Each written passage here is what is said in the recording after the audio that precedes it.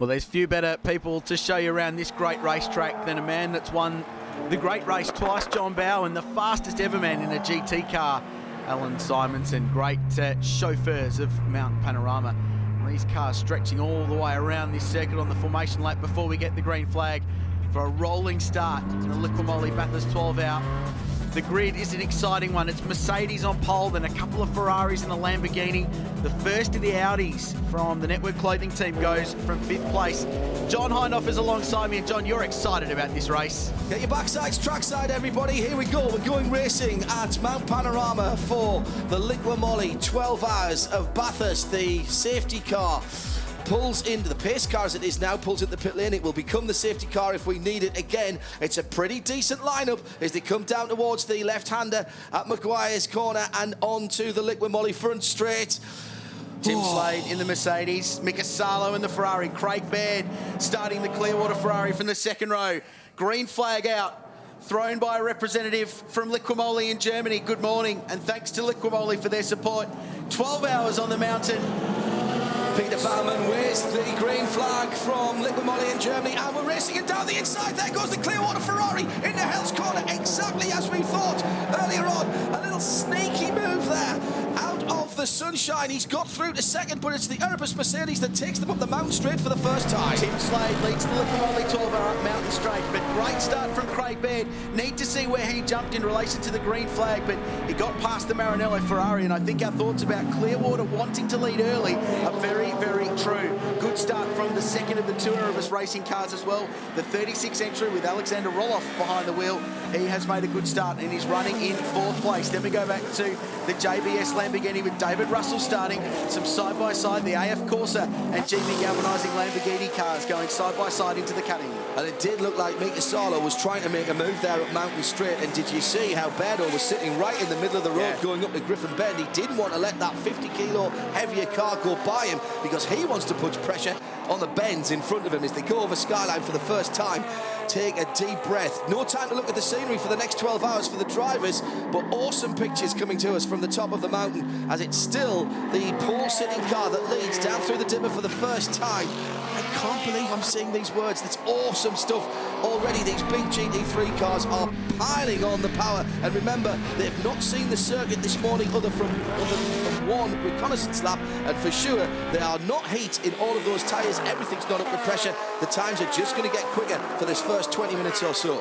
Up in 4th place is the other Mercedes as well. He was got the bit between his teeth very early on there with Alexander Roloff going very strongly. The second of the two Mercedes, one with the yellow trim rather than the purple, or is it the purple people eater? I'm not quite sure what the yellow peril one is called, but they've certainly, the two Mercedes getting a good start, and they're fairly well up, as you can see on the screen there, back between the two Audis. That's the United car, I think. It is, really good start. Which has made a good start. The number 23 car, John. And Rob Huff passing Rod Salmon into the kink as well. So the World Touring Car Champion starting the race in the Audi. One lap down and times starting to trickle down. But a good start by Tim Slade. Good, clean first lap as we watch David Russell just dicing with Alex Roloff in the second Erebus car. Good start from that car. It's gained some ground. Just tucked in behind Mika Salo as they run up the hill. But this has been a very good, clean, controlled opening first lap from Tim Slade. He knows about this. First couple of V8 supercar podiums, a good run of podiums at the end of last season, and his first pole position as well. He's the coming man in V8 racing, and he'd love to start his season off with a win here at Bathurst. There's the Corvette, so that's out on the racetrack. Great to see. Thank you. Well spotted. Roloff, Baird, Salo, Slade, Russell, Quinn, Premat, Richards, Wyatt, Darrell O'Young for your top 10, and here's the battles further down there. That is on the right-hand side going into Griffin's Bend in place. Lost then for the Mark Patterson-driven 23 United Autosports, the white, red and blue Audi R8 LMS. But at this time, you've got to pick the battles. You've got to pick the battles. There's no sense in trying to close the door on somebody, particularly at that point of the circuit, Rich, where all you're going to give yourself is a load of grief and the guys downstairs a load of work early on. Interestingly enough, the timing monitor is showing, as we see the 56 Seat coming into pit lane, the timing monitor is showing the two Mercedes actually reversed with Roloff leading and Slade fourth, but it's definitely the 63 car leading the race, so it is Tim Slade. Even as I said that, I thought that wasn't right. A little bit strange. I'm not too sure what's going on there, but I'm sure timing and scoring will work that out. But Roloff is under pressure from David Russell, who is hugely experienced around this place. multiple Bathurst 1000 starts to his credit, and he is the best man to start this JBS Swift Lamborghini. Really strong combination. Roger Largo's been good. And what a disappointing story for GWS Motorsport. They're based just down the road in Parks in New South Wales, about 100 k's away from here. And that has just been a horrid weekend. They got Stewart's dispensation to start the race last night. Former winner overall. Yeah, absolutely. Twice. That car, I spoke to the team yesterday evening to ask them what was wrong with it.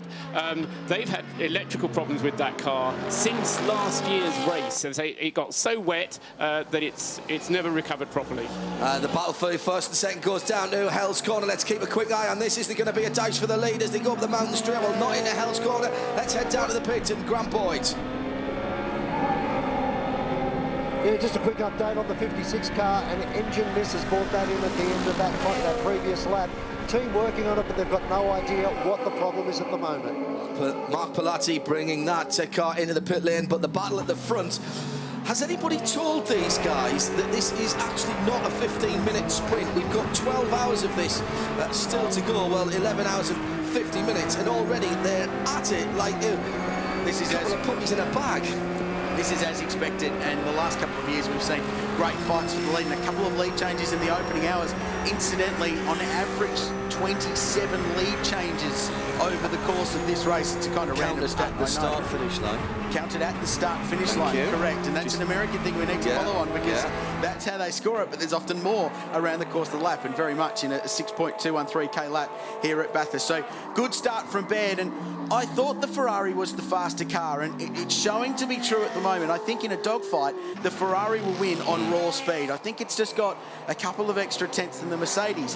Where I think the Erebus Motorsport cars will be better is over a race distance and in terms of fuel and pit strategy. And already lap traffic playing a role in the race, and Tim Slade has a very close moment with one of the Motorsport Services Seats coming out of Falcon Tyres' elbow, had to jink to the left and then to the right when the Seat didn't know which way to go, and now Craig Baird finds himself in the tow of that big AMG SLS Merc. So I thought it might be 3 laps before we hit traffic. It's actually only 2 as they go down through the chase and head under the Liquid Moly Bridge. And there will be little bit of clear air. So this is a big moment. That's a big squirrely moment there for Slade as he picked the outside and then had to go back the inside. It would have been so easy there just to loop the car, because you're trying to tighten on the exit of the Falcon Tyres elbow. And he's actually done a pretty good job there to not only keep the car on the track, but to keep the lead. The Ferrari, under braking, looks a little more stable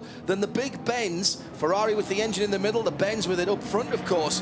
And at the moment, that looks to be where the advantage is, right under the rear wing as they go mountain straight up that hill that is so deceptively steep in real light. He's going to have a look into Griffin's Bend. Down the inside goes Craig Baird, winner in Porsche Carrera Cup here last year, beat your old Bleekemolen to that win, and the Ferrari takes the lead, the first official lead change of the race. And get by the start line. at the start finish line, Craig Baird goes through, and the Ferrari just up the toe. The Mercs have got so much torque, but that's the aero effect, and we've talked about it all weekend. They're running less wing than they've ever run here. They've taken all the aero out of the cars, so they're quicker in a straight line, and the Ferrari very squirrely across the top, but already Craig Baird with 5 or 6 car lengths over Tim Slade, and the 4-time Australian Carrera Cup champion driving away in a Ferrari, incidentally. Let's have a look a little bit further back in the field. This is the Motorsport Services Porsche, one of 6 cars the New Zealand-based team has got entered in this weekend's race. They're based out of Hampton Downs, in the new circuit in New Zealand on the North Island. Had a really strong performance here last year. Now, the Class B Porsche dicing with the Donut King Nissan GTR and the Ridges GT4 class. So, a bit of a class mismatch here. This is a good early battle. It's just racing up and down the pack here in the Liquid Moly 12 out. Let's just have a listen to the Porsche as it dices with the Nissan GTR across the top of Mount Panorama.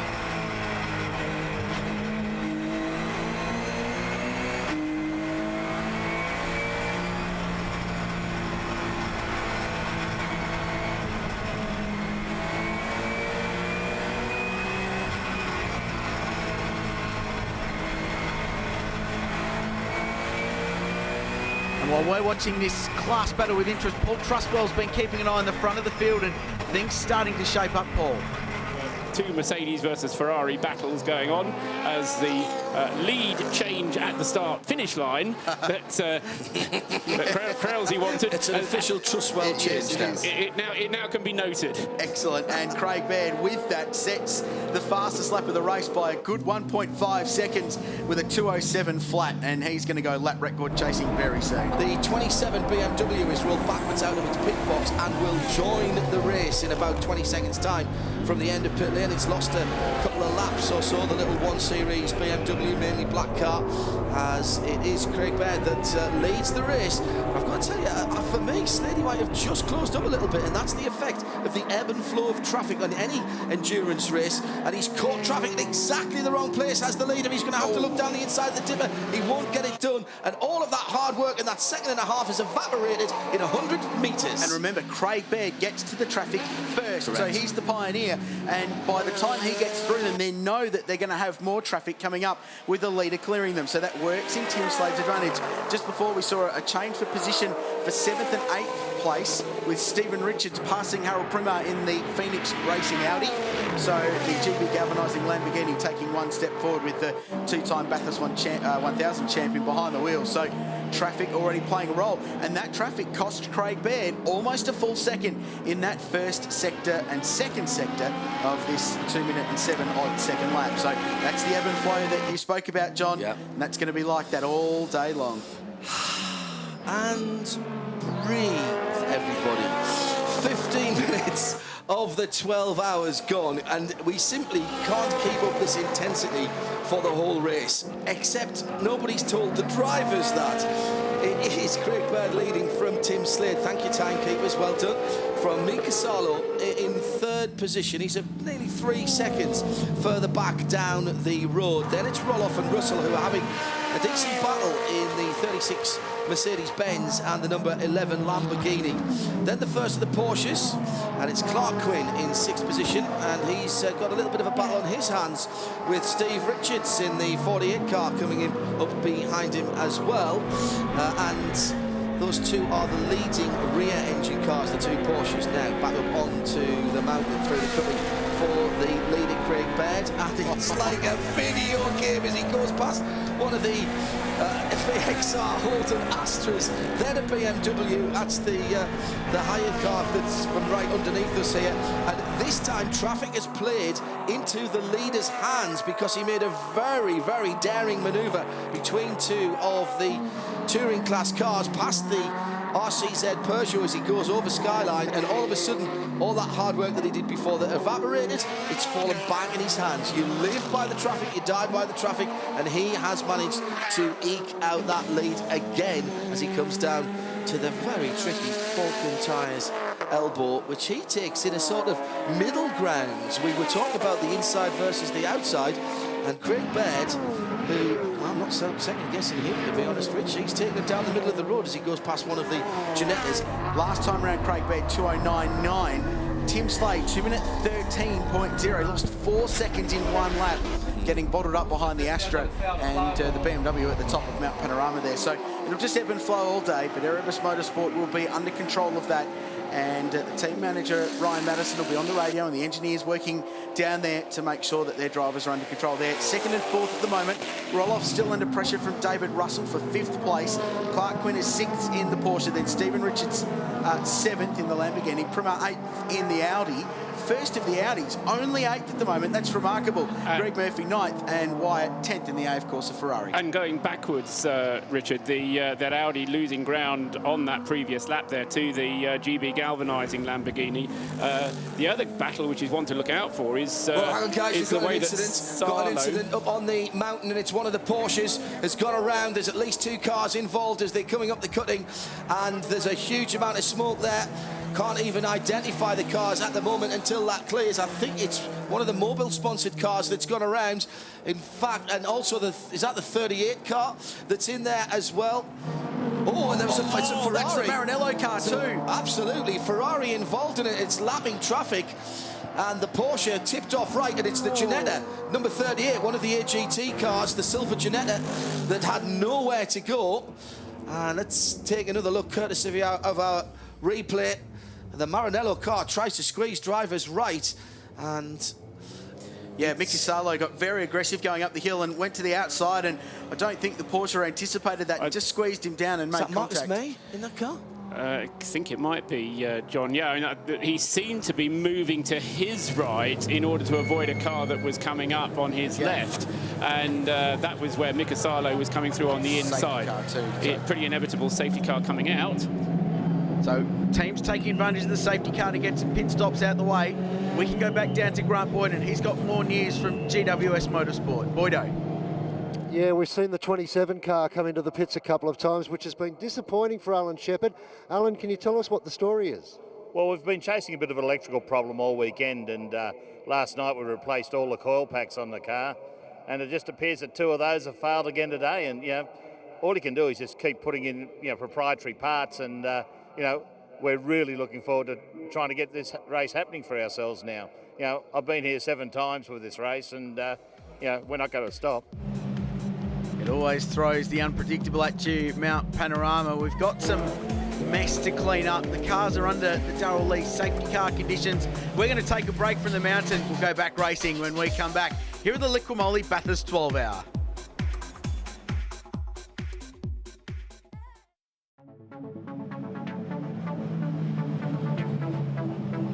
Welcome back to Mount Panorama. It has been an exciting start to the Liquimoli Bathurst 12 Hour. John Hindhoff, this race has been exciting so far, and we're not even a couple of hours in. You really have to come here if you're listening in Europe, in the States, particularly if you're listening in the Middle or Far East. Get yourselves down here for this event. It is superb. And here's something else I didn't expect to hear this weekend. As we go back to green, the first car across the line is the Daytona Coupe. And sounds fantastic. 1, 2, 3, 4 cars. The Aston Martin, the St. Gallen car, has the leader right up the inside now as they go down towards the left-handed corner that is Hell's Corner. And that was a nice, smart piece of driving by Chris Borrett in the white Aston Martin. Had a huge moment on top of the mountain yesterday. The onboard footage was immense. And Chris, who's a very, very experienced Aston Martin driver, indeed their development driver for road car, was a little chastened when he came into the media centre yesterday. The leaders have gone through. Yeah, spinner as they came round behind the safety car at Maguire's corner, and it was the Maxi 48 Seat. Didn't touch anything and stayed out of trouble. That's the number 70 car. Has got going again, the car that was started by Sam Fillmore. And as I say, he just, I think, probably just lost it as the safety car pulled in. And he tried to take that last corner just a little bit too fast. Meanwhile, going up onto the mountain at racing speeds once again, John. And with 40 minutes of the race gone, but they'll run at least an hour on the fuel because of that safety car period. I think I saw the right-hand wing end plate of the 60 Lotus was missing there as they came up the hill. It shouldn't slow them down too much, as Mika Salo is leading from Tim Slade in second place, then Roloff. It's the 2 Mercedes-Benz then hunting as a pack at the moment. And Slade quick early on, and Mika Salo didn't have the outright speed that Tim Slade had in that first little 20-minute portion of the race before the safety car. So my expectation is we see, absolutely, but we see Tim Slade close up to the back of the camouflage Ferrari if he can see it and manage to work his way past. But that's in the future with the 2 Mercedes hunting them down. So Salo the leader and has cleared that Daytona, as have the 2 Erebus Motorsport Mercedes. Clark Quinn up to 4th, Murphy 5th in the Corvette. Darrell Young, the leading Audi now. He is going along nicely. And then we go back to Rob Huff, who's 7th in the number 14 car. Tony Quinn 8th in the GT only race, and that's Quinn. That is Tony Quinn. He's got off in the 77 Aston Martin right on the fastest part of the circuit. There's 2 cars involved. Oh no, the JBS Lambo involved. Yeah, it is the number 11 car, and that is Russell at the wheel of that car. There's wheels all over the Conrod Straight. Driver's left is the Aston, driver's right is what's left of the Lamborghini, and Tony Quinn's facing the wrong direction. Everybody's checking up as the field goes through. We're going to have another full course caution. There's a Porsche off there as well. There's 2 cars off, in fact. There's the Porsche number 71. So, oh my goodness me. Watch the top of the screen if you can see the pictures at the moment. It's 3 wide coming down the hill, and it starts a long way back. It's Chris Porritt's involved as well. Chris Porritt in the St. Gallion Aston Martin. So the 2 Astons, and Chris Porritt's got right-hand front damage to that car as he pinballs down the outside, and Tony Quinn behind him. Big hit for Quinn too, but this is the replay from on board Chris Porritt's car. So there's the impact with the Lambo squeezing through. So David Russell up the inside, big contact for that car. And then Porritt is just a passenger. It looks like broken steering on the V8 Vantage Aston and comes to a firm hold. Let's go to pit lane. Here's Shay Adam with Peter Cox. Peter Cox, this is your second time to this track, but you have yet to race in it. You'll have to wait another year, unfortunately. What happened out there? At the moment it was very difficult to see for us at the TV, so we don't know exactly what happened with Dave. Main thing is okay, and it was a shame because I think the team was on a good strategy, and I think if the fuel stops would occur we would have been in the lead, but that's how it is, and it's very unfortunate. I think the team did everything right this weekend till now, and it's really, this race is like this, and you have to have also a little bit of luck, and we don't have it. Will you be back next year to try again? Obviously, I mean, I progressed already a lot because last year I only did 2 laps in free practice, and now I had a chance to qualify the car. I qualified it, I think, really well. I was P4. I was really happy with my performance, and so at least I can take that back, and I really would like to come back to this track because it's fantastic. Thank you.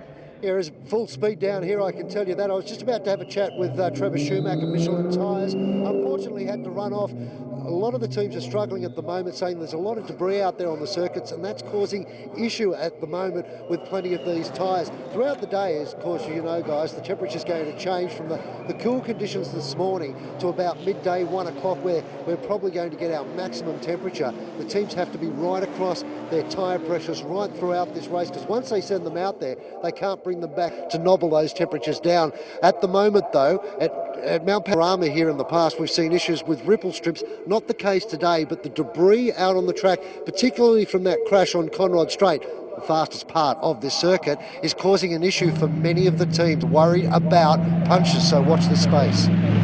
That's a good point. There's been a huge drama in the 1000k over the last couple of years with tyres being cut, and it's not been a tyre issue. We think it's a curb issue around some point of the circuit where drivers are taking too many liberties with the curbs. They're running over the back of the sawtooth curb where the concrete basically just stops, and that's what's causing tyre issues. And the circuit and the team owners, in fact, are saying, well, don't use as much curb. It's as simple as that, and that's just something that needs to be thought about, but hasn't been too much of a massive thing.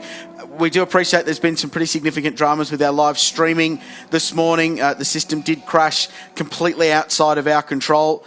We believe we're very, very close to having that rectified and having pictures back up. Okay, I'm told from London, certainly, that pictures are back up there. The Listeners Collective at radiolemans.com posting a lot of alternate resources for people in terms of timing. Yeah, the Radio Le Mans audio stream is separate. It's a redundancy there, so that is still cracking along without any problems. The only issue, I'm afraid, is how popular this race has been, with a big crowd here on site and so many people around the world wanting to watch this overnight in the UK and further afield as well. I think the popularity. We just had to throw a bit of dry ice on a few servers and get things back up. I think so. Again. Well done to the tech team. We do apologise for that, but we'll hopefully bring you the remaining 11 hours, 2 minutes and 27 seconds of the Liqui 12 hour for that, and we will have hourly updates brought to you by Michelin across the course of the race, and we'll recap exactly what's happened in a fairly action-packed first half hour, although it must be said, or first hour, it must be said, you haven't missed that much racing because we've had 2 very lengthy safety car periods. Yeah, Paul's in just a few moments ago. Unfortunately, seeing the kind of incidents we have, it's almost an inevitability that these things are going to happen in multi-class racing. You just hope that everyone has walked away, which they seem to have at the moment. We'll get you the official word on all the drivers involved from race control as soon as it's passed towards us, Paul. Second pit stop for the GB galvanising Lamborghini as well. Some cars are choosing to pit on both of the 2 safety car periods that we've had. Some choosing to pit on none, and some obviously in the middle, only taking 1 pit stop. We've still got the yellow out at the moment, Mikasalo leading the race. Into that time came the number 5 VIP Pet Foods Porsche, which had got itself up into second place. In also came the Trofeo Corvette, number 29, the car that Ivan Capelli is down to drive, although he wasn't in it. He hasn't been in it just yet. Greg Murphy's been driving, but Capelli has now got behind the wheel of that car, so Greg Murphy has handed the Corvette over to Capelli, and the former Formula 1 driver is now behind the wheel of number 29, and also coming in as the cars came through was the number 71 Audi R8, which Darrell Young had started, and that car has been handed over to Koutsoumaides. So further cars making pit stops, but as I say, interestingly, Mikasalo, his strategy is clearly to stay out as long as he possibly can. We're coming up to an hour complete of the race, and so the Ferrari should be able to go a little bit longer on its fuel because it will be more economical, obviously, running behind the safety car. John? The Aston 77 coming back on the back of the flatbed, the Lambo already gone, the 76 St. Gallen Aston Martin as well, which is, I think, one of the cars that lost a wheel, because I was looking at the other two, tyre gone from right rear of the Lambo, but it does look as though it has all of its rims at least on. We are just about to trip across the hour, Crailsey. Let's have the Michelin hourly update. Time flies when you're having fun, John and Paul, doesn't it? And lovely to have you guys here. I don't know if I've said that already this morning, but we'll be taking a look through what's going on in the Liqui Moly so far. Thanks to our friends at Michelin. It was a beautiful morning. It is still a beautiful morning here at Mount Panorama in sunny New South Wales for the rolling start, and it was Craig Baird who jumped first and went up the inside of the Maranello Motorsport number 88 Ferrari. That got him to second place as we look through our Michelin race update. Turn 1, clean, controlled, calm. Turn 2 was very much the same, but the pressure was on for the race lead, and it was this traffic moment that set up a pass for the lead half a lap later going up Mountain Straight. Craig Baird got in the tow, fired it up the inside of Tim Slade. That is the most textbook Bathurst pass you will ever see, and Craig Baird, so experienced here, took the race lead in the Clearwater Ferrari. Dramas continued though, John. He had to work his way through traffic, and this is that ebbing and flowing we talked about. He lost a mountain of time, but not as much time as Tim Slade, who lost 4 seconds in one lap trying to clear the Sharon Rentals BMW and the VXR Astra. This brought out the first safety car. Big crash, exit of turn 2. Motorsport Services Porsche, one of the Australian GT Genettas, and unbelievably the 88 Ferrari with Mikasalo just getting through. And interestingly, the JBS Lamborghini dodged a bullet there. Wouldn't be so lucky next time around right after the restart. And you can see Mikasalo scraped the wall in the Ferrari. Big impact by the Porsche. Made frontal contact, and the Ginetta just managed to pull itself up. You can see it in the background there. Both front wheels locked and just very slight contact with that Porsche. And we got racing very, very briefly. Unfortunately, we're back under yellows very, very soon thereafter. That's the car that's dropped oil across the top of the mountain that all the drivers are screaming about. And then this, Chris Porritt and the Aston Martin Gallen GT4 spec Vantage, and Quinn in the GT3 spec car running in the Aussie GT racing. Crucially, one of our key contenders in the Liqui Moly 12 hour, the JBS Swift Lambo with David Russell behind the wheel, out of the motor race before the first hour. And that will be soul destroying, as we are still under safety car restart coming soon. Thanks to Michelin. That is the Hour 1 race update. We're back streaming. Hopefully we've caught everyone up, and we'll get some solid green flag running very, very soon. The good news is that we've seen all of the drivers of those 5 cars that have been involved in the conflagrations, including this big one down at the early part of the Conrod Straight, moving around. The cars, well, they're beautiful things, but they will be able to be mended. There's a couple of bits of body panels that are going to need to be rubbed out as well further back down the field. Slightly less drama for those cars following through, as we've now caught you all back up to date with the Michelin hourly update here from the Liqui Moly 12 hours on the mountain. And bring you bang up to date now, as I was mentioning before we went through the Michelin update there. Number 88, Mika Salo, still leads the motor race, but the car that's the one to look out for now, I think, is going to be the third place car, the Audi R8 number 1. Harold Premat started it. He's made a pit stop.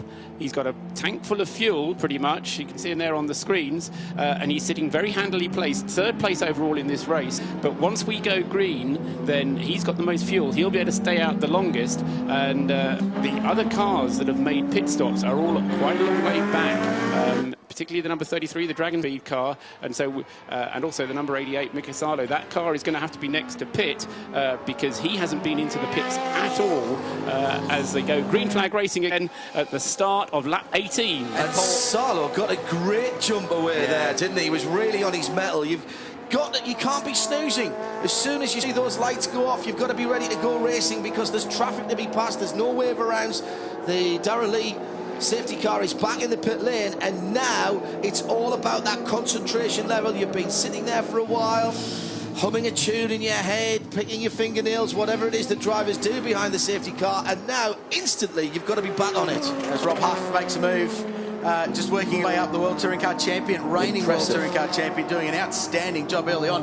The point Paul Trustwell makes about cars needing to pit soon, this is now pit window open because generally it's between 55 minutes to an hour. We've got to an hour, but we've had half the race so far in the safety car, so they would have used less fuel and they will go longer into the race. But generally 22 to 26 laps is a pit stop window for these cars around Mount Panorama. So that Ferrari now out in front in clear air for at least the next lap and a half before it gets to some lap traffic, will be able to put its head down, try and build a margin. And if we go to green flag pit stop, it's going to work for Mika Salo. He'll be out in front. Yes, it will, but of course that is the heavy Ferrari, the one with the 50 kilograms on board. So that will affect its fuel consumption. You know, you can drive the car as fast as you like, but you'll be using more fuel because of the extra weight. Yeah, and let's just remind everybody, the reason that car's got 50 kilos is not out of sheer devilment from anybody. That Alan Simonson broke out of the 206 bracket, which is in position to keep everybody in the field, and the drivers knew it, and he didn't quite get his delta time right as he came round through qualifying. 50 kilos applied to that car, and they will carry it for the whole race. I do think it's smart. We were talking about smart tactics from some of the other teams, including the Clearwater Racing Ferrari 33 car earlier on. I think this is good tactics from the 88 team, to be quite honest, as we've got side-by-side racing down the Conrod Straight again with the two Erebus Mercedes-Benz absolutely together, and right in behind them there is the Squirt One World, I think it said Aston Martin for no reason at all, Audi R8 LMS, and the battle of the German manufacturers here. We haven't talked too much about the BMW Z4 that is in this race, and they have just been stealthing around the bottom end and outside of the top 10, still to find some performance for that car. At the moment, the pride of Germany and the battle on the Liqui Moly 12 Hours of Bathurst is all between the big German manufacturers behind that camouflaged Ferrari of Mika Salo. So Salo leads, yeah, and the BMW second, Christian Paulsen, not probably known massively to Australian racing fans, but he is an unbelievable talent. So he's got that car up to second for the event sponsor Liqui Moly. Premat third for Audi, so Ferrari, BMW, Audi. Davison fourth, Alex Davison, Porsche Carrera Cup champion, full-time V8 racer, is fourth outright in a Class B Porsche. So they've just continued to pound around, and they've got track position nice and early. Patterson in the United Autosports Audi is fifth. Wyatt in the AF Corsa Ferrari up to sixth. Johnny Reed seventh in another Class B Porsche, the Hunter Sports Group car. Rob Huff is eighth and doing a very good job in this early stage, as you'd expect from a world champion in the Audi. O'Donnell ninth in the BMW. Tim Slade 10th in the Erebus Merc. Yeah, and what's good, Richard, is that those top, well, certainly the top 7 of that top 10 as you're going through, have got themselves clear of the traffic and not quite running nose to tail, but there's no slower traffic between them at the moment. The way the safety car panned out, all the slower cars kind of out of the way, purely, as I say, not by any deliberate move, it just happened that way, but it has meant that those cars are all up together. If you have to look, though, all the way back to find the Mercedes to 10th and 11th places, that's where the two Mercedes, 63 ahead of 36, and they've fallen back back to 10th and 11th as a result of having made pit stops. But remember, as well, having made the pit stop is the #1 Audi, so it's a game of tactics at the moment. So they sacrificed track position, but they'll work their way back through. I had a sharp intake of breath at the top of the hill because Mok Wen Sung tried to go up the inside of the Devarshan Padiachi, Aaron Zarafos and Barton Moore Rent-A-Court Porsche at Philamy Park, and it doesn't work that way. You need to wait and get onto Skyline. He did so and managed to get past. He's got Clark Quinn right behind him in the VIP Porsche. I think he's made a note of that. We'll get you up to date with the class leaders when it calms down just a little bit. Paul? Yeah, just sorry to interrupt you before we go and look at class positions. Change of second place, because I don't know whether Christian Poulsen actually made a mistake or not, but it was a slower lap from him on that last lap. Lost 3 seconds on Harold Prima, so Prima is now up into second place.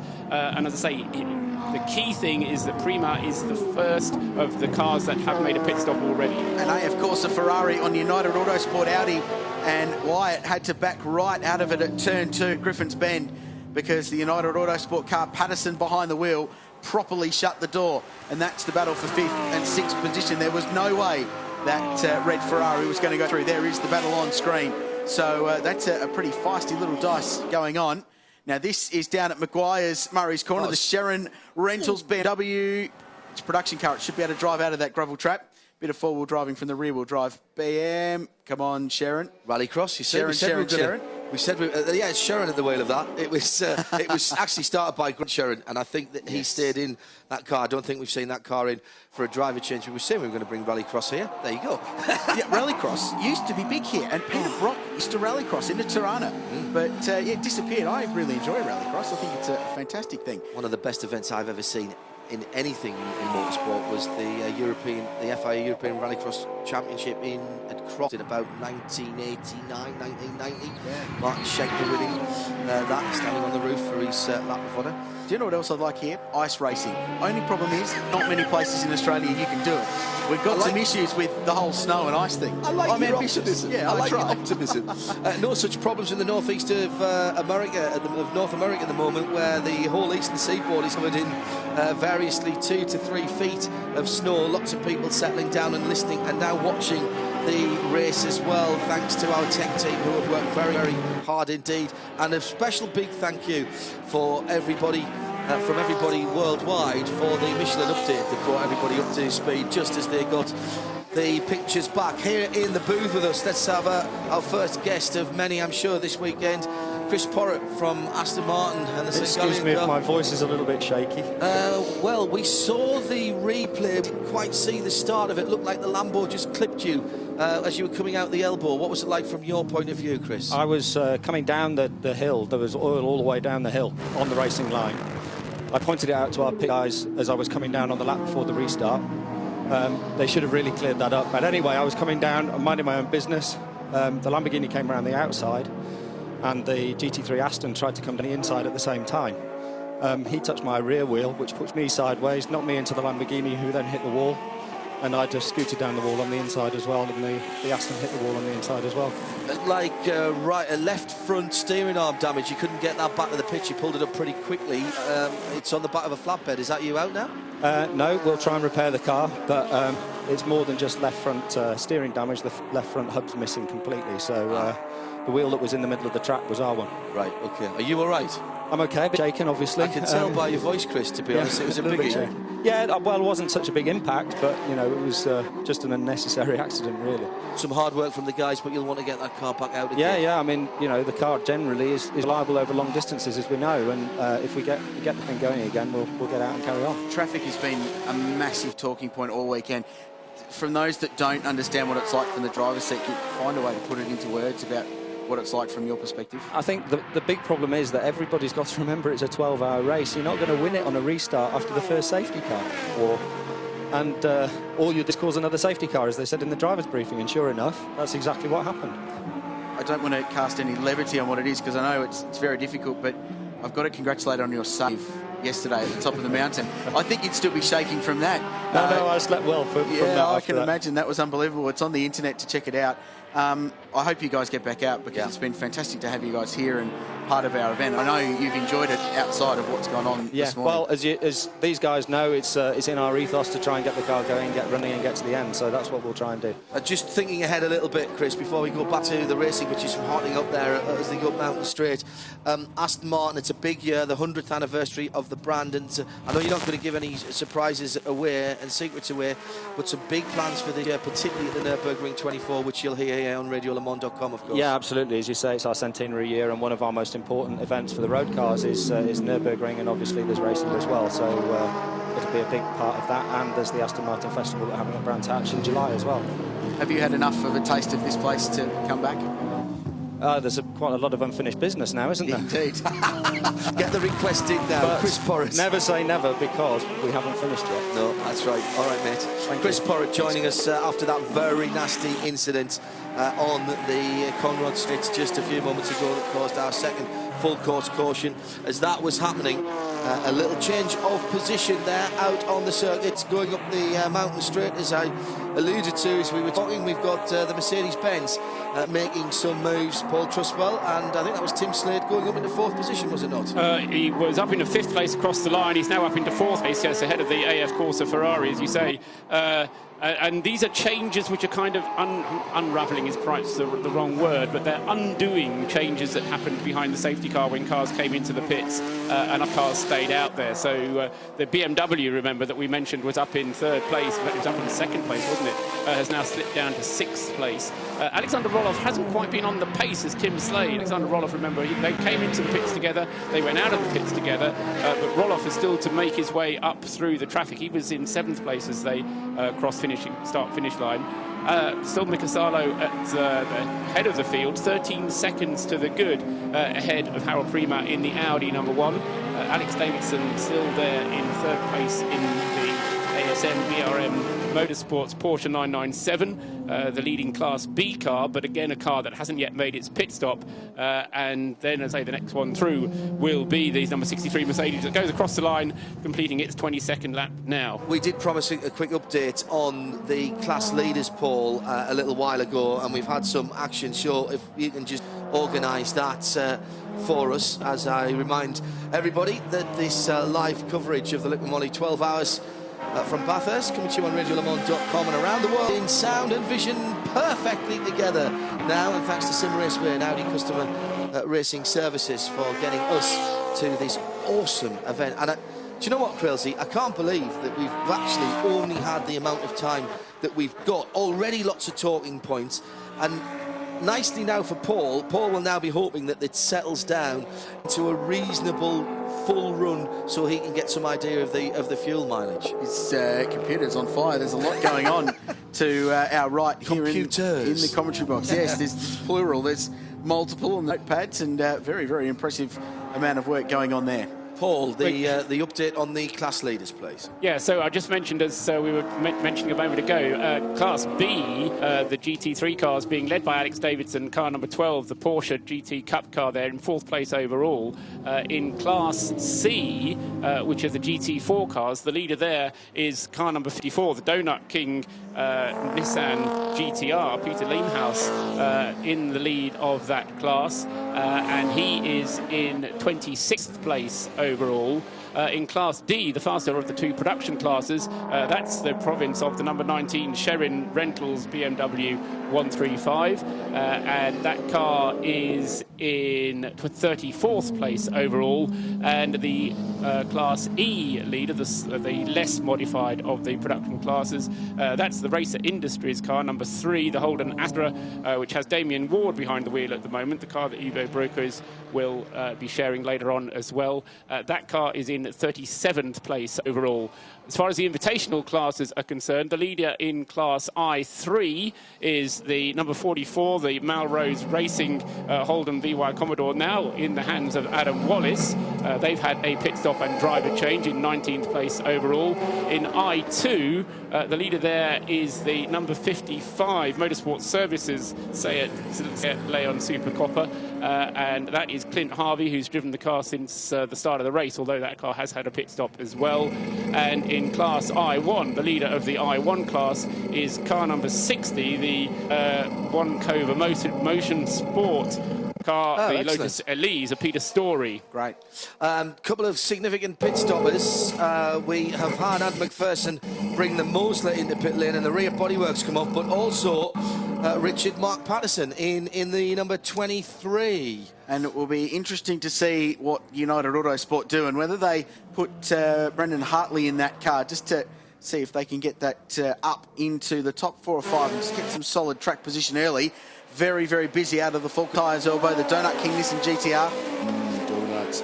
Coming out of the corner, going, well, mate, I've been working. I've been very disappointed so far. No bacon buddies this morning either. No, they're even worse, I know.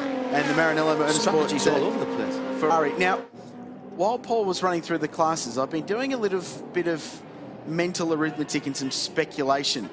Tony Quinn, we saw, was helped out of the car by the medic team, and we have no news, we need to say, about how Tony is, and we saw him climb out of the car under his own power, and he was okay, but he will need to be cleared to races. The Maranello number 88 Ferrari pits on cue. That's about pit sequence now with the safety cars. We've had an hour and 20 in, 23 laps. That's bang on the window we were talking about before. I want to finish my point because if, hypothetically, Tony Quinn is not cleared to race, what does VIP Pet Foods Racing do with the Porsche? Minimum driver time 4.5, or maximum driver time 4.5 hours.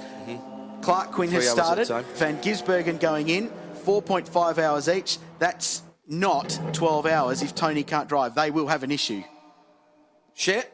The 88 has just pulled into the pits. Mika Salo has gotten out of the car. This is the car, keep in mind, that has 50... And had damage on the right front as well. It does. They have tape prepared if they need it, but it honestly doesn't look too bad. The car just has a little bit of scraping on the wheels and on the tire black, but other than that, the car looks to be in fairly good sorts. Mika's just getting out and belting up his co-driver. I'll try and grab a word with him soon. It looks as if they are only going to fuel that and send it, Shea, despite the fact that there's damage on the wheel rims. That car sitting at the moment waiting to be fired up. They didn't get that car out perhaps as quickly as it should have been. The driver change done, but it was fueled and no tyres, despite the fact that there was clear damage and scuffing to those wheel rims on the right-hand side as it avoided the Porsche Ginetta incident earlier on. I'm surprised in two fronts. One is that they've only done refueling on that car, although clearly with green flag pit stops, the pit stop costs you more time. Yes. So you can kind of compensate there. The other surprise is it's coming as early as it has. Now, okay, we're an hour and 20 minutes into this race, 24 laps completed, but of those 24 laps, 10 of them were behind the safety car. Now, there's no way that they're using as much fuel behind the safety car, so I'm very surprised they've come in as early as they had. I would have expected them to stay out a little bit longer and maybe hope they had a safety car in the next couple of laps. Let's head back to the pit lane. Grant, what do you have for us? You saw the 51 car come in and have some work done on it. Garth Walton's with at the moment. Garth, the car felt okay to you, but a problem. Yeah, we just had to come in for a pit stop after the first restart. There was a bit of contact between myself and a Porsche on the pit straight, and the car was okay the first few laps. The second safety car, we swapped drivers, and Andrew's just complaining I was pulling a little bit to the right, so just want to come in and check everything and make an adjustment and send him back out. Hopefully it's all good. If it's pulling to the right, obviously you're going to get massive tyre wear on the right rear, which is something you don't want here at this place. No, exactly. We don't want that at all. So nothing looks bent. We just made a little adjustment. Hopefully it fixes it up. We'll press it the rest of the day. Thanks, Carl. No worries. Thank you. That's a great point. Thanks, Boydo, for that, and we'll follow the progress of the Mosler. while we were going through that pit stop sequence, one of our eagle-eyed viewers, I've got to say a big hello to Jody Zylstra, former Porsche administrator here in Australia and now working for CAMS, the governing body, and doing wonderful things with that organisation. Good morning, Jode. She's watching on the live stream, which is now back up and running, and just sent me a text message saying car 70, the Seat that pitted, had crew members over the red line between the garages and the working lane before it pulled to a stop. That is a no-go. You must be behind that red line. So thanks to Jodes for pointing that out. Keep watching and keep telling me what's going on. And hello to Jim Roller, part of the RadioLeMans.com team, who's just finished his duties at the Sebring Wheels Down winter test for the American Le Mans Series. That series getting underway St Patrick's Day weekend at the Sebring, 12 hours, and an interesting season of racing. Hope you got home okay. Asking about the 51 car. Mosler, St Ives, Martin Short's concern, Roll Centre Racing, and it does have the look of a Corvette around the back end because they are Corvette taillights, and of course it uses one of the engine options is a Corvette. The car that we are watching coming down to Maguire's Corner now is a Corvette, funnily enough. The Trofeo Motorsport guys worked hard over the last couple of days after that uncharacteristic mistake on the run down to the elbow, proving that no matter who's driving and no matter how much experience you've got here, Rich, that it's still a place that can bite you. Let's head back down into the pit lane where Shea Adam is down with Ferrari. Mika Sala, that was your first stint on the mountain. What was it like? It was easier now because I had no traffic. I was front, so I could lap my own. And now I know the circuit, finally. So now I'm okay for the rest of the race. You had a little bit of contact with the car fairly early on. What happened there? Now, we were fighting for lead with, I think it was 8 in the car. And I could see he had the brake and had to go on the left on the Porsche. And I decided to go on the right. And because I guess he saw Slade first and he started pulling on the right, and I had nowhere to go, so he squeezed me between the wall and himself, and our car's fine. It felt okay. I was just a bit worried after that coming first time down the hill on a full speed if something falls off the car, but it feels fine. You have 50 extra kilograms in the car. How much of a difference has that made? I don't know. It definitely doesn't help. So it would be a little bit easier if there was no weight on it, but I wanted to get 50 kilos, so you have to pay for it. Great first stint. Good luck with your second. Peter Edwards has taken that car over, and you'll remember we talked about that car not getting any tyres, never mind the right side tyres, which are nicely white-walled after the coming together with the wall going up the cutting. You've got some more information. Yeah, I got a secret team insider down there at Maranello. I just got a sneaky text message from him or her. I'm not going to say either. I don't want to give the game away, but they're going to double stint tyres all day. They're very comfortable with the working life of their Michelins over the course of this race, that they can get through double stinting tyres all day. And that just saves them a little bit more precious time in a pit stop. Remember, you can only refuel or change tyres. You cannot do them both at the same time. You can do them in the same pit stop, yes, but one has to be after the other and refueling first. So that is a crucial thing. That could save them over the course of the day, assuming we're going to run green for the rest of the day, which we won't, but that could save them 3 or 4 minutes in total pit stop time. Paul pointed out before, there's a black flag being shown at the start-finish straight. We can't actually see what the number is at this stage. No, they were showing a black and orange a little while ago there, and I still didn't pick up the number there, but I suspect there's a car that's got some damage on it that they're trying to get to come into the pits, and because they had the black and orange flag, that compels the car to come into the pits to have the damage sorted out. If they don't respond to that flag within 3 laps, then the black and orange flag becomes a black flag, which means that the driver has to talk to the clerk of the course as well, having the damage He'll end up repaired. stopping being scored as well. That'll be the issue. Now, there's a damaged Seat coming in below us, Super Copa with a right headlight missing, and it was the 56. So that is the car that has indeed come in along the pit lane. So my detective skills have been passed on from the family. Bit of a battle going up the mountain straight again, as this is the roll-off car going through on the inside of Harold Premat, who gives him room into Griffin Bend. Yeah, I was expecting Harold Premat to take the lead, but he didn't quite manage to do it because as he was inheriting the lead, put it that way, from the Ferrari, Mika Salo coming in to make his pit stop, so he was overtaken by Tim Slade in the Mercedes. So when they got to the end of the lap, it was Tim Slade that led the motor race. Just one thing I want to go back to, Rich, that you were mentioning about that absolute time that you gain by not changing the tyres. The only thing I'd say about that is, that's fine if you're not changing driver and you're splashing the fuel. Correct. It took too long for them to do the driver change in the 88 car to get Peter Edwards into it, and the car was standing still for 20 seconds with nothing happening to it. Which is terrible. Which is wasted time. Cannot afford to do that. What I like for that team at the end of the day, and look, we need to assume, and we'll get a fact on it over the course of the day, but we need to assume that the Ferraris are in the same boat. So the Clearwater car and the AF Corsa car should be pretty similar on their tyre use over the course of the day. But if they can get to 2 hours to go, so somewhere in the 10th hour, make their second to last pit stop, put new tyres on, their last stop of the race, somewhere between 10 hours, 50 minutes and 11 hours, 20 you'd expect before we get into that last half an hour of the race, will just be a splash and go to get to the flag. But that's not taking into account safety cars. They might be safety car with 40 minutes to go, and then everyone will pit. Pit lane will be the busiest place in the world, and everyone will put fuel and tyres on and go to the flag. So that's the strategy that we'll be following over the course of the day. Bear in mind, still 10 hours, 31 minutes and 33 seconds to go in this motor race. It's not like it's just a short sprint, it's a very long one. Got to send a couple of shout outs as well that are coming through to me. I said hi to Jody Zylstra from Cams before, one of the well, I'd say high-ranking Cams officials and a man of the high levels of Australian Motorsport Administration, Mr. Michael Massey. He'll appreciate me saying that. It's you well in if you ever need a race license. He has. G'day, Mike. I'm glad you're enjoying it, and lots of communication going on between all of the Australian people involved in the sport watching it.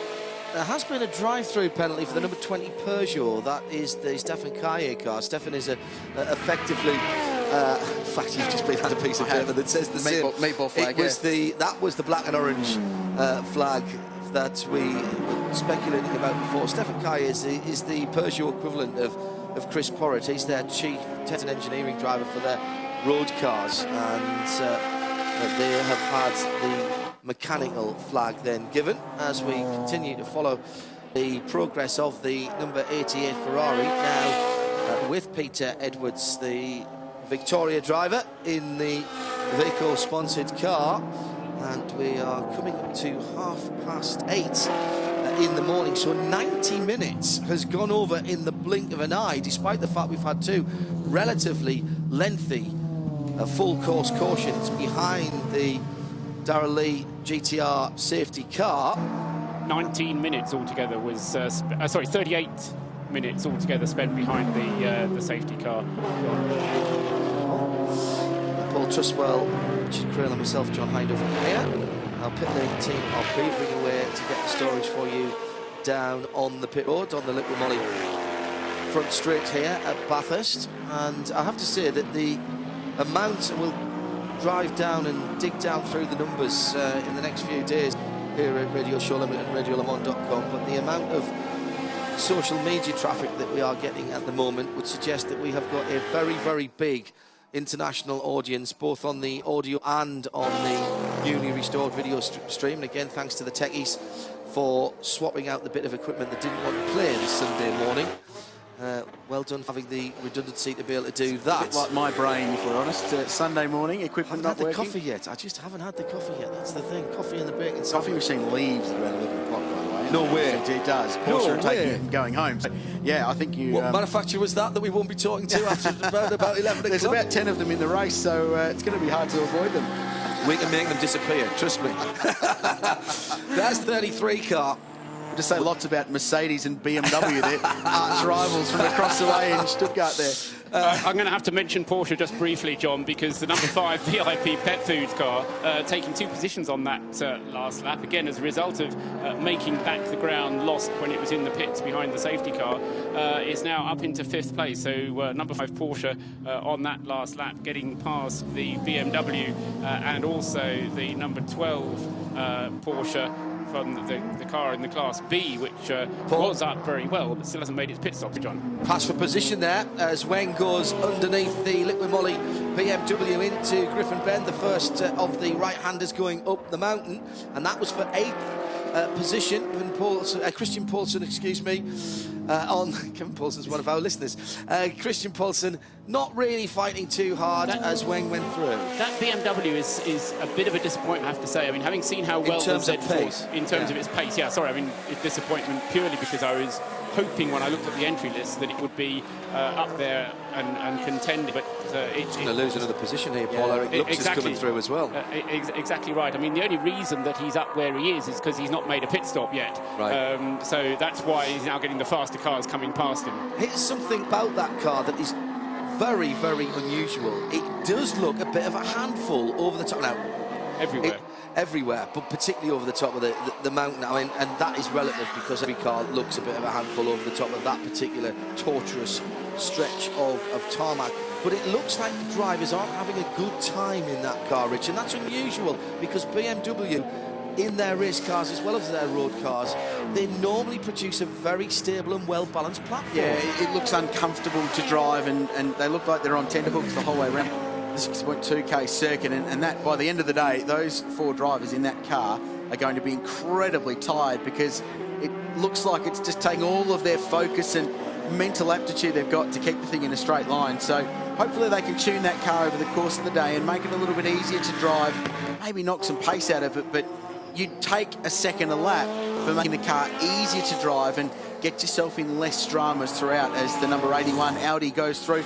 Lux makes a position that gets him inside the top 10. He's 9th and just up the Clearwater car. So Clearwater's worked this strategy quite well. They've managed to clear that mid-pack where they got buried. They were 23rd after that second stop they did. They're now back inside the top 10. So it's worked for them. Weng's doing a really good job. I spoke to Craig Baird yesterday at the driver photo and I said, Beardo, you've all stepped up this year, haven't you? And he said, yes, but Weng especially has taken a massive leap forward. All Weng could say is, I'm just happy to be here and not in the office working to pay for all of this. But he was really, really impressed with the effort that Weng had put in. And he also said he hoped Chinese New Year would give them a little bit of new luck today. I do love the way they brought that back completely intact from last year and showed faith in the loyalty in the guys and said, come on, let's see if we can do a bit better. Hello to Rob James at Rob J4MES on Twitter, and he has tweeted in at Specutainment, and there's an awful lot of our friends and colleagues who have stopped their sim racing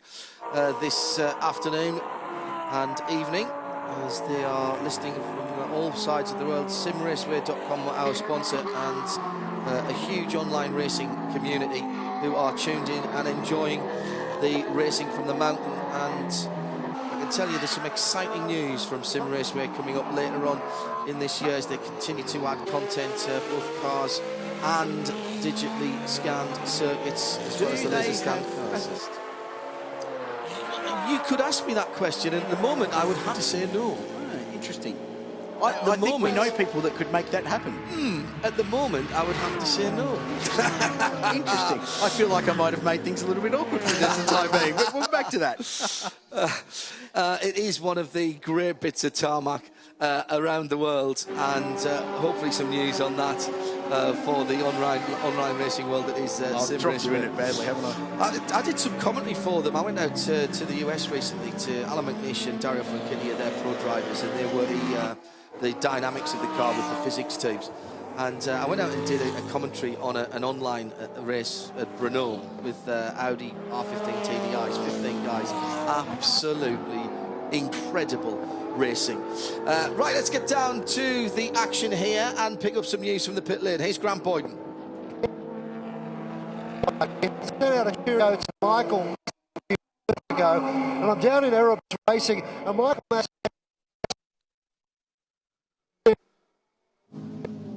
Well, we'll come back to Grant. We're just struggling with pitch breakup. We spoke yesterday how difficult this place is in so many regions. One place that's really difficult is that signal, for whatever strange reason, it must just be the aura of Bathurst and Mount Panorama that just blocks signal. Absorbed into the ether. I think that's what happened with the internet this morning. It just had a bit of a fail. But we'll come back to Boydo. He was down at Erebus Motorsport, so it's clearly something fairly fundamental to the race progress. Yeah, well, I've been observing that, and on the subject of Erebus Motorsport, the number 63, Tim Slade, continuing to lap faster than Alexander Roloff to the tune of around about a second a lap. That gap was 7 seconds about 2-3 laps ago. It's now run up to 9 seconds. And as they go through again, we've had Tim Slade go through. We'll see where Roloff comes through now and tell you what the gap is first to second. And it goes up. Well, it stays consistent on that lap at 9 seconds. So nothing gained, nothing lost. 15 cars remain on the lead lap. Such has been the pace. And the car, which is the first one the first one to be lapped, is Ivan Kelly in the Corvette. Remember how well that car was doing earlier on. Got up in the top 3, but he's now been lapped.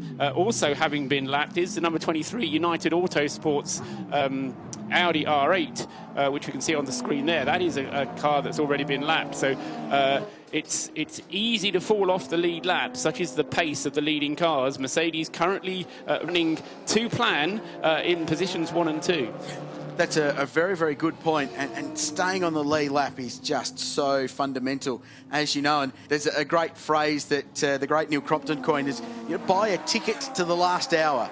And if you can buy that ticket, you are in with a shot at winning the lottery.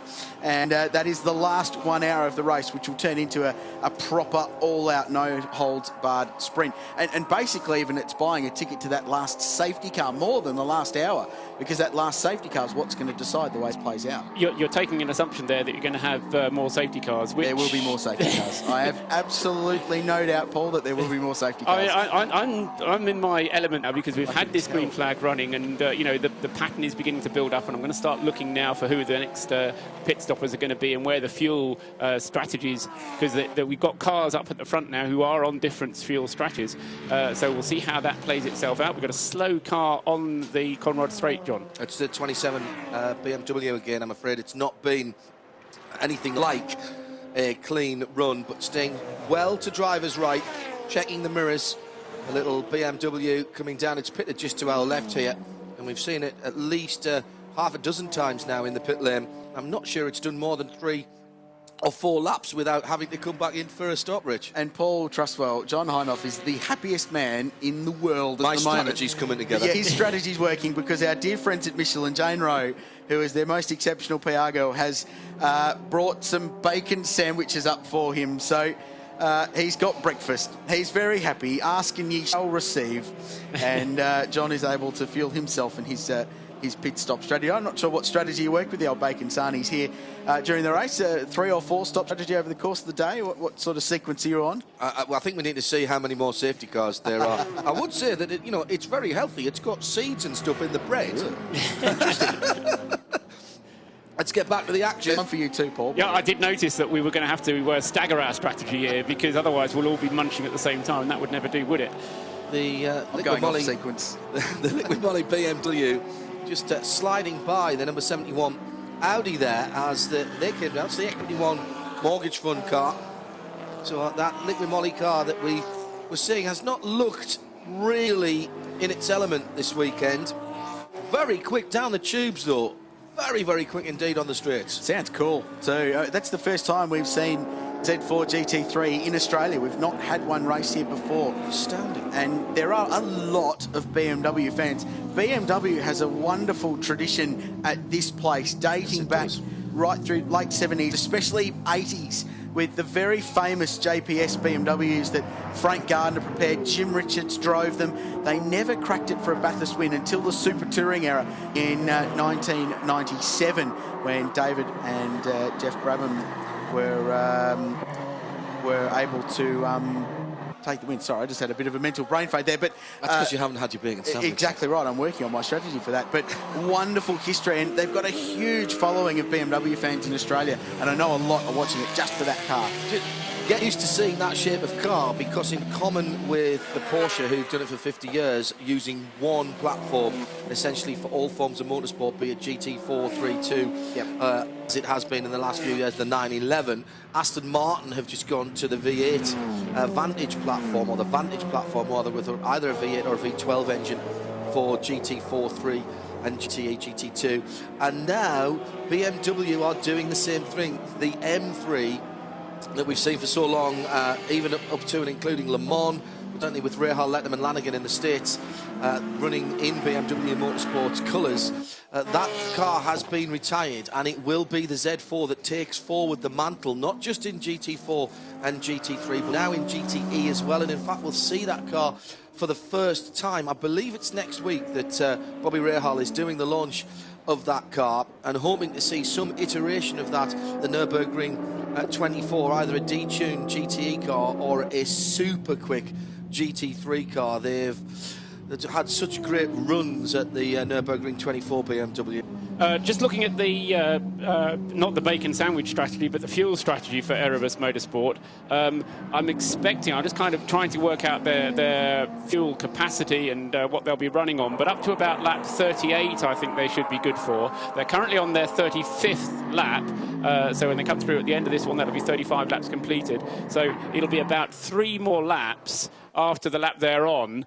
And are they going to luck in with a safety car? No, they're not, because the Mosler, which has spun at turn 1, is going to recover with a nice little spin turn in the pit lane exit and head back on its way. So number 51, quick spin and on his way again. That won't cause a safety car, but it caused a bit of a flutter in behind the wheel there. Andrew McPherson, who took that car over after that slightly elongated stop where they had the rear bodywork off. I think that starting driver must have felt that it was Garth Walden, wasn't it, that started that car. Must have just been a little bit of an issue with the handling. Let's have another look. Hell's Corner. This will be, yeah, that happens every year. You get that just a little bit too hot on exit. Tightened up the steering wheel before a little bit too much while he was on the power. Didn't use all of the exit road, and you can run right out over that curve on the exit there and fire the thing up Mountain Straight. So it just unloaded the car a little bit, but they'll live to fight another day. Paul, those numbers you spoke about absolutely back up what we saw last year, where the Erebus Motorsport SLS was able to consistently run 2 to 3 laps in a stint longer than the Phoenix Racing Audi, and that kept them in the game. Last year they were very much struggling for straight line speed as part of the package they were running, and we've talked already about how these cars are running less aero than they have in the past, but they struggled for straight line speed, but that meant they were using less fuel, and they went a couple of laps longer each stint last year, and that kept them in the game despite not having the fuel to go. So your numbers are backing up what we've seen in the past, and that gives Erebus some handy little strategy options as the race goes on. What I don't quite understand is why the Tim Slade 63 car is able to consistently lap faster than the 36 car. Whether that's something they've done with the setup of the car, or whether it's something else just to do with driver familiarization with the circuit, I don't know. But that gap, remember I mentioned a while ago, it was hovering around the 8-9 second mark. It is now up to 16 seconds, so that's gone up. And a problem for the 81 Audi that spun at the bottom of the chase. It is the chase, that, isn't it? Yeah. That's it. Eric was driving that car. He'd just been making up positions as well, guys. Dropped back into 11th. He was up into the top 7 at one stage. That's got a tyre deflated on the left rear corner of that LMS Ultra. Here's a replay. So through the kink, 280 kilometres an hour. Oh, there it goes. Yeah, so tyre failure left right rear. off kink, and that's the loaded side of the car. 1, 2, 3, 4 spins, jump over the curb. Porsche takes evasive action, and very, very lucky. Mark Winterbottom did that in the V8 Supercars here in 07, and it was almost the biggest crash you've ever seen, and there's been more actions like that in the past than I can remember. So very, very lucky, but loaded side of the car through the kink, which is absolutely flat. So the car's compressed. Johnny Reid in the Porsche who just missed it. And great evasive action. And the Porsche did a good job, but the car's loaded through with aero through there. They're on the limiter when they turn in to the chase through the kink, flat at 280 k's an hour, and spun 4 times, bounced over the curb, and was able to carry on. David Brabham had a similar moment, almost exactly similar to that, driving a Holden. Going to go with 98 or 99, and I'll get corrected, I'm sure. And it was a similar sort of incident, not the first time it's happened, certainly won't be the last. And fortunately, Lux is able to limp the number 81 car that's joining us all the way from the US of A. and that's a great performance to get that car back into pit lane, but needs to go slowly because a delaminating tyre will cause all sorts of dramas, and they've got to make sure it doesn't do any damage bodywork or damage to the rear diffuser on this car as well. Eric Lux has got a lot of experience, and with Christian Zugel and Elton Julian, I thought there might have been an outside chance for at least a podium this weekend. Eric doing a pretty good job to ensure that that left rear tyre does not do any further damage with the rubber, and of course all of the banding that's inside there just beginning to flail around on the silver and red stripe bodywork at the left rear of that car. That Gardner crash I was talking about was 99. TV's Aaron Noonan has corrected me as expected in an effort, I'm sure, to get a plug for his website, which is v8sleuth.com, where he tracks the chassis history of every V8 supercar that's ever been built in Australia. It's a wonderful thing that he's got going there, and it's a great little enterprise too. Thanks, Noons. Oh dear, there's another afternoon of my life just disappearing. I'll put you in touch with him. You two will get on very, very well, I fear. So the team go to work then, and at the first corner, Hell's Corner, it's the 88 car that's gone around, and that, I'm afraid, is Peter Edwards, who has made the mistake in the Il Bello Rosso Iveco camouflage machine. He snags first gear, difficult to do if you stall the engine with the sequential boxes. Now gets it up into second and gets back underway. That's the leader just behind them. They're about to go a lap down. So here's a look. Is this the same as what happened with the Mosler? It's not, because he was passing the Audi. So they were dicing. He just went in too hot and did a complete 360. But at the end of the shot, you'll see a very quick glimpse of the Erebus Motorsport, the purple Porsche Rita, they're calling it, coming out of turn one and looming up behind. Took Peter Edwards a lap down. Former race leader, this car. He did look like he was going down the inside on the wrong line there, trying to get around his Slade.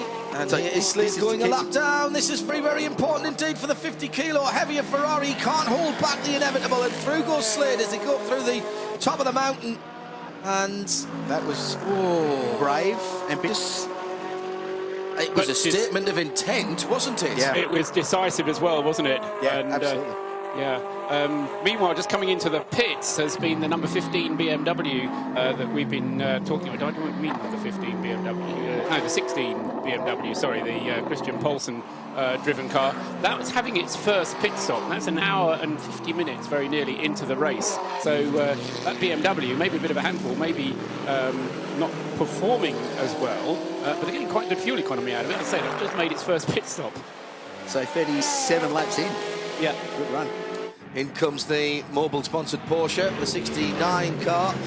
That's white machine, the Motorsport Services car. Scott O'Donnell and Dippy George McFarlane, the all-Kiwi crewed GT3 Cup car. I should mention that isn't an exclusive Porsche class. It's just turned out that way.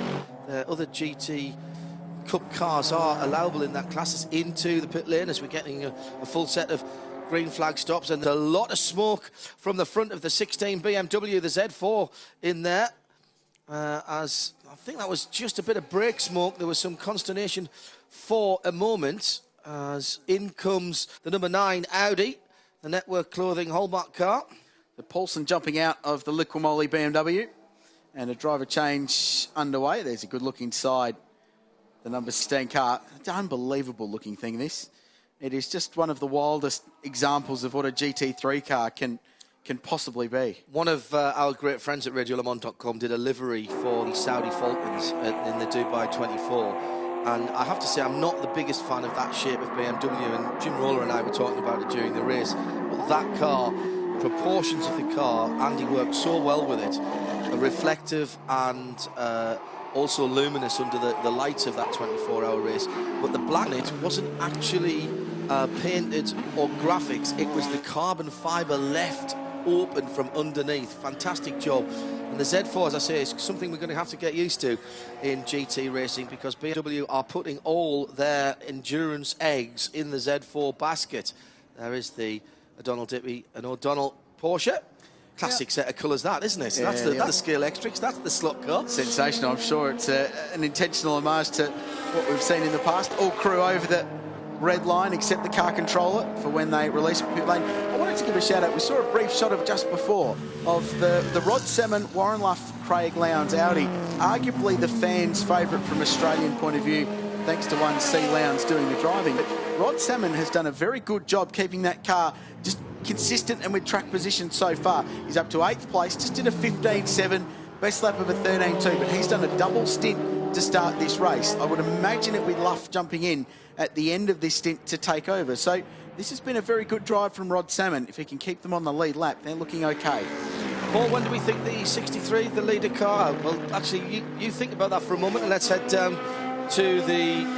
Oh, sorry, I'm just getting some mixed messages there. Paul, when do we think the leader might be in for the pits? Tim Slade, the 63. Well, I was trying to get them in on the end of lap 38, but they're lasting a little bit longer than lap 38, because already onto his 40th lap has gone Tim Slade. Harold Premat as well. They're going to be coming in. Depends a little Paul, bit. sorry to interrupt you. Every time I ask you to do this, the BMW that has just gone back out of the pits, there's been contact, and the Z4, the Liqui Moly sponsored machine, the Team Engsler car has gone and dropped it somewhere. I have a feeling it was pushed rather than jumped there, because I just saw a quick flash of the car moving slowly, and this is the BMW that we were just talking about. I hope we're not going to get blamed for the had a driver change, John, to Charles Ng. Replay, top of Mount Panorama. Oh, loses on his own. Oh, wow. Clearwater Ferrari just in behind. That's exactly what happened to Chris Porritt yesterday, and he caught it. That's awkward.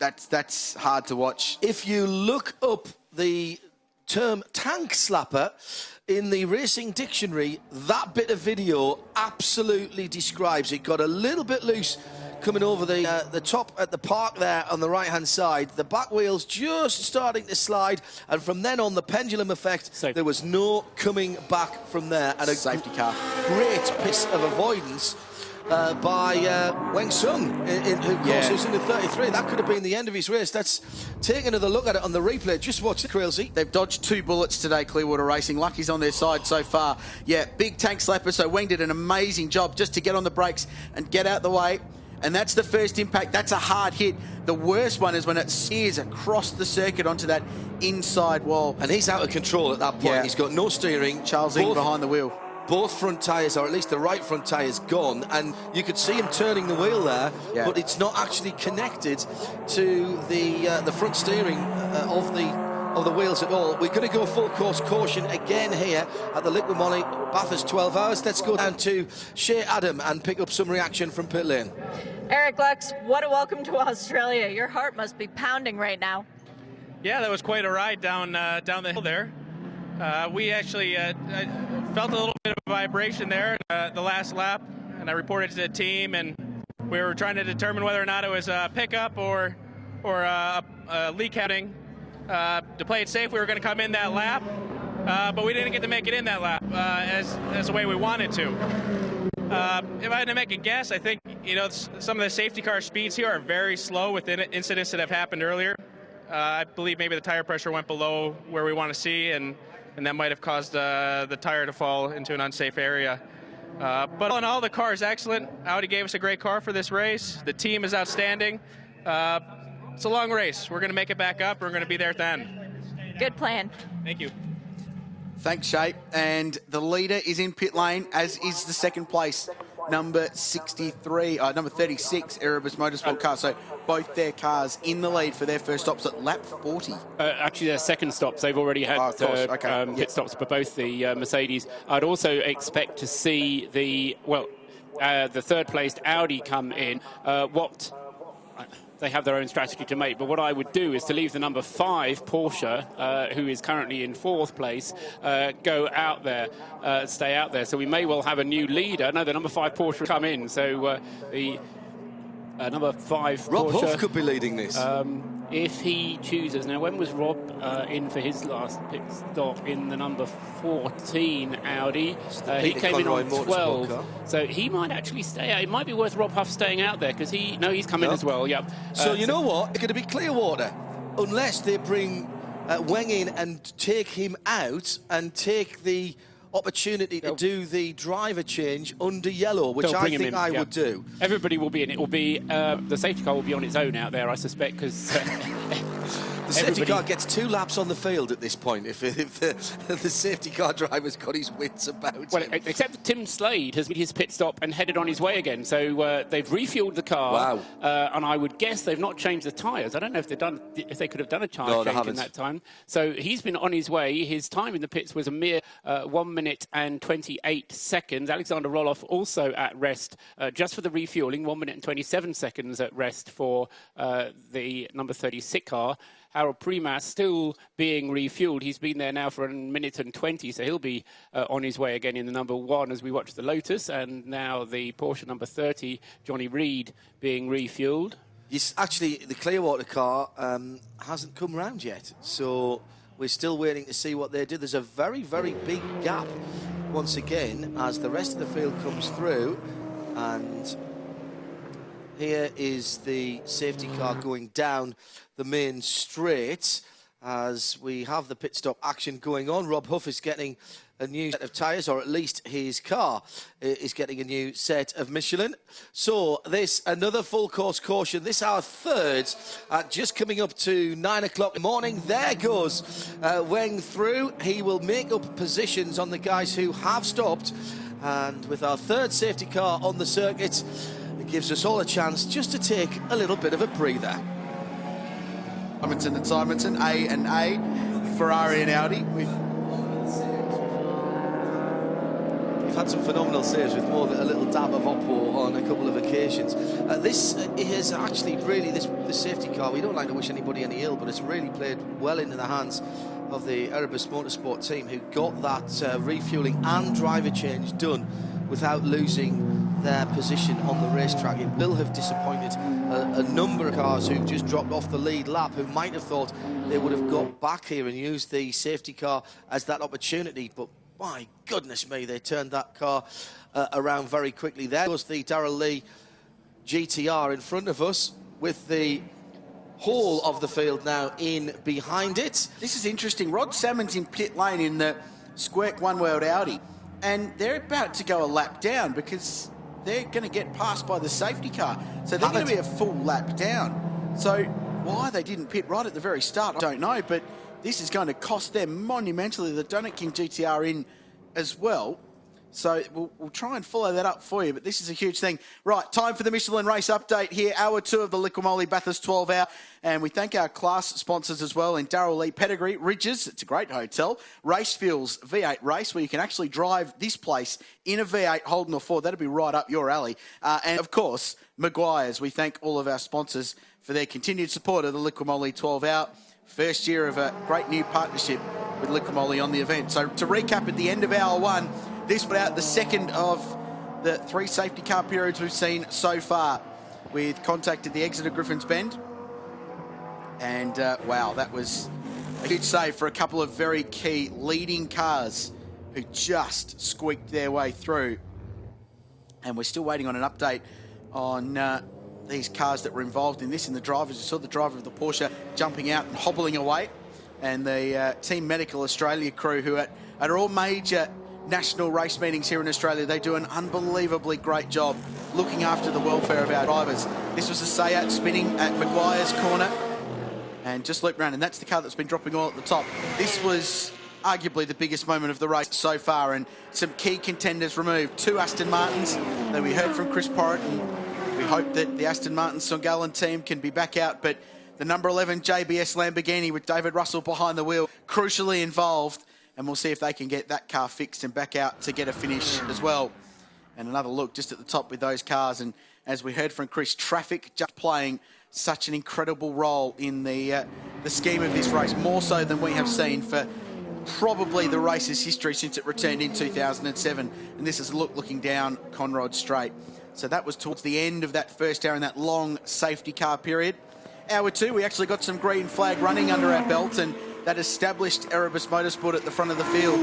Couldn't believe some of these saves further back in the production car ranks. This was the Sharon BMW.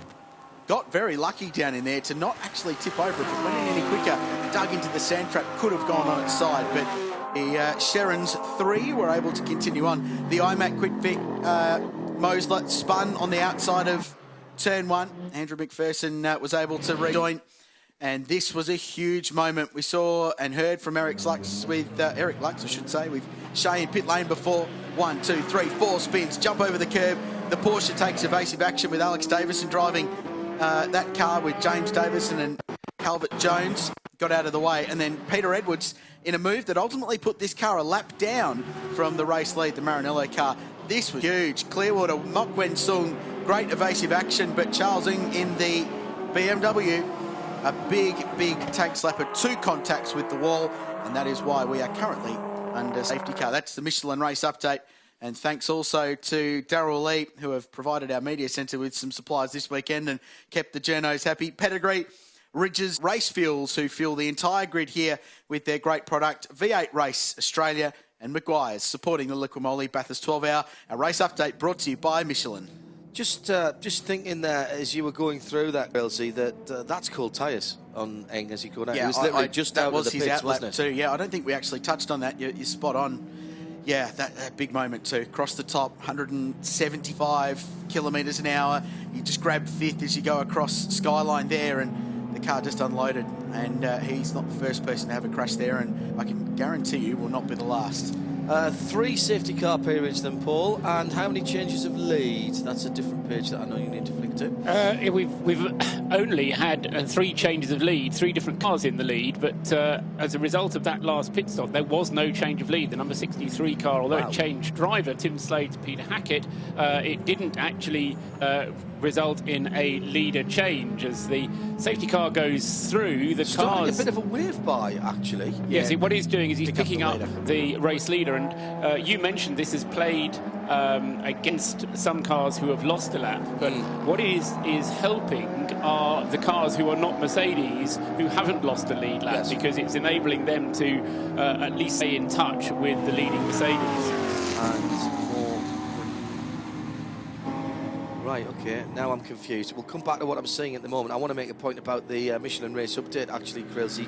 We the later go through. Yes, that's what I'm just going to let that ride for a moment, and we'll see how it shakes out. While you were doing the race update, that Sherrin BMW, when it spun, was leading the class and retained the lead of the class. So fair play to them. Yes, there was a mistake there, but they did actually retain the lead of the track, and that is basically just the pace that Sherrin's BMW, Sherrin's high BMW, just pitted to the left of us here. Obviously on ground level, not on the media centre. That would be silly. Those guys have set a cracking pace at the head of their classes, and we'll do the other class leaders with Paul in just a moment. Yeah, just to say, first of all, we had coming in as a later pit stop, because what happened was we had a whole hump of cars coming in as soon as the safety car came out, and then we mentioned the Quirk Audi that came in a little bit later. The other one that came in a little bit later was the Dragon Speed, the Clearwater Racing Ferrari came in, and they've changed the driver as well, because that now has been handed over to Matt Griffin. This is the number 30 car from Mok Weng Sun, and so Matt Griffin now behind the wheel of that 33 car. He has managed to stay on the lead lap, and he's currently running in that Ferrari in 3rd place. He's not the leading Ferrari, because the leading Ferrari is the AF Corsa car, number 58, which is running behind the safety car in 5th place. Audi's currently running in 3rd place. Then we've got the Porsche in 4th place. Ferrari, as I say, in 5th place, the AF Corsa car. And then in 6th place is the number 14, the Convoy Audi. So Audi is running at the moment in 3rd and 6th. Ferrari is running in 5th and 7th, and the Porsche running strongly in 4th place. But the 2 Mercedes at the moment, having been released by the safety car, I think everybody has, Paul. Can you just look up for me? There goes Terence BMW, and he was one of the first cars to be released, so he's already back around at the start-finish line. We'll do the leaders in class in just a moment. You're listening to RadioLeMans.com, live in sound and vision from the Liquimoli 12 Hours of Bathurst. In comes from 8th position Alan Lee in the 23 United Autosports car. Now this is very interesting, because he's just had the wave by And if they are sharp and they can turn that car around, he'll lose next to nothing in terms of the track position that he has got. The safety car's picked up Chochi in the AF Corsa car. Yes, he has. And I'm waiting to see the logic behind that before I get out the soapbox, which I've just got over there. It says safety car rant on it. Okay, but that happens every year. No, I'm prepared to wait and see how it's... Is the soapbox big enough for two? At our size, we may have to put just one foot on each. I can balance on one leg, that's fine. Just to clear up some housekeeping before we discuss and get the soapbox out, we do actually need to congratulate Mika Salo, because inadvertently he's won the opening round of the Australian GT Championship from Maranello Motorsport. Incidentally, all the drivers in that car get points. So Peter Edwards, who will continually go to the remainder of the Australian GT Championship, actually gets 4 points. So well done, Pete. You've won an Australian GT round. So Mika Salo won the GT portion of this race. Clark Quinn second in the Porsche. Murphy and Capelli third in the Corvette, which I can guarantee you is the best result ever for a Corvette in an Australian GT race. Koutsoumides and O'Young in the Audi fourth. McMillan Richards in the Lamborghini in fifth place. So that's round one of the Australian GT Championship, which is sponsored by Pirelli this year. And we look forward to the remainder of that championship. They will be continuing on at the Clipsal 500 Adelaide in South Australia in a few weeks' time. Powered by Sim Raceway, full live and commercial-free coverage on radiolemont.com of the Liqui Moly Bathurst 12 hours. Here are the class leaders from Paul Truswell. Yeah, so overall, obviously, the Mercedes leads Class A, the number 63, Peter Hackett, at the wheel at the moment. He's completed 44 laps now with 2 hours and 12 minutes of the race gone. In Class B, the leading car there is the number 12 Porsche 997, the Alex Davidson car, started by Alex Davidson, now with David Calvert-Jones behind the wheel, currently running in 9th place, not on the lead lap, 1 lap behind. So that's the leader of Class B. The leader of the Class C, which is the GT4 class, is currently number 62, the Lotus Exige, which Robert Thompson started, now in the hands of Liam Talbot. That's the car that leads Class C. In Class D, the leader there is still the number 19 Sherrin car, the Sherrin Rentals car, the BMW 135. That is in 34th place overall. In Class E, the less modified of the production cars, is still the Racer Industries Holden Astra. That's number 3, now in the hands of Morgan Harbour. That's a car that started by Damien Ward and that Ivo Broikers will eventually be taking over. That's in 37th place overall, and then, as I say, that car leads Class E. In the invitational classes, the car that leads Class I3, which is the fastest of them, is still the Melrose car, number 44, the Holden BY Commodore. That's in 18th place overall. Leading Class I2 is the number 55 car, the Motorsport Services Porsche, the Motorsport Services Seat Leon Super Copa. That car currently in the hands of Clint Harvey, who's the guy who started it, although he has had 2 pit stops. He leads Class I2. Leading Class I3 in 23rd place overall is car number 65, the Daytona Coupe, or Daytona Coupe. It's an American one, and that car currently has Ben Schutz behind the wheel of it and is in 23rd place overall. So that's your 3 invitational class leaders, as well as the safety car remains out, and the race leader now with 45 laps completed and full tank fuel as well, so he'll be able to continue for a good 25 or so laps until his next pit stop. Safety car, as I say, continuing to remain out there as it tries to line up, I presume, in the right place, and the cars following through. It may well be that they're doing a bit of circuit maintenance as well, in the sense of trying to get any debris that's on the circuit cleared off. I'll buy that for $1. Yeah, a couple of things to pick up on. I've had some reports through, thanks from Damien from Replay XD Onboard. Currently they've supplied a lot of our onboard stuff, and will feature part of the post-produced TV show that will go to air next weekend on SBS Speed Week. the BMW crashed, there was a lot of smoke coming out of the front of the car and some dry absorption material put down in pit lane where that car stopped. So yeah, fluid we said that, didn't we? I thought it was just front. brakes. Yeah. So I wonder if that contributed to Charles having his incident at the top of the mountain. Now, I've asked the question as far as the safety car picking up vehicles in this race, and I shall wait to receive an answer before we drag the soapbox out and have the ubiquitous annual safety car rant, but we'll get around to that when we can. And just waiting through the provisional results for Australian GT that we talked about yet, and we'll confirm those when they are officialised. There's some driver seating stuff that needs to go on before that result is finished. However, the lights are off on the safety car, so whichever way we like it, we're going to go back to racing, and it'll be the 58 AF Corsa Ferrari with Ciocci behind the wheel to lead the field back to green flag, despite the fact he is scored in 5th position.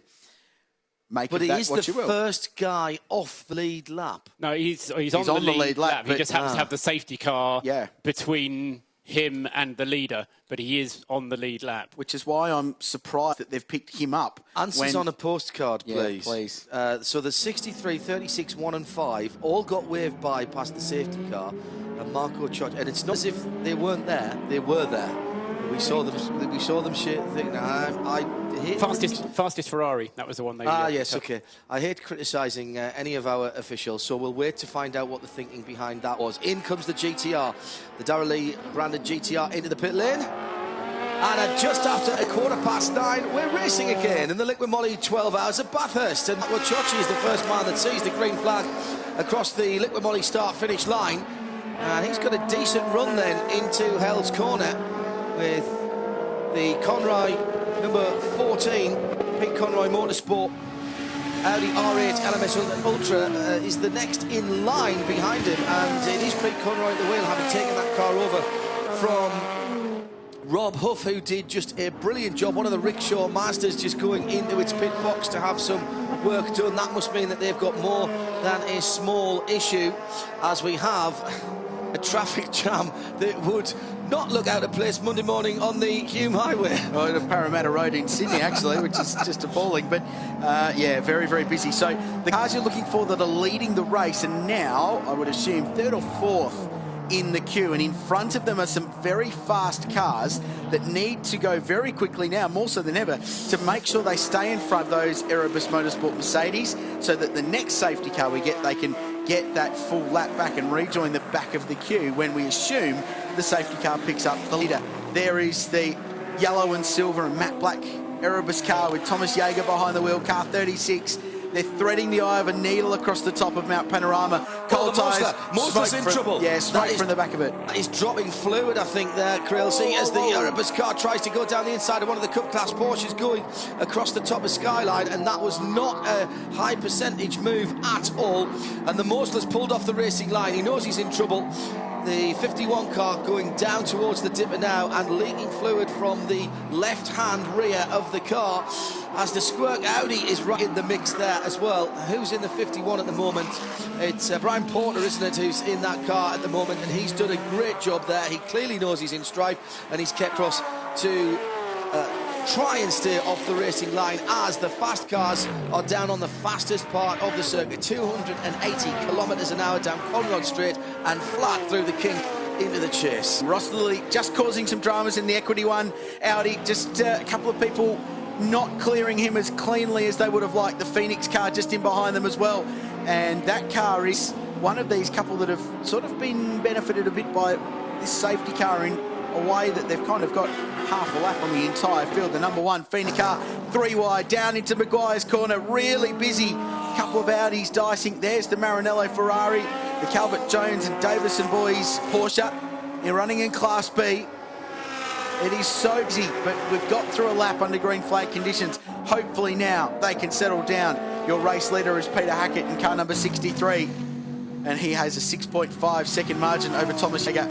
Andreas Simonsen is 3rd in the number 1 Phoenix Racing Porsche. He scored 15 seconds behind our race leader. And then we go back to Shane Van Gisbergen in the VIP Pet Foods Porsche. No news on Tony Quinn just as yet. Hopefully he's okay after that crash earlier on today. 15 seconds behind. Then Ciocci, 2 minutes and 2 behind the leader. Matt Griffin, 2 minutes and 6.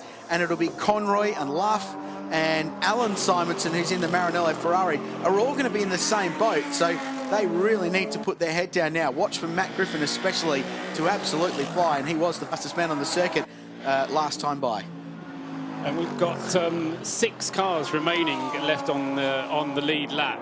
So as a result of that safety car situation, just 6 cars remaining on the lead lap. We can go down now to Grant, and he's got news on the Mosler. Yeah, it's a big job too. They've got blown what they call a serpentine valve off the front of the motor, and you can see they're starting to pull the car apart literally as we speak. This is not going to be a quick fix. The team were hoping that they were going to be able to fix it and get it out pretty quickly, but it looks like they're going to be here for a while. But hey, you can expect from this team they are absolutely not going to give up.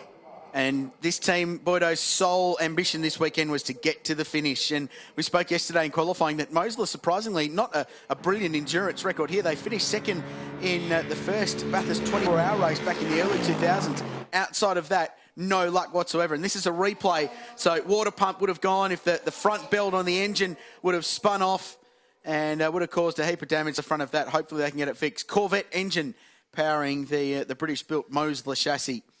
And it sort of goes back to the old Cobra days, doesn't it? American engine in a British-built car. I have a feeling that one or two team managers might be beating a path to race control about basically being Dr. Lap. Dud a lap, yeah, I agree with you. And it's unfortunate. That the thing is, I love to give all of our officials the benefit of the doubt, but there was no necessity for that. They had the leaders behind the safety car and they waved them by. And you can't fault Peter Hackett or Thomas Jaeger or anybody else for actually going by when you waved by. It's something that you do. Alan Simonson gone through there as well, just turned 2:10. Who's got the fastest lap of the race, by the way, Paul? Is that still the 2:07.2? No, 2:07.0. It was a 2:07.0991 for Craig Berg on lap 4, the car number 33. Which is currently in catch-up with the other Ferrari. The 2 Ferraris running 5th and 6th in clear air. I think that's the only good thing that can be said for those 2 Ferraris, having been docked best on a half a lap with the safety car situation falling out the way it has. The 2 Mercedes wrapping pretty consistently, again though, with the Peter Hattig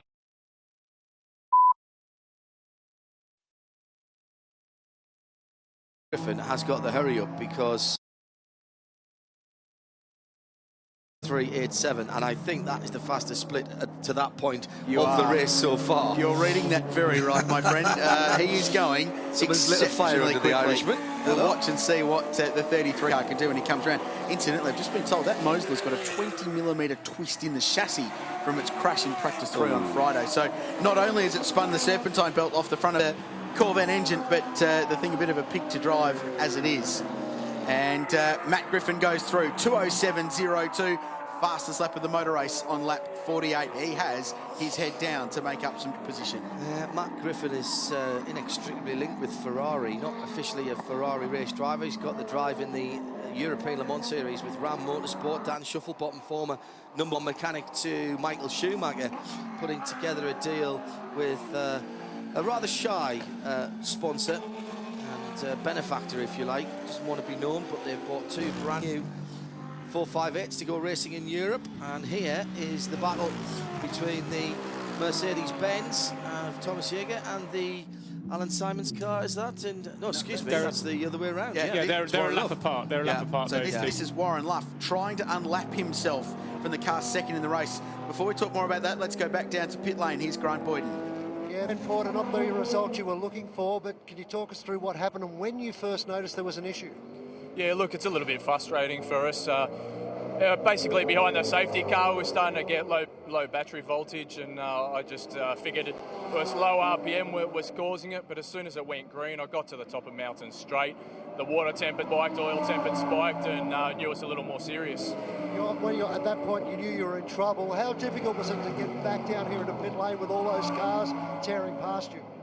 Yeah, look, I was just busy in mirrors trying to do the right thing by them. I knew we'd cost ourselves a lot of time and just trying not to cripple anyone else's race. How long is this going to take to fix, the most important question? Hopefully not too long, but I expect 15 to 20 minutes, so it's really going to head our chances to place well. Thanks, Greg. isn't that just a perfect example of what we were talking about yesterday, about how much mental capacity is left over from these guys? You've just come back off a safety car. You've got a feeling something's not so right with the car. You see everything spike. You know, because you know a bit of engineering, that it's probably the belt on the front engine that's not driving the water pump or the alternator. And then you have the presence of mind to try and keep out of the way and nurse the car home. Magic stuff. Matt Griffin's made up a position. He's into 5th position now. And set a new fastest lap of the race in the process, right. John, a 2 minutes 7.0281, which That's gives consecutive fastest laps from Martin. Yeah, very good. Up to 5th ahead of Ciocci, and he is storming back up. Meantime, the leaders have gone through, and we're still watching this intriguing contest as Warren Luff is trying to get a lap back. And tantalisingly, he can see Thomas Jaeger in front, and up the road he can see Peter Hackett, and he is 2 seconds faster than Peter Hackett at the moment. Jaeger has closed the gap to the race leader. It's 3.1 seconds. Luff closing on both. So last time round, Luff did a 208.9, Jaeger at 209 flat, and Hackett only at 210.7. So 2010, you idiot, Crail. So it's all concertinaing up, and Luff just trying to get himself back on the lead lap, which is so crucial, and he will be the first one to do so if he can. He's got to pass 2 of the strongest cars in this race to do it. If anyone can do it, it's Warren Luff. We spoke about Craig Baird swapping brands. He's a Porsche driver driving for Ferrari. Warren Luff, associated with Audi, 3rd year driving for Audi on the mountain. He's going to be a Porsche driver this year. He's signed a full season deal to run in the Porsche Carrera Cup Australia. Well, that's different, because that's one make. Okay, I can live with that one a bit easier. As they go across the top of Skyline. Again, they've fantastic shots that we are getting. The number 60 Lotus just dived into the pits a moment ago from 23rd position, and Ben Gower at the wheel of that Lotus Elise. Look how close it is, and Hackett has been absolutely brutalised by traffic on this lap, and he's dropped a massive amount of time. And Jaeger... That's first and second in the same shot. Jaeger right with him, and he's got Luff behind. Warren Luff could be the best thing to happen for him. It'll be all his Christmases come at once, because the 2 leaders start dicing for position, and he might try and take advantage of that and get his lap back and try and avoid what could be a large crash between 2 Mercedes. You always get the impression that Thomas Jaeger has upped his game in order to stay ahead of Warren Luff, and in so doing he's been catching up with the Peter Hackett car, the number 63 car, because that gap when the safety car, when the green flag came out, it was 6 seconds. It's a lot less than that now. It was down to about 2 seconds, I think, when they crossed the line. I do think as well, Paul, that Peter is obviously he's the first of the cars to hit the traffic, and he's been quite conservative, rightly so. He doesn't need to plant that Mercedes-Benz into the scenery. And here is Warren Luff. You can't see him behind the second of the Erebus Mercedes-Benz as they go up Mountain Straight, because he is so tucked under that big rear wing, and as they come under the Pettis Bridge, and a bit of debris in the piece of debris right in the middle of the road. The Mercedes-Benz went to driver's right of it, or did he no, it definitely was. It's been absolutely mangled out there. A piece of carbon fibre just over the top of the brow, and Luff did not get through Mercedes-Benz with Thomas Jaeger, and there's a yellow flag there. There's a yellow flag on the exit of Hell's Corner. So is there somebody in there just leading up to the rise? And that is what is causing the issue. It wasn't a debut flag, I don't think. I'll need to have a little better look at that, as Luff is still chasing all the way through the top of the mountain.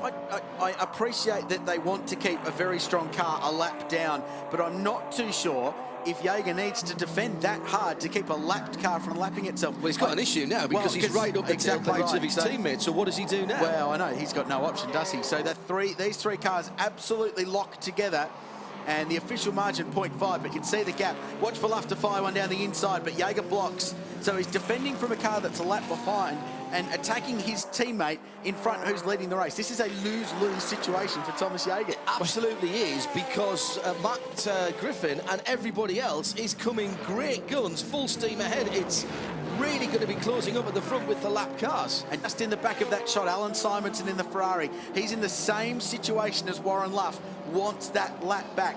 This is how he can do it. And these 2 Arab cars kind of shooting themselves in the foot at the moment.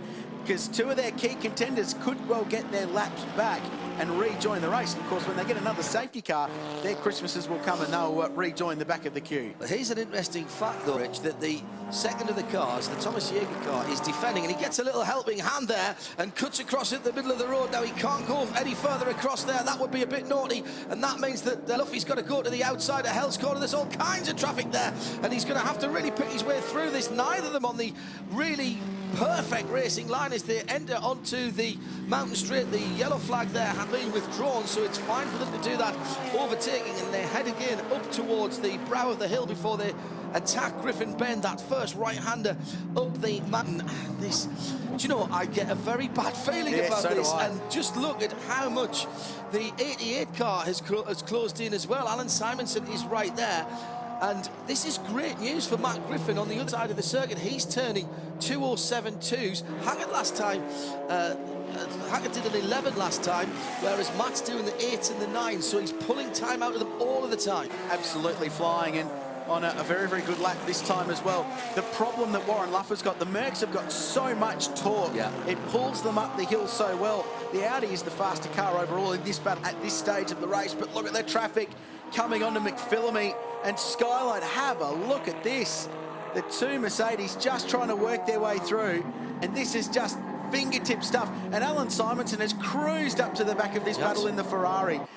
Jaeger has caught up in all this. Hackett bottled in behind a Seat and a Porsche from the same team. There's Jaeger. Luff. Simonson's going to swap positions with Warren Luff because he's going to look down the inside. Jaeger for the lead. Can't do it. Simonson's got the best seat in the house here. He's looking forward from the Il Peloreso Ferrari. Great to watch, but it's absolutely bonkers to do this with 9.5 hours to go in the race, isn't it? Yes, I love it. But we love it. Either side of one of the Cup Class Porsches, and now they've got to make a decision as Luff and Simonson come down the inside, driver's right, in towards the right-handed corner at the start of the chase. They've dropped back 2 or 3 cars. There's no doubt in my mind, though, Rich, that those two Ferraris have got better cars underneath them, better platforms underneath them, certainly than Peter Hackett and possibly Thomas Jaeger as well. Right, if I was Warren Luff, and I don't know what these guys are really thinking, I'd let Alan Simonson go. I'd let him go past and let him be the one. That's a good idea. To move these Mercedes out the way, because we know that Ferrari, despite the 50 kgs it's carrying, is still a mighty fast race car. And Alan Simonson, the fastest of all around here this weekend, indeed, of all time. With more from pit lane, it's a very good morning to Summer Bow. Good morning, Bernhard. You joined me now. Speed has been key for you. You must be happy with Harold's performance. Yes, we are. It was a very good stint. A lot more safety car than expected, and but we could manage to stay out of any trouble, just maintained a very good speed, and ended up P3 at the end. That was really good. That's where we are at the moment, and yeah, now Andreas is on the car, and yeah, we keep on going, trying to close up to the Mercedes. Luckily, they are fighting with another Audi. This helps us, and yeah, at the moment, just maintaining the speed. That's the main goal. And obviously, early incidences have affected how things are unfolding. We can't seem to measure the fuel efficiency yet. Any thoughts from your end? Yeah, it's true. A lot of things happened already, but yeah, that's racing, and yeah, we will just see what will happen. We try to always react as best as possible, and we will go on as we do now. And lastly, the young guys are hopefully comfortable now come race day. What's the word in the pit? Yeah, at the moment we are really in normal business. Everybody's comfortable. All 3 drivers like the car. We are quick, we are safe. So yeah, we just try to go as fast as possible and stay where we are, or go to the front a little bit. All the best. Thank you. Back to you. Up the end of pit out there, Fix Racing with Summer. Thank you very much indeed. It is just gone past the half hour here, so just 9:30 in the morning, and this intriguing battle, this intriguing but ultimately unsatisfying battle continues. The leads two being caught up by the 7th and 8th cars, Paul, who are trying to unlap themselves. Yes, they are, and there's other battles going on around the circuit as well, because Brendan Hartley is now behind the wheel of the number 23 United Autosports Audi. That is down in 10th place. Actually, he's up to 9th place now because he's just got ahead of the Conroy Audi, number 14. So those battles as well, and they're closing up because those two cars are the next two in the sequence behind Alan Alan Simonson's Ferrari, number 88. Alan Simonson's Ferrari, number 88, which, I mean, the driver of this little section of the race for me has been Warren Luff, because all of a sudden some pace has come, and the Mercedes aren't the fastest cars out there. I mean, just sort of taking a step back from the way that you're reading it, I just get the impression that, you know, Mercedes, are they looking after the fuel, but all of a sudden they're not the fastest cars out there. I agree with that, and we know how competitive Warren Luff is, and he's stepped up the pace in the number 6 Squirk.com Audi, so really pressing on. Simonson needs no introduction to Australian fans. This is the battle that Paul mentioned there with Brendan Hartley in the United Autosports R8 LMS. First time we've seen the Ultra version of these cars here. Very limited aesthetic changes. I like little change on the front. They've got a single down plane, little turning vane on the front compared to a double one, and a bigger rear wing, and the rear diffuser looks pretty mega on those cars. But little changes, in Audi just continuing to move the game forward in GT3 racing that they dominated last year. They won all of the major GT3 races around the world: Spa, Francorchamps, Nürburgring. Of course, here with a brilliant performance by Phoenix Racing. And as you guys saw at Daytona, at the Rolex 24 just a week ago. Alex Job Racing, first time they've run the car. Great stuff. First time they've even run the car.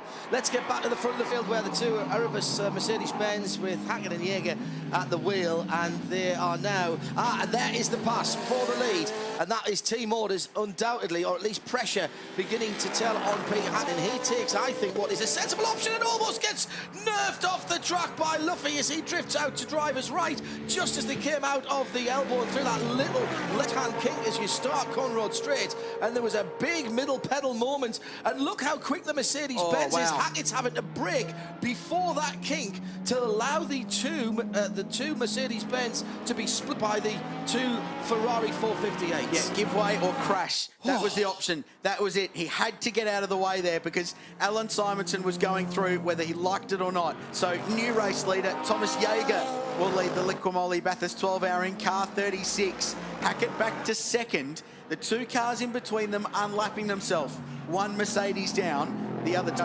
Now we get an opportunity to see how fast Thomas Jaeger can go in clear air and on his own, and can Warren Luff and Alan Simonson go with him?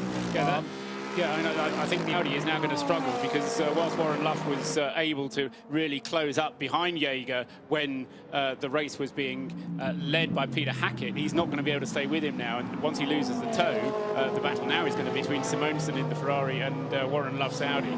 It is full military power settings for Thomas Jaeger. You just saw him punch out of hell's corner. You talked about, it's a big engine car, over 7 litres of V8 gorgeousness, but it has that low thrum that has characterised Mercedes-Benz even when they were, as we've got a yellow flag on the Liqui Moly start-finish straight.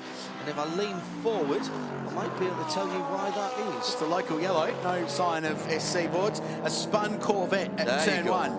At Hell Corner. Nice pick-up, guys. Thank you very much indeed.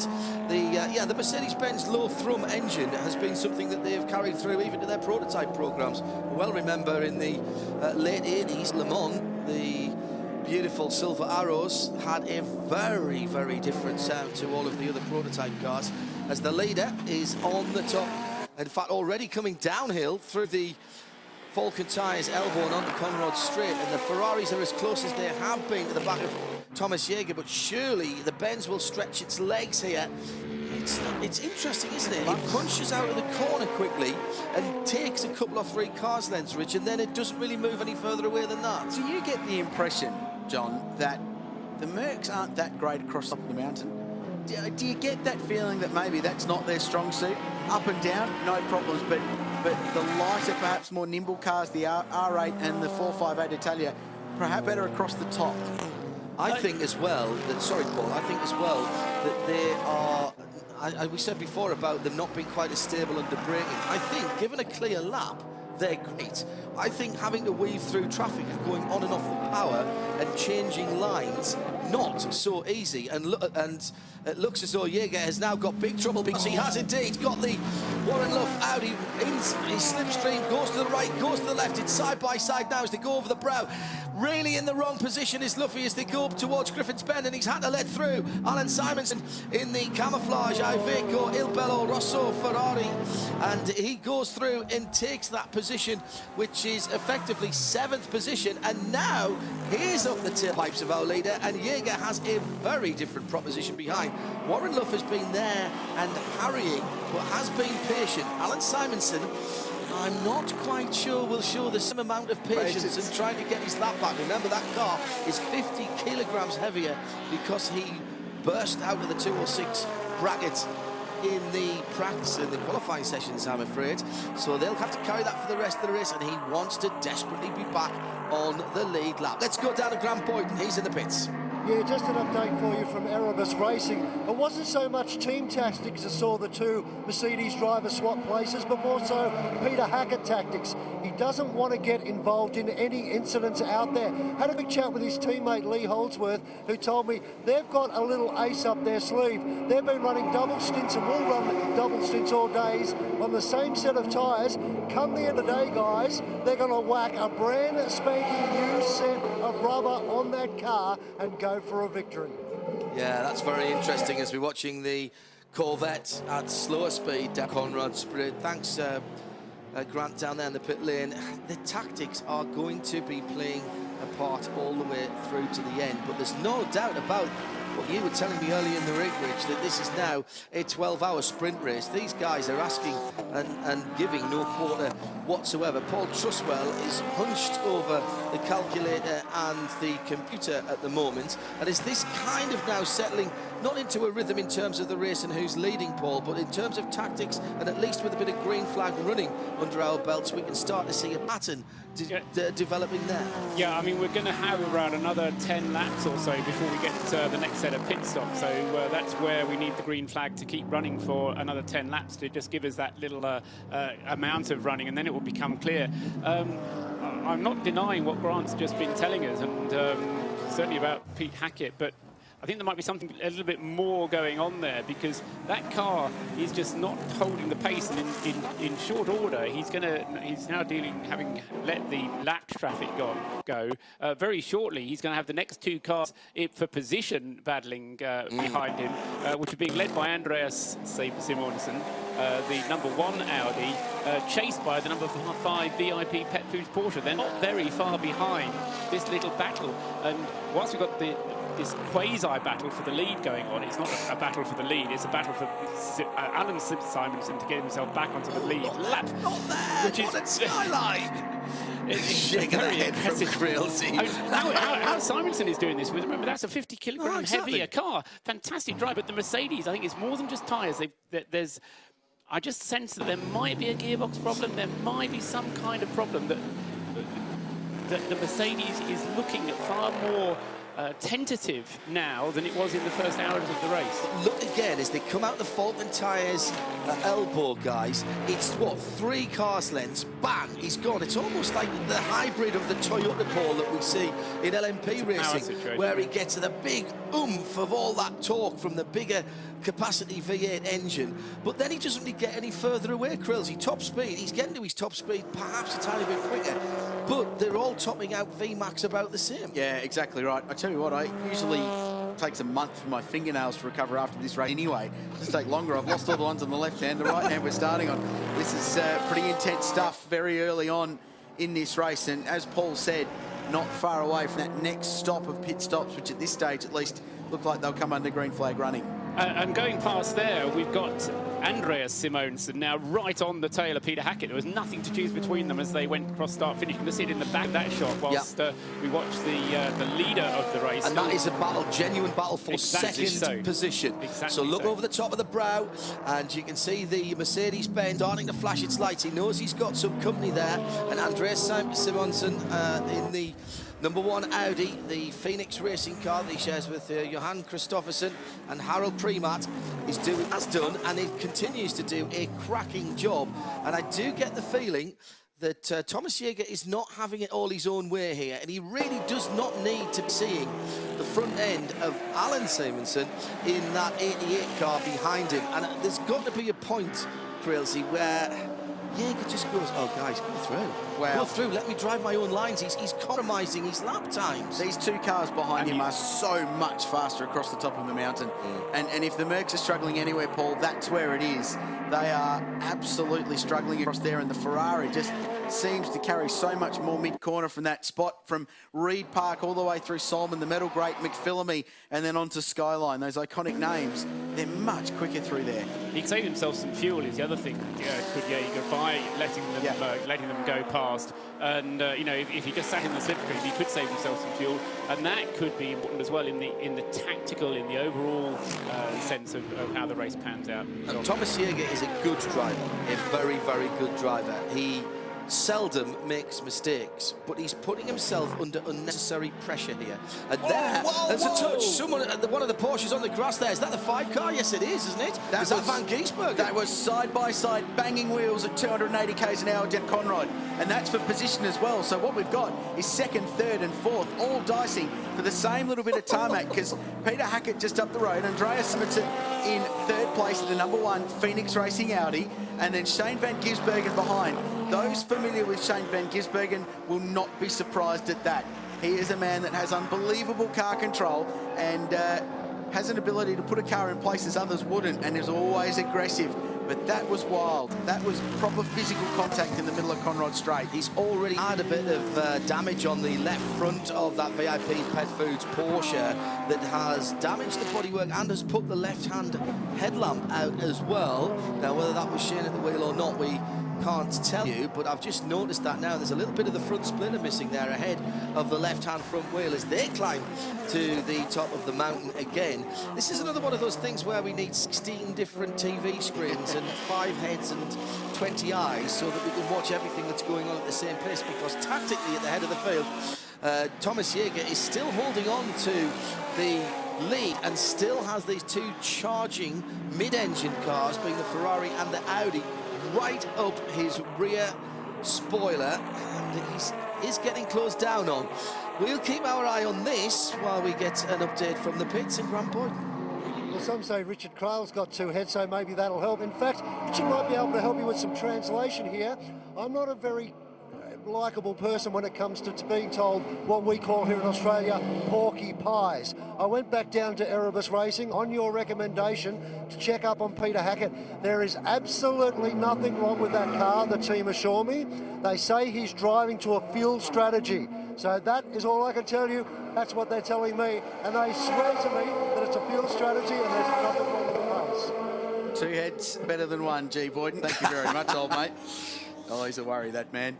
Okay, interesting. Fuel strategy then. Let's see how that plays out. I think that's the case. Paul Trustwell has right of reply. No, I accept it entirely. All I try to do is to all I try to do is to read into what the team are telling you, because they're not going to.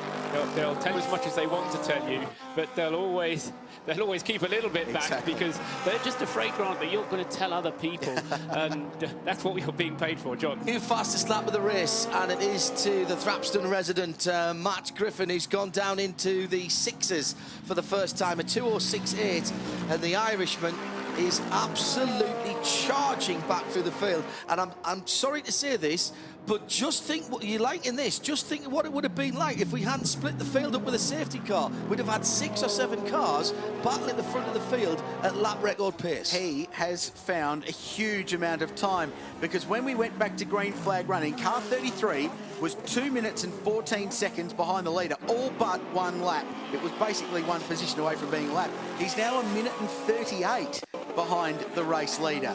And the hair of the back of your neck stands up whenever a Ferrari goes quickly. There's something special about it. But Matt Griffin working heroics, and we should say Chochi's gone with him too in the AF Corsa car. He's only 2 seconds behind Griffin, so they've just been following each other around. The Ferraris in this middle stage of the race, or early to middle stage of the race, have just gone up a gear, but this has been a superb drive from Griffin especially to drag about 35 seconds out of the leaders. The advantage that those two have had is that they've been able to run their race the way they want to race it, whereas the Mercedes have been compromised because of this battle going on between the Ferrari and Audi just behind him. Anyway, we can have another update from the pits. Down in the pits is Summer. Now, Craig, you join me. Ferrari, as expected, is going to be beautifully fast. It's proving that.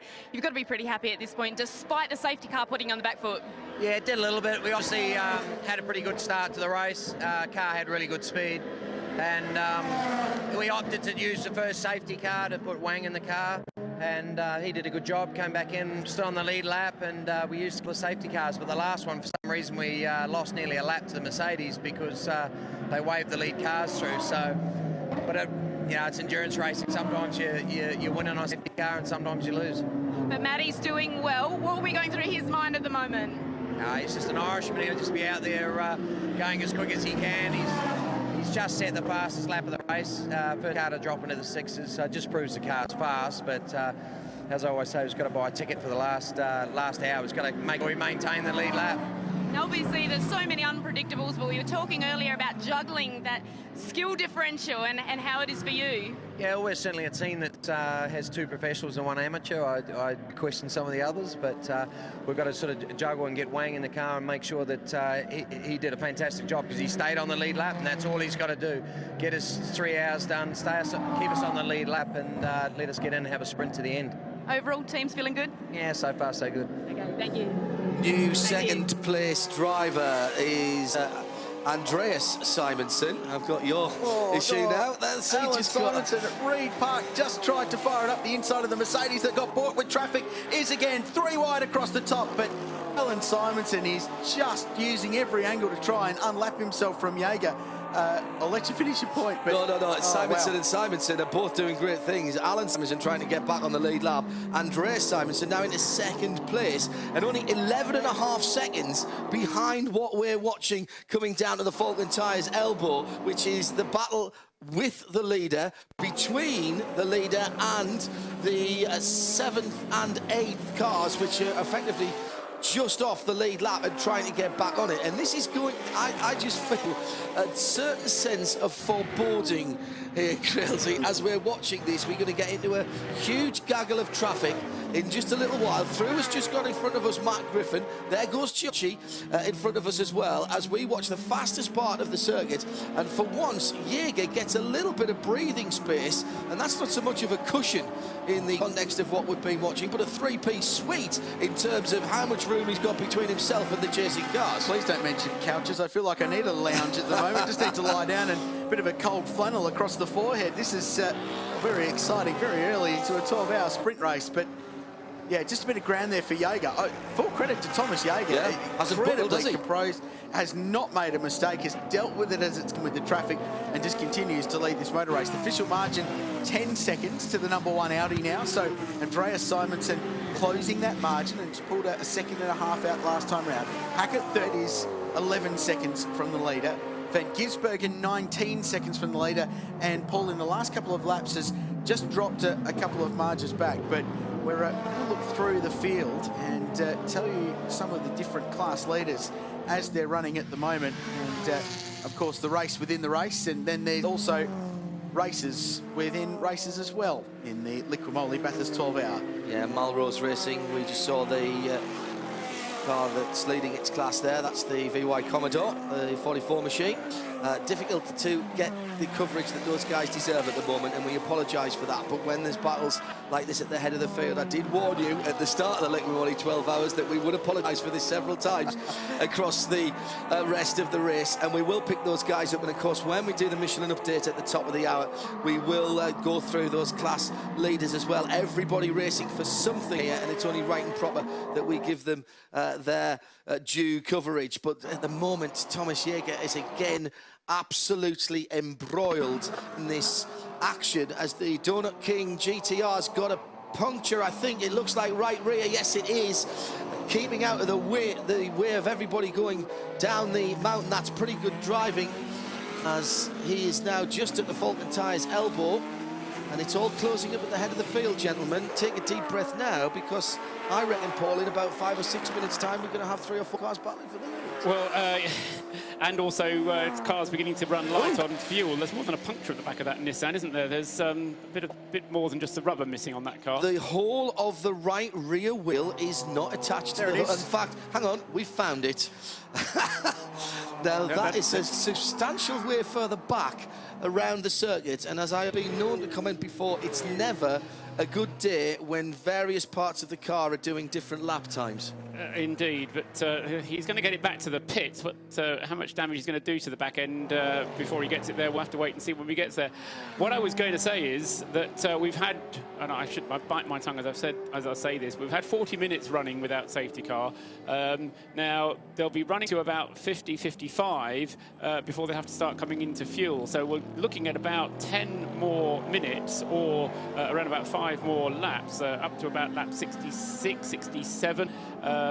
Before we get the cars coming into the pits, and it will be interesting then to measure Audi against Ferrari against Mercedes in terms of their fuel consumption, rather than just looking at it from a pure point of pure pace, because we've seen the pace on the circuit. Then we'll have to start measuring it in terms of their ability to use fuel.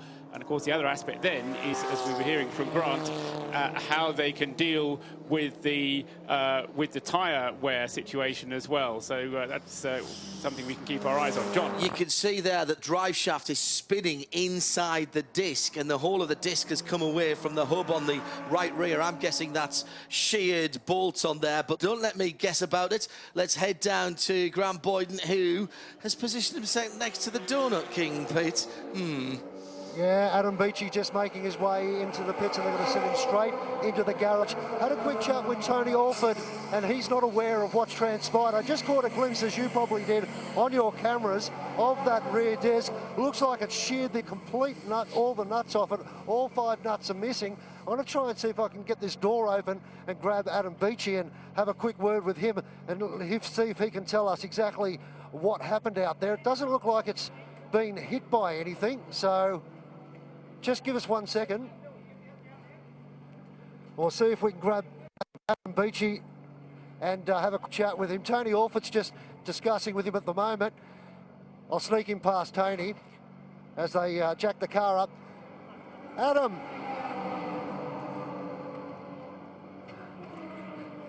can you tell us what happened out there? Something's happened to the right.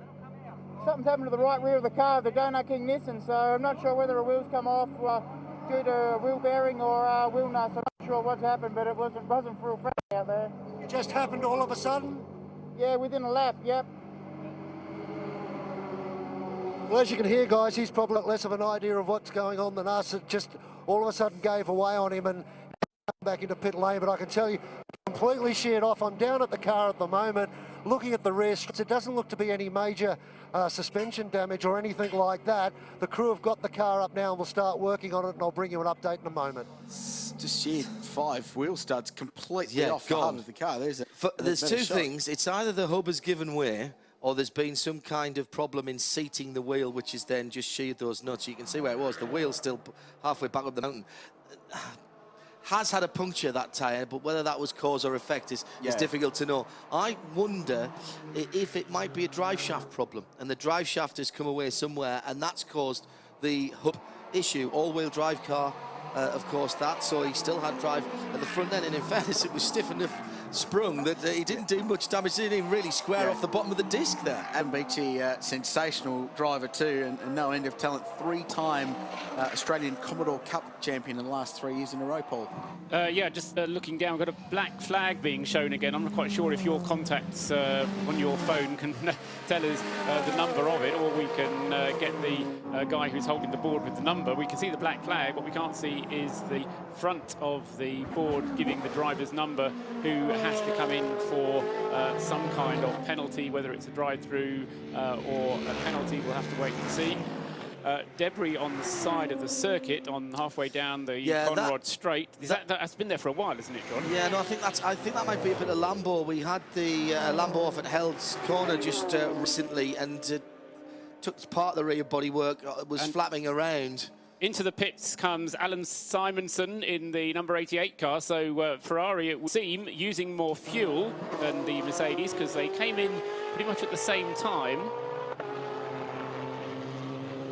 Alan Simonson, then... Car in the wall, guys, car in the wall. And it's the Corvette again. Oh dear, and that is at the top of the cutting and up towards McPhillamy Park, isn't it? Yeah, just before they come to McPhillamy. It's almost opposite the McPhillamy Park gates. So there's the Lambos rear bodywork, so that was a pretty decent guess from me, but I did have some help from a tweet, so thanks, Scott. Well done. So that started at Hell. He's on fire this weekend. That was at Hell. That was started at Hell's Corner, that issue, and he's dragged that all the way around the top of the mountain. And it looks to me as though the Corvette got going again without too much trouble. Yeah, he's left the scene of the crime. Collective hearts in team managers in pit lanes have removed from their mouth and back into their chest, because for a moment they thought there'd be a safety car and they were about to have to get a pit stop scramble happening, but now they can stick to their strategy that they were operating on before, because we will stay full green for that. I like Marinello getting Alan Simonson out of that mess that was evolving for the battle for position with Warren Luff, but that battle to unlap himself with Thomas Jaeger, they can do it on their own terms, and if they can get him back out and go out and knock out some very quick laps before Jaeger pits, he might actually get that lap back through the stops. He is out again already, Richard, so he's on his way. He stayed behind the wheel of the car at the number 88. Slow lap that time around for Matt Griffin and for Marco Ciocci, so they were avoiding something, presumably that Corvette, a 12 and a 14 for those two guys. But Matt Griffin continues his charge towards the front of the field and is now just 1 minute 26 and a half seconds behind Thomas Jaeger. In general, he is lapping a couple of seconds quicker than the lead Mercedes-Benz at the moment. And again, I'm just going to say how impressed I am about Craig Baird and how philosophical he was there about that snafu with the safety car, because undoubtedly they very nearly had their race completely ruined there by dropping off the lead lap, and it's only been the awesome driving of Matt Griffin pulling Marco Ciocci with him in the 58 car, the 358 Ferraris, that has kept them on the lead laps. Now, I have news pertaining to car 5, Porsche. We saw Tony Quinn in that GT race. It looks to me that he will not take any part in this. They have had a change of driver approved by race control. I'll get me helmet. Matthew, yeah, off you go. We'll carry on. Carry on. You'd enjoy that. Matthew Kingsley will take over as the third driver in that car. Matt, a very competent Porsche driver, a GT3 Cup Challenge champion, 5 starts in Carrera Cup Australia last year and some podium finishes. He is a perfect fit for that car. So Matt Kingsley, it looks like, will jump into car 5 as their third driver alongside Clark Quinn and Shane van Gisbergen. And if anything, it makes that car even stronger for an overall race result. So we'll follow that story as it happens, as we still see Warren Luff still attacking the back of a number 36 Mercedes. Number 70, I am being tipped for the black flag pole. That from Graham Goodwin of dailysportscar.com. Hello, Graham. You are missing an absolute cracker here. I know you tuned in on the live stream and at radiolemans.com, but this is a race that you need to come to. If you haven't discovered dailysportscar.com down here, then please give them a look. We do a lot of work with them, and they cover endurance racing like no one else worldwide, whether it's FIA, WEC, Le Mans, or the American Series, or indeed the European Series. Not so much a foothold down here, although we have got a couple of guys taking pictures. Andrew Skippy Hall. Hello, Andrew. I know he'll be out there listening on 87.8 FM, and also got some of their reporters down here as well. So Graham Goodwin, a good evening to you over there on a Saturday night in the UK. Coming up to the next hour, we will have the update for you as we go through pictorially and in descriptive tones of the first 3 hours of this race. And we'll give you the class leaders as well, but we're still enjoying this phenomenal battle between Thomas Jaeger and Warren Luff. And Warren Luff down in 7th position, but desperately trying to get back on the lead lap. And again, you can't see the Audi behind the Mercedes-Benz. It's so close as they come out of Hell's Corner and head up the mountain straight for what will be their 8th time of asking since Peter Baumann of Liquid Moly Germany waved the green flag. It's spot on 7 o'clock this morning. And what a difference in what we can see from our combi box now from what we saw this morning. A little overcast, a little colder, a little darker, and now bright sunshine. And more importantly, Crealty, temperatures rising, and the balance of the cars will change undoubtedly in these higher temperatures. So the Michelin race update for hour number 3 of the Liqui 12 hour. Of course, we've seen this several times. This was that big mess outside of turn 2. And Griffin's Bend that we saw early on, which involved the Motorsport Services Porsche, one of the Ginettas that was running in Australian GT, and that car out of the race. The other Ginetta since pulling as well. And this will remain one of the key moments, and a lucky break there for the Maranello Motorsport Pro with Mika Salo behind the wheel. And Alan Simonson, we've seen a lot of him just stopped, and that car sort of jumping out of that battle that they were having for 7th and 8th position, but also to get themselves back on the lead lap here at Mount Panorama. Sayat again down at Maguire's corner. And then, well, kind of like to brush over this because this was a pretty disappointing incident for a whole lot of people.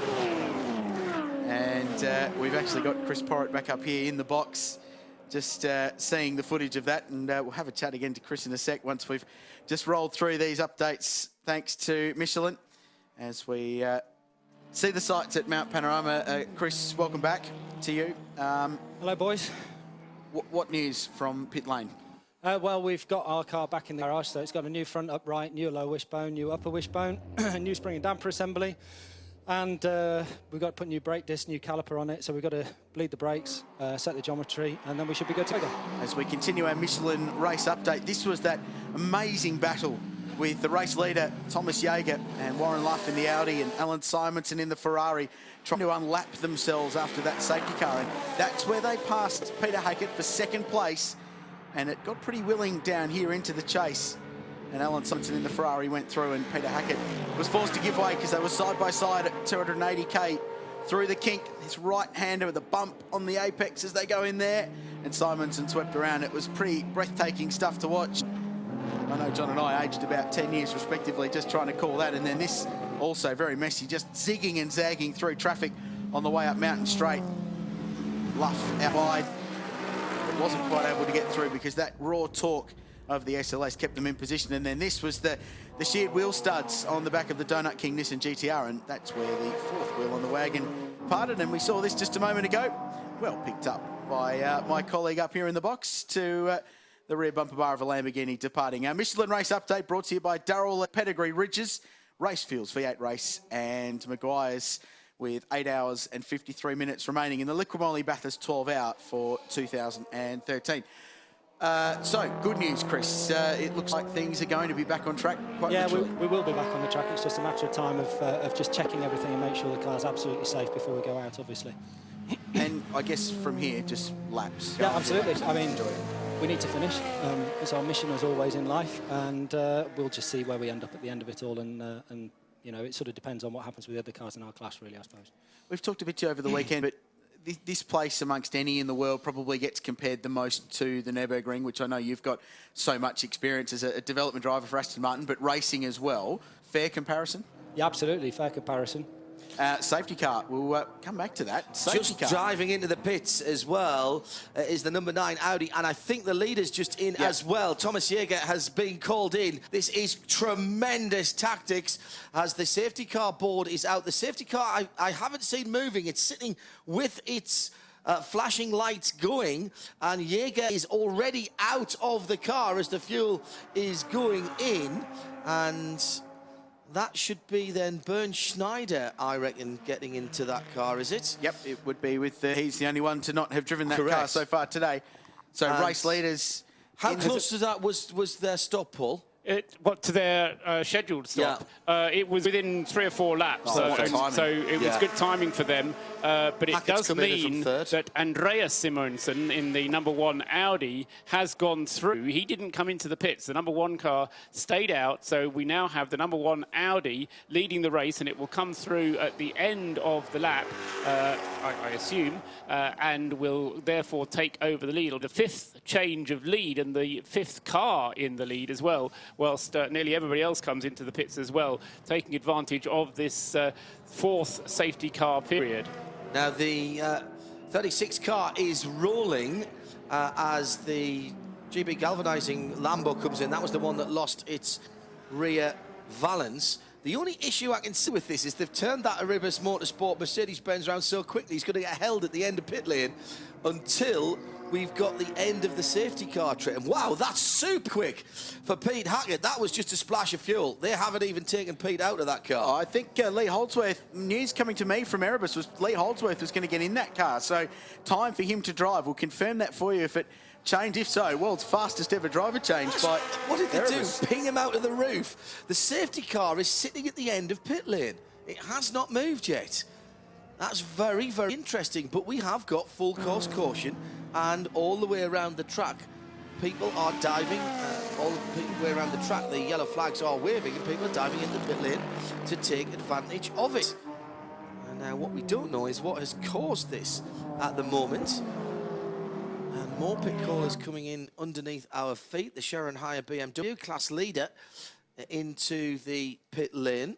Also coming in, Brendan Hartley from the 9th position in the United Autosports car. Christian Zugel in the 81.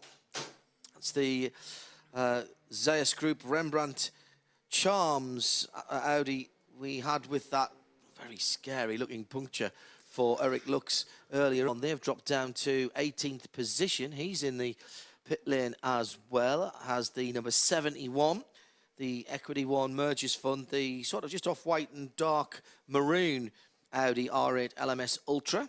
And that comes in out of 15th position. And there is the 81 car, of which I was speaking a moment ago. And here is the leader, Andreas Simonsen, and again a lap after everybody else in the pit lane. Pedigree Pet Foods car, Shane van Gisbergen in 2nd place, a lap after everybody else. Just missed the call to get into the pit lane. I'm not sure how much this is going to cost them, but again we're going to have the wave by. I think safety car was waiting for those guys to come back around, and now they've dived into the pits. They're going to have to let everybody else go through and pick up Thomas Jaeger again. Matt Griffin has stayed out in the 33 car, and he's going to make up a heap good of call. Yeah, well, really good call. Yes, but he's now owes us a pit stop. That's the only thing. True. I've had some clarification on the safety car before from a friend of mine, colleague, and nickname is the international superstar, and it says it all really, Shane Rogers, who says, what I suspect has happened was it was suspected that maybe they were thinking V8 supercar rules, which are actually slightly different to what we're running this weekend, where you pick up the race leader. And then after the leader pits, you pick up the new race leader. According to the CAMS race meeting sporting regulations, you don't. You pick up the next car in the queue, which is what we saw happen. When they realised it, they let all the cars through between the leader and where the safety car should have been, which was the Ferrari. It did confuse and it did cut some people out, but I think most of them should be back where they should be after this race. So I realise that's as clear as absolute mud, but that is what has happened. So that's where the situation stands now that we're under this 4th safety car of the Liqui Moly Bathurst 12 Hour. It does, however, give us a chance to take a breath and refuel here in the commentary booth. Paul Truswell, along with myself, John Hindhaugh and Richard Krill, and we'll be back with some more action once we go green in a few moments' time from the Liqui Moly Bathurst 12 Hours.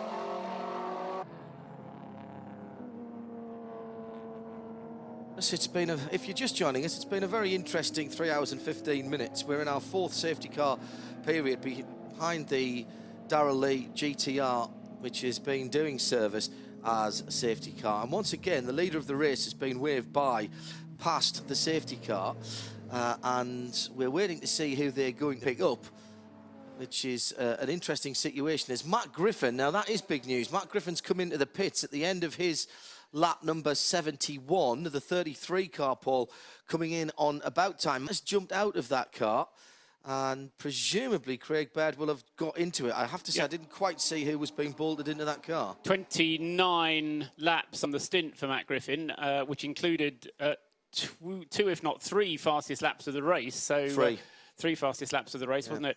2 7s and 1 6. He is on his way again. Actually, it opened the right-hand side door, not the left-hand side door, so I'll have to check to see if they have changed drivers there. Another wave by is going on. Yeah, as far as I know, the number 36 Mercedes is there. So it's 4 cars behind the safety car. but the number 36 Mercedes is in second place at the moment, and Bernd Schneider behind the wheel of it was leading the race before the safety car period, and then he came into the pit as soon as the safety car. He goes past as well. Explain. Whilst this is getting sorted out, I'm sure this is just a repositioning behind the safety car from our officials. Let's get some update from the pits. Here's Grant Boyd. Yeah, Barton Moore's Porsche was just down here in pit lane. Bart, can you tell us what happened? Yeah, we just got the flat shifter not quite working, and we're just having a bit of trouble with doing some nice gear changes. So just while the safety car was out, we wanted to just get it downloaded and see if we can make it better, but otherwise all going well. How big a problem is this going to be? I mean, you say you can't do smooth gear changes. Are you able to effectively do gear changes at all? Yeah, we can. We can work around it. We lift on the upshift now, but the problem is it'll be a bit hard on the gearbox. And obviously we want to make 12 hours, so just a precautionary, just to make sure we can make the distance. Thanks for your time, Bart. Thanks, mate. Grant Boyden down there in a rapidly heating pit lane. The weather here, as you might expect, is pretty much picture perfect. There's barely a cloud in the sky. Those that are just little wispy tufts of white that are blowing across. There was a forecast of potential rain today. We had a absolutely cracking light show last night with a thunderstorm that brought some rain to Bathurst. Three sides of the town surrounded by a brilliant electrical storm, and that potentially could be the same this evening. Now here's an interesting thing, Paul. They've picked up Marco Ciocci again, so it's clearly pick up the 58 at the end of the safety car period, pick up the 58.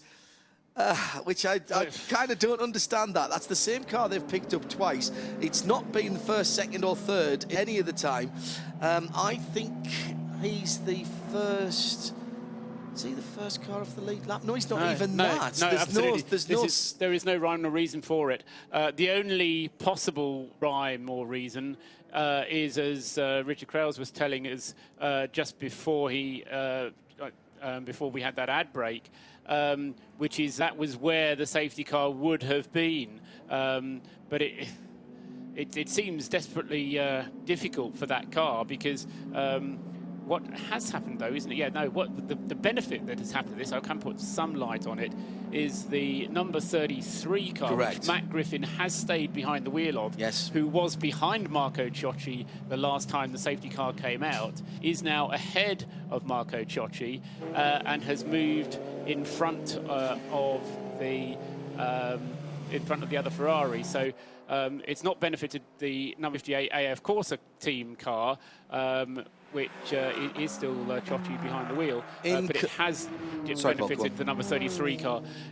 As in comes Peter Conroy in the car he's sharing with Rob Huff and James Winslow, the two Brits. That's another one of the Audi R8s. We've now got the first opportunity to see the cause of the full course caution, and it is that number 70 Seat, I think, that got the black and orange flag earlier on, which has then come back into the pit lane, the Super Cobra, and then gone out again. And I think that is the car that's on the back of the flatbed. The errant rear valance of the GB galvanising Lambo has been picked up on the way back home by the recovery crew. Nice job, guys.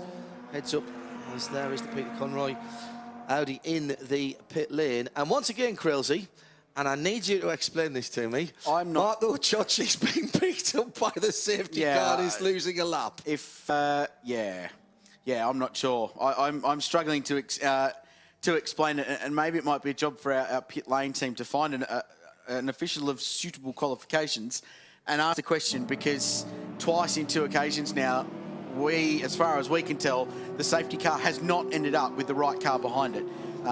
It's the same car both times. Yeah, I know. And if you're AF Corsa at the moment, you're beating your head against the very sturdy walls of the pit lane bunker here, because it's just killing their motor race. Absolutely killing it. So we just need to wait till everyone's in the queue and these cars have caught up before we can actually tell you whom is where. And then we might have a little bit better idea. But I'm confused. I'm getting texts from people confused, and our job is to explain to people around the world what's going on.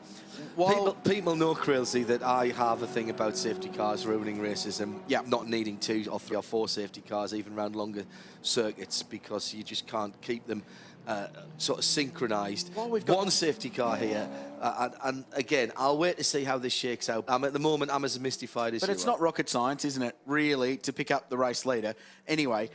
It's not rocket science, and I've worked in the States enough where it is, here's what happens. Full course caution, close pits, scramble the safety car, pick up the leader, open the pit so that the leader has the first opportunity to pull in. If the leader comes in, great, pick up the next car by. If he doesn't, great, clear the obstruction, go back green. Dubai, different kind of system. Code 60. Yeah. Thoughts? We like it. Some people don't. It's not, I think, Paul and I would agree, that quite the finished article. This is where everybody drives around at 60 clicks. No safety car scrambled. Intervention vehicles, yes, but no safety cars. Effectively, everybody holds station. The pit lane speed limit being 40 kilometres an hour means you do lose time in the pit lane in terms of coming in to take a stop or a fuel stop, although the fuel station rules are somewhat different in the Dubai 24 hours, the Dunlop Dubai 24 hours. But it does have the advantage, if everybody stays to 60 kilometres an hour, of effectively freezing the action on the track. And I think the other thing with that system is that it is less prone to error. I think you're right. We did have some problems with the Code 60 in Dubai this year. Some people's idea of 60 kilometres an hour was actually 40 kilometres an hour, and that meant that the cars who were travelling at 60 kilometres an hour suddenly lost the advantage that they tried to build up over the last 2 hours. But that was all that went wrong. What is going wrong here is more significant to the positions as you've described them, and we've now got, because that Marco Ciocci car is currently sitting in 4th place, so you've got the 1st, 2nd and 3rd cars in that crocodile behind. Then 3/4 of a lap before you get the 4th place car, and there's no reason to split it at that point. And Matt Griffin has dropped behind Simonson because he came into the pits. It's completely done, hasn't it? And Simonson, who pitted early, just before that safety car, finds himself at the timing intermediate exiting Falcon Tyres elbow at the top of Conrod Straight. 44 seconds under safety car in front of the car scoring 2nd place. Green flag is back out. We're back under racing conditions with 8.5 hours remaining, 3.5 in to the Liquimoli Bathurst 12 hour. We'll try and sort all this out for you, folks, and we will get an explanation, be it from someone at the end of a phone line or someone in pit lane or race control, but we will sort this out, because I want to know as much as the next person what exactly they're thinking in the way they sort this out. So, Alan Simonson, Bernd Schneider, 3.8 seconds as they crossed the line at racing speed, so the timing hadn't quite updated when they're at that 2nd intermediate. Then Lee Holdsworth, 7 seconds, I should say, behind, and then we count for Ciocci to come through in 4th place. But there's more news from pit lane. Let's go there now. The really good news is you've made up that lap with one off behind the wheel. Yeah, look, Luffy has done a tremendous job. It's obviously quite difficult for everyone to be obviously getting through the traffic and everything else, but he had a great battle there with the Mercedes and the Ferrari, and I believe we're back on the lead lap now, so it's game on, and he's had a service, he's back out there, he's on fresh tyres and some fuel, and we'll see what he does. And obviously knows Bathurst like the back of his hand, and he's got a fantastically happy disposition, hasn't he? He'll be actually really enjoying this at the moment. Oh, well, look, we all are. I think that the amazing thing with the Audi, it's obviously left-hand drive, which is a little bit different, but it is a nice, easy cut of drive, and we love this track. Bathurst is obviously our biggest race of the year in V8s, but to come here with the Audi, it's it's quite a special time. And look, the sun's still shining. We're obviously, like you were probably predicting this storm this afternoon. I'm looking out, hopefully, fingers crossed it doesn't come. Fingers crossed indeed. Now, we know that you've adapted to the Audi well. You said it's gone into muscle memory, but if stuff goes wrong out there, you're going to be up against it a little bit. Well, you do. You've got to remember you're on your left-hand side. You've got to remember the switchboard's on your right now. And, of course, all different things on different pages, give you different information that the guys back there in the pit lane need to know. So there is a little bit of, I suppose, unfamiliarity of the layout. But, of course, we're trying to do our best. Fingers crossed nothing happens like that we need to panic. But, really, all in all, it's such a great race. 12 hours around here is such a treat. As I said, the sun's out. It's quite hot. you know, fingers crossed that Luffy does a great job and we can see where we're at the end of the day. And you can see the energy on Craig at the moment. He can't wait. He's absolutely busting it to get out there. Well, I am. It's something that's obviously with the 3 drivers, you want to rotate and get organised, and I've got to go back and get ready very soon. But you know, look, I'm excited to get out there, and of course, as I said, 12 hours is a long day, so you just got to be a bit more patient. But come the end of that 12 hours, you want to be ready to race. Thank you. We look forward to it. Thank you. Drama out on racetrack there as the 88 of Alan Simonson is into the pit lane now. Looks like he may have a tyre problem or something, because he just came to almost a halt coming out of the faulty tyre's elbow, gave up track position, although not overall position, as Mark Patterson no, in fact, that was overall position. Mark Patterson's gone through and taken 8th position, and that car must surely have a tyre issue. They've got a new set of Michelins ready for it, Krilsey. Yeah, so massive dramas. It was very, very slow across the top, and Simonson backed out. Last year, this car had a fueling issue. It was a fuel pressure problem that slowed them right down and ultimately dropped them right out of contention. So Simonson in pit lane. The other Simonson leads the race in the Audi, and 1 second in front of Bernd Schneider in the 36 Erebus Motorsport car. Some are talking to Craig Lowndes if you didn't get the the CL gabber there, but Craig enjoying himself. But there was plenty of drama going on. All that happened. Lights flashing on the car in second place. So now we have a proper battle for the lead with Andreas Simonson and Bernd Schneider dicing Audi versus Mercedes, which is like the Holden versus Ford of German motorsport at the front of the Liqui Moly Bathurst 12 Hour.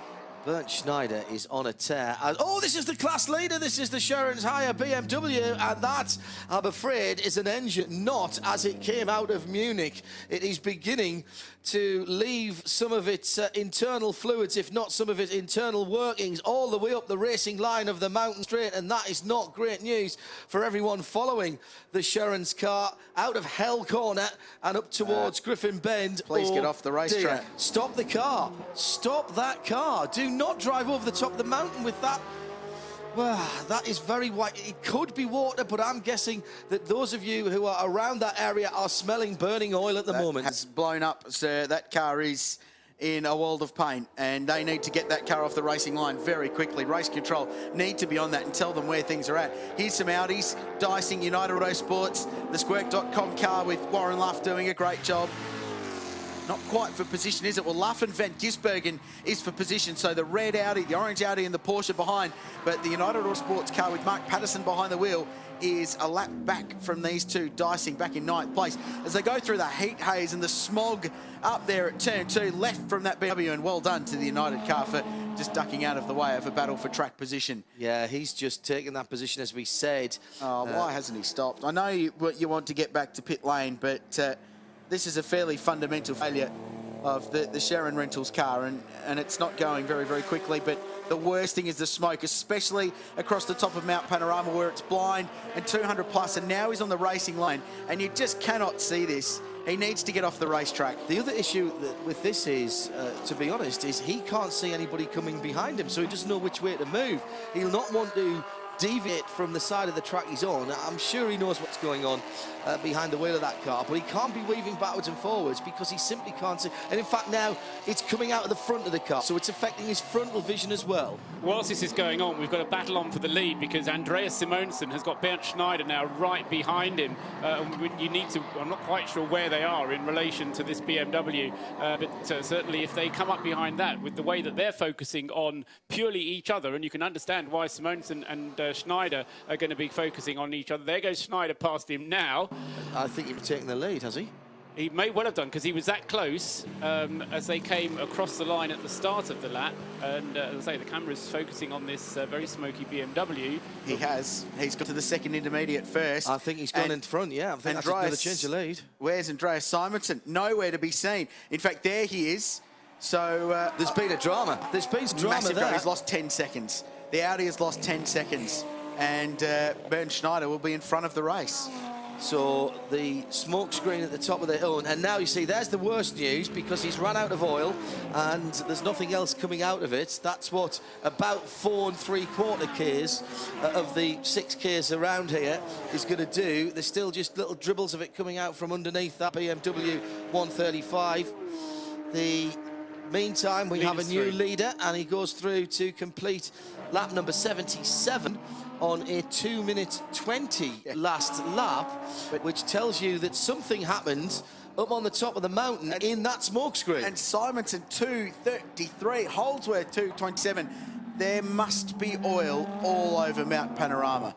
Well, and I think something's happened in the oil smoke behind that BMW. Oh, I couldn't agree with you more. Mark Patton was right in with those guys, remember, and had let the other battle further up the road go through. He's still there with the #1 Phoenix car, but Schneider's disappeared off into the distance. He's just pulled the afterburners and gone. And that is a new leader across the line, Paul, making that. The 6th leader change leader, and the 5th car in the lead. Okay. There is the erstwhile leader then. Andreas Simonson. We're off the back of that, 2 minutes 33.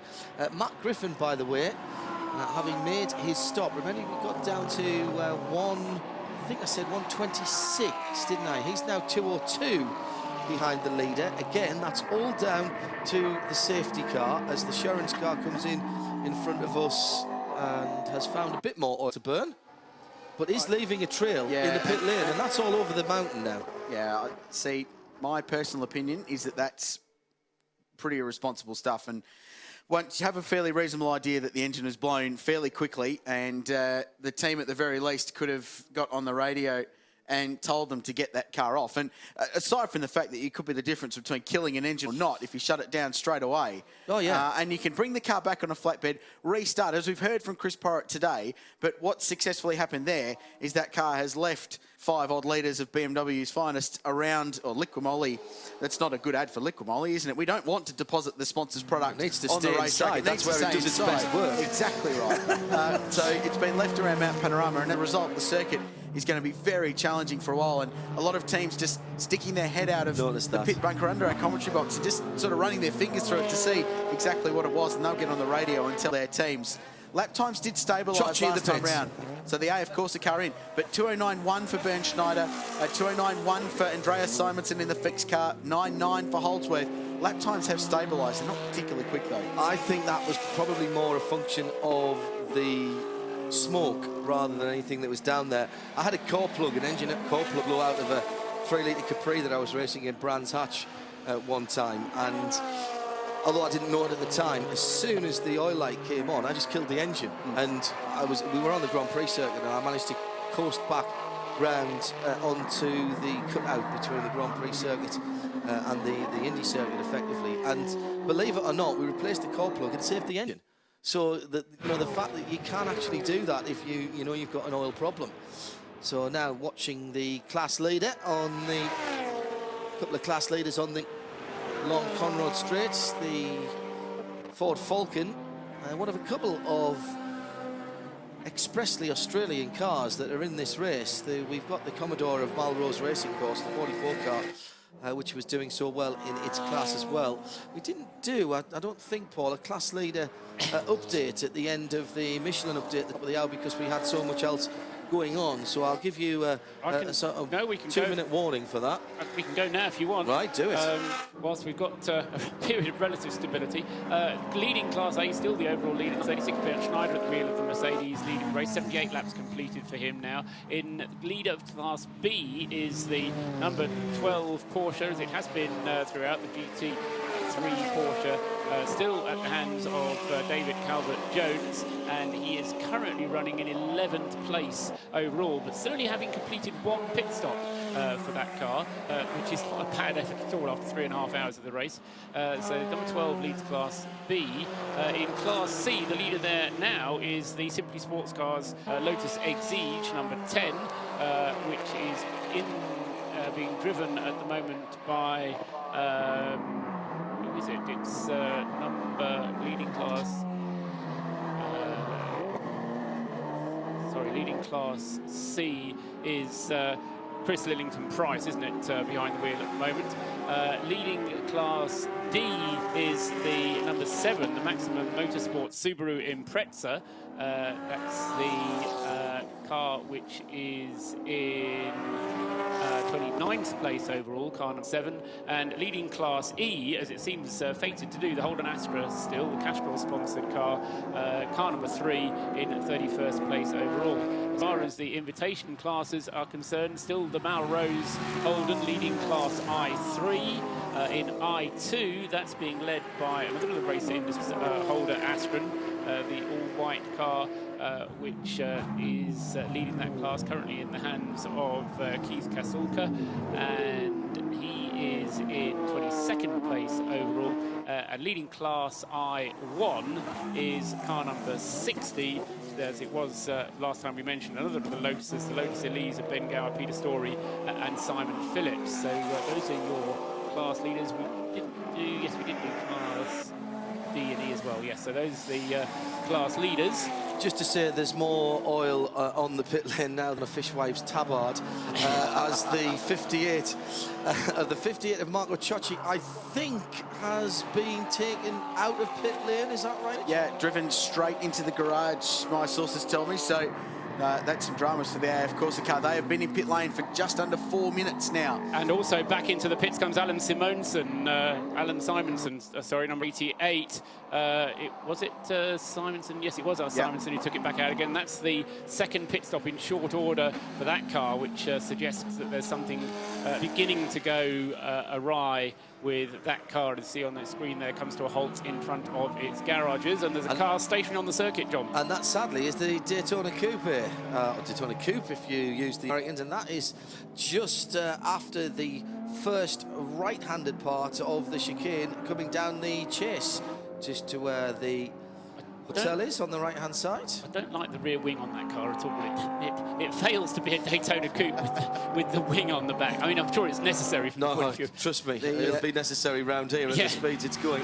Peter Brock, who, not 05 Peter Brock, but Peter Brock, who designed the Daytona Coupe originally, and now is a pretty, with his wife Gail, is a pretty decent motorsport photographer and renowned motorsport photographer from the US.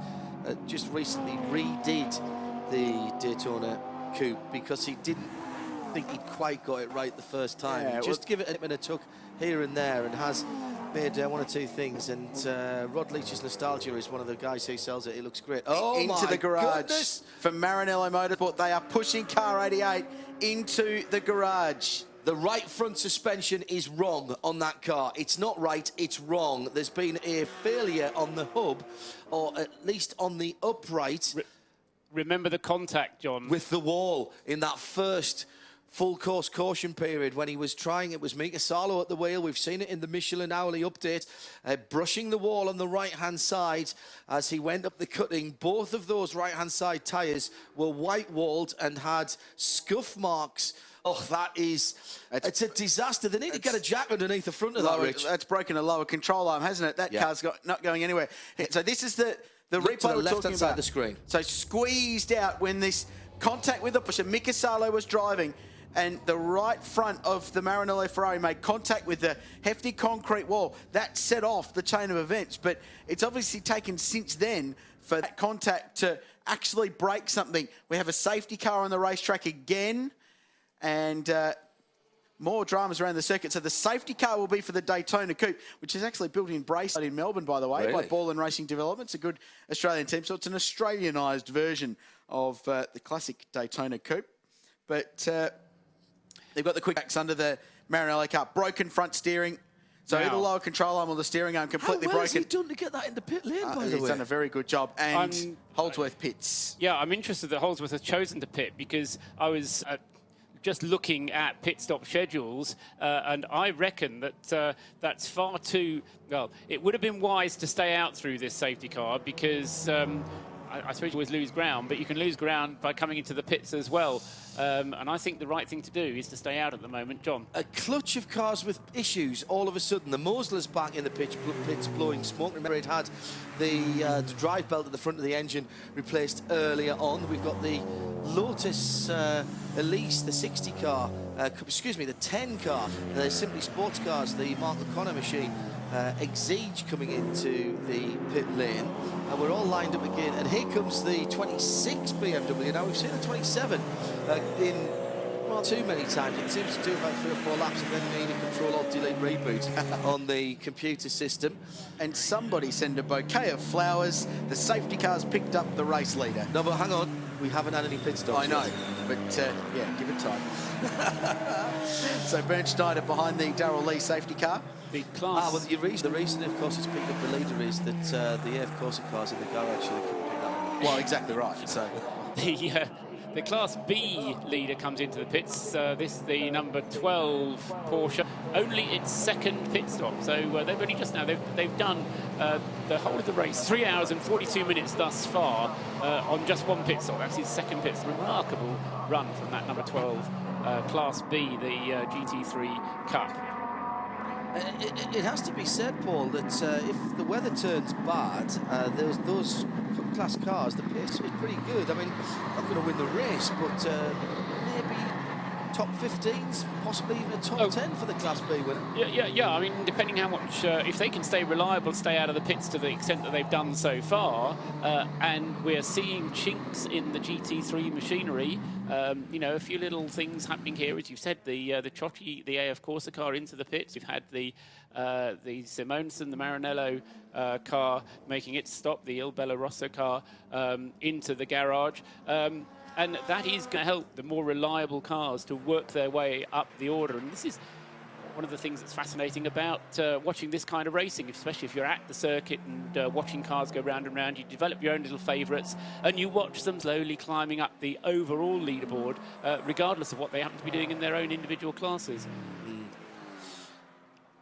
So the safety car has Bernd Schneider in tow, literally, not metaphorically.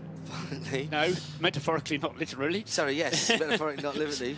But I mean, the key point to make is that Lee Holdsworth has pitted out of third place, and that should enable Matt Griffin, Warren Luff, at the very least, to move up a position. Bernd Schneider in lead Mercedes 36, and Andreas Simonsen in the Audi number 1 are staying out there. And for my money, it would be the right thing to do to stay out there, because the last pit stop for those cars wasn't that long ago. The number 1 Audi was in on lap 70. He's only not just been out for 10 laps. Similarly, the Bernd Schneider, he came in on lap 69, so 1 lap longer for the Mercedes. But I say it's interesting that they've decided to run one Mercedes on one strategy and the other on the other as we go behind the safety car.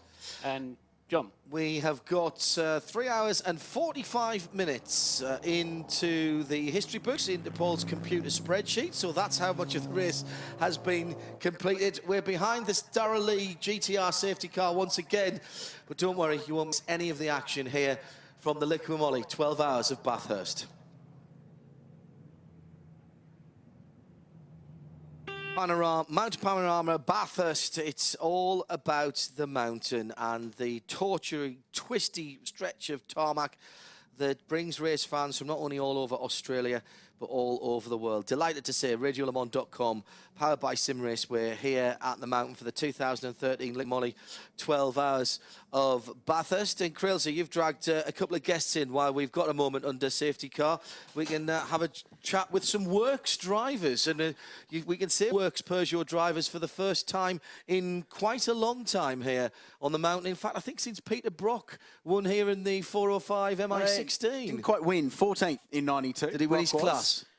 I don't think so, actually. I'll confirm that for you. But Jason Bright and David Wall join us in the studio. They'll be names very familiar to Australian race fans. Gentlemen, just make sure you hold the mic nice and close. It's meant to be a headset. Brighty, firstly, how's the Peugeot experience going for you? She's a bit different from the Team BOC Commodore you race every day of the week. Oh, it is a little bit different around here in the Peugeot, but you know, after we get up the mountain, which takes a little bit longer than we're used to, it's actually a bit of fun across the top. You know, the front-wheel drive certainly flows pretty well across there, and you know, you're picking your way around some of the slower cars up there, but unfortunately, you know, we don't have the grunt that some of the other cars have got up and down. Wally, your experience, we are about to go back to green flag racing, so we'll just sort of work in and around some excitement. How's the experience been? How's the car stack up amongst your competition, but also the other cars sort of a little bit further up the field? Yeah, look, yesterday we out-qualified our competition in the 60 Lotus, but he's picked up a fair bit of pace overnight, so we're keeping a watchful eye on him, and as Jason said, we're trying to keep our momentum going across the top and keep our lap speed as quick as we can without taking too many risks. Back to green flag running, the Darrell East safety car back in. There's been safety car dramas today, and you two would be more than familiar with that, having raced in V8 supercars where it's a fortnightly occurrence. I mean, what if you make of it? It's obviously very difficult to get the right car picked up at the right time, obviously. Yeah, well, we were talking about it before actually when we got out. It was like a movie scene. You have these accidents today where we've sort of seen all of them happen, and the one at turn 2 and the one out at Forest Elbow there. So, you know, just trying, as I said before, to stay out of trouble and you know, get to the finish.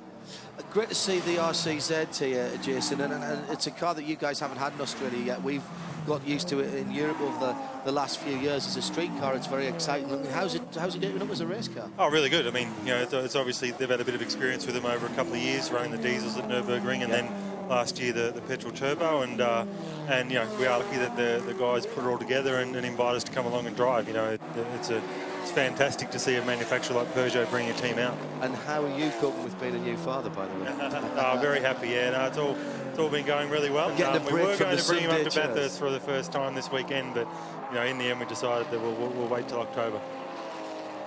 It's been an interesting time in V8 Supercar land. Car of the Future coming along. It'd be remiss of us to not talk to you both about that.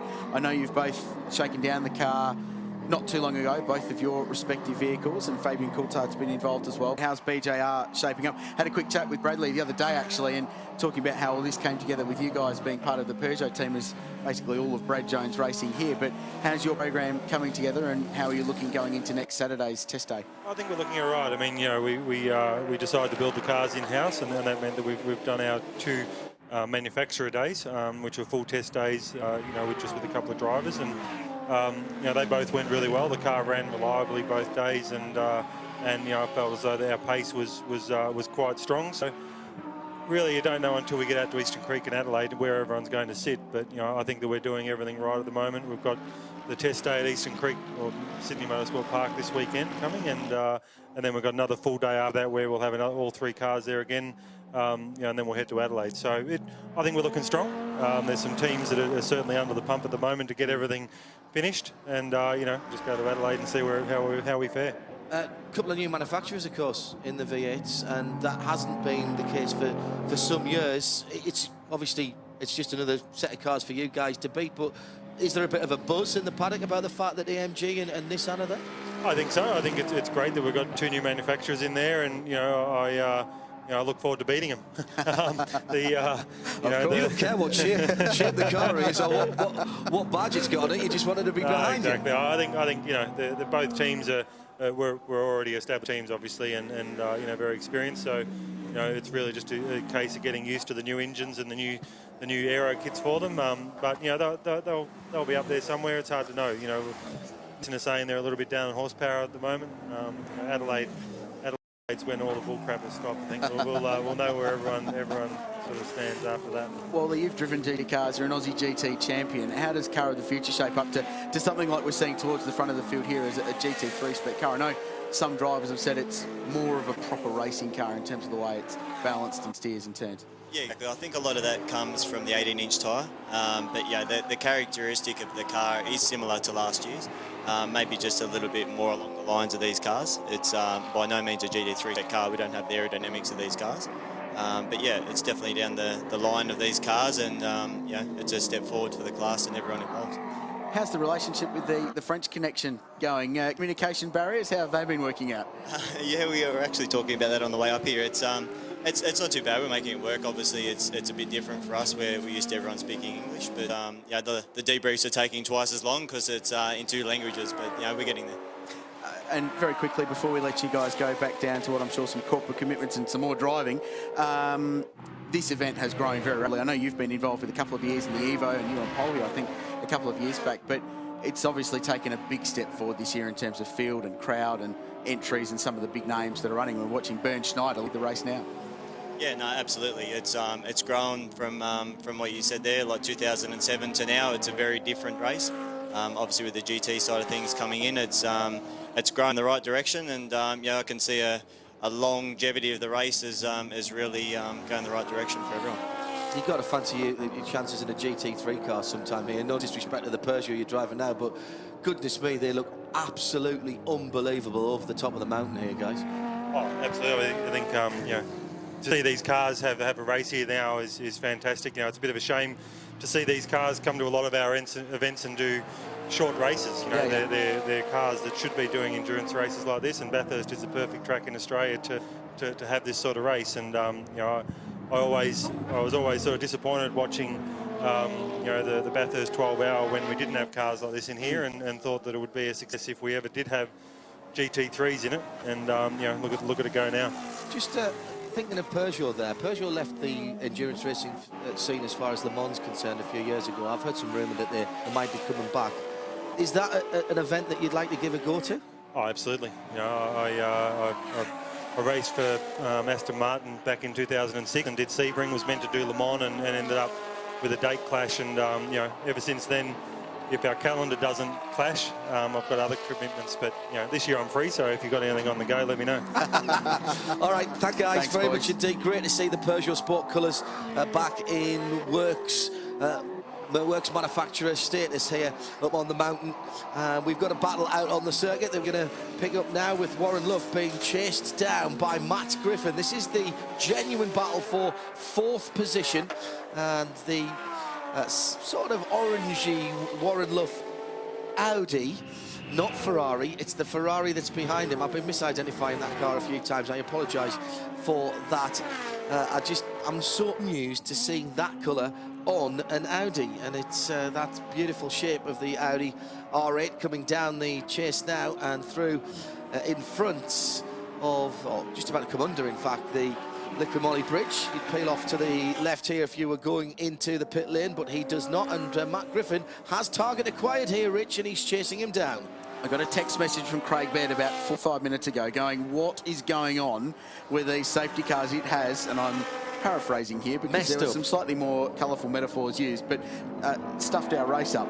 However, they are back in this now, 44 seconds behind the leader and 1 lap in front of the Shane Van Gisbergen Porsche, which is 1 lap and 11 seconds behind the 33 car. Luff is in the same position, and we've not yet seen Craig Lowndes behind the wheel of that car either. So there is going to be some serious things going on in this motor race. You've got 2 drivers coming in here, John, so look, I'll jump out. No, you're all right, you're all right. Okay. Paul will not talk to us on the radio, I know that for sure. Brendan Hartley joins us now. All right, mate, how you doing? Very well, thanks. Happy to be here. And what a motor race you've dropped in on. Yeah, I mean, I kind of only started looking at it a week ago and it all started happening, and yeah, I mean, it's an amazing track. It's a great field this year, professional drivers. Yeah, love it. Last time I talked to you, you were in the media centre at Daytona, and I was back in the UK doing the race from there. I'm not sure either of us thought we'd meet up as quickly again as here. Just watching this action on the top of the mountain at the moment with Warren Luff trying to hold off Matt Griffin as they go through traffic. This United Autosports Audi that you're driving, the R8 LMS, over the top of the mountain, can you describe it? It's a good car. You know, like my background's prototypes and single-seaters, but this GT car's surprised me. I mean, I thought it wasn't going to have so much grip, but it's a really fun car to drive. You raced here before? Never been here, and I've never sat in a GT car, so I was kind of thrown in the deep end Friday. So. And what was the first words that are broadcastable when you went up the cutting and turned up to go up to the famous section of Mount Panorama? I'm not sure I have any that I can broadcast, but no, it's an amazing track, and it's very narrow though, isn't it? Very enclosing. But you know, that's what I love. I mean, I love street tracks, and I love kind of the rawness, and you know, some of the tracks in Europe nowadays are a bit sanitized. You know, you make a mistake, you come back on, and I like the fact that there's no room for error in it. It makes for great racing too. I'm surprised you'd not been here before. Yeah, me too. Well, the thing is, it's actually the first time I've raced in the Southern Hemisphere in more than 8 years. Yeah. So like, I come home to New Zealand once per year at maximum. So, I mean, I grew up watching it on TV, and at the start of the year, I said, actually, I'd love to race at Bathurst. So. It was quite nice how it all came together with United Autosports. They're a great team, and yeah, I'm loving the experience. What about the language barrier between you and Paul and the rest of the guys from Yorkshire? He calls me love and flower a lot, but other than that, we get on all right. Let me tell you, you're not special. He does that for everybody. I've known him a long time. 12 months on, United had a really tough run here 12 months ago, and the car didn't get much further than the 4th or 5th hour, if memory serves. What's the feeling amongst the team about the way things have been going? Well, I mean, you guys have been competitive and quick and looking pretty strong. Yeah, like, I think we're a bit unlucky to lose one of the laps. I think there was a bit of the only one. Yeah, I think there was a bit of a mess, but I mean, it's running well. Like, both Mark and Elaine, you know, they're driving consistently. They're not doing silly things in traffic, and I'm being pretty conservative as well. And you know, we just double stinted a hard set of tyres. We got that out of the way, so it's kind of clean sailing from now on. We're on the strategy with 1 hour stops, and it's all looking good at the moment. It's a shame we're 2 laps down, but it's a long way to go, and I'm not going just yet. The safety car has, it's not just you, it's called out, believe me. There's a lot of unhappy people up and down pit lane, but it'd take us hours. Yeah, because we offset the strategy, and I think everyone that offset it just kind of didn't. It worked against us both times. Yeah, they've been caught on the hop, and it hasn't quite worked out the way. I think we really should have been on the lead lap, but I guess there's a lot of people saying the same thing. There anyway. are, but that's a bit of endurance racing here at Mount Panorama. Traffic has been a huge topic of discussion. How have you found it? Yeah, it's part of it, right? I mean, it's the same for everyone. Endurance was pretty new for me last year, and after doing Le Mans, and I'm pretty used to it. And I actually drove the Spa 6 hours in a classic race last year in a GT40. So there was 120 cars on track, and we were racing against minis and all sorts. So wow. I've kind of seen it all. This is actually quite nice compared to that. You drove the prototypes, of course, last year very well, I might add. What a growing number of young drivers like yourself who come out of single-seater racing and adapt very quickly to the high downforce, quite technical setup of prototype cars. In the GT car now, it's a lot heavier, but you're still at the front of the field. You're still one of the cars doing the passing rather than being passed. So has your experience in the prototypes actually helped you out in this multi-class race? In terms of getting through traffic, yes, but you know, generally I would say I would say I'm very good at learning a new track. I mean, I've driven so many tracks now. You can find a piece from one track here, and you kind of merge them all together. But the hardest thing was arriving and never driving a GT car before. And like you say, the prototype was easy. I mean, it's exactly the same as the single seat. You have a lot of downforce, not much weight. But the tricky thing is actually me getting used to the car. I mean, before qualifying, I'd done no more than 10 laps in the car.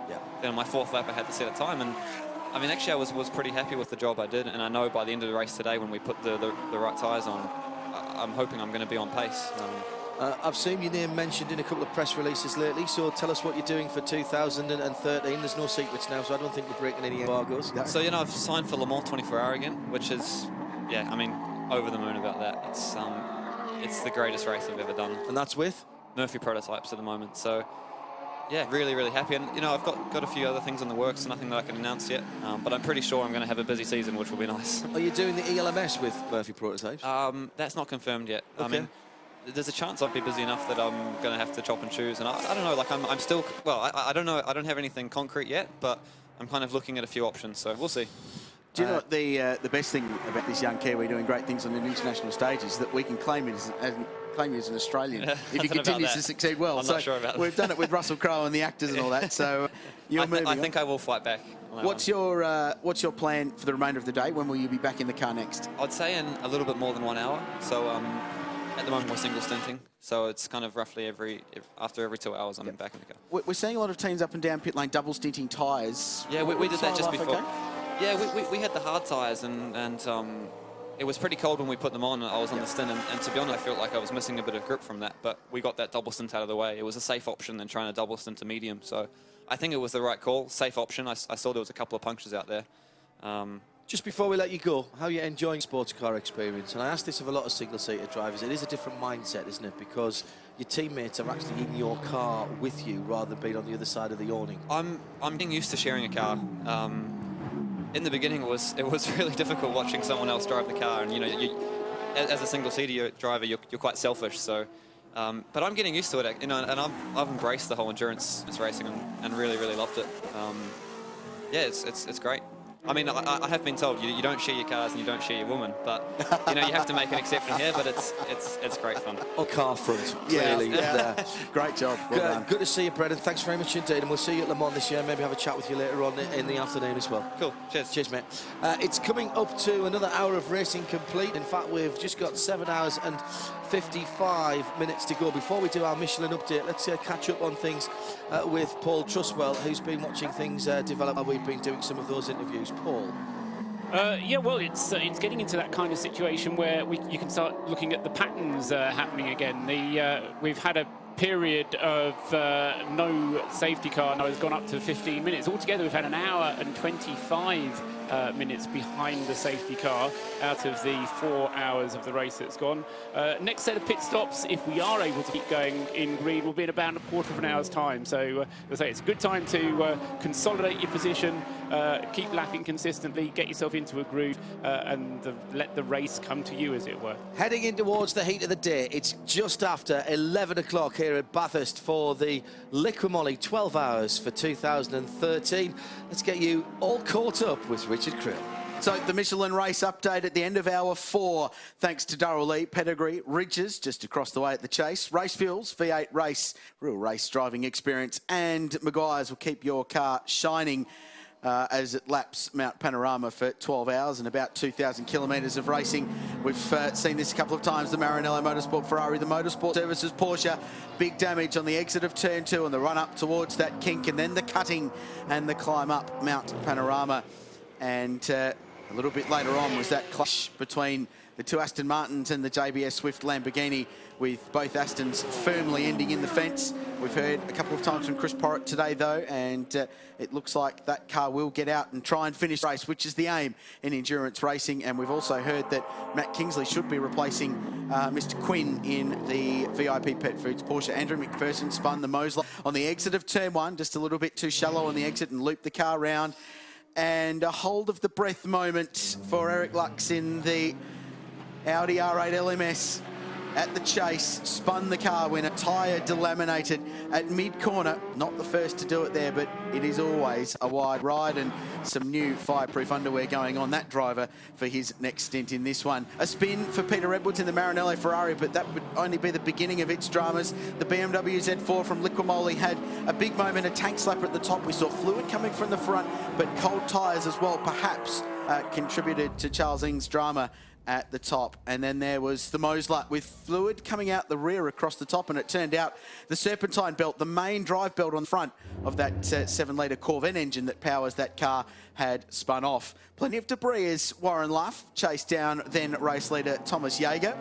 The GWS Motorsport car was also stuck off the side of the road. Jaeger was involved in a massive dice with Warren Luff and Alan Simonson trying to unlap themselves after that earlier safety car confusion when no one really knew what the left arm didn't know what the right was doing. The Donut King car spun the rear wheel off quite literally and sheared the 5 studs off the back of that. That team hard at work trying to get that car repaired.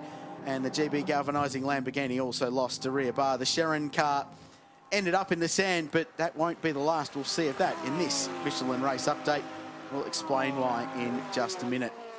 This is what happened. A major engine failure, huge plume of smoke out the back of the Sharon Rentals car, then leading Maguire's Class D for production cars. And it successfully deposited 5 litres of BMW oil all the way around Mount Panorama. That's the Michelin race update, with thanks to our great supporters Darrell Lee, Pedigree, Ridges, Race Fuels, V8 Race and Maguire's.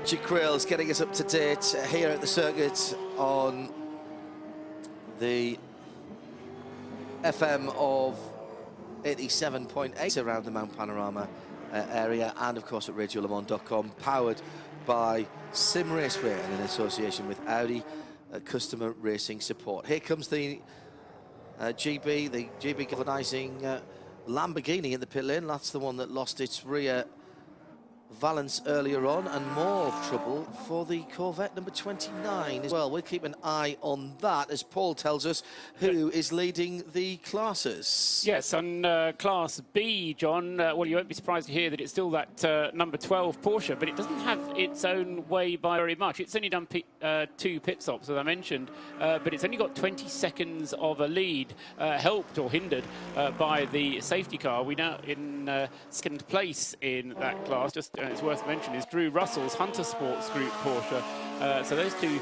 are getting close enough where they can have a little bit of a dogfight between the pair of them. Currently running 9th and 10th in the overall positions, and we were suggesting that they might be able to run 9th and 10th at the end of the race as well. Well, I think they might even be scraping into the top 6, depending what happens ahead of them. We'll wait and see. Anyway, they lead. They're the leading 2 cars in Class B. In Class C, the GT4 cars, the leader there is the number 62 Nürburgring-sponsored Lotus Exceed, Robert Thompson, Liam Talbot and Romano Sartori. That car in with Roman Sartori behind the wheel at the moment in the lead of the class in 29th place overall. But in 28th place overall, the position of it is the leader of the production class, Class D, and that's car number 7, as it was at the end of the last hour, the Subaru Impreza of Angus Kennard, John O'Dowd and Dean Herridge. That car, as I say, leading its class in 28th place overall. Leading Class E is still the number 3 car. Ivo Broikers now behind the wheel of the Holden Astra, the Castrol-sponsored number 3 Holden Astra, which he shares with Morgan Harbour and Damien Ward. And then for the invitational classes, Class I3 still being led, as it has been throughout, by Mal Rose Racing's Holden Commodore, Adam Wallace and Aaron Tebb, the other 2 drivers, and it is currently Mal Rose behind the wheel. In I2, the leader of that class there, car number 55, the Seat Leon Super Copper of Clint Harvey, Brett Nile and Malcolm Nile. They are running Brett Nile behind the wheel at the moment in 21st place overall, and in I1 the leader there is the number 60 Lotus Elise of Simon Phillips, Peter Story and Ben Gower, as it was at the end of the last hour once again. And I look up and there's this car going slowly up the mountain, John. And it's not the first time I think we've called the number 70 excuse me, for the Seat Leon Super Cobra. It got a meatball flag earlier on, and it looks like it's got a puncture now, Richard. And sorry to interrupt, but just to say they're holding a black flag out for somebody as well at the moment. So lots going on in race control. Peter Conroy brings the number 14 Peter Conroy Motorsport in pit lane. This is the car that Rob Huff started the race in, and I thought did an outstanding job. You expect no less from a world champion in touring car racing. And the Donut King car is back on the racetrack with all 4 wheels on the wagon, though it is missing a little bit of rear bumper bar. And this is appropriate because just arriving into the commentary box, some donuts from Donut King. It took 3 days, but they finally got here. Thank you very much to Tony Alford, who is Mr. Donut King from the Retail Foods Group. Thanks, Tony, Peter Lemus and Adam Beachy. It's a very, very striking colour scheme on that car. Obviously, it mirrors the colours of the retail operation. It really does work. A little bit of damage to the right rear of that car where it lost the wheel earlier on. Never really did get the bottom of that. Thought maybe a hub failure or a drive shaft popping out had sheared those bolts. But got to say, racing drivers are a different breed, aren't you? You've just lost a rear wheel. If somebody else jumps back in the car if it's being fixed, and you go straight up the mountain at full speed. Just a question, whilst I was going through the update there, the number 63 Mercedes has lost some positions and is now, it's had another pit stop. Now, I didn't see it come in, but it must have had a pit stop, and that would have been out of its schedule. Yes, it has had now 5 times through the pit lane. Exactly so, and as a result of that, it lost 4th place, well, 3rd place to Warren Luff and 4th place to Matt Griffin. So the Squirk Audi and the number 33 Ferrari, the Dragon Clearwater Racing Ferrari, both having gone past Lee Holdsworth, who is now behind the wheel of the number 63 car. And I say that car has dropped from 3rd to 5th place, having had an extra pit stop for reasons unknown, although the number 36 car is also now in the pits. And I reckon this is a little bit earlier than I would expect both of them to come in. We were talking a little bit earlier on off mic, John and I, and we were looking for these cars to come in round about 11:20, having done maybe 96 laps. Well, they're only just completing 90 laps, so that's because we've got safety cars. That's because we've got a safety car. Safety car is That'd be out, the reason so they've all come in. everyone scrambles into the pit. Schneider's in, Simonson's in from second place. That's Andreas Simonson. So the Darrell Lee GTR safety car has picked up the Christian Zugel Audi, I think, as the first car in that line behind them. And by the way, I do like the fact that you guys put numbers on the front of the windscreens. Only a relatively new thing, 2 or 3 years old. Yeah, it works really well. Interesting note, the 5th car in that line's the AF Corsa Ferrari. It's probably getting sick of the back of the safety car. So very busy down in pit lane. Car 36 leaves from Erebus Motorsport. How quick was that? They are unbelievable in pit lane. If they get up today, that will be one of the key reasons why is very slick pit work. The Donut King car just enters the lane as well, as does the Squirk Audi. And with Warren Luff behind the wheel, it must be time indeed for Craig Lowndes to jump behind. Clearwater Racing also in. So Matt Griffin brings the 33 car in, the last of the cars still on the lead lap. And of course, Lee Holdsworth has gone through, Paul, so he will now get all those places back that he lost by pitting a few moments ago, unseen by us. I have to say, I'm beginning to wonder if that maybe just was a slightly early pit stop, although Lee stayed in the car, of course. Or they saw what was going on, predicted the fact the safety car was about to come out, made the call to him to come into the pit before the race director said, call the safety car. It's a 3-hour maximum in one stint for driver here, 4.5 total. Is that right? Yeah, correct. Yeah. Absolutely. So that's how it So you've got to play that tactically, haven't you? Because you could say to yourself, 3 hours from a really fast guy, if he can do a triple stint, let's say, that's great, but you don't want to waste your fast guy's time in behind the safety car. I'm sorry, were you guys just talking about a drive-through for Clearwater? No. Penalty? No. Because that's what they've just done. Matt Griffin just went straight through the lane and back out. 34 seconds transit time and went straight back out. I wonder if they've been penalised or if they've missed a call to come in. But if you did, why wouldn't you take advantage of the safety car and pit anyway? So he just drove straight through. 34 seconds shown as his time in pit lane, which is the transit time through the lane. So I'm not sure what's going on with Clearwater Racing, but they've just driven straight through. Well, we'll follow that up. He's not going to lose very much. He would be at 60 k's or maybe a little bit more down the front straight in the line behind the safety car. 40 k's down the pit lane. He's not going to lose a whole heap of ground, but I'm not sure why then he would be throwing the car down the pit lane. Now, the Donut King GTR getting some attention to the back of it and liquid being poured in there, but not sure if that was fuel because it wasn't going in through the fuel fillers. They need to have a dry brake system in these cars as well. But they had it just above it, funnily enough. Yeah, well, maybe that could be a water top-up residual for a driver's drink bottle that they might have in their cars. Remember, a top of 33 degrees today, ambient, which probably means 45 to 50 in the cars. And we're just having it confirmed that Matt Griffin did have a drive-through. However... So did the 63. Yeah, however, you cannot do drive-through penalties under safety car. Unless he... Well, I suppose he may have committed to it beforehand. Yeah. It was the 33 that got the flag. It may be the 63 had a drive-through for overtaking too early during a restart. I'm going to try and get that checked. If there's anybody who can let me know what they've heard about that on team radio or on the officials net, then we will certainly pass that along. When we come back, for those of you here at the circuit, we'll explain the class system and go through the class leaders with Paul as well in a few moments' time. I'll remind you, you're listening and watching full, live and exclusive coverage of the 2013 Liquid Molly Bathurst 12 Hours. The 88 car is back out of the pit lane. This is the Il Bello Rosso car that we saw with all the issues on the right early on. I will say that again in a minute when we get our streaming video audience back as well, our television audience back as well.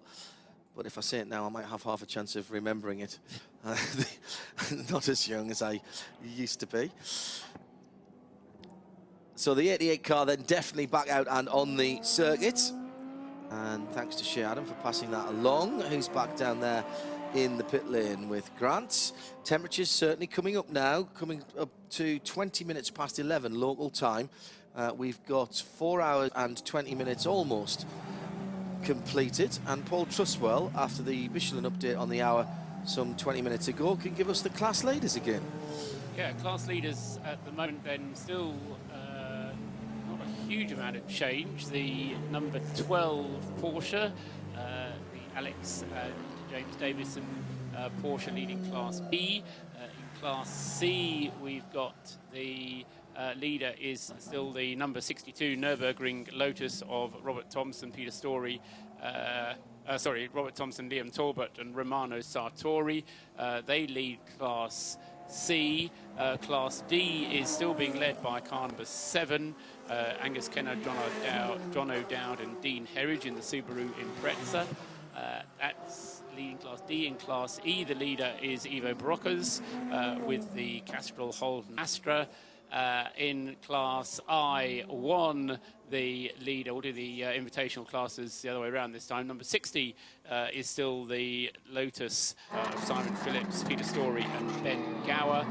They lead their class, invitational Class 1.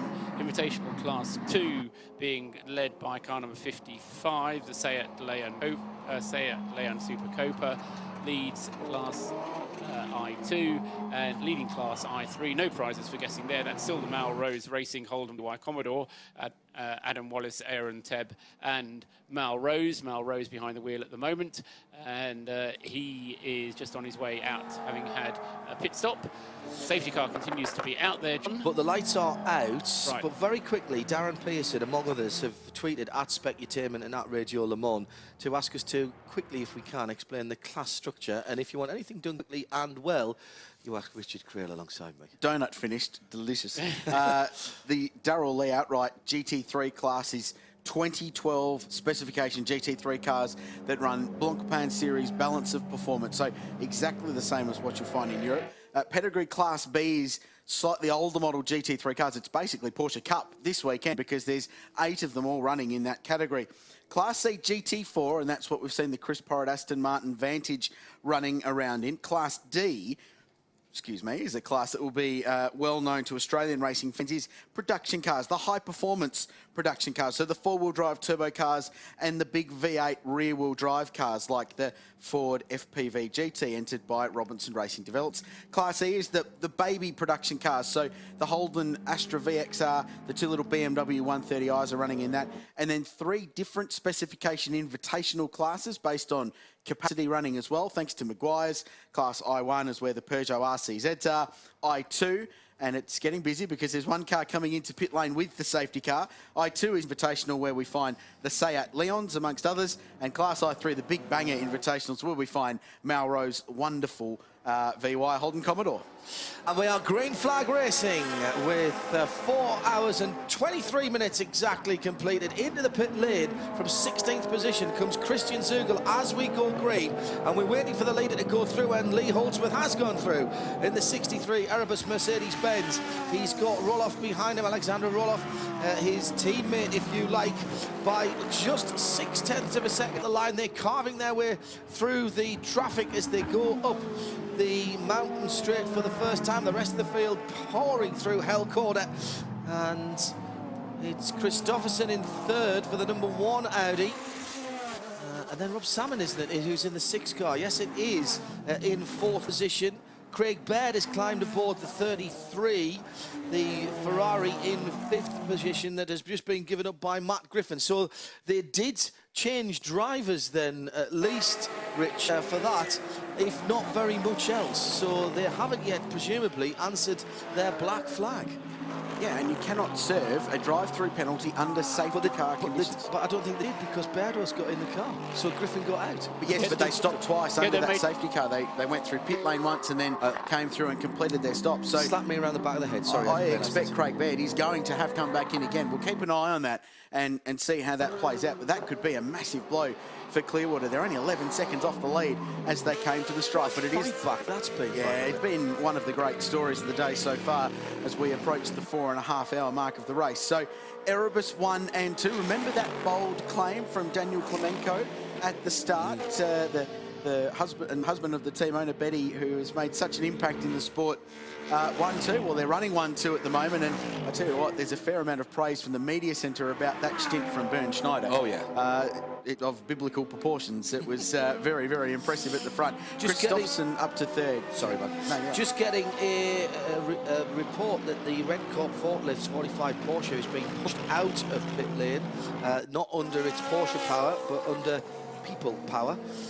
So does that make it a Volkswagen? No, obviously not. Just because it's in that group now.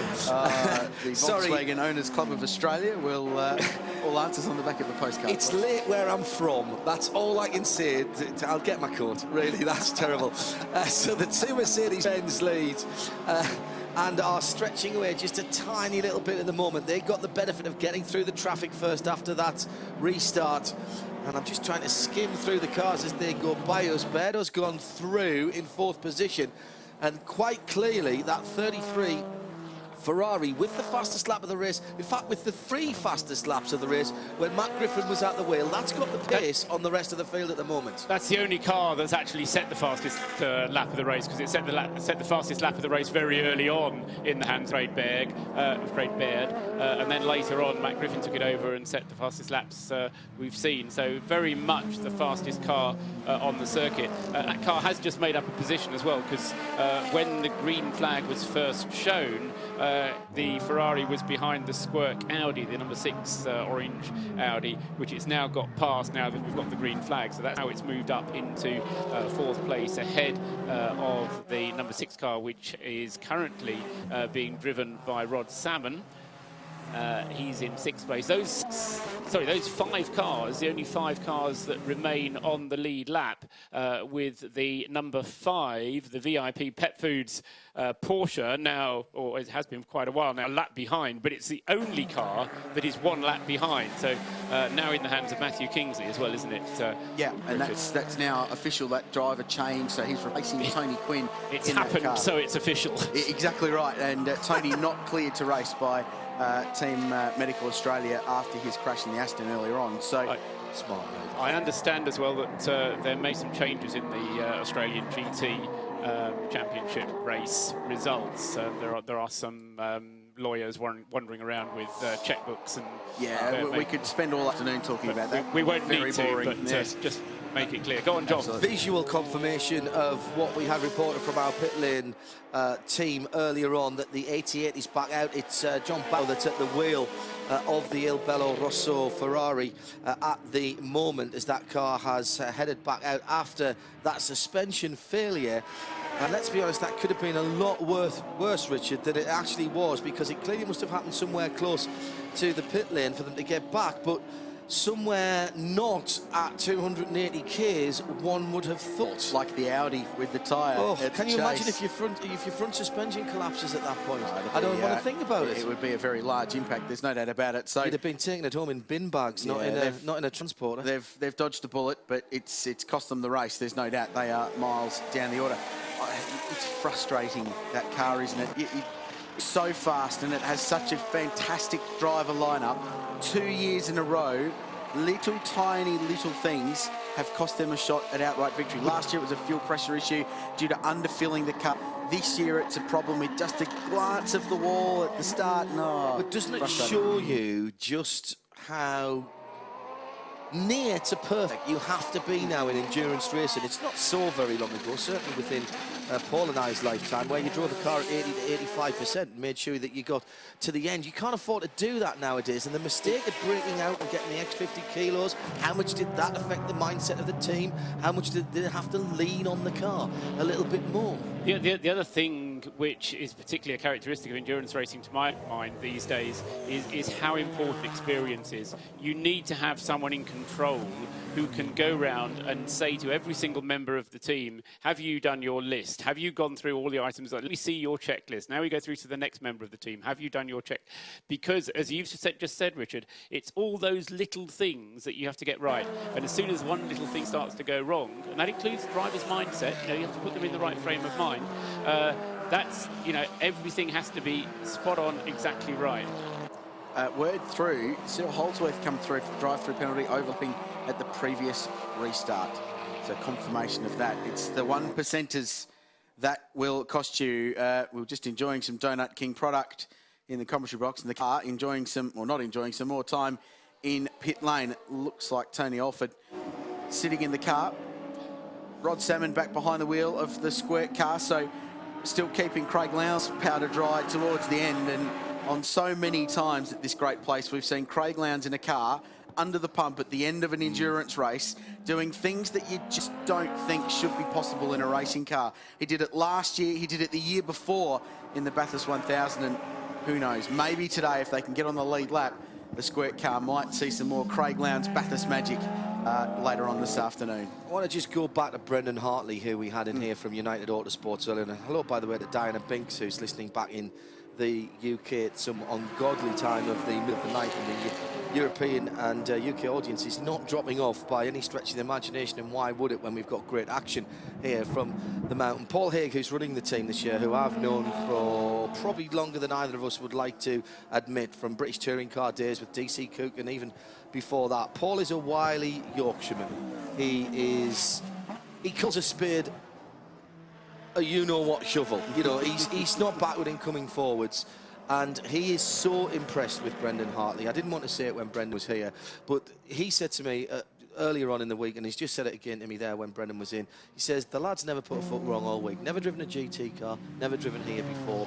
He's that, as I said in the interview, he is that new breed of up-and-coming Formula 3, Formula Renault 3.5 drivers who jump across into endurance racing for the prototypes normally. But he has been able to adapt to a very different car and a unique circuit. So fair play to the Kiwi. I think that's a name, if you hadn't heard of Brendan already in this part of the world, and I guess most of you will have, the endurance racing scene in the next 3 or 4 years, he is going to be a superstar. Driving for United Autosports this weekend. Well done for those guys for setting that deal up. Brendan's brother Nelson Hartley, very competitive open wheel racer here as well, so they're quite well known in Australia as being good. That's why I made the crack about, we'll claim him as an Aussie as he becomes more successful. Neil Cunningham, who was no more born in this country than I was. I've probably got more right to call myself Australian, having some slight Australian connections down here. 8th time move from a Bathurst winner. Yeah, absolutely. Neil Cunningham once declared himself as Australian to win a scholarship. But that's Neil, in fairness. Well, our next one's Mitch Evans, who's doing great things. GP3 champion last year. Yes. He'll be the next one we claim when Mark Webber perhaps retires. We'll just accommodate Mitch as an Australian. But just before Paul jumps in there, Mark Webber's an interesting shout, actually, as we're talking about endurance racing, because there is a persistent rumour that I cannot get denied, nor confirmed, in fairness, from anybody, including Mark himself, that he is on the radar, if not on the target list for Porsche and their P1 programme at Le Mans in 2014. Wow. That is a big call, isn't it? So 1 year extra deal at Red Bull.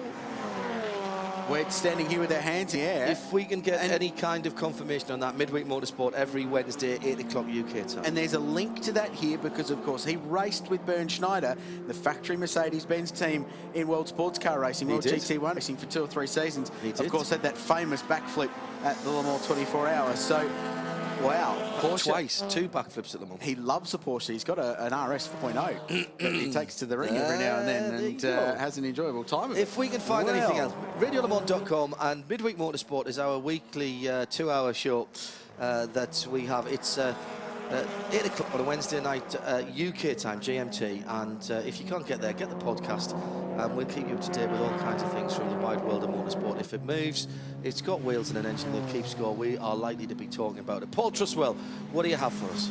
Craig Berg. He's the man to watch at the moment. He's closing in on 3rd place. If you're around the circuit and you can pick up where he is, put a little stopwatch on the gap between the #1 Audi, who's just going across the start-finish line now, and there is Craig Baird. There's no need to put a stopwatch on it. He's within sight. That gap has come down from 10 seconds. I mean, Craig is flying in that Clearwater Dragon, I'll call it a Dragon Speed Ferrari, because it's got the Dragon logo on it, and it is absolutely flying, and it will very shortly be catching up with the #1 Audi. When it does so, it will be able to take over in third place, and that will be a change for position, getting the Ferrari up into the top three. The two Mercedes still running first and second, and we're back to the situation that we were in at the beginning of the race, guys, because the 63 car again just seems to have an advantage in terms of sheer pace over the 36, and is opening up an ever-increasing margin. So Lee Holdsworth in the number 63 faster than Alex Roloff, although it's lighter on fuel. John? The Hunter Sports Group Porsche comes in out of 12th position. The number 30 Drew Russell driven car. Just had a note passed to us by us that says people on the live chat commenting on the commentary team. They keep referring to us as Ross Noble and Eric Banner. I don't think you look like Ross Noble at all. And you are. But I do quite look like Eric Banner. Yeah, you need to just work on the six-pack just a little bit. I worked on the six-pack last night. There's none left. High praise.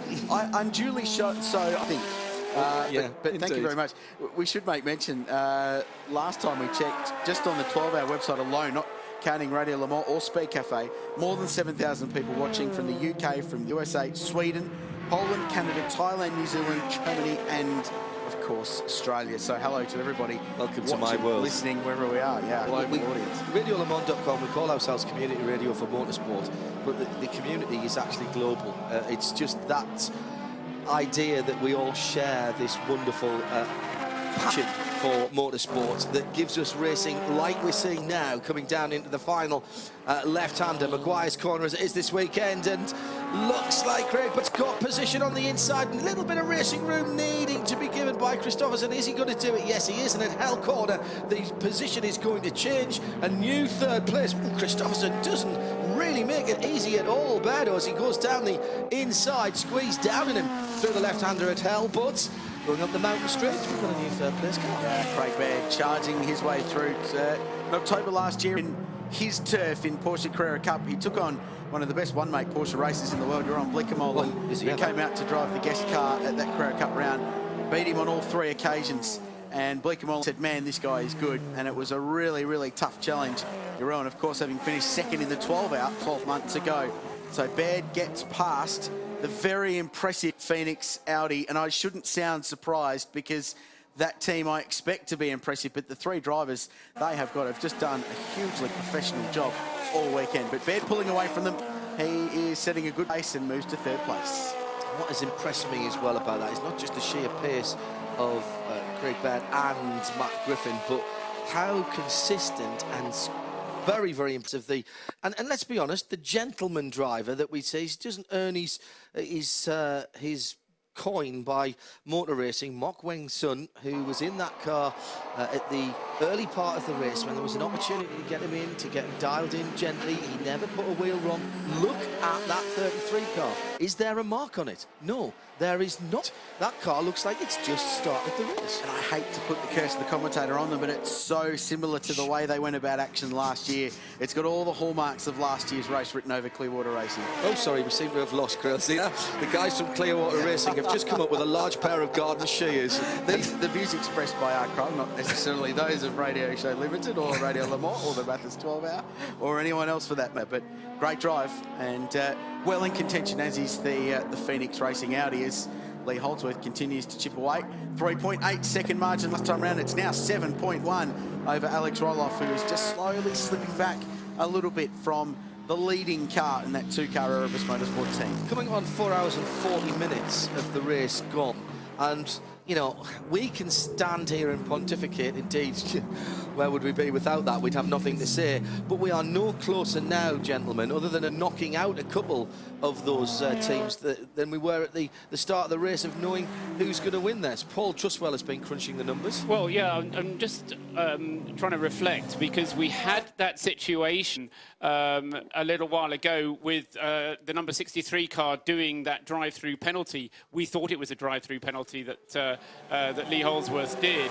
Now, because it was a drive-through penalty, that means that he's going to be running short of fuel soon, whereas the number 36 car, which Bert Schneider was driving, a little bit slower in the hands of Alex Roloff, is going to be able to take over in the lead of the race. And now I'm kind of looking at the next 3 or 4 laps that the number 63 is going to have to come into the pits for that refueling stop, on the assumption that we called it right before and that the stop that it made before was a drive-through penalty and it didn't actually stop for fuel.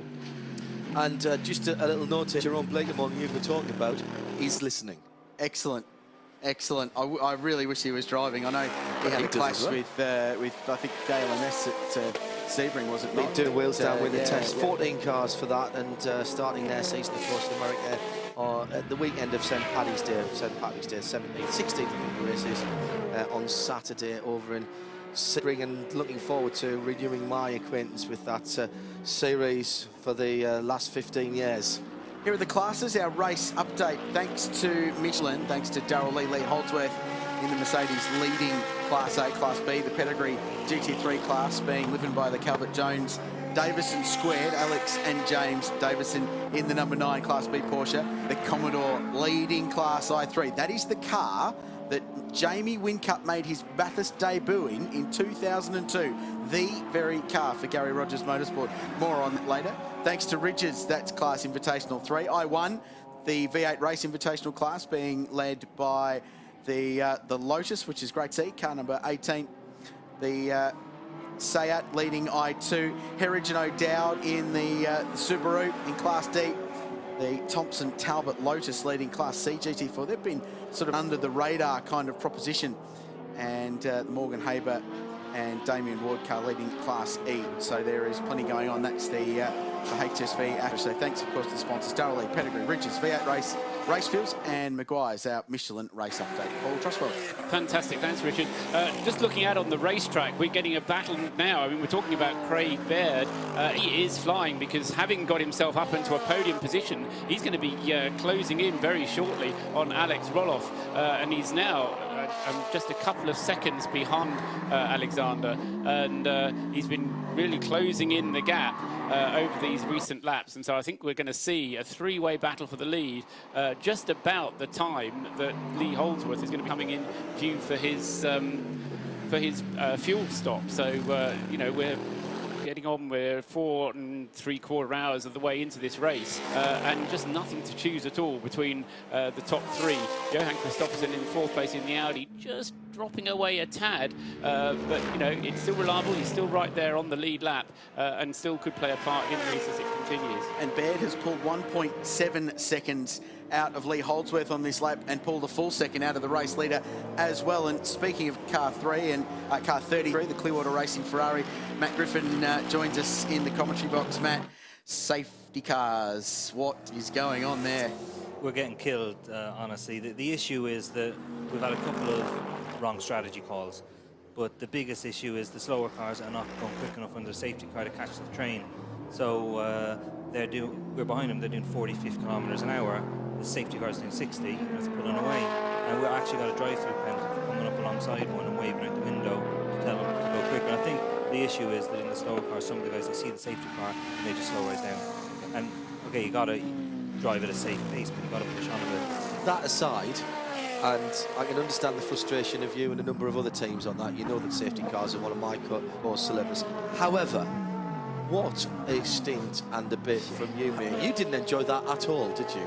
I loved every bit apart from the last about 8 laps. They said it was pretty close to my driving time total. So the plan was a double stint on the softer of the 2 Michelin tyres, which was perfect until the last kind of 6-7 laps when they fell off a cliff, and it was a case of trying to keep the thing out of the wall. 3 fastest laps within that, 2 consecutively, then dropping down into the 6s. I think it's still the only car that's been down in the 6s. So quite clearly, you've got the car running really well. Yeah, we've got a fast car. We just got to hope it holds together. I mean, one of the AF cars had a bit of an issue with engine. I saw Alan, I think, touch the wall in front of me. So here's Baird going for a position, and that is your car up into 2nd place as you stand and watch it.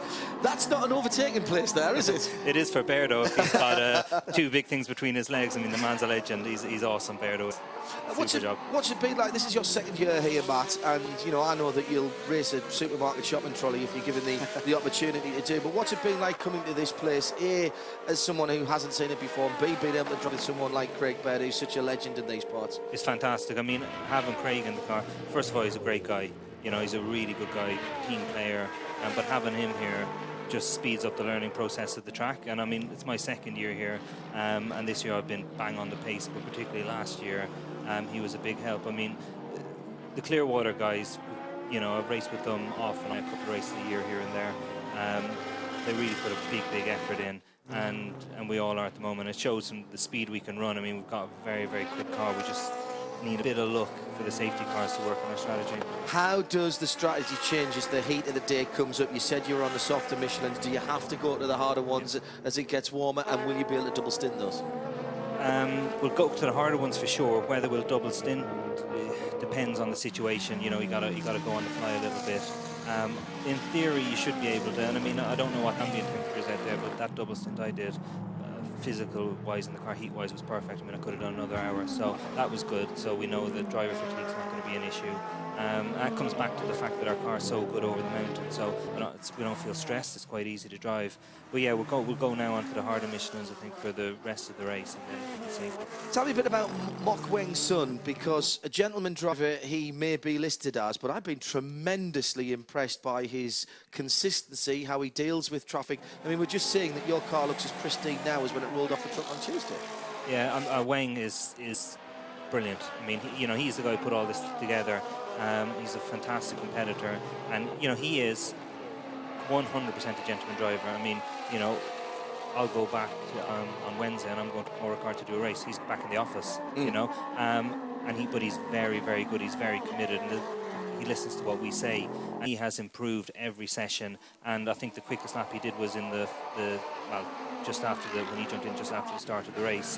So he's a brilliant guy, and he's doing a great job. Was that a change of strategy there because of the safety car to sort of play him in a little bit more gently? Yeah, I mean, because of the driver times, obviously Wayne is the slowest driver in the car, because obviously myself and Craig are professionals. So we want to get his allotted time out of the way, because you know, you will get so many safety cars around here, so that if we have to go balls out at the end, it'll be myself and Craig that'll be in the position to do that. It's early days yet, I know, but it's shaping up to be a shootout, isn't it? It's all going to come to that last hour, and we always say that every year. And you guys sort of missed that by sort of half a pit stop last year, didn't you? Just off that leading battle between the Audi and the Mercedes, but it's going to happen again, isn't it? Yeah, it's going to happen again. I think you'll see some fireworks. I think particularly up through the mountain. I mean, at the end of my stint, I followed, I think it was Luffy in the Audi in front of me, and I must say I learned a couple of things. He was using more track than I kind of had the confidence to use. So I think we'll see it. The main thing for us is that, as John said, staying out of trouble. I mean, I'm being super cautious through the traffic, because all it takes is a small touch and your race is done. So I prefer to give away 2 seconds. I mean, I had a couple of close ones, you know, which you will have, but ones that I felt I had kind of a handle on, and that if someone didn't know what I was expecting to do, I was in the position to avoid it. If you're absolutely flat out trying to get through the traffic and someone does something you don't expect because you're on the limit, it's hard to adjust. Just while you're here and we're on your car, just talk us through where we are on the track at the moment and what Berto's going. Hopefully we're going we'll actually to Griffin's Bend at the moment. Yes, I know. Yeah, I like that. I know. You coming. So we come through here, we're up to 5th gear. Slight lift back on the power, you're flat out, you're looking at the one, you're looking, that curb, lift over the hill, back flat out, all fifth gear, 120, 130 mile an hour up on the curb, and over here you're braking, but the idea is to try to release the brake, to come down through all the way down to 2nd gear, come through here and off the dipper, lift and back on. If you go too quick through there, it's so easy to hit the wall, so easy. And that's the thing about here, you've got to be concentrated the whole time.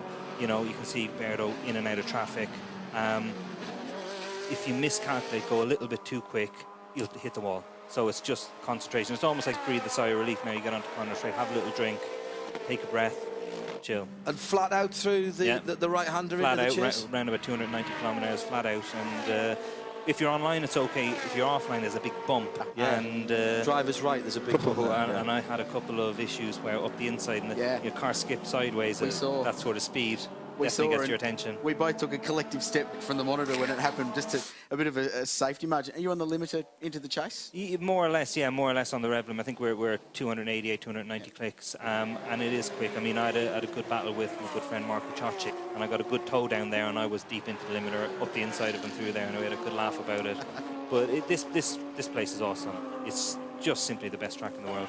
Let's be absolutely honest about this. My first time here, the atmosphere here, the ease of access for drivers, for the spectators, the way the teams are welcomed here. This is an absolute glorious place to come motor racing, and I don't understand why more people, particularly from the Far East, and even from Europe, don't come down here, Matt. I have no idea. I mean, last year is my second best motorsport experience of my life. My first being the first time I tested a Ferrari at Fiorano for the factory. We'll give you that one.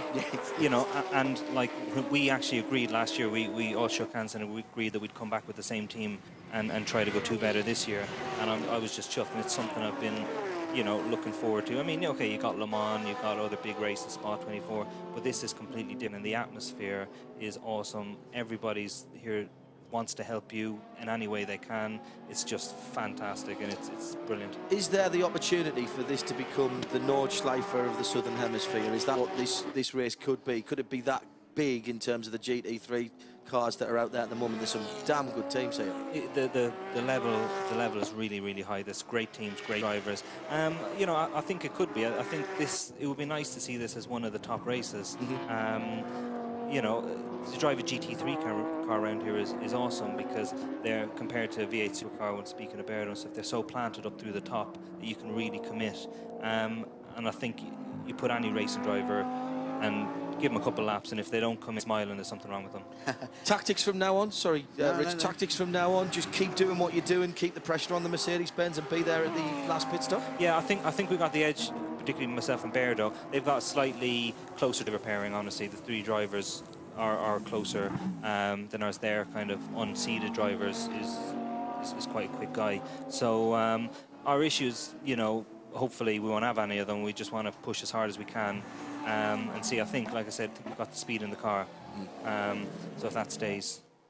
You'll know that V8s are going to a new spec car this year, Car of the Future, which is much more oriented toward what's out in the track here this weekend rather than the old school V8s. Is there an interest from you with the growing international status of V8s? I mean, Mark Engel driving for Erebus full-time this year was announced last week.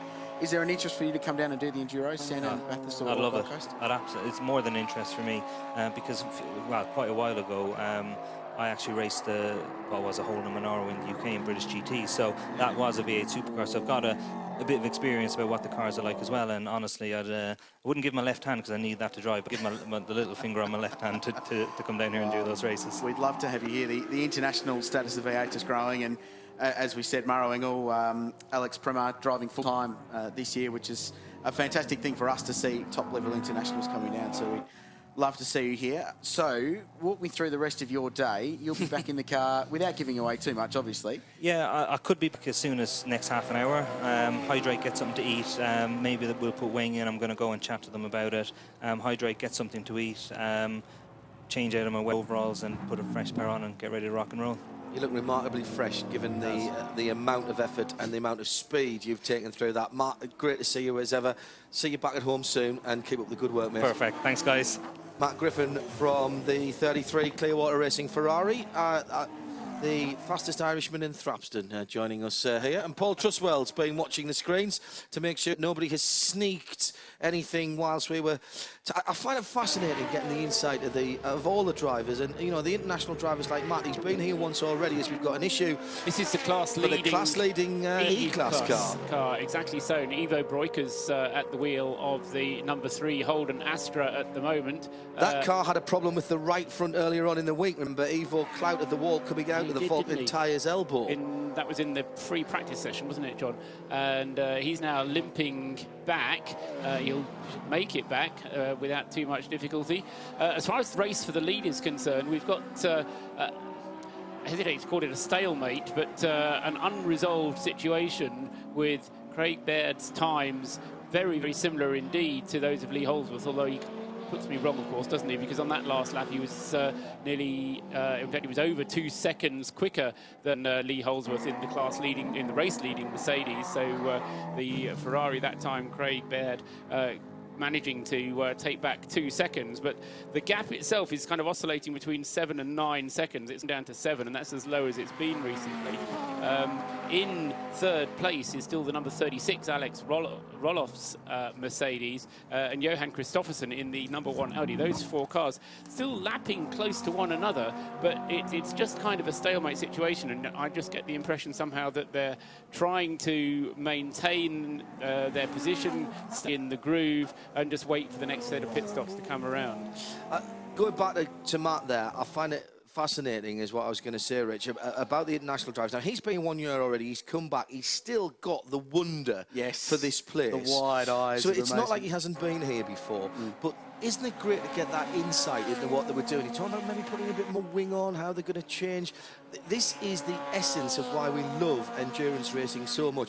And by the way, his overalls were soaked to the touch, but he looked like he'd just stepped out of an air-conditioned room, didn't he? Yeah, he did. And those super fit, these super athlete racing car drivers, a little bit put out, actually. A female friend of mine from back home is watching on the live stream and said, and I quote, "He sounds delicious." So likes the Irish accent. So I've just been... touch of the Irish brogue. Yes, I know. Also interesting to note, gentlemen, that Lee Holdsworth and Craig Baird, first and second, 6 months ago in October, they were teammates in the Bathurst 1000. Craig Baird drove with Lee Holdsworth for Stone Brothers Racing in the Irwin Ford. So there's between those two. And that kind of thing often happens in endurance racing because drivers, I won't say sell themselves, but end up at different teams, and very often they then find themselves teammates 1 week, or 1 month in one season, and competing against each other in other seasons. And for my money, that adds to the adventure and adds to the atmosphere a little bit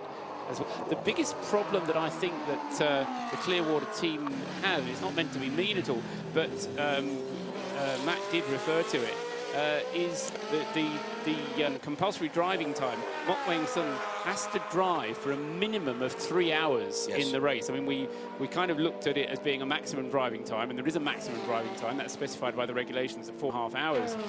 But if you add those 2 4.5 hours that Bairdo and Griffin are going to do together, take it away from 12, it leaves you 3 hours, which means that that Weng Sung has to drive for 3 hours, if not more. Yes. That's a minimum time of 3 hours. And just going back to your point about drivers, wasn't Matt Griffin just saying there, Marco Ciocci, who he has driven with as a teammate many times before, having a great days. But what you get there, I think, yes, there's been a bit of bad blood in the garage, is a lot of respect between people, and they understand how each other drives as well. And it was great to see that, hear him say, we had a great fight, I got up in the inside, I give him a bit of a thumbs up, and, you know, all good stuff. You know, I love it. Yeah, really good stuff. And, yeah, side by side through the chase, 2 Ferraris, that was pretty great stuff. And I love Matt's expression just when he's talking about the eyes widen just a little bit, and as he remembers what it feels like. But great to have them back. So impressed by what he's done. A connoisseur of good red wine is Matt. He knows CC grape very much. He should indeed come to the Barossa Valley where I live in South Australia. And you'd never get me out of there. Wow, you're more than welcome.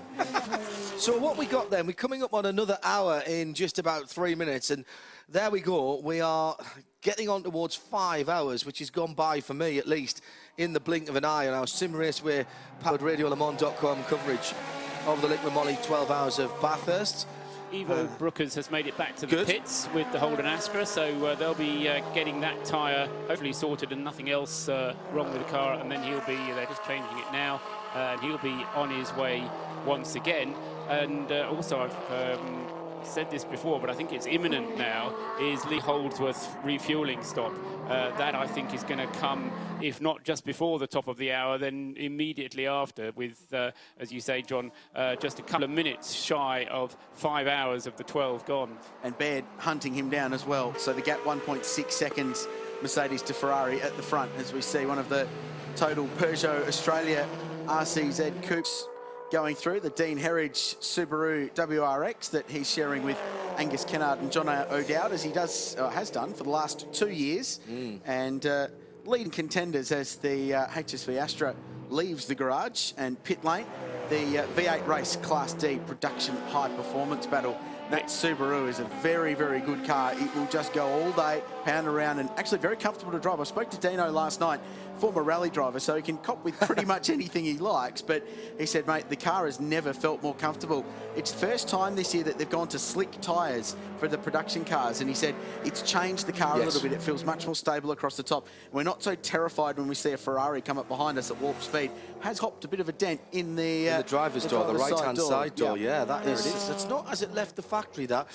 If you're a WRX Subaru fan, particularly from the UK, if you want one, get one quickly, because they're about to be discontinued. A long, long line of WRX names on various shapes of Subarus is about to come to an end.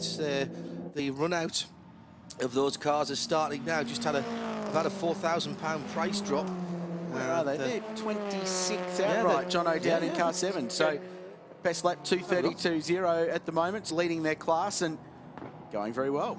And as far as the class lead, the other class to lead to look out for is now Class E, because that has changed hands with the puncture befalling the Holden Astra, and into the lead of that class has now come car number 26, one of the GWS personnel cars, and that's the BMW of Jonathan Bentner, Daniel Lewis and Daniel Studdart. Daniel Studdart, who's driving in that car at the moment.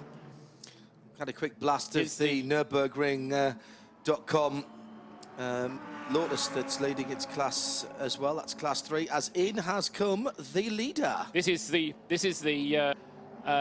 scheduled refueling stop for this car, because its last stop was a drive-through penalty, so it needs to. It wasn't allowed to take on fuel then. This will be its fueling stop. So does that mean that Berdo's gone through back into the lead? It has, and he scored in the lead. So that's another another change of leader for Paul to note. Completes the comeback, doesn't it? From being all but a lap down, and now they lead the race. You said, what was it? It was 2 minutes and 14 2 minutes and 14 at that restart. So they've found all of that time. Peter Hackett will jump into that car, and Jaeger will jump in the 36 car at their next stop. They have the German car, especially the 36, primarily running on the hard Michelin tyre. So they've been just running the harder compound tyre in this middle stint during the heat of the day, and that possibly explains that slight performance drop-off, Paul, that you were talking about a little bit before. So they've been running the harder of the two Michelins, but Pete Hackett will jump back in behind car 63. Lee Holdsworth out of the way. Team over the line, spin the wheels, away they go. And another very, very professional stop from a very professional racing team in Erebus Motorsport. They have impressed the living whatnots out of me. I obviously knew of them, but didn't know them when we got here. The way the truck looks, the way everything else looks, fantastic. And their attitude has been great from top to bottom. There is the new Class E for Echo leader, the number 3. Holden Astra, a couple of iterations back, the slightly more boxy car. They've gone to a different shape down here now, as we have in Europe, although yours is a Far Eastern-based car, the new shaped Astra, isn't it? Is they coming around to celebrate that? Yeah, well, we've just got the current spec Opel Astra into Australia. Opel's come back, so Holden replaced the Astra in their brand with the Cruise, the Chevy Cruise, which is obviously the Holden Cruise here, and the car well known in World Touring Car and British Touring Car competition. And Opel has come in as a separate brand into Australia. GM basically competing with themselves. There's not a great deal of logic in it, but they're a little bit more premium. And in Australia, they're positioning them against Volkswagen and Audi and those kind of cars as a more sort of premium brand. So the new shape current spec Astras here, I have to say, the new the GTC would be the OPC we get here is a pretty tasty little road car. As someone who sees these GM products branded as Vauxhalls back in the UK, one of the things that I have noticed is the cleaner grille treatment that the Opels, when I'm in Europe, and the Holdens get here. Yeah. Absolutely transform. It does, doesn't it? The front It's surprising. And for a piece of chrome and a slightly different piece of plastic in the grille, it looks like a completely different car. And I actually think the Cruise, the Holden version of the Cruise, looks brilliant. Good-looking little car, and they've just started producing that here in Australia in their major Australian plant, which is in Adelaide, where they built the Commodore since day one, basically, and they're now building the Cruise hatch sedan and a new wagon there as well. The wagon's brilliant. Yeah, and that's going to be a hub for this market, the Southern Asian market for imports and exports as well. And so, of course, there is a motorsport connection there, Cruise and Australia, because the engines that RML used to win the World Touring Car Championship were the Aussie spec engines. The only place that was still, there's the only place that was still using the 2-litre twin cam in the spec that they needed to turn into the touring car engines were here, and they were the blocks were flowed over to Wellingborough, to about a mile away from where I used to live, and RML with their own engine shop now, having produced a number of very interesting engines, including that super light 4-cylinder engine for Nissan for the Delta Wing. They've now won the World Touring Cars about 1 million times in a row. Yeah, absolutely. The number 63 car, I thought you said, Richard, that it was going to change to Peter Hackett. Lee Holdsworth being shown on the screen. I just wonder if that's the screen not updating, or whether we got the change hasn't gone through the Peter, first timing loop yet. Peter Hackett. So the message I got from the Erebus team PR was Hackett and Jaeger to jump in the car. So maybe it's not ticked over. Maybe they're just selling us a dummy. Yeah. Okay. Well, we'll keep our eyes on that one. But the car itself has gone through. It's at pit stop, but he's lost very nearly a lap. He's not quite a lap down. But Craig Baird still going well in that Ferrari. Now he's going to have to come in for his refueling stop fairly shortly. They had 2 pit stops, remember, with them. We still have a question mark. We should have asked Matt about this, because we do have a question mark over that car, because it took a drive-through penalty whilst the safety car was out. Now, we understand that's not allowed, but we'll see how, as I say, the organisers treat it. But the drive-through penalty has been served. But can I just ask this question again? And I know I've said this before, but are we absolutely sure that it took its drive-through penalty under safety car and didn't just change the drivers and then come back in again afterwards? We're not. I think that's the point. We're not 100% certain that they did. You're 100% certain that we did. I'm never 100% sure of anything, because under the stress of a race, I do make mistakes, but I am fairly sure that both its drive-through penalty and its driver change pit stop were made whilst the safety car is out. And as I say, I won't say I'm 100% certain, but I am fairly sure that is what happened. It's not my decision to make. However, regardless of that situation, it is going to have to come in to refuel at some point, and then we'll see what how the race pans out after that. In fact, the schedule should be roughly the same for the Ferrari, and the other Mercedes, the 36 Mercedes, will have about the same amount of fuel to go with. But Baird going considerably quicker with his Ferrari than the 36 Mercedes we see on the screen there, coming through with Alexander Roloff at the wheel. He's still going strongly enough in second place in the race now that the Peter Hackett's car is being shown with Hackett at the wheel, so we can confirm that change has happened. John? And very quickly, before we go to our next hourly update, the mission hourly update here at the mountain, a couple of tweets, well, one in particular, at Dunkley5150. Hello, Paul. Paul Dunk from the middle of England in Derbyshire there, asking about what happened to the Aston Martin GT4. It's still, I'm afraid, shown as in the box in the garage after that incident on lap number 11 that took off the left front corner of the car.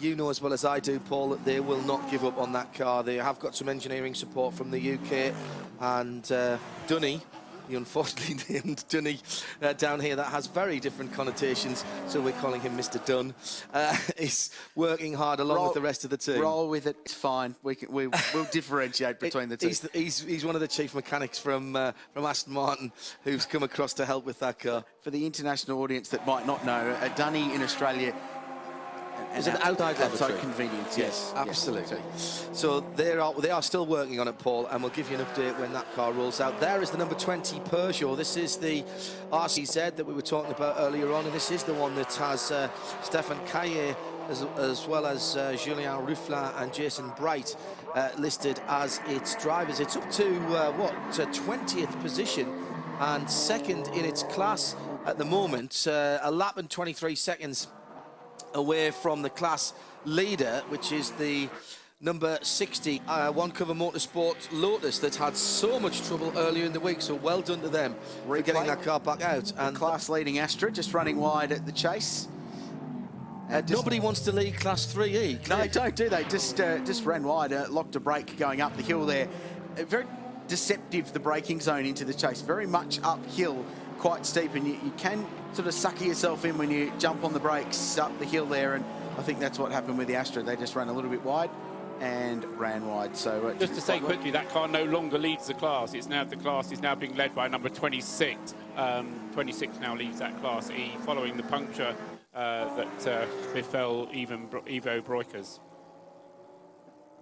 We'll have our mission race update coming soon. Here it is, our Hour 5 update. Thanks, of course, to Ridges, Race Fuels, V8 Race and Maguire's. And we have another driver in the commentary box very shortly as well that I'm looking forward to talk to. He's a regular in the commentary box at the Liquimoli 12 Hour. But this has been a race of contrasts, plenty of safety car, plenty of drama going on, as you always get here at the Liquimoli 12 Hour. But a really good, solid run of green flag running has stabilised the order. And the 33 Clearwater Racing Ferrari leads the way at the moment with Craig Baird behind the wheel. A little bit out of sequence as they run down. So this was that wild ride through the chase. Eric Lux behind the wheel, and that left rear tyre just delaminated as they went right through the kink. Matt Griffin was speaking about the bumps through the entry to the chase there, and the car pendulum that went round, and they will live to fight another day. Charles Ng in the BMW, the Liquimoli sponsored car, into the wall hard at top of Mount Panorama with suspected fluid issues coming out the front. And speaking of fluid, a water pump failure from the Mosler when the serpentine belt on the front of the Chevy V8 departed from the engine itself, and that car has since returned to the racetrack. A little bit of debris starting to find its way on the circuit as well, and we'll ask our resident driver about that when we get on in just a minute. And this was the Donut King Nissan. We like talking about them because they provided us with product in the commentary box. The rear bar came off the GB galvanising Lamborghini Gallardo. They continue to fight on. The Sherrans have had a very difficult day in Class D in the GT, well, the high performance production car class, because a fairly monumental failure and deposited some pretty serious oil all over Mount Panorama when that car expired in a big way. Matt Griffin was involved in the fight. We heard from the Irishman just before, and an unbelievable charge through the field as he worked his way up, and they've found all but 2 minutes plus from almost being a lap down to getting themselves into the lead of the race with Baird behind the wheel. This was the battle for position with Harold Primo, I think it was, behind the wheel of car number 1, the Phoenix Racing Audi. And that was a great drag race between two great 2012 spec GT3 cars on the Liquimoli front stretch here at Mount Panorama. And the Clearwater car, Craig Baird, was behind the wheel, was able to work his way past at Hill Corner and lead the way up Mountain Straight. And since with the pit stops beginning to shuffle through their sequence, he was able to get through. And this was an unbelievable moment. Dicing for position for second on the racetrack with the German version of the Erebus team around the outside, Baird over Skyline, gripped up, turned in, had blind faith that the thing would stick, and it did. And he got the car in, and there was a puncture for the HSV Astra. Ivo Brukers behind the wheel. And then car 7 we saw just returning to pit lane to get them into the contest. And speaking of car 7, joining us in the commentary box now is one of the 3 drivers behind it, a friend of ours in the commentary box, Dean Herridge. Dino, welcome back. Thanks, Richard. It's good to be here. How you going? We've had a pretty good run, I've got to say. John started for us and did an awesome job. We sort of were a little bit lucky. Obviously, with the incident going on to Conrod, we got a knock in the door from the Ford. They probably come off worse with that. We're a little bit worried about damage to the steering and potentially being able to open the door in the first stop, but that proved not to be an issue. He soldiered through. Angus did a solid job for us on the second leg. And I think we bumped them in the Sherrans obviously been going really hot in our category in the productions, and we bumped them in the pit stop. So obviously my aim was to try and stay in front, and I got a radio call about probably only 2 laps later to say that they'd had a big issue across the top, and I could soon see that with all the smoke everywhere. So really since then it's been a consolidation for us. This is the 3rd time you've been here with John and Angus, isn't it? It's the same team. Yeah, 3rd time with the Maximum Motorsport team. My 5th time in total. Yeah. And going nicely so far. Car seems to have been performing really, really well. Had a real strong weekend so far, you know, as any motorsport person. Yeah, exactly. But I think we had a good lead up. The practice went well. The qualifying went well. We've been aiming for Sunday. You know, yesterday I really wanted to try and get our car on the front of the division, which I was out there on the second stint and the car felt really good, and I actually asked the guys, can we get on board with them? Can we have a go at the run? And they said no, we're here for tomorrow. Fair enough. Righto. We've spoken in commentary, John and I, and Paul, about the fact that you guys are on slicks for the first time in this race. Big difference, no difference, little difference? What's the story? Look, probably not as big as we may have even expected. I've got obviously a lot of years' experience behind the wheel of Subarus, particularly with the R-Spec tyre that we've normally come to the mountain with Targa events and the like.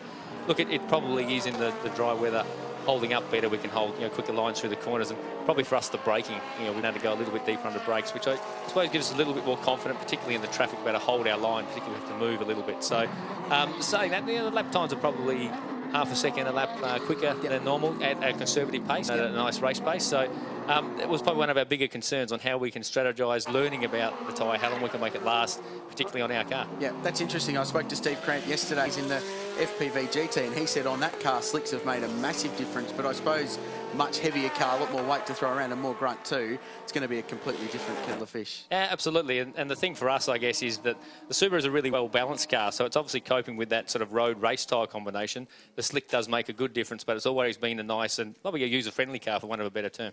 John Hindhoff, Dean Herridge might do the introduction as well. Nice to meet you. Pleasure to be here, and I say that in all sincerity. It's I've taken far too long to find my way down here, Dean. You've got yourself a hell of a racetrack and a hell of a race here. It's unbelievable, isn't it? It's why I keep coming back. It's probably the only real race that I do each year. My background's in rallying and Targa events around the country and the world, I guess, and it's just an amazing place to come. Do you ever get bored of driving up and across the top of the mountain at speed? No, you know what I tell all my mates is that Bathurst is like a rally road connected at each end. Yeah. It's got the blind crest and all the things that we love about rallying, but it connects over the 6 kilometres. So for us, it's like a 6 kilometre stage that gets repeated over and over. And coming from a rallying background where everything happens new, every corner is different, this is one place I do not get bored of running around. Any lap is a good lap around here. I presume you have to adapt your style, Dean, because on a rally car, even nowadays on tarmac, you still tend to keep the car more unsettled than you would do on a pure racing setup. Absolutely, particularly keeping, looking after and conserving. That's one thing we're always attack, 100%. There's no real split times for us in production. In the World Championship, when we drive Group N cars, you don't have split times. It's all maximum attack. Listen to the co-driver. Here to run to a strategy, to an overall plan is a different thing for me to do, and particularly to concentrate on each of those 22 odd corners and make sure we nail them exactly the same each time. Now, clearly this race, since it came back in its current form, slightly different. It's been more production based in the past. Still a place for production cars here, or would you fancy a go in one of these big hairy chested GT3 cars? They're pretty sensational as they fly past us, I've got to say. But I've had a long association with Subaru, and having a lap around here in one of these cars is still fantastic. We've obviously, our car's gone from being probably one of the lead competitors and one of the outright cars to now being, a leading car in production, but we still come here. Yeah. We still love being here, and I think there's still a production category sort of fight to be had. Do you get the BRZ here? We do indeed. Very popular over here. Now, there happens to be a VLN Class 4 car that's available in Germany for about 29,000 euros that I think would make quite a nice little weapon around here. I'll have a chat to Mr. Nick Senior, who's the Managing Director of Subaru Australia, and see what his thoughts are on that. But look, it's been a really popular addition to the Subaru range, and a real sleek-looking thing, and probably attracting a new breed of customer to the Subaru brand as well. So who knows? Maybe I'd love to see a BRZ here one day. Dane, it's been a pleasure having you here, mate. Keep up the good work, and thank you very much.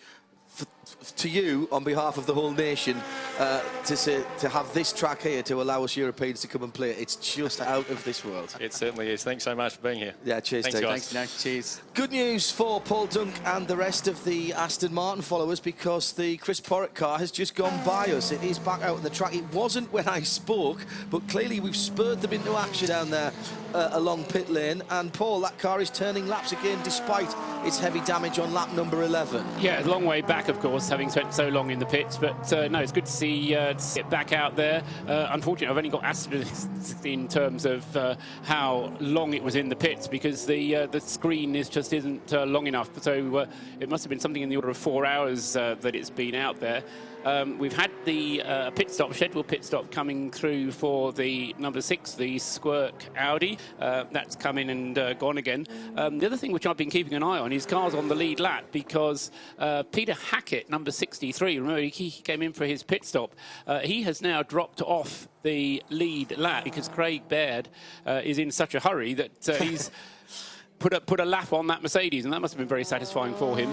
He's also continuing to grow the lead, to extend his lead over the number 36 Mercedes. The only thing that must be worrying Craig at the moment is the rate at which the fuel needle is going down, because I'm suggesting that he should be in the pits within the next 2 or 3 laps. So Craig Baird, we've had a good deal of running.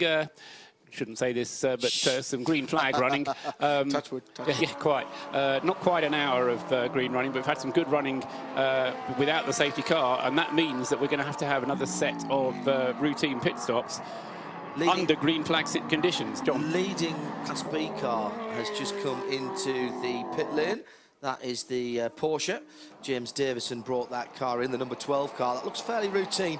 What's going on just down to our left-hand side? The 88 Il Bello Rosso Ferrari, the Maranello run car, is back out and circulating again after that issue, shall we say, with the right front right, which that must have been very, very scary. It's a long way down, but it has fought itself back onto my second screen of timing and is in 28th position. John Bow still at the wheel, as he was, I think, the last time he mentioned it. So this, I'm pretty certain, Rich, has been a full, clean stint for this car. Yeah, it did a 9.5 last time around as well, so JB is getting some pretty good pace.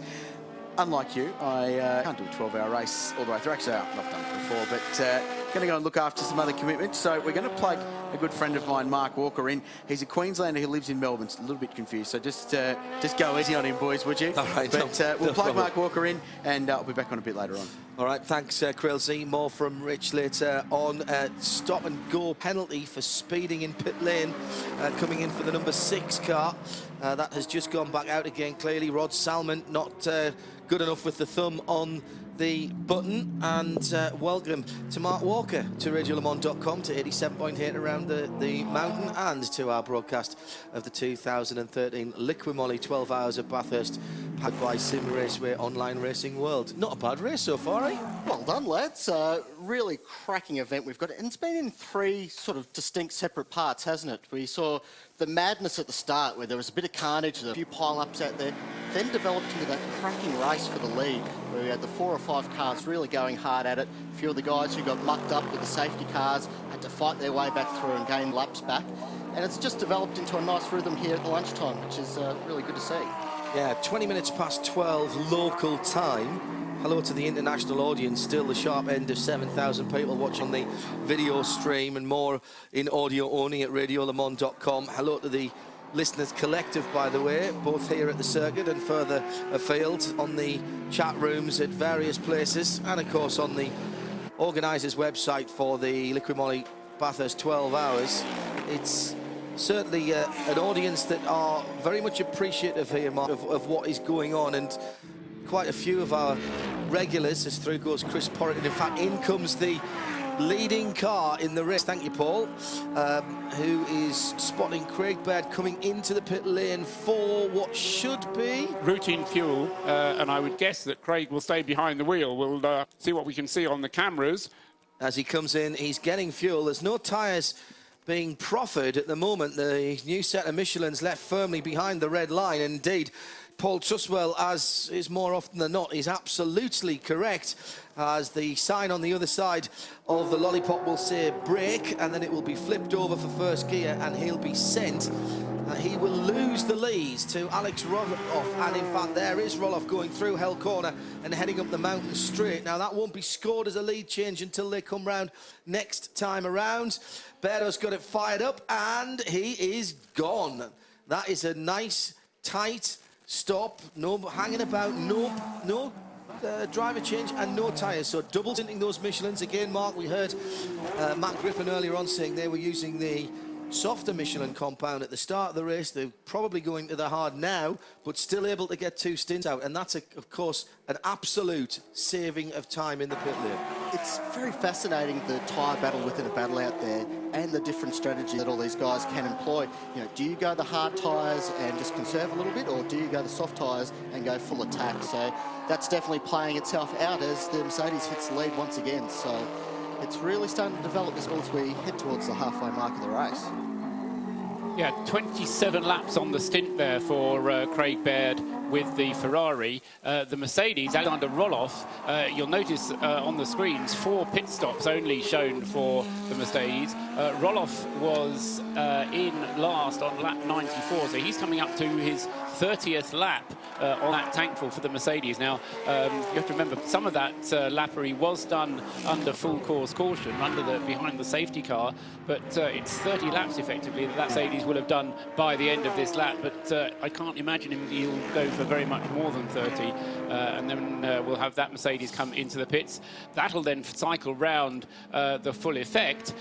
Number 1, the Audi, will then be in for his refueling stop, and then that'll enable the number 63 Mercedes to retake the lead, because remember, he had his pit stop more recently. And he comes into pit lane now. He's in along the lane, pulls off right just after the Liqui Moly bridge and heads in, and right in behind him, Paul, is the Christopherson car. He's closed right up on that last lap. Now, will he get scored in the lead? Yes, the Roloff car will be scored first, so that is a change of leader in the pit lane. As through goes the 88 to get another lap back. John Bow is still at the wheel of that car, recovering after the suspension issue early on. That's a driver change for the 36 car. Roloff out, and I think that's Jaeger getting back in.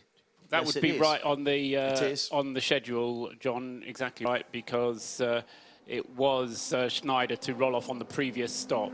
Yeah, and Christopherson, I can't see from where we are, so we'll pick that up when they head back out up the mountain. Oh, it's tyres for the Mercedes. Now that is interesting. So the Erebus 36 car out of the lead, remember, picking it up on the pit stop rotation, will get a new set of very shiny Michelins. It's that characteristic of Michelin that they use silver oxide in the release of the tyres from the racing tyres from the mould, and they have that sheen on them. You can always spot a brand new tyre, doesn't have to have the sticker on them.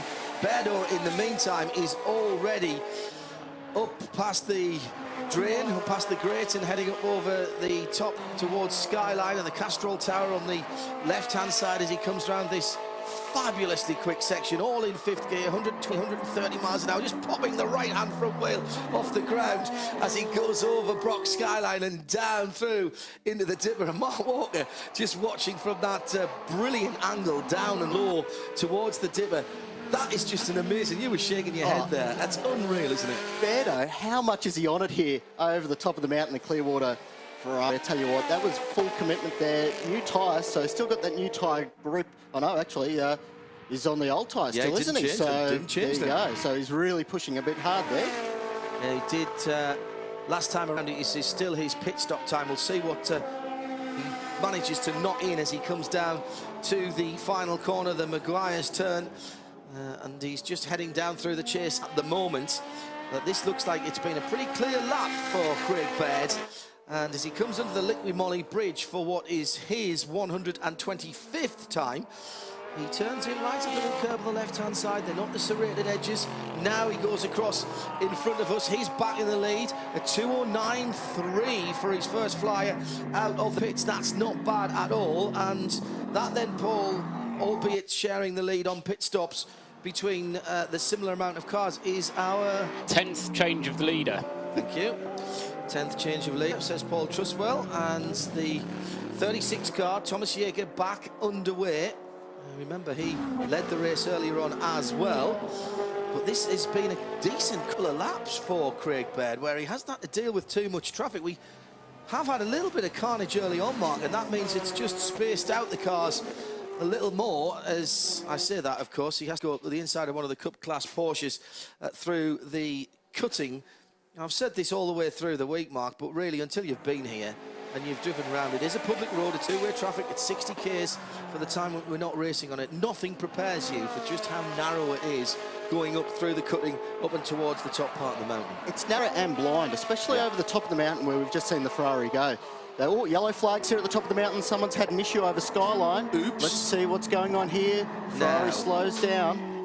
Let's have a look and see what's... Didn't see anything there. Was that just the Holden Astra going slowly? You would have thought that would have been a white flag. So we're seeing that as clear. and Berdo picks up his speed again. He definitely did slow down as the flags were out, but nothing, clean and clear, so Berdo gets back on the right pedal. It might have been some sort of debris on the race line, so bit of consternation there as the cars went over the top of the mountain. Let's have a look at the class leaders for you in the 2013 Liquid Moly Bathurst 12 hours. It is the Craig Baird Ferrari leading the 33 Clearwater car in leading the overall category, with the Darrell Lee Class A. In Class B, the pedigree class, which is all Porsche this weekend. It's the number 9 Network Clothing Hallmark machine. In class number I3, which is the invitation class, this is for the bigger bangers. It is, as it has been for some time, the 44 car, sitting in 14th position, the Ridges-sponsored class, the Holden of Malrose. In the V8 race category, that's invitation 1 in 19th position. It is the Phillips Lotus, and that's a really good run for those guys who've been working so hard all week. In 25th position is our next class leader. It's one of the Seats in the race fuels category I2, and the Niall and Harvey guys have done again a good job. Those Seats are really suited, front-wheel drive, nice balance to the man here. And in Class D, Maguire's giving us the Class D trophies at the end of the day. The Subaru, we had Dean Herridge in here earlier on, that is in 29th position overall. In Class C, another Maguire's category, this is the Lotus as well. Sartori at the wheel of the 28th position car, and in 29th position, the E category, sponsored by Maguire's, that is the little BMW, and it's stood out at the wheel of that at the moment. That's how things stand in the classes at the 2013 Liquid Moly 12 hours of Bathurst, and our Michelin race update brought to you to keep you in touch with all 8 of the categories. And don't we love our multi-class racing? Problems in the pit lane, and it looks like the 48 car's going into the box. Yes, it is. The GB galvanising Lamborghini, Steve Richards at the wheel of that car when it came into the pit lane, and he's going to have a bit of a rest there, Mark. That did not look good at all. No, not at all. That's not what you need here in the long-distance races at Bathurst, but the Clearwater Ferrari marches on, passes that Corvette. There were such high hopes for the Corvette at the start of the weekend. Greg Murphy was a late signing for that entry, and we've had a few dramas, unfortunately, which sees them a little bit further down the order than we expect. Ferrari did such a great job here last year, and with that experience on board, a lighter car, of course. Last year they copped the 50-kilo weight penalty, and you know, they're using it to their maximum advantage at this stage of the ball game. Matt Griffin said to me the other day, when the guys came in after qualifying, and I got to speak to Craig Baird properly, and I said to Craig, you know, what about that 50 kilos that you got last year? How much of a disadvantage was that? And Matt Griffin chirped up in his Irish brogue, which I wanted to do here. He said it cost us the race. Yep, simple as that. And you know, we saw, didn't we, earlier on, the 88 car fighting against that, and ultimately chances had to be taken and damage was done, and that's put us guys out of the hunt for the big trophy. Now, I hate to bring this subject up, but, just before I came on air, checked in with the Bureau of Meteorology. 90% chance of precipitation this afternoon. When that precipitation comes, I am not entirely sure, but that's pretty ominous. The storm yesterday came after the scheduled completion of today's race, which is 7 p.m. So hopefully it does that again. A bit of light cloud around the mountain at this stage. Nothing terribly heavy building, but still a long way to go. We are looking effectively to the south from where we are. Where does the weather typically come from here, or could it be anywhere? It can be a bit of everywhere. We've seen some wild weather from all sorts, just about every angle on the hill last night, but generally it tends to come from the southwest where the big storms are. Class B leader, well up in the rankings. That is the 11th position car, the Hunter Sports Group machine, and excuse me, no, it's not 8th position car in the number 12 machine. That's a change from earlier on. That's the Calvert Jones Davidson and Davison car. And it is, which Davison? Andrew, Alex Davison, who's at the wheel of that one at the moment. The impressive thing about that car, John, he's done the 5.5 hours of the race. They've only stopped 3 times. So we've seen this before with GT Cup cars. If they stay reliable, what you really need to do is to put fuel in them, get them back out again, and they go pretty well. Our Class C leader, the Commodore, 44-mile Rose car. It's been out there for pretty much the whole race, to be honest. Interesting paint job on this. Don't know if you've noticed it. If you look carefully, what looks to be a random sort of very psychedelic multicoloured blue paint job on the side is actually outlines of famous racetracks that Mal has driven at in the past, and it actually makes a pretty good paint job. Oh, absolutely. And I mean, the secret to this car is that it just doesn't stop. It just keeps going and going and going. It is a form of V8 supercar, but it has been tricked up especially for endurance racing. And I mean, they've done a lot of 24-hour racing overseas, and listening to Mel earlier on this weekend, he said he still wants to go over and race at Silverstone in the 24-hour race there, and a few of the longer events that are held in Spain. The VARA 48 hours has been promoted by one of the Seats actually this weekend. That is insane. Yeah. 48 hours. Don't. It's fun. Here's our Class Invitation 1 leader. This is the number 60 Lotus Elise. Great to see these little Lotuses out as well. They're a really smashing little car, super balanced to them. Takes a little bit of getting used to because it's such a light car, and the engine, although it's in the middle of the car, is obviously the most part of the weight. A bit like driving a Porsche really, except it's not hung right out over the back wheels. I love them to bits. Done a bit of driving in them in the UK, and with slick tyres on, this is a real weapon. And through the twisties, as you see now, it's a narrow car. It's easy to place, good visibility going forward at least, and I think that's a great weapon up here. How is the diffuser on it? That is fantastic. Get a load of it. It looks great out there, and obviously it really does help the aerodynamics of the car. Oh, yellow flags at the top at McPhillamy. What's going on here? Is there a car in the gravel trap? That would normally be what we would have. Oh, there it is. Big incident off to driver's right just before the entrance to Skyline, and down through the S's. The marks in the gravel trap tell their own story. Over to the left-hand side. Is that right on the track? I think that's the VIP Petfield. No, it's not. It's the 88. It's the 88 again, the Ferrari. That was John Bow, and indeed it's still John Bow, and he's bounced off the wall. Has he got a flat tyre? The door's open. So, I think he's bounced off the wall there. Safety car. 120 mile an hour. The right rear is gone on that car. There's no tyre on it, and it's deranged. The driver's door is open. I would think John has vacated as quickly as he could if he's been able to get out that car. Safety car has been called for, but that looks like a huge incident there for John Bow, who's gone straight on just before the Peugeot RCZ bridge, right beside the Castrol Tower at the very highest point of the Mount Panorama 6.1 kilometre circuit. And for my money, I think, Mark, there, he's probably bounced straight back out onto the road on driver's right. Now, I'm not sure what happened there. There was a white flag following that incident, so there may have been another car involved. We wait and see if there are any slower vehicles moving down the mountain, but such a great shame. John Bow, twice winner of Bathurst 1000 and a winner of this very race a couple of years ago, and he is not going to be a finisher here today. The officials are walking over. The intervention car is already there. Bow is still in the car. The door is open. It may have been popped open by the impact, and already the medical crew are there. Great stuff again by the officials, and John sensibly, I think, waiting until he knew that everything was neutralized before he tried to get out the car, which he has done without assistance, I should say, straight away. Bit of a worrying moment there to see that door flung open, but John not hanging around. But he's there, he's fine, he's talking to the doctors at least. Now there is the slow moving Seat that Mark was talking about. This is the 56 car. Front left on that looks like it's got a problem. Is it a flat tyre? The car is covered in dust, so he's been involved with it. So look at the marks there on the right front. On the right front. It's either a flat or he's got an upright problem, I think, there, Mark. I'm not sure which one it is. Seems to be going a bit quick to have had a deflation, but it is, if we look at the evidence, there's dust and a lot of it on that car. Yeah, you don't have to be Sherlock Holmes to realise something's going on here.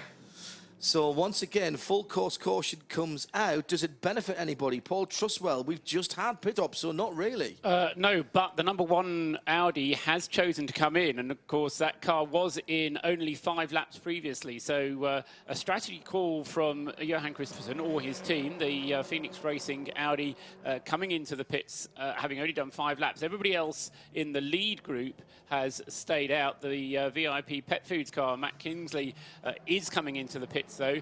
He's kind of, say, in a class of his own. He's kind of stuck a lap behind the leading group, but a lap ahead of anybody else. So he's kind of in a nowhere position, in a nice possible way. But to answer your question, who's gained out of this? I think the car that has gained the most is the number 63 Mercedes, which, remember, was slightly off the schedule. It had more fuel aboard, but as a result of that, it had fallen right back. Now, it's going to be able to catch up. It was over a minute behind, and it's going to be able to catch that minute up.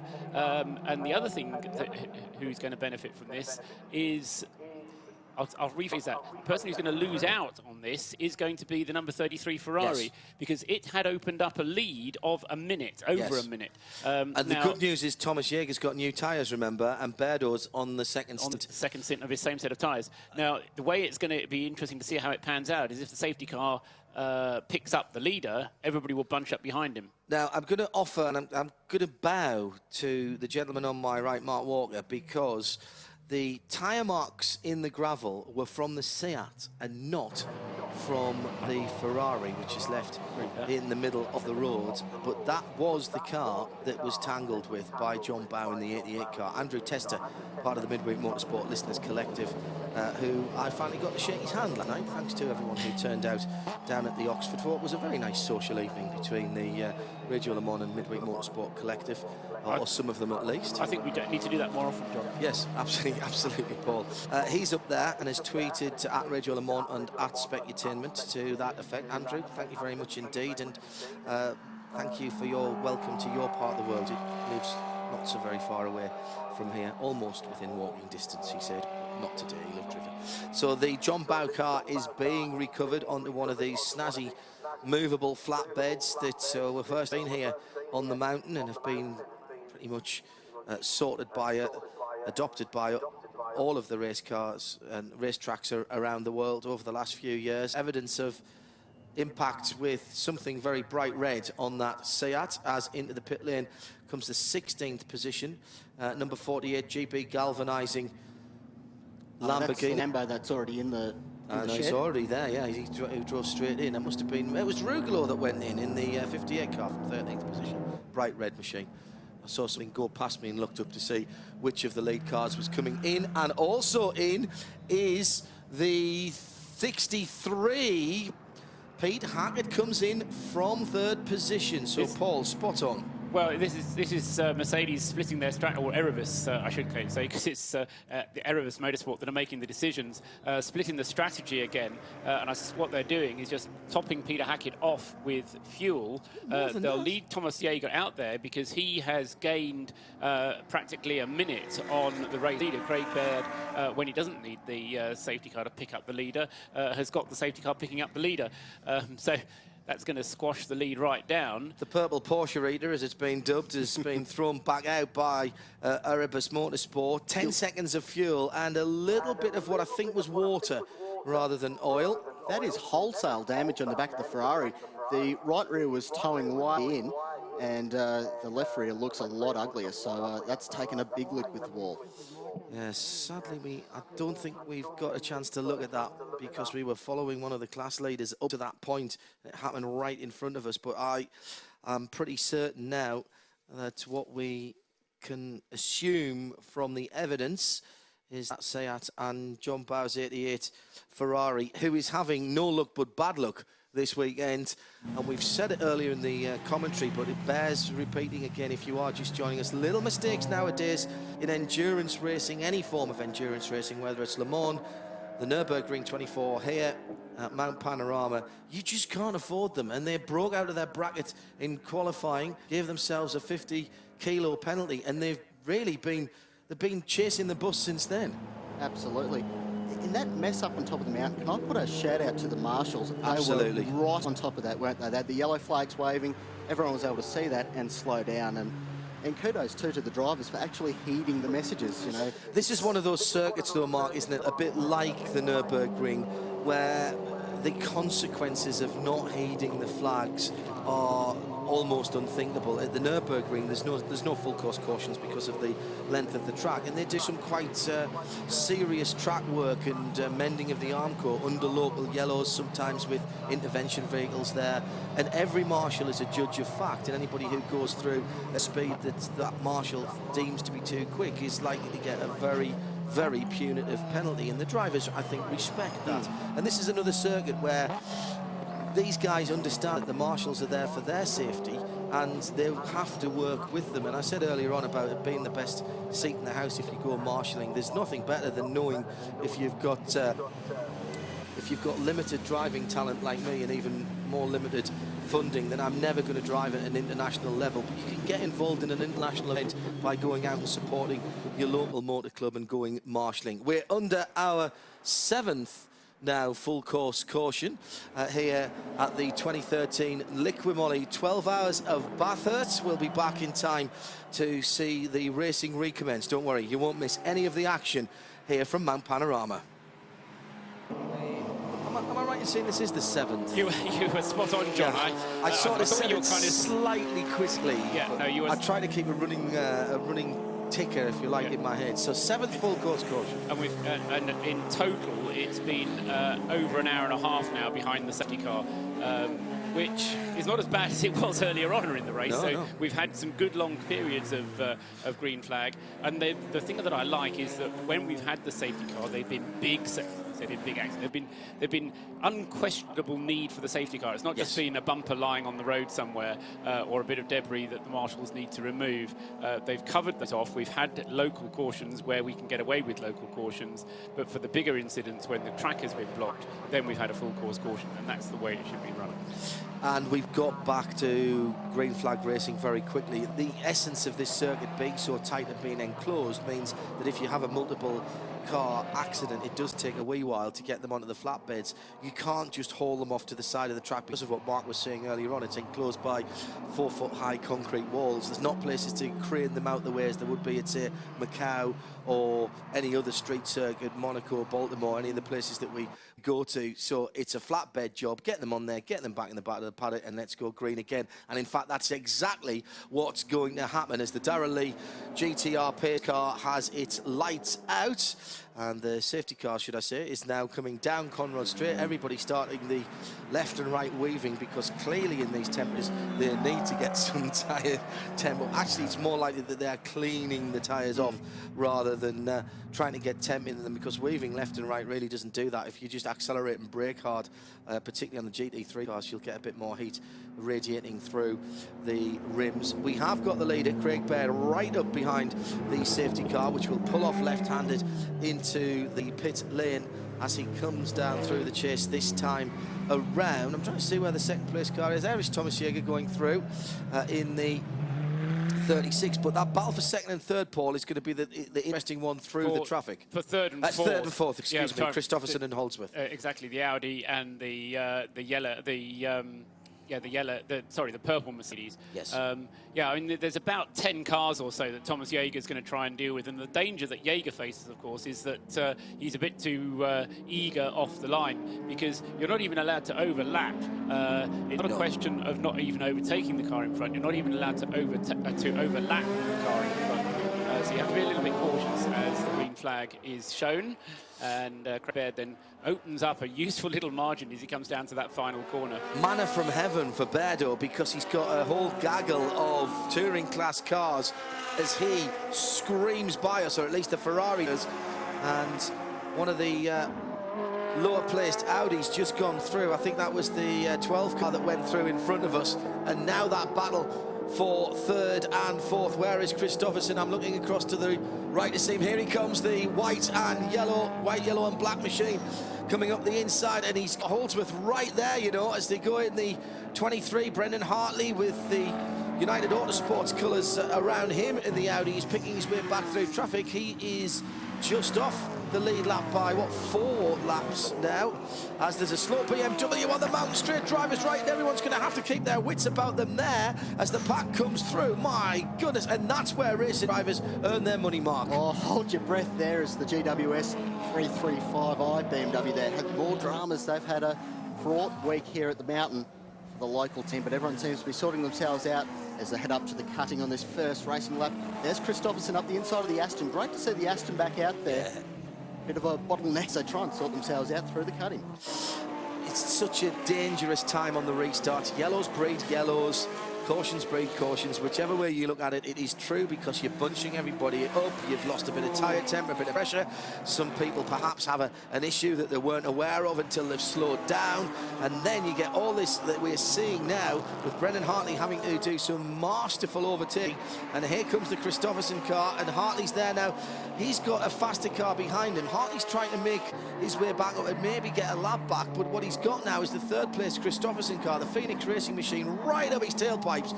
So the white, red and blue United Autosports car goes down through the dipper with the white, yellow and black Audi similar car behind him. With the big number 1A in the top right-hand side of the window. He's got his fog lights on in the grille there just to make sure that Brendan knows there's someone behind him. Trust me, Brendan knows he's there. They've got his spin at the elbow, and I think that was the Rugolo car that was involved in that. It's Wyatt that's in the 58 at the moment. It certainly looked like the red 458 that was coming out of the Falcon Tyres elbow.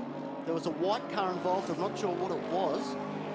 Hopefully we'll be able to pick that up. I think it was one of the Cup Class Porsches, Mark, just from the quick shot that we got in the background. Yes, it was. The 67 car has gone around and now does an 18-point turn. The good news is, of course, now this is where having just had the restart kind of helps him, because the majority of the field has gone through. The Motorsport Services GT3 Cup car has Hartley and the number 1 car of Christopherson. Now Hartley is playing hardball here. He's 4 laps down. He'll be getting the blue flags. I kind of understand why he doesn't want to move over, but Christopherson's going to be getting a little impatient with this. The Porsche there had a lot of trouble getting reverse gear. Hopefully he's able to sort that out.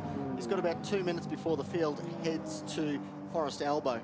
Yeah, the Holdsworth, for some reason, they're dropping away to the tune of some 3 seconds. So, although Christopherson, as you say, John, being held up a little bit by the United Autosports car, he's opened up a bit of a cushion initially, and that's what he needed, because as they headed down into Hell's Corner on that first lap after the green flag was shown, it was getting very close indeed. And if the Mercedes had have got past, then Holdsworth would have made it very much difficult for Christopherson than Brendan Hartley is currently making it for him.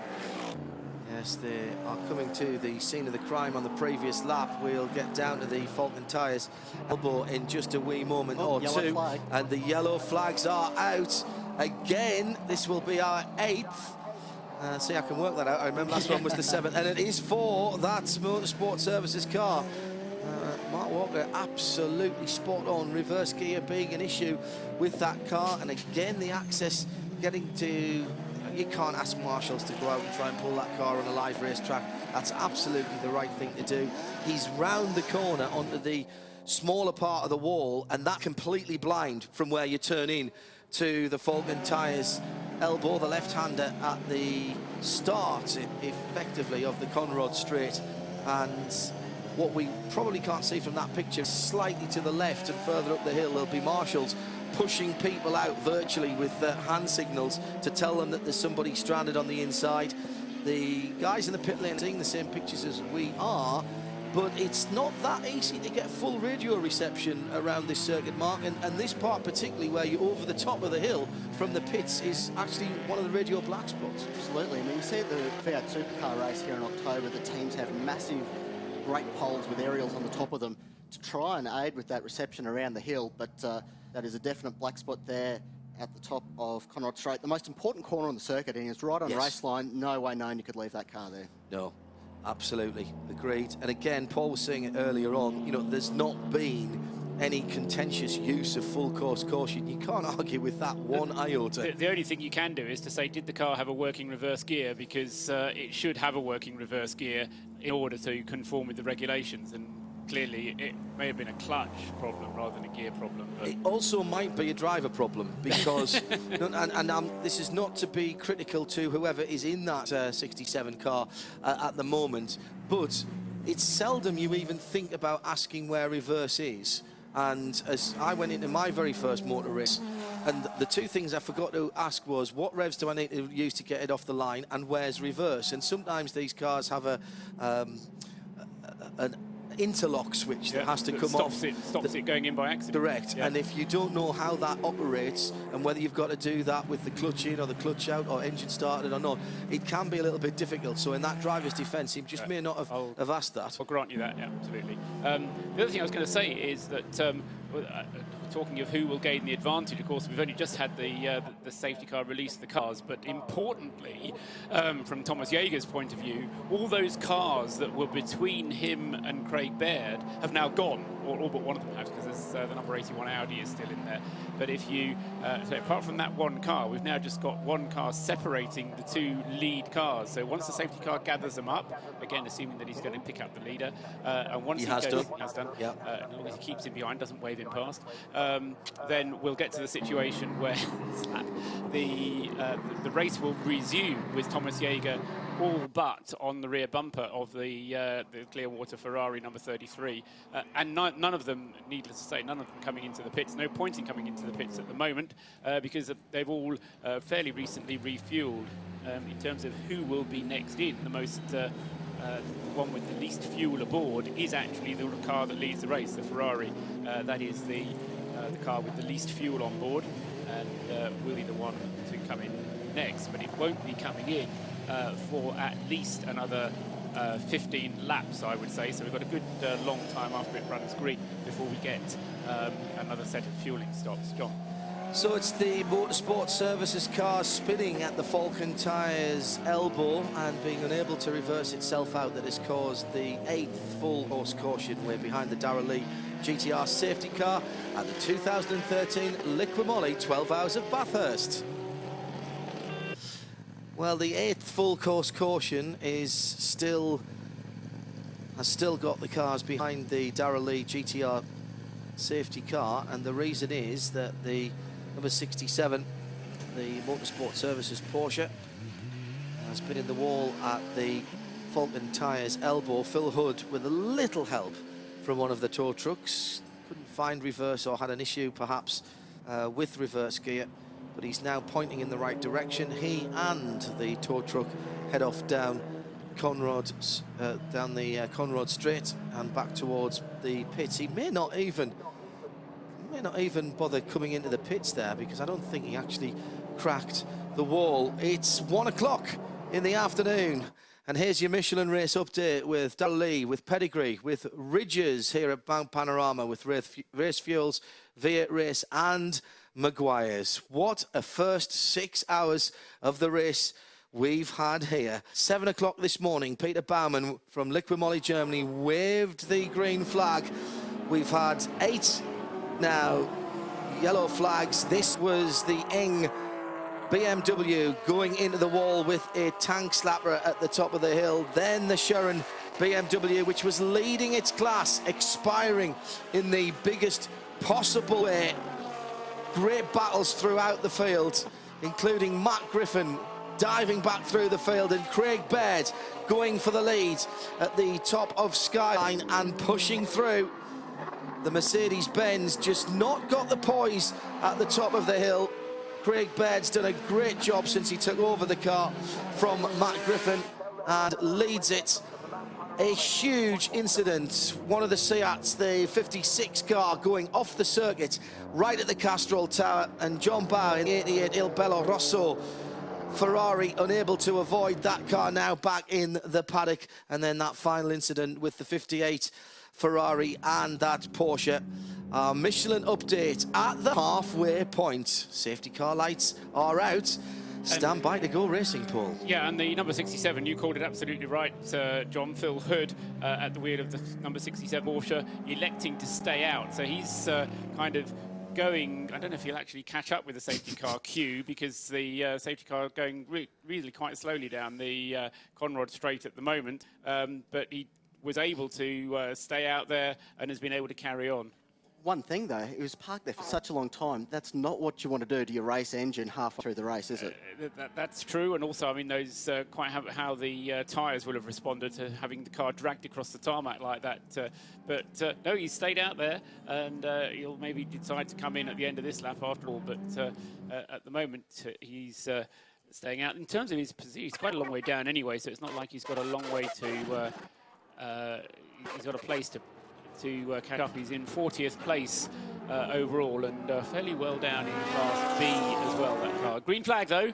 Matt Griffin now has to, Craig Baird has to open up as much of a gap as he can between himself and Thomas Jaeger in the pursuing Mercedes.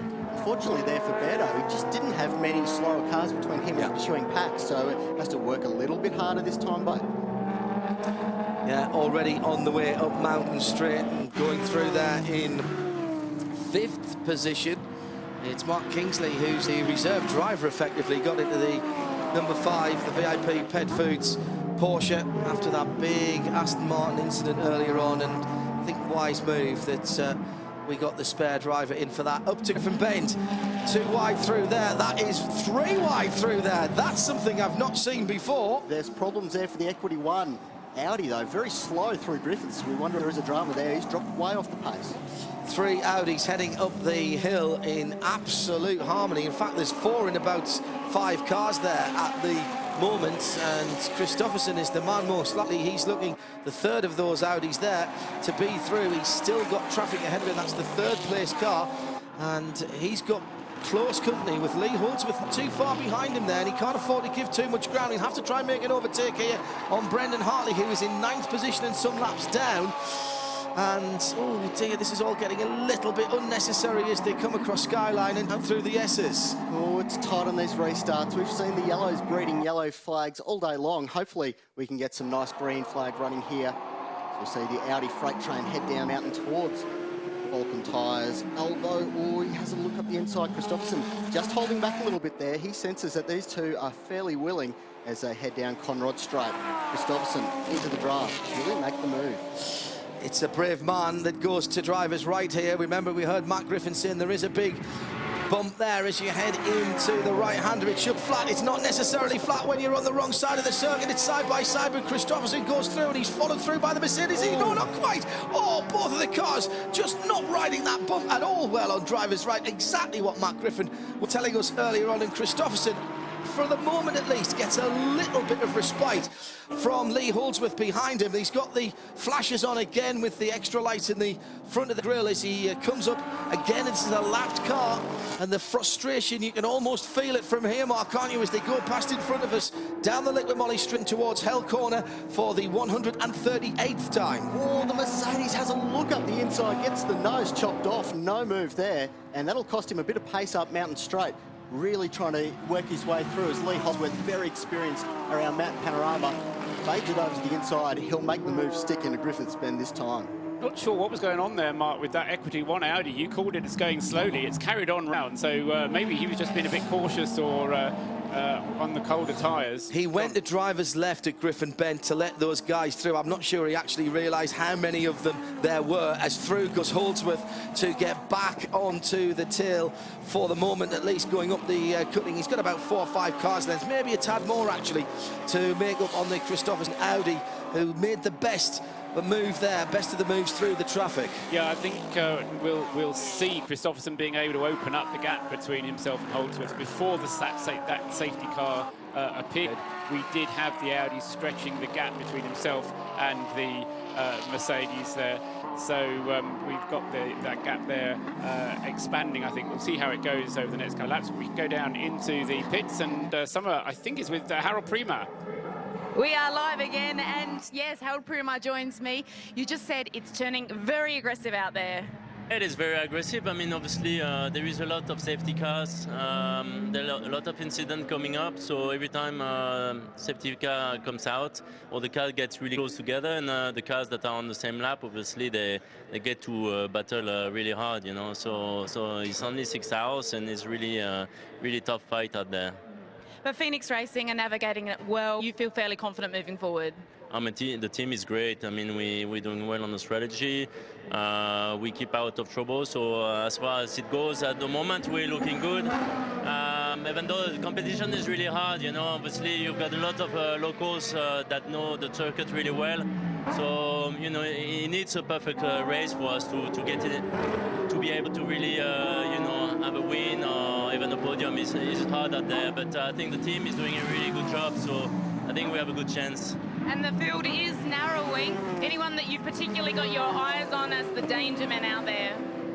Well, I don't think, you know, you have to look at anybody in particular. You know, you've got cars that are very competitive. You just need to give 100% in the car, the drivers, the team, and, you know, and after that, you know, you'll know more or less where you'll end up, you know. So it's just about keep on pushing and see what the result comes, you know. And our young guys, how are they going? The disposition and the feeling yesterday was of calm, but how is it today?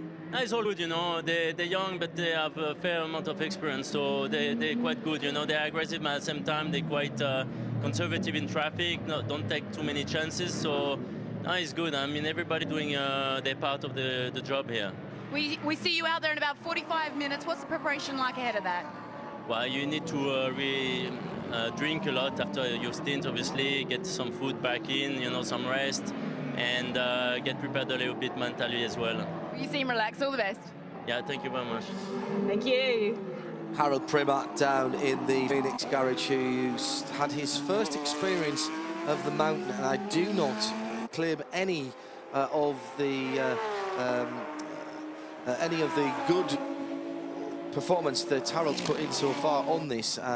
His preparation was entirely unsuitable, because the first time he saw the car, the mountain, was from the back seat of our Audi A4 with me driving him around at 60 k's on Thursday. So I'm sure that's got nothing to do with his great performance so far. Christopherson, Paul, has sprung just a little bit from the chasing group, and Lee Holdsworth has got a wee bit to do here. Baird by 1.5 seconds now over Jaeger at the head of the field. Yeah, that's a bit of a dogfight between those two, and I think that's where the interest is going to swing now. As I say, I think we'll see that Christopherson has the legs of Lee Holdsworth in the Mercedes, and instead we'll be looking up to the very front of the field, because Thomas Jaeger and Craig Baird are going to be having a right old fight with the remaining fuel that they've got on board. No worries. I think that Jaeger has got. Oh no, I know that Jaeger has got a little bit more fuel than Jaeger has. So it'll be interesting to see just how that one pans itself out. But let's just hope we can get some good green flag running to see them through that tank full, and then we'll see how the strategy begins to play out. Interesting to note, though, we've only really got 4 cars left in the game, as it were, because at the top of the field it's the 2 Mercedes, 1 Ferrari and 1 Audi, a good mix. But everybody else is off the lead lap, and it's going to be hard for them to really get far enough back into the race to join in. John. 7 full course cautions ago, and just seem a very long time. We were watching those awful looking pictures coming up the cutting with the Motorsport Services Porsche getting spun around and then getting nailed by the Ginetta. No fault of the Ginetta, nowhere to go. Marcus May was the man in there and limped away a little bit. He's in with us now with a very attractive white slipper and crepe bandage on the right angle. First of all, before we ask anything else, how are you feeling, Marcus? Not too bad, thanks, John. A bit sore, but fantastic staff at the medical centre. A big thank you to Dr. Michelle and all the people there. Fantastic. They got me out of the car, got me up to the medical centre, and then got me into Bathurst to the hospital for x-rays. Nothing broken. You and I are no strangers to talking to each other at motorsport endurance events. Tell me about your experiences here at the mountain. Not a great one this morning, albeit, but... Well, John, you know somewhat of my history, and I love the big circuits and endurance events, and this has been a lifetime wish to come to Bathurst.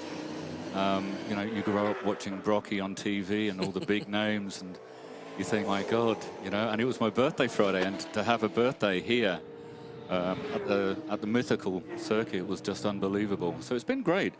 And the cars back out. The Motorsport Services team from New Zealand doing a fantastic job.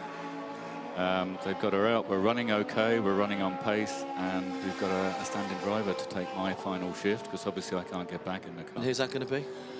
Terry, someone, don't know. He's a he's a Carrera Cup specialist, another Kiwi, so he'll probably be quicker than me. I've got some bad news here, because if you feel sore now, it's going to be worse tomorrow. I know that from my very short racing career. You're going to have all that belt pain and bits and pieces. You've got much travelling to do. Yeah, we fly back to Guernsey, well, via London tomorrow, so 22 hours of travelling from tomorrow afternoon. I think some pain-killing medication might be just the job. I've got some red medication in mind. Yeah, sort of liquid. Yeah, do that's you know what? That's exactly what I use. That's very good indeed. Tell me this, though. This hasn't soured your opinion of this track, and clearly now you've got unfinished business, or you've got the excuse to come back. That's exactly what everybody is saying, unfinished business, and that's why I'm looking at it. I've thoroughly enjoyed my time here. The track is just immense. It's a lot like Nürburgring, but even more so in some respects, because there is no room from the barriers. And the people are great. And tell us a little bit about the motorsport services, guys. They're running a handful of cars here.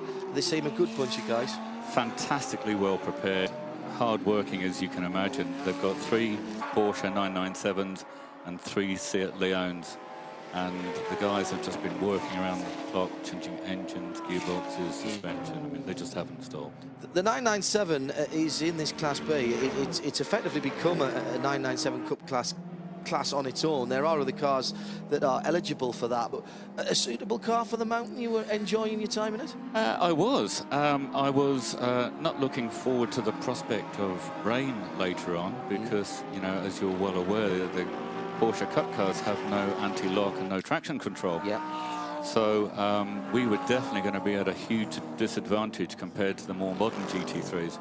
If you think back 4 or 5 years ago, those Carrera Cup cars were the leading GT3s. Yeah, exactly. And now they're second tier. Yeah. But you've enjoyed it. I mean, all of us have been saying all week, all of the RadioLeMans.com guys who have come down, we've all been saying that the atmosphere here is really welcoming. You've enjoyed that part of it, I'm sure. Absolutely brilliant. And again, a big thank you to all the guys at the local stuff, and the chaplain, actually, who just phoned my girlfriend just to make sure I was okay. Oh, nice touch. All right, listen, Marcus, best of luck. Go and enjoy the rest of the race. See if you can get some of that liquid analgesic that we were talking about and settle in for the evening. I will do, John. Thanks Cheers, very mate. much. Good to see you. We'll see you at the Nürburgring, I'm sure. Yes, you will. So, Paul Trustwell, that's good news. We can clear up that one from earlier on. Absolutely good to see Marcus on his feet, and a little bit of assistance from the walking sticks. I've got a feeling we might all be on the same plane tomorrow, or at least at the same airport at the same time. But yeah, meanwhile at the front, back in the race that's now over half distance, 6 hours and a quarter in. And it is that battle still between Craig Baird in the Ferrari, Clearwater Ferrari, number 33, and 36 Mercedes from the Erebus Motorsport team, Thomas Jaeger, matching him lap for lap. The gap has been up as high as 3 seconds, down as low as 1.5. It was 2.5 last time it came around. And the pair of them are both lapping more quickly than the two behind, Johan Kristoffersen and Pete Hackett in 3rd and 4th places. They're now 23 seconds behind the two up in front. So those 4 all on the same lap, and it'll only take a safety car to squash them all up again. But I think, interested in your views on this, Mark, but I think what we'll see is if it stays green, then that's where the fuel strategy will start to pay out, and who can go the furthest on their tank full if you can make your car a bit more economic. I know that the Audi guys were saying before the race, their fuel tank is good for 58 minutes. So it's very much dependent on if they land it off a little bit. And it's one of those sort of tracks where 6 kilometres long, it's very hard to save a full lap over a stint of driving. So it's something that you have to really keep in mind when you run your fuel strategy here. But also, when you do get yellow flags, you have to make the decision, do we come in, are we near enough to that 58 minutes, or should we actually try and go a little bit further, maintain the track position we've got? Or do you just react and look at what the others do and say, well, we'll do whatever they do? You know, and I think my experience of the way that teams work, very often they won't make the decision themselves. They'll just say, we'll do what the other guy does. If you do that, though, Paul, and we've said this before in sports car racing, you'll get the same outcome. Yeah. Yeah, absolutely. Yeah. Let's head down to the pit lane. We haven't heard from Grant for a little while. Enjoyed, I'm sure, a very lovely lunch in the sunshine. What you got for us? I wish it was a lovely lunch in the sunshine. It's been pretty darn warm down here. That posed me the question. I should dash over to Trevor Schumacher from Michelin Tyres. The start of this race was a lot cooler this morning. What was the track temperature when the cars first went out onto the circuit? Just on 20 degrees this morning, yeah. And now, ambient temperature-wise, we're well up into the 30s. What's the track putting up at? Just around about 50, so there's a big change from this morning. Well, that's a massive thing for the teams to compensate with and think about, because at the start of the race, obviously they're going to put a certain pressure in the tyres themselves. As the race has gone on and as the day's warmed up, how have they had to adjust the standing cold temperature in those tyres before they go on a car to make sure that they're going to get the optimum out of their tyre? Well, during Friday and Saturday, we had the same track temperatures, you know, and so they got the information back then. Yeah. And it's really more about managing the tyre pressure to ensure it's in the zone where we want to be. Well, how are they doing that with such big fluctuations? And of course, as the day goes on, it's going to get cooler as well. Yeah, but it's as they prepare a set of tyres, it's the start pressure they start with that will end at the recommended pressure that we're trying to run. Now, I know you're passionate about not only racing, you're a pretty good race car driver yourself, but tyres. Is it a guess, or are you pretty good? Have you got it down to a science? No, it's pretty close nowadays. You know, a lot of these European teams have, you know, been very familiar with our product overseas. And when they're dealing with track temperatures in Europe, you can have 50 degrees on the track. So we know exactly where we are. Up and down pit lane, a number of teams have been talking about doing double stints with the Michelins on. What's the key to such great wear and such good durability out of these tyres? Oh, look, I think the cars are tuned. You know, they've been running in the GT championships and Europe's Blancpain championship and what have you. So when the car is right, it looks after its tyres. It's, you know, we can double stint. We know that. Trevor, thanks very much for your time. I know you're a busy man. Thank you very much. Bye. Thousands of tyres brought to the mountain by Michelin and the other tyre companies, and they are servicing 50 plus cars. I think the biggest entry here, Mark, you may correct me if I'm wrong, I'm doing this from memory, I think it was 53, was it 55 maybe for this 12 hours, but we got pretty close to it this year, and what we can say is the strength and depth across all of the 8 classes, and particularly at the sharp end of the field, has made this an astoundingly interesting race for the first 6.5 hours pretty much. One thing that has surprised me, the race lap record from last year hasn't fallen. We've seen a lot more competitive cars at the front of the field, seen the development for 12 months.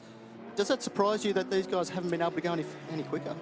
It was set, don't forget the race started an hour earlier last year, and the race lap record was set at just about the time we're rolling off the start line, and then we had all of the conflagration at the start of the race, Paul, when conditions were possibly at their best for the fast lapperie. I think that's key to it. The amount of traffic that we had meant that getting the lap record was not a question of the cars being able to get the lap record. It was that there were just too many cars out there to give you a clear lap in order to do it.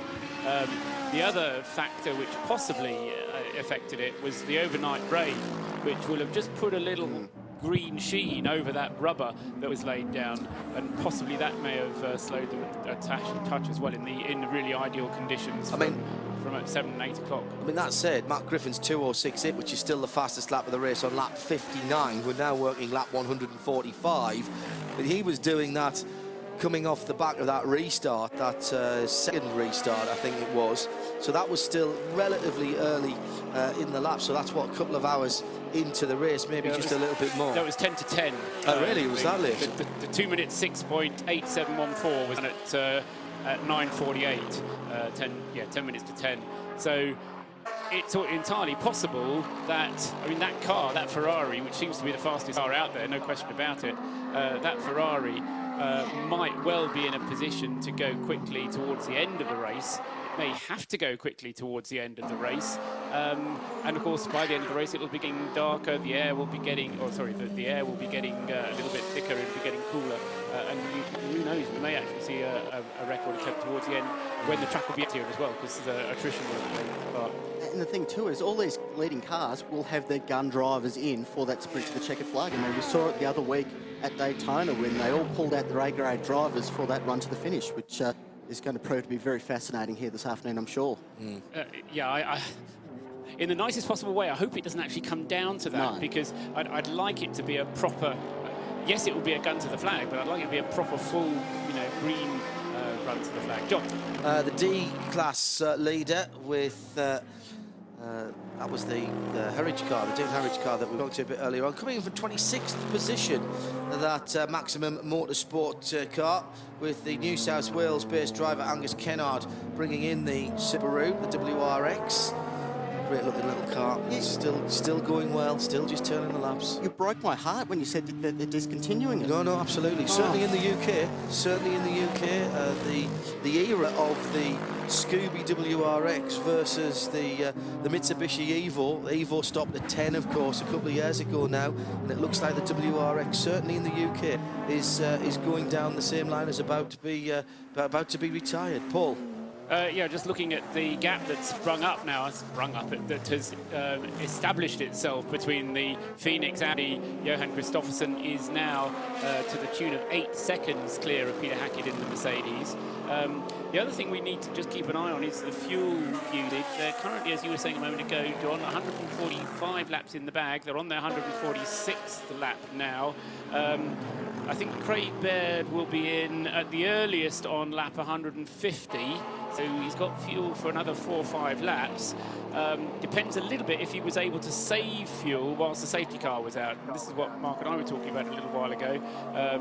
If there was a possibility to save fuel behind the safety car, then they need to have set that car really lean in order to do that. Well, one thing with saving fuel under the safety car, if you're smart about it, there's so much that you can save by going down the mountain in neutral. Really? Absolutely. You see, before the start of the 1000, all the drivers get to Skyline, switch the car off and just roll it down the hill. No way. Gravity will definitely get you the whole way down the mountain. One of our collective listeners was telling me that he was in a bike race here doing well over 130 clicks in the park coming down, and I mean a push bike race as we see, and that is good news actually to see that car in the pits, the C-Class car. It's running at the back of the C-Class field at the moment. The St. Gallen, the Aston Martin, Chris Porritt was involved in that nasty incident earlier on. They've replaced the left front upright and a number of other bits and pieces. Thank goodness they got those parts sent through from Banbury earlier on in the week, that they had a bit of an issue getting through, but they have done. There is the D-Class leader still in the pits, but looks like it's about to leave. Note the damage on the right-hand side doors. That's not as in left the factory. Aerodynamic improvement, I'm not sure about that one, but it's, I would say it was an Armco-shaped bump in the side, but there's not much Armco to go side to side on here, so somebody's had a little bit of a bang up the right-hand side of that Subaru. It now does, in fact, leave the pits and head up Mountain Straight. The gap at the end of the field now, Paul, is what, 31? Excuse me. 4 seconds. 4 seconds. Yeah, nearly 5 seconds. Yeah. It's one of those gaps that I get the feeling that they're both just kind of keeping an eye on each other. It's not quite slow bicycle race, but they're just keeping an eye on each other, driving as fast as they can, but they're wanting just to get through to the next pit stop, see what happens on the pit stops. Remember that we had the situation, didn't we, with the driver change for the Mercedes, but not for the Ferrari. So the Ferrari will be looking forward to getting a new set of tyres on it, and then it'll be interesting to see what the team decides to do, whether they put Matt Griffin back in it or whether Mok Weng Sung gets to drive the Ferrari again. So see what decision the team makes as to how they're going to do that on the strategy. Exactly, still a long way still to go, so all that will pan out as this race develops. Going back to the size of the mountain, fellas, all year round there's a lot of different events that happen here at Mount Panorama. There's hill climbs, there's multiple hill climbs that they hold around the circuit. And another event that they tend to hold is called the Gravity Games, which starts at Skyline and works its way down to Forest Elbow, talking street luge, skateboarding. Yeah, that's scary. Mad. Andy Lally, who's an American Le Mans Series and Grand Am driver, is a World Street Luge champion, and he's mad as a balloon. He's a very, very good driver. He's a smashing bloke. I've been with him in a number of things, including a race truck, believe it or not, in the United States. And by that I mean a semi, the tractor unit, rather than a ute-style truck. And he does that. He does all of that, and he just thinks, it's okay. It's a bit of fun. It's what I do when I'm not racing cars at 180 miles an hour.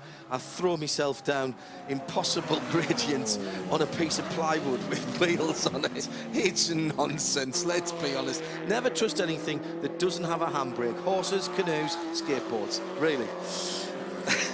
It's the advice to live by there, Mark. I will. Older and wiser. It's 6.5 hours almost completed. Well, we're over half distance, and whilst the checkered flag isn't exactly in sight, we're certainly heading towards the times, believe it or not, dear viewer and listener, where the teams at the head of the field are going to start looking Paul Truswell-like at their consumption, starting to back time from the end of the race. All things being equal, which they seldom are in sports car racing, particularly at a track like this, they will be thinking about their pit stop strategy to the end, I think, even from here. I think it's a bit early. I think another hour? It depends how we go with if we don't have another safety car in the next hour, then you tend bizarrely to think, because we haven't had a safety car for an hour, you won't get another safety car. Often that's a good way of thinking, but you know, it's like when you've tossed a coin 3 or 4 times and it's come down heads. Is the next one still a 50-50? Well, it is, but you'd be mad if you betted against it, wouldn't you? Because you sort of think maybe it's a bent coin or something.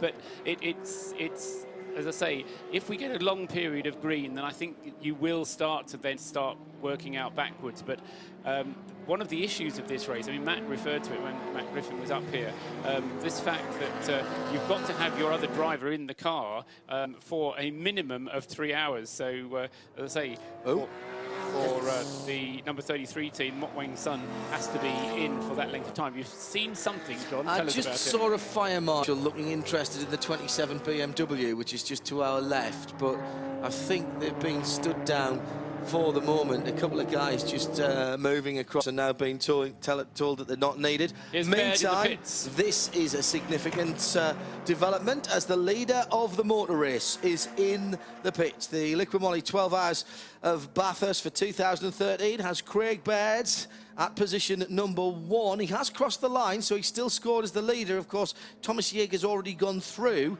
and he will come around next time round to be scored as the new leader. Now, that looks to me as though Berdo's getting out. He is. They're going to the fuel straight away. Is there a new set of Michelin tyres for that car? You'd have to assume, yes. They're at the ready there on the left-hand side. Here's a replay coming into the pits. Oh, he wasn't hanging about, was Berdo, was he? Cutting it fine. Pit lane speed limit doesn't actually start until they get right round the corner, and the cone just before the Liquid Moly Maguire's Bridge. So getting in and out Schumacher-like there, you could save a lot of time by not just dawdling into the lane. But at the same time, we've seen a lot of cars come unstuck through that little wiggle before the pit lane before. Only 25 laps on that stint for Baird, and I would have expected him to do a little bit more than that, because particularly bearing in mind that we had a period of safety car whilst that on that stint, so I wouldn't have thought he'd have been using fuel. As you say, we are rolling down, would have been a better thing to do. Double stinting the tyres, remember, and Matt Griffin did say, although he'll be on the harder tyres, Matt Griffin did say that he had the last 8 laps were a bit interesting. I'm paraphrasing there from Matt, as the 33 Clearwater car goes out. Now, did that car take tyres? Yes. It did. OK, that's fine. It was, as it goes out. At rest or in the pit lane, I should say, rather than being at rest, in the pit lane for just a tad over a minute and a half. Brendan Hartley has brought the 23 United Autosports Audi into the pit lane, followed in fairly short order by the Peter Conroy Motorsport machine that has come in as well, and that had James Winslow in behind the wheel, and so we're getting this green flag pit stops at the moment. Let's have a quick word with someone we've spoken to a couple of times already with better news. Yes, matey, just... Sorry, Grant, go ahead.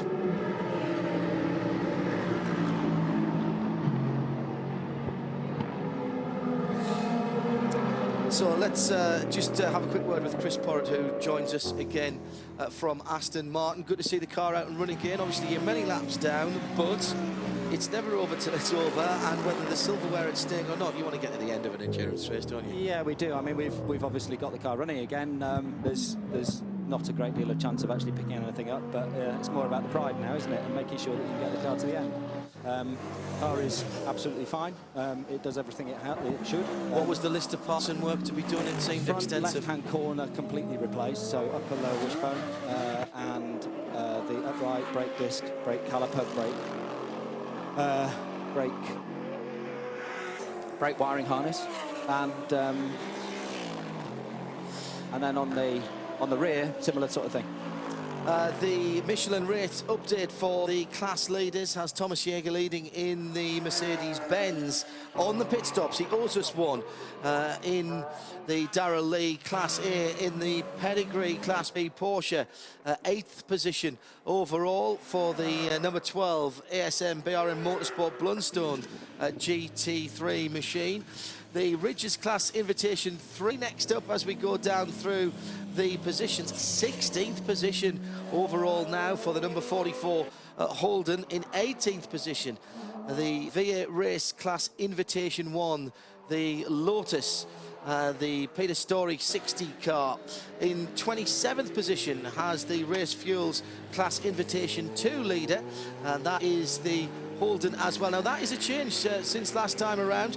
The 27th position, so that's the number 3 car with Dave Ward at the wheel. Then it's the Maguire's Class D Subaru in 26th position.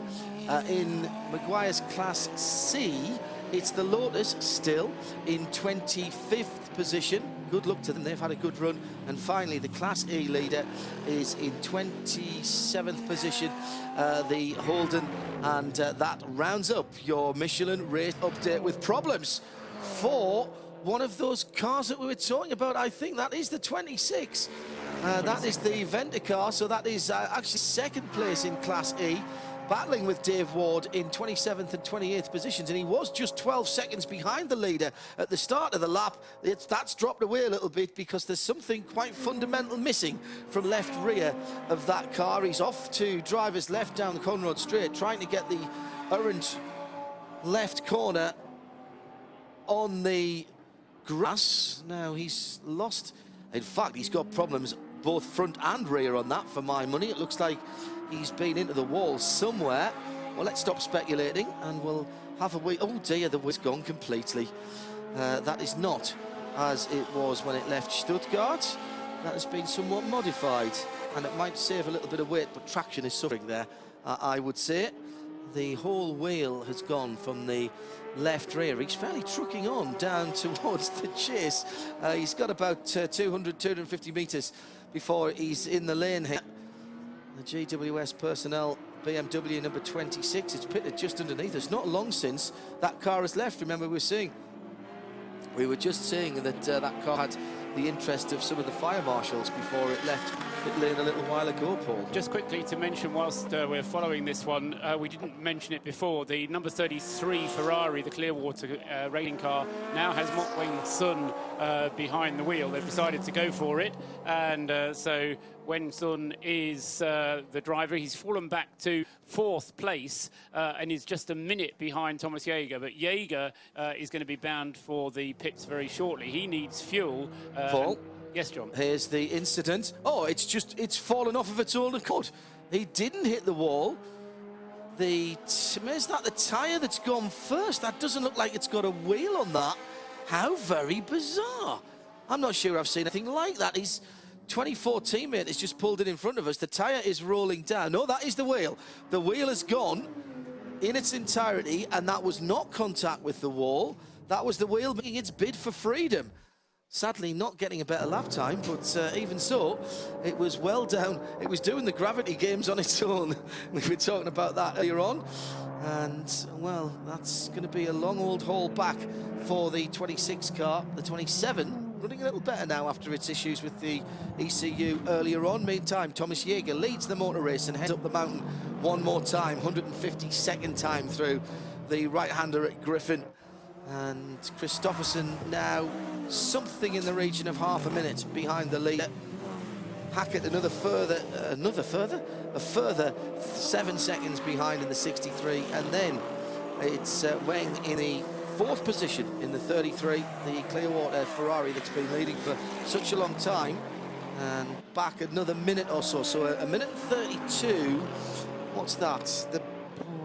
That that's sort of 2/3 of a lap, just over half a lap, getting on to 2/3 of a lap before he has to worry about... more like 3/4 of a lap overall. Yeah. But yeah, but it will come back to him. He won't have to necessarily work at it to let it come back to him, just the cars because the cars in front of him are all going to have fuel stops.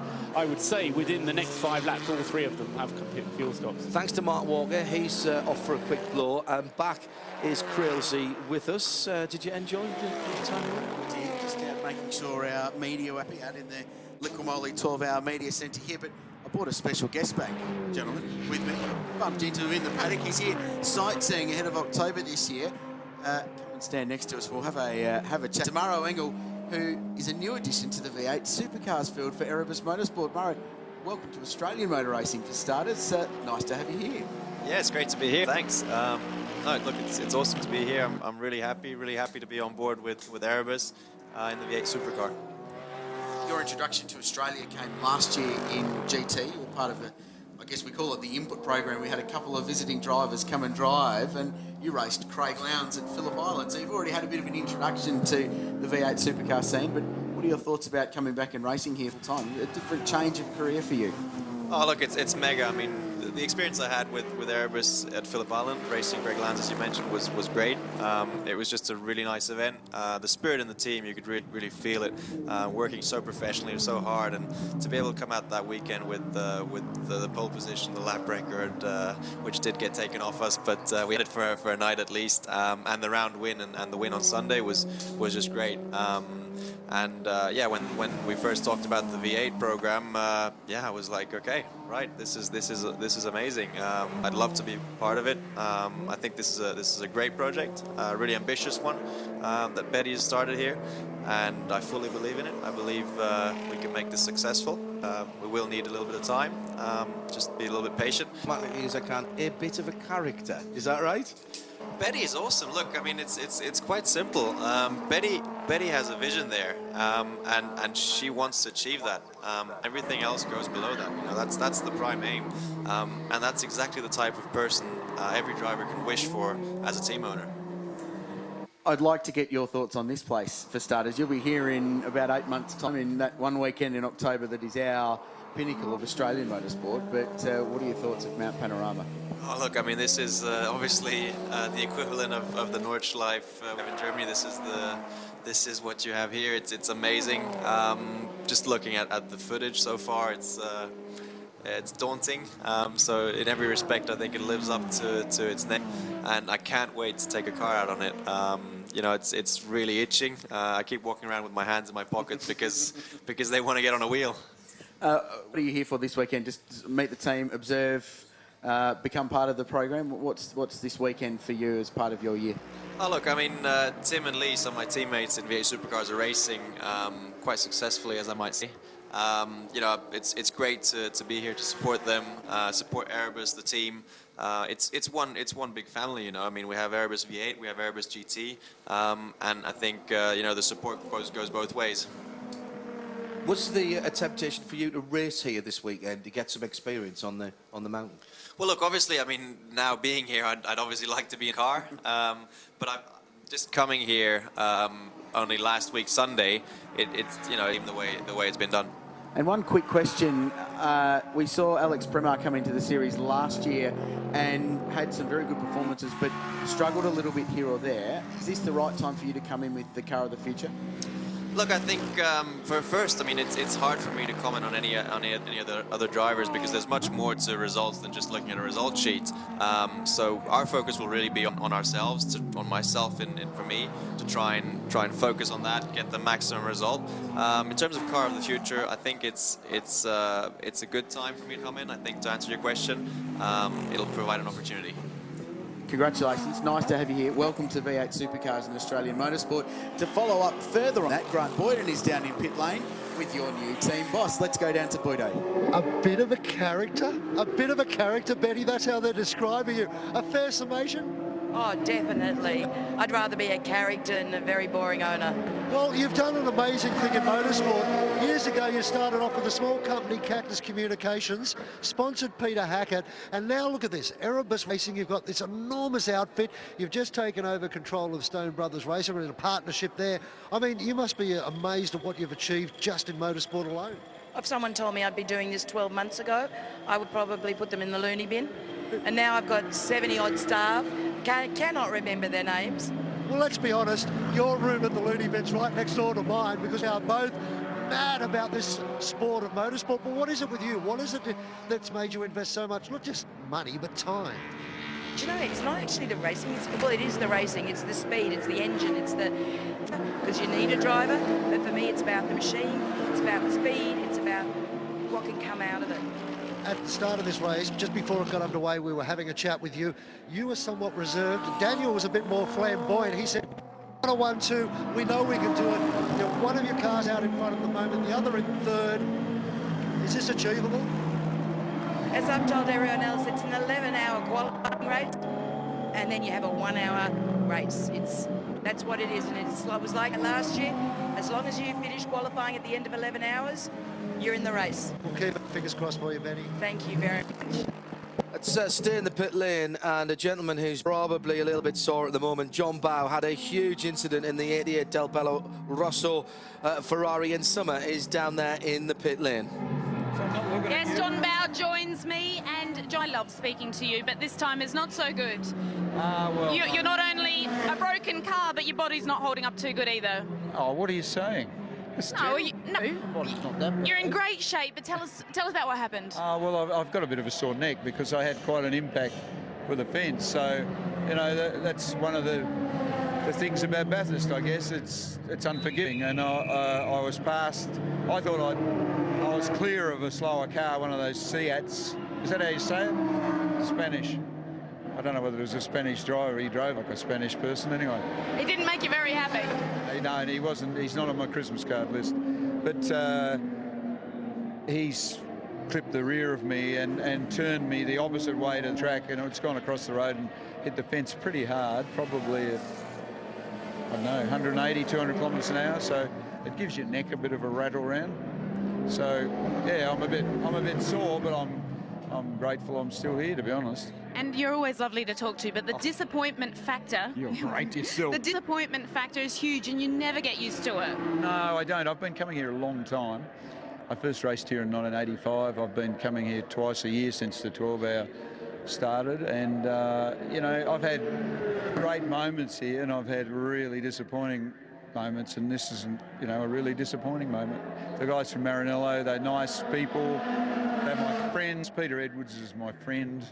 And, you know, to be part of something like this is awesome. And then you have all these disappointments. You know, we had a problem with the suspension because a slow driver clipped Mika Salo this morning. So we had to replace that. So we're out of contention. But then, you know, then this happens. It's just really shattering. I know that other people have got tales to tell as well. It's not just us. But it's, you know, it's a emotional roller coaster. So on a positive note, Maranello have also support for backing for AF Force, the Italian outfit, looking pretty good, I think, in 12th position. Any insights there? Oh, I think they've had some issues with their car. I think they had some bodywork problems, so they're driving at the moment without a front splitter, so they won't, you know, I mean, these guys have come all the way from Italy, so it's pretty good testament to the importance of the race and the way the race is becoming, you know, on a world scale, quite a significant endurance race. So, you know, it's good. It's all good except the dickhead in the Seat. And looking forward to the rest of the race. We've obviously got a long way to go, but any tips for us on who you think will be there at the end? Obviously, unpredictables aside. Yes, I think the Mercedes-Benz team, Erebus, are massively organised and doing a terrific job. You know, they're a... And John, sorry to interrupt you there, but back to commentary. There's a crash, unfortunately, again. Back to you. And again, it's Lappery that has caught people out. It's the Grant-driven Dean Grant is fairly new in that car, John. He's on his second or third lap. That's a mistake by Weng. That's a mistake by Weng coming down the inside of Maguire's the final corner. He's come from a very long way back, and I'm afraid Weng Sun has put his car in strife in 4th position, but I'm pretty certain the 33 has pulled away, and Grant in the number 9 Audi has got the brunt of that. Not his fault at all there, Paul. No. Very low percentage move by the 33 Ferrari. Oh, he's got it going again. Well done. Yeah, he's got it. He's just before the start-finish line. So Dean Grant then underway again. That's in the Network Clothing Hallmark Audi number 9, which is fairly well up. It's in 7th place. Is the second of the Audis, isn't it? With the number 1 car in 2nd place. And Weng Sung managed to get the car going a little bit more quickly, went through with a lap time of 2 minutes 30, so he lost about 25 seconds on the lap. He's still on the lead lap, but the gap between himself is he still on the lead lap? I'll have to check that one at the end of the lap, because he may well have lost position on the lead lap there, but we'll pick that one up at the end of the next lap, John. Just a quick word, by the way, backing up Chris Porritt, who we didn't have a lot of time to speak to, but the good news is the Sangan Aston Martin is back out there. Chris, by the way, helped the team fix the car, and they didn't have all of the spares they needed, so he rebuilt a wishbone whilst the guys were working on other stuff, then got back in the car and did a stint, and then came to see us to make sure that we knew that the car was back out there and still running. I felt to tell him that he had muck on his face wasn't the right thing to do somehow, but he did have oil all over his nose and cheek. But that is proper endurance racing, isn't it? He's the chief test driver and development driver for Aston Martin road cars. His job is driving Aston Martins all day to make sure that they're good enough for release to the general public. I was going to say like you and me, Paul, but I'm not sure we're quite in that category yet. He does an awful lot of laps around the Nordschleife at the Nürburgring, where Aston Martin, in common with a lot of manufacturers, have a development centre. He's a great guy, a very accomplished racing driver as well, and can turn his hand to a bit of mechanics, as in comes the race leader, Jaeger. The 36 car is in, and that's a bit early for me, Paul. No, it's actually run very strongly. Okay. That has been a stint of more than 30 laps for Jaeger. And interesting, as I said at the time, that the Ferrari didn't make any extra laps whilst the safety car was out. That Mercedes has made extra laps whilst the safety car was out. That was for Thomas Jaeger in the Mercedes, and that included some time behind the safety car, but 33 laps is a good performance from Jaeger, and he will probably stay behind the wheel, and I'm guessing they'll try and double stint the tyres as well, but we'll get confirmation of that. And find, again, I'll assume that Jaeger will stay behind the wheel. Christopherson then, next time around, will pick up the lead in the number 1 Phoenix Audi. But will also be due into the pits at the end of that lap, John. Okay, thank you. A number of people, again, just joining us all around the world on the live streaming video and at radiolemans.com. Our coverage brought to you commercial free by Sim Raceway, online racing world, and hello to everybody who is at simraceway.com at the moment. Asking again about the class system here. It's pretty simple actually, although there are a number of different classes. Class A is what you're looking at now, the Mercedes-Benz, which is an FIA GT3 car, and heading out of the pits now, the Formula. Was it just a puff of smoke from the right front of that car? Have they got all those wheels on properly? Yes, they have. Class B is for older GT3 class cars, model year 11 and older than that. It has become a Porsche GT3 Cup class this weekend, but other GT3 cars could have been included in that. Class C is pretty much simple as well. That is GT4. And then we've got Class D, very, very familiar to the guys around the circuit here. Production, high performance. This race was built upon the success of that category and would have been an overall winner from that category not so very long ago. And then the slightly less powerful cars in Class E, the production performance class, and then 3 invitational class. Again, this is all about engine size and power. I1, I2 and I3. That's the Peugeots and the Elise and the Cooper S, which we haven't seen actually in that class, the Super Copper and the Astra VXR, and then Class I3 is the big bangers with the Daytona Coupe and the Commodore. So there you go, you're up to date with that. Grant, give us some news from pit lane. Yeah, it's going to be some interesting news. I'm with Darshan Badiachi, who you guys would know is racing in the British Formula 3 Championship. Last time you were in a car, it was 10 degrees in Britain, and here you are at Mount Panorama in 30+ degrees. How's your day going? It's hot, sweaty, like everyone else out there, but yeah, I came back in November, had to climb my tyres for this race. And You're going to race this year back here in Australia. You've decided to go to Australia's Carrera Cup, and you've decided to come out and race in the Porsche here with Barton Moore, who was actually your teacher for a while there as well, and has been a good friend to you. I mean, what a great way to set yourself up for the Australia Carrera Cup Championship and racing a Porsche around Mount Panorama. yeah, it's perfect. The cars might not be exactly the same, but we get 12 hours of practice basically around Bathurst, and then we race here. So it's just all preparation for me and myself, just later on this season. Now, I'm a huge fan of some of those racetracks over in not only Europe but the UK as well, Croft and Snetterton and places like that, but they can be a bit bumpy. How's this joint? Oh, like last year I drove it in a Mazda and it was like, oh, it's okay, but you drive it here in a Porsche and it's just there's bumps everywhere, but it's so fast and it's really daunting, but it's like a perfect race track, really. Now, you know you're getting into a car that's not 100%. There are some problems with the gear changes. What's the team's approach to what you're doing out there? Obviously, you can't win the race, but what's the aim? The aim's just to bring the car home at the end of the day and make sure everyone enjoys themselves. You know, the car's, we're down on power, we've got a bit of a gearbox issue, so we just want to finish. Unfortunately, some bad news for you. Your car just had a bit of a spin out there.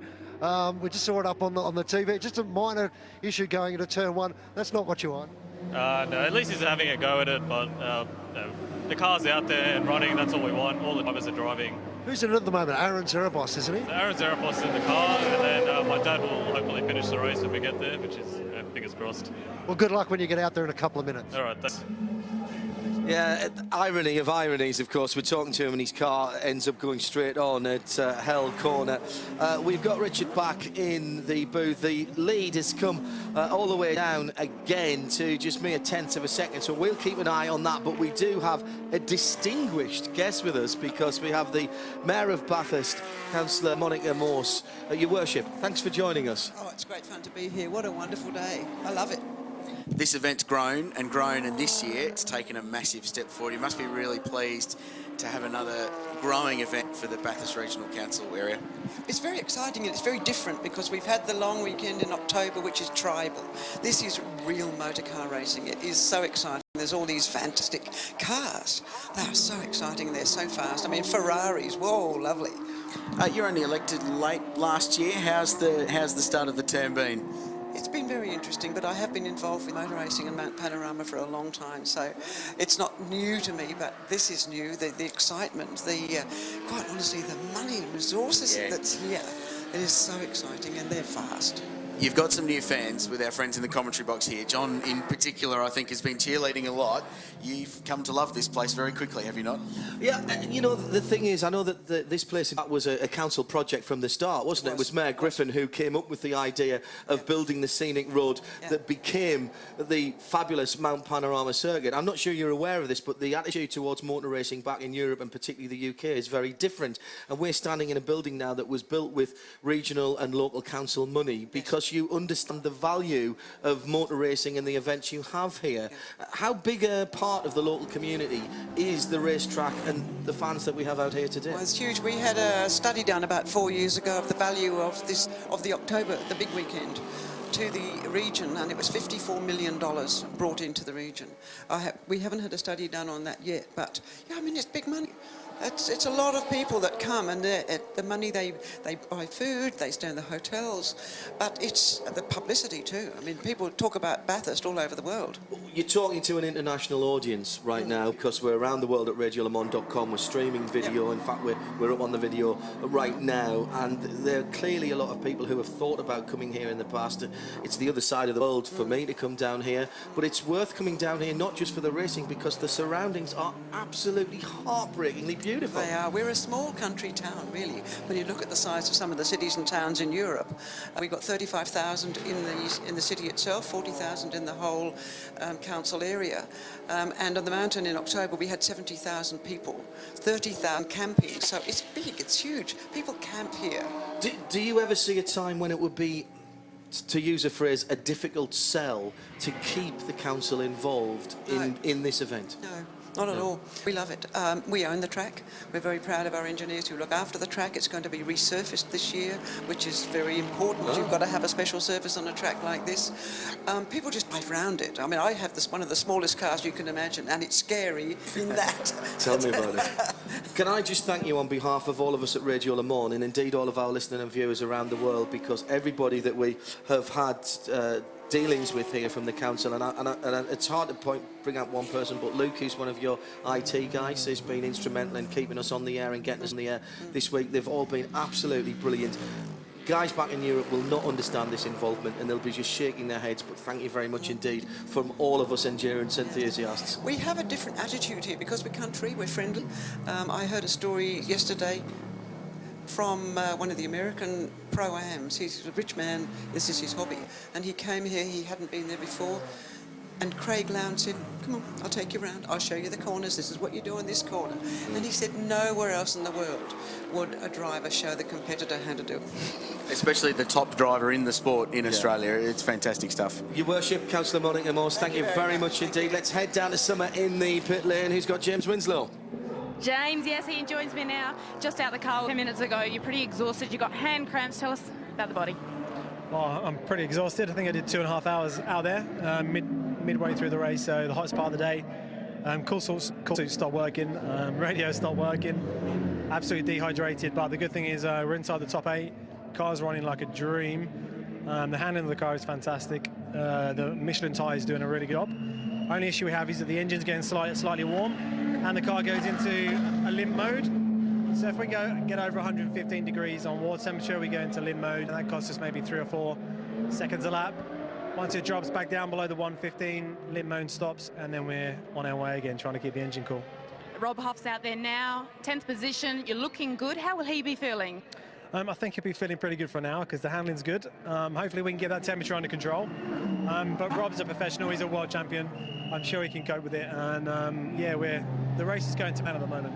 And impressive as well is that Peter Conroy, he's been fantastic this morning, navigating himself around some tricky conditions. He's pretty happy too.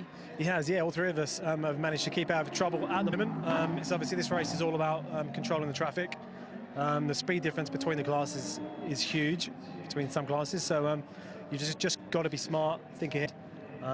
Don't go for any silly moves, and just try and keep a good average lap time as opposed to setting the fastest lap of the race. And on the speed front, closing speed is a big issue. Any tricky moments out there for you? To be honest, not too bad for me. Everyone, I think a few people have gone home from accidents before I started. Most people that I came across are actually being really smart about it. I think the first few incidents scared people, and everyone's gone down a little bit now. So to be fair, on my stint, no problems at all. Long way to go, 10th position now, but where do you hope to be? I'm hoping that we can get inside the top 5.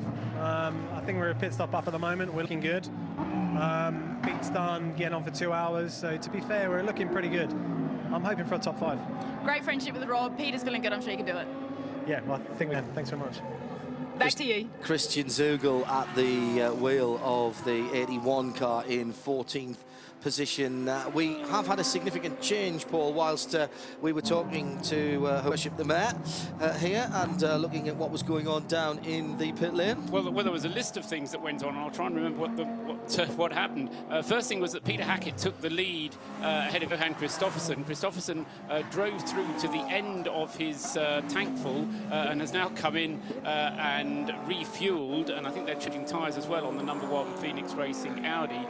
That is turning into a long-ish stop, but I think it's about right for a driver change and so on. That car has now come into the pits, the race leader, Peter Hackett, then. That is a scheduled stop on his lap 162.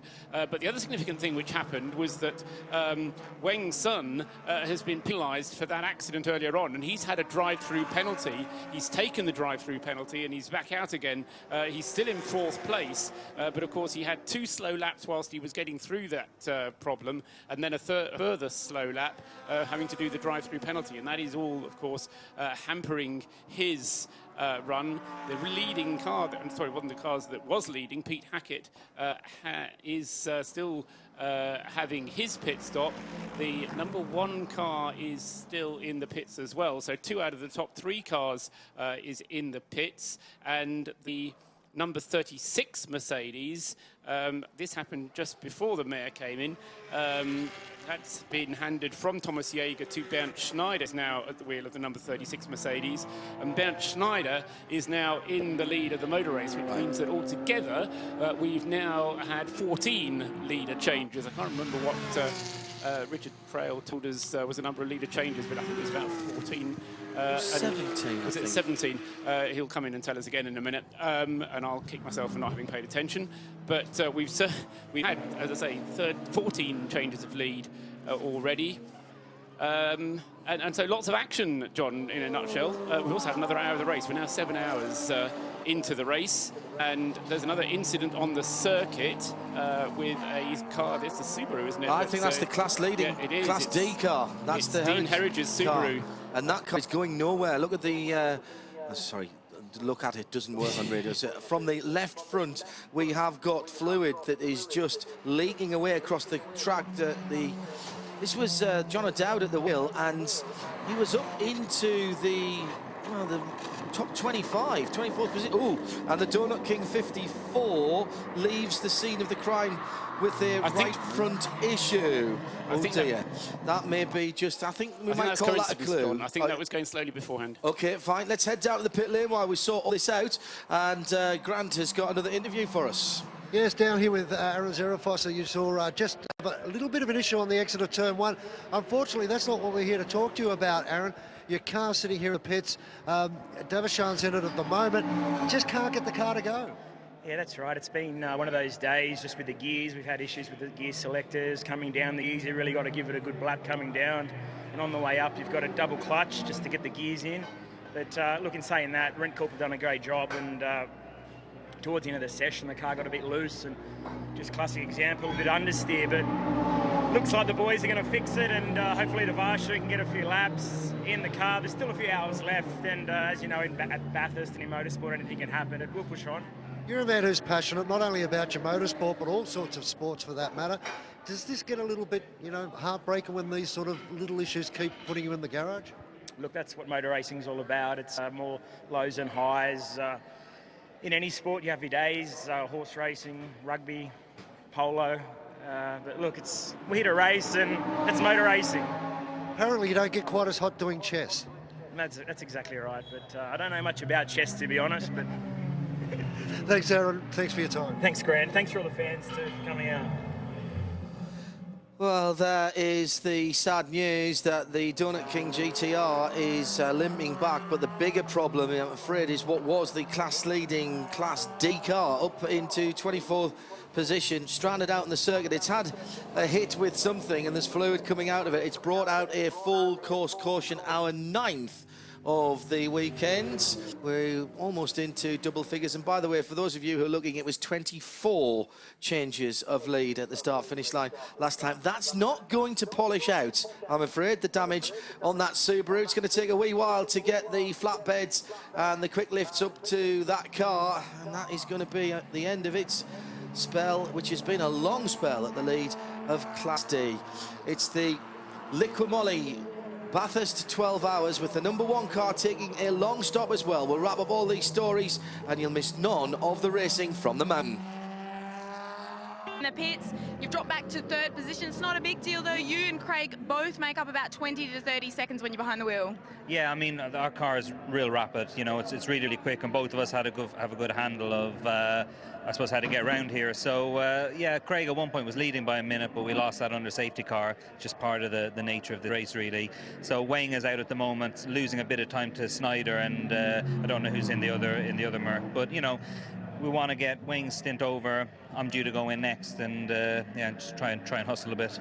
And of course the strategy is to have Wing make his time, and you're there at the right time, but obviously all the unknowns that can happen in between. Yeah, I mean, this race is tough because you've got the high temperatures, you've got the track itself, and you've got all the traffic and the safety cars. So trying to manage all of that, you just can't. So you do need a little bit of luck. The good thing on our side is, like I said before, is our car is rapid, and both Craig and myself, and also Wayne was in the car. We're really quick, so we're confident. We need to hustle a bit, but yeah, we'll see. And to put it into perspective for those who have tuned in, you were about a lap behind earlier in the day, and you and Craig were on the hunt, and you turned it around. It was massive. Yeah, it was good. I mean, I think I set 3 or 4 consecutive fastest laps, and I was giving it all I had out there. You know, this place really rewards you when you're pushing right on the ragged edge, which I was. So yeah, we just plan to do that every time I get in the car, try and hustle a bit more time back up and see where we are. And with those massive laps, we were talking just before about what it does to the body. About 60 degrees in there. How does that do weight-wise? Yeah, well, from this morning to this evening, if we finish the race, we'll lose about 5 to 6 kilos in body weight. It's tough. I mean, the heat is the toughest part, but, you know, I'm used to it. I race a lot. I'm used to the heat, and you know, even though I'm Irish, it doesn't seem to bother me too much. So yeah, I just feel a bit rough when I get out, but in there I'm fine. I have to say it, Matt. A lot of ladies have written in and said they like your voice, so quite dashing as well, ladies. Thank you. Back to you. Thanks. Oh, good grief. He's going to be no good at all round at Ben's Chippy and Thrapston come this weekend. I should point out that Matt is a neighbour of John, so... He's literally walking distance. It wouldn't take 5 minutes for him to walk around the corner to our front door. You're going to have to beat off the queues of people, aren't you, John? It's a true story, though. I've had text messages along the same line. Time for a Michelin race update, and we move well into the second half of the Liqui Bathurst 12-hour with thanks to our sponsors, Darrell Lee, Pedigree, Ridges, Mount Panorama Bathurst, just near the Chase, Raceville's V8 race, real race driving, and Maguire's with that killer shine. It has been a day of high drama, and the bigger they are, the harder they fall. Today has been very much the story. The Seats have been in a world of pain. And this was up at Falcon Tyres elbow, the AF Corsa Ferrari, just in the background of the shot. This is the Clearwater number 33. So into pit lane they go, and they've visited there a couple of times. Another high speed off across the Chase, and that's by a car that now must be considered one of the favourites for Class D, the performance production car class, because the Sharon BMW and the Subaru well and truly out of the race, as we have just seen. Debris falling off with the BMWs coming out through the S's, the exit of the dipper. In fact, it's a fairly large piece of debris. It's called a wheel and a tyre, and it rolled all the way down about a kilometre of racetrack and went to find its friends just down there at Falcon Tyres elbow. Realised it probably wouldn't find a happy home there as a tyre bundle, and continued to roll happily down Conrod Straight. And if that doesn't give you an indication of how steep this place is, nothing will. Now, this was a key incident down at Maguire's turn, wing right down the inside and cannoned into the number 9 Audi, and lucky to escape from any further damage than that. And was delivered a drive-through penalty for that as well, which was probably justifiable for that. And this is what's brought the current safety car out. The Angus Kennard, John O'Dowd and Dean Herridge Subaru with substantial damage at the front, and the Donut King Nissan GR drive back into pit lane. That is the Michelin race update as we work well into the 7th hour of this Liqui Bathurst 12-hour race. Another important milestone to note, John, that we need to talk about. We've eclipsed the famous 161 lap barrier here, which is 1,000 Ks. Here's a very Radio Le Mans moment. Steve Cramp, running the only Ford in the race, driving the FJFPV Supercharged V8, needs an idler pulley for the Supercharger. All right, this is Car Park Spares 101 then here, guys, is it? It is, yeah, we're in desperate trouble. Yeah, we currently, well, actually we're leading Class D now. We've lost an idler pulley for the Supercharger drive belt. So if any Ford love that, they want to see a Ford win this class, then they come and give us a hand. We only want to borrow one for about, how many hours got left to go? About 4.5, okay, Steve. 5 hours, that's all we need to borrow it for. We're in garage 28. And then a bit of their car could have a bit of real race history, eh? Awesome. Yeah, think of the benefits. How's it been going so far, other than the current problem that you have, Crampy? Look, seriously, it's really good. We had a few little teething issues in the early part of the weekend, but it's come up very well. The car is very consistent. It's doing everything we ask it to do, and we're just stroking along. It's just doing everything we want it to do. Steve's a good Adelaide boy, like myself. I've known Steve for quite some time. This production car battle, whilst the focus is on the GT stuff at the pointy end, it's still been super competitive. And today, attrition with the Sharons, and we've just seen Dean Herridge's Subaru parked at the top of the mountain with pretty heavy front-end damage. It is, yeah, and you know, it is a shame to see anything like that happen, but that's motor racing, where they all have a bit of a crack at this thing. Is it the fact that things are just going quicker because the pace of the race over the last few years has picked up, even for you guys in production? You're running slick tyres, of course, for the first time this year. Well, it is. We're still in the same pace we nearly qualified in. You know, we qualified in the 2:33, and I did a 2:34 in the last session. So we're still at the same pace. So yeah, it is picking up. Everyone's very competitive, and it's tough going out there. What happens if you don't get this idler pulley for the car? We don't finish. Out. So, we're out. Yeah. So it's literally limping around at the moment, or no, it's actually in the garage. Just come into the garage last time right. around. He's the lap. Just got back onto the lead lap with the Heritage car, which is stuck at the top of the mountain. Okay. So now it's a battle of the pit crews to get the cars put together. We're going to go down the bottom of the pitch in just a second. I want one quick answer from you here, Crammy. Is these cars, these big V8s, very Australian in attitude and in atmosphere. I want to see more of them. Can you come and play in Europe a bit, please? Absolutely, mate. That's where I'm from, so I'd love to come drive over there. All right, mate. Let's get down into the pit lane. And don't forget, if you've got that idler pulley, the guys in the 22 garage want to hear from you. There is a bit of a catch driving a big car. The Donut King car, as you saw, had an issue at the top of the mountain. Peter Lemus was behind the wheel. He said to me, off air, I might add, I came across the top of the hill and I decided that I'd run out of tyre. Completely worn out, and as a result, it just popped the side of it, and as a result, you saw what transpired. The tyre got ripped up, and he had to make his way back down. Now, the reason why there was putting that car under so much pressure, it's a very heavy machine. With full fuel, it's near on 2 tonne, and look what it's been doing to the disc. I'm not going to touch this because it's absolutely red hot, but it's created a groove right across the disc itself and the brake pad. So while the team were down here, they put the car up, took off both front discs, replaced both pads and the disc as well as the tyres, because at the moment the car just wasn't stopping because of the enormous heat that's being generated. Even though they're being water cooled, believe it or not, these cars are just running their discs so hot they're chewing through these brake pads like there's no tomorrow. Race restart, green flag. We'll find out what's going on with the number 1 Audi. It's been in pit lane for a long time. We'll send one of our team down there to find out what's going on at Phoenix Racing, the team that won this race last year. We are back underway at Mount Panorama, and it is very, very busy. The Durrell safety car pulls in to pit lane, and this field sorts themselves out. So, to reiterate, Bernd Schneider leads the race by 4 seconds over Tim Slade, with Mok Wen Sung in the Clearwater Ferrari 14 seconds down the road. They're the 3 cars on the lead lap. And Mok Wen Sung has done a little over 2.25 hours. Well, he's now done car. Yes, he's now done 2 hours and 20 minutes. Yeah. His minimum time is 3 hours, so he's going to have to stay out for another 40 minutes, which is going to be the rest of this tank full of fuel, I reckon. Or he has to do a 3rd stint later on in the race. He's already done 1 stint. So we'll have to see what the progress is on that car. Back to green flag racing, and we do now have the situation, it was one that we've had before, but not for a long time, of the Mercedes 1-2, with Schneider in the lead of the race with Tim Slade behind him, but only a 3rd car. That was the Ferrari, the Clearwater Racing Ferrari, is the only other car on the lead lap. We go back 1 lap to the VIP Pet Foods Porsche, which now has Clark Quinn behind the wheel of it, and that is a lap behind. 3 laps behind that is then the number 9 Audi that was assaulted by the Ferrari earlier on. We can go down to the pits and Summer. Eric Lux now joins me. Now, it's been a bit of an arduous morning for you. You had the problems with the tyres, you were back to 26, but you were clawing back slowly.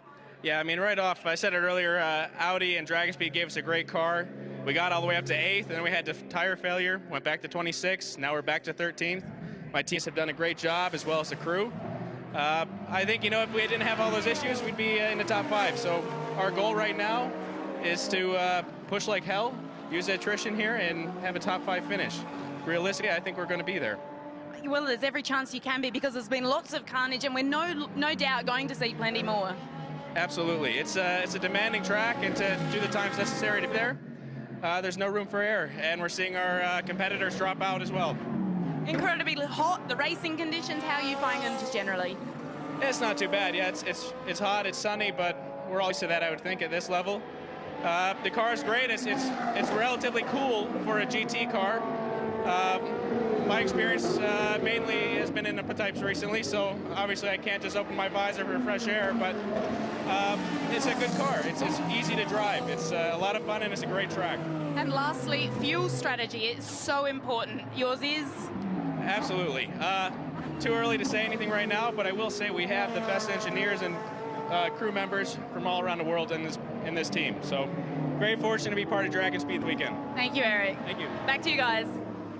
Paul Trustwell is looking with consternation to his numbers. Are you happy? Yeah, everything's good. I think the next thing we need, another nice green portion of the race. I just need to kind of feel confident somehow that Mok Wengson can calm down enough, because you were saying earlier on, you know, he's there or thereabouts in terms of his lap times, but I think he's just had a little bit of either the heat's getting to him or he's feeling the pressure, because as I was saying just before the break, there's somebody off there at a very That's not just somebody. Square Gowdy, that's Craig Lowndes.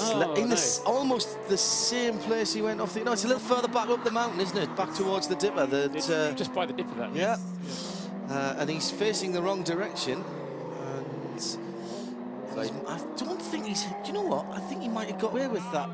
Rich, he might not have hit anything there. That might just be a lazy spin coming over the top. Maybe he had to check up with somebody there in front of him right at the apex of the safety car. Do you think? So another safety car, So they've gone yellow because it's almost impossible to do a U-turn there. Not just because of the narrowness of the track or the steepness, but just how blind it is. To do one safely there is almost impossible. So it's been a really rough day for CL and the number 6 Audi team. And Rod Salmon hit the wall early on, and that's what set them back. It bent some suspension, and then they had to go and replace the steering arm as well that had broken on that car. So that's why they lost so much time and sort of dropped just too many laps off where they needed to be, and sort of battling for probably a top 6 maybe at the end of the day. But well, they've got themselves back up to 7th there the last time around, and Lowndesy putting in some decent times. Is back into the pits comes the Seat. That's been in the wars today. That was the car that John Bowe was less than impressed with the driving of. No Spanish drivers in that at all. They're all Kiwis, I think, in there, aren't they? Yes, JB made his feelings about Spanish drivers very clear, didn't he? I think Fernando Alonso might have something to say about that. Fernando, Carlos Sainz, a prolific Twitterer as Alonso. He might, hopefully he's watching in. So this is safety car number 10, if I'm not mistaken. Absolutely right. This race, which is the second most of any Liqui Moly Bathurst 12-hour all-time. The record is 11 back in 2009. Over 2 hours, in fact, very nearly 2.25 hours now spent under yellow of the... Do you have number of laps under yellow? I do, 42. Which is equals a record. So 1 lap under this caution, and that will be the most laps in any Liqui Moly 12-hour. No, we'd already hit it in that case. I don't count current caution yet. So it's 42 up to this caution. We had 42 laps under yellow in 2010, which was the last of the production car years here at Mount Panorama. So this has been a race of attrition. Getting pretty busy down in the pit lane. Sorry, Paul. Getting pretty busy down the pit lane, as you might imagine. Some of the production cars in together. The Lotus and the Aston Martin, 2 venerable British brands, parked up together in the pit lane, getting a bit of service down there. And good to see the St. Gallen Swiss-entered car, Hop Suisse. For my mother-in-law, that I'm contractually obliged to say that at some stage during the broadcast when there are Swiss involved. That is down and gone. This looks like a little bit longer for the Lotus Elise. This is a class leader, of course, and they don't have the centre lock wheels, of course, Rich. So they're doing 4 studs on each wheel with the wheel gun there in NASCAR style. Not quite as quick. Old school Bathurst style. These TV pictures and film pictures even of them doing it with a wheel brace here. No way. Yes, I do know what film is. You were about to ask. Yeah, way back in the series production days of the October's Great Race. When I was working at Rockingham at the Super Speedway in Corby, I had a go with the old wheel guns on the AS-cars that we were running. That is a skill that needs some perfecting, I can tell you that. Well, Craig Lowndes has brought out this 10th full course caution, and in terms of laps completed, it's the most ever in any Liqui Moly Bathurst 12 hours. We're not racing at the moment, which gives us a chance to take a little breather here in the commentary booth. But you won't miss any of the action from Mount Panorama here in 2013.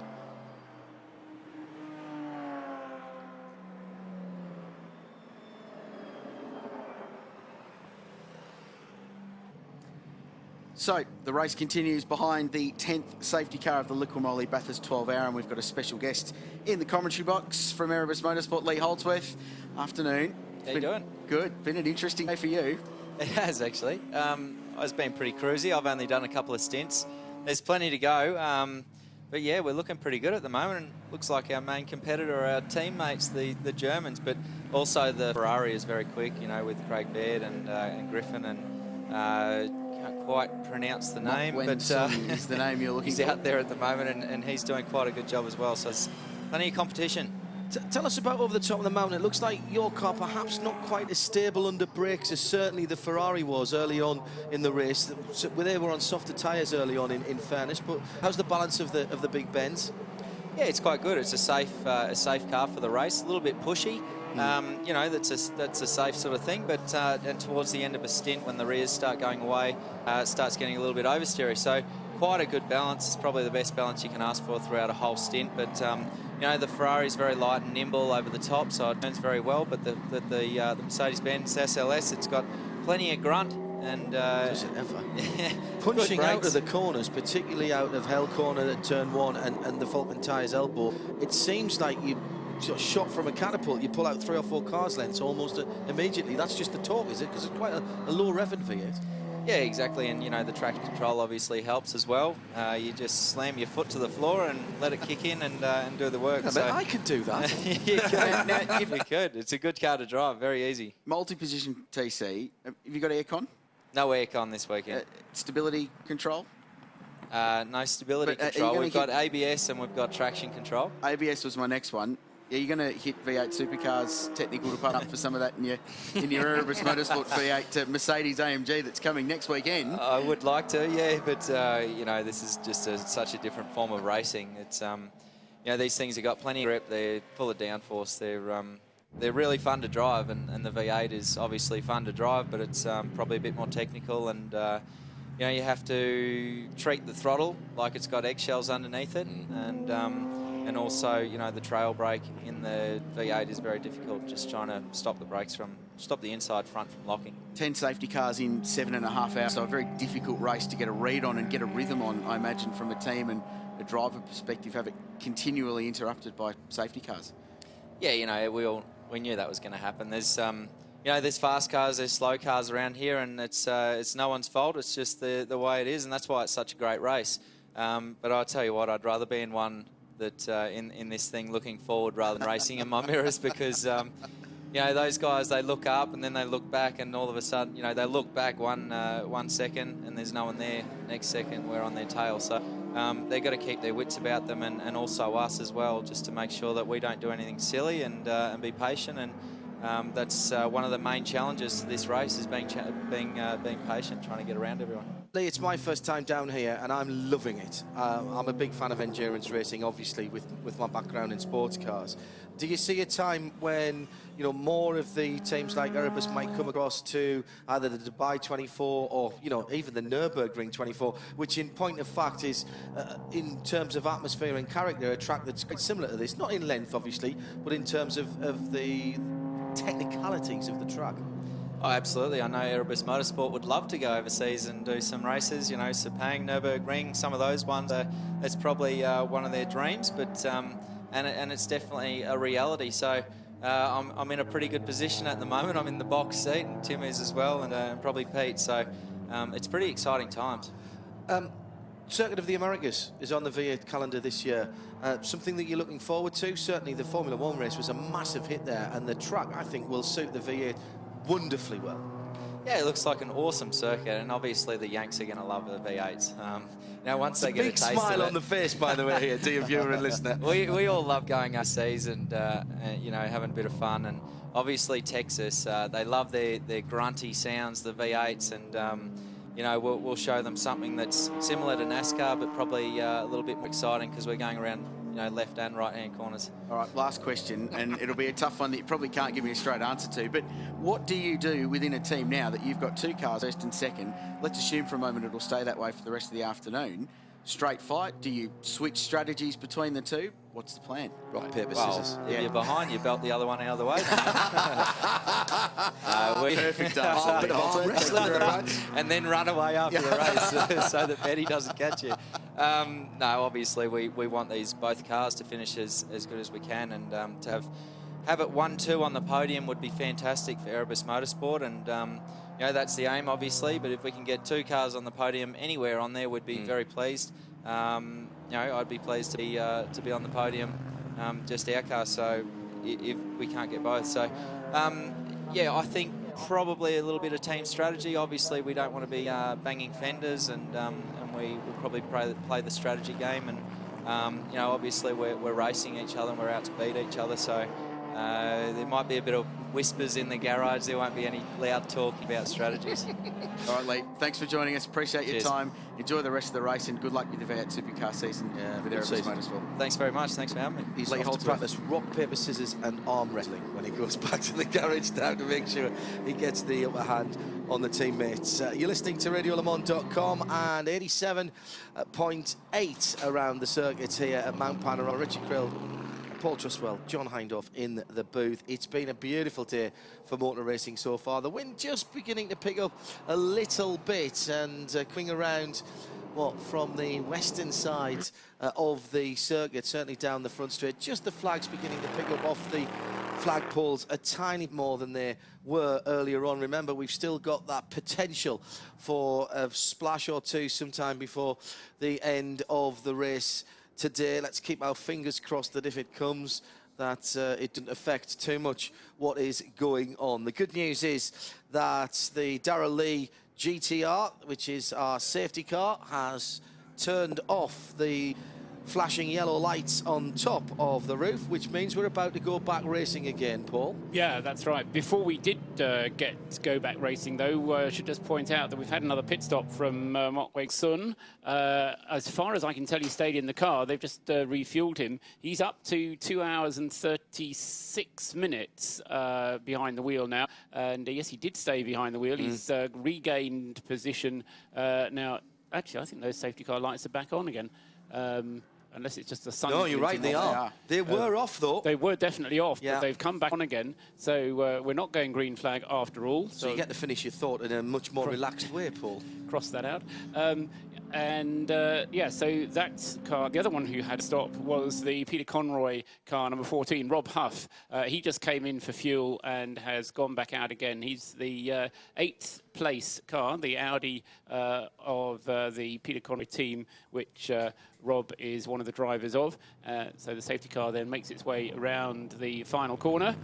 Yellow flags waving, and 1 and 2 Mercedes going through in that order, first and second behind the safety car. Then the 4th place car is the VIP Pet Foods car, immediately tucked in behind that. And then the leading Class B car. Up to 8th now, Paul. 8th overall, and on 4 pit stops. And as I say, 7.5 hours into the race, 4 pit stops is exactly what you want to do with a Class B Porsche. Compare that with the 10 times that the number 33 car has been in, although that does include one drive-through penalty. In fairness, Paul, being helped by the amount of safety car that we've had, that it's got up there. But I bet there's a lot of Porsche Cup teams and car owners looking at that right now thinking, you know what, I could quite fancy a little basin full of this for next year. Absolutely, and just by when Sun going through. Just by staying out there, that ASM BRM Motorsports Porsche has stayed out of trouble, had to stay out of trouble, and it's been going very nicely. Now, that's why the safety car has remained out on the screen, is a little BMW, one of the number 27, one of the GWS. Oh, no, it's not the GWS cars. It is, and it's the one that has had the electrical problems all through this race, and indeed all through this race meeting. It goes for about 4 or 5 laps, and then they seem to have to reset it. And believe it or not, it's underway. Well, he may just have kicked out the clutch and let it run down through the Falcon tyres elbow and down onto the Conrod straight. We've something of an only at Bathurst kind of thing. We're working on this problem with the the FPV GT. We heard from Steve Cramp before. They need the idler belt off the supercharger, the idler pulley that's broken. If Ian McAllister is in the precinct, go down and see the boys in pit lane because they need your help. Ian McAllister is a Ford dealer from Young, not too far away from here. I don't know if he carries supercharger pulleys in the boot of his car, but they feel that he may be able to help. So if Mac are here, Mac is a great racer, V8 Ute racer and historic touring car. What they want to know is whether he's got the keys to the dealership. Well, that's what they want to know. Exactly right, and do a Mercy dash to Young. It's not that far away to make things happen. The dealership in Cowra as well.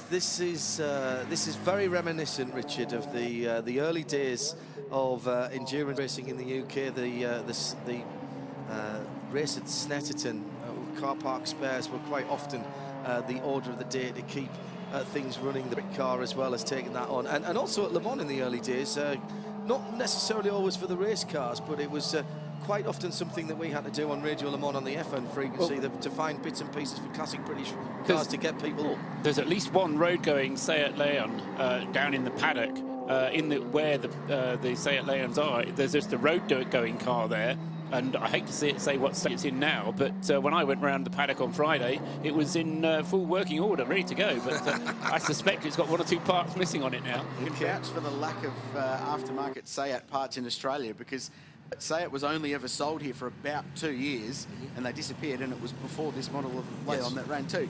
So, yeah, they've done well to find one. There's a BMW 1VI at the back, which I walked past last night, which was missing a tail light and several electronic components. Yeah, I wonder who that was for. I can't think who that would be for. I'm so pleased there's not an Audi A4 in the race. Otherwise, Audi of Australia may have got the very nice blue 2-litre TFSI Quattro back in a slightly less than pristine condition, which is sitting out the back at the moment, which has proved to be excellent transport over the last few days. This is still going on a little bit, this full course caution. We're into a new ground as far as this race is concerned for the number of laps, not quite yet the number of cautions, but certainly the number of laps and the time of the caution. I'm afraid we've set a new record for. However, we are still pretty well on line to get somewhere close to the 24 passes or 24 changes of leads that we had here last year. And Paul, at the moment we are up to how many changes of lead? 14 changes. You have to be a bit careful with changes of lead because different people count them in different ways. At the start-finish line. Well, yes, but the other thing is some people just add one because if you have 2 leaders, then that's only one change of leader in my book. Yes. So, yeah, the way I count them is that you have to have a change of leader from one car to another. And as I say, that's 14 and counting at the moment. Among how many cars, Paul? Five different cars. We've had both the Mercedes sharing, or not sharing the lead, but in the lead at various points. The number 88, Il Bello Rosso Ferrari, was in the lead for 16 laps. We've had 8 laps in the lead for the number 1 Phoenix Racing Audi, and the other car that's been in the lead has been, of course, the number 33 Clearwater Ferrari. Those are the 5 cars we've had in the lead of the race, John. The recovery goes on for that little BMW number 27 on driver's left at Conrod Straight. You're not missing out any of the action as in comes Christian Zergel from 13th position. We're live from Mount Panorama for the 2013 Liquid Moly 12 Hours at Bathurst.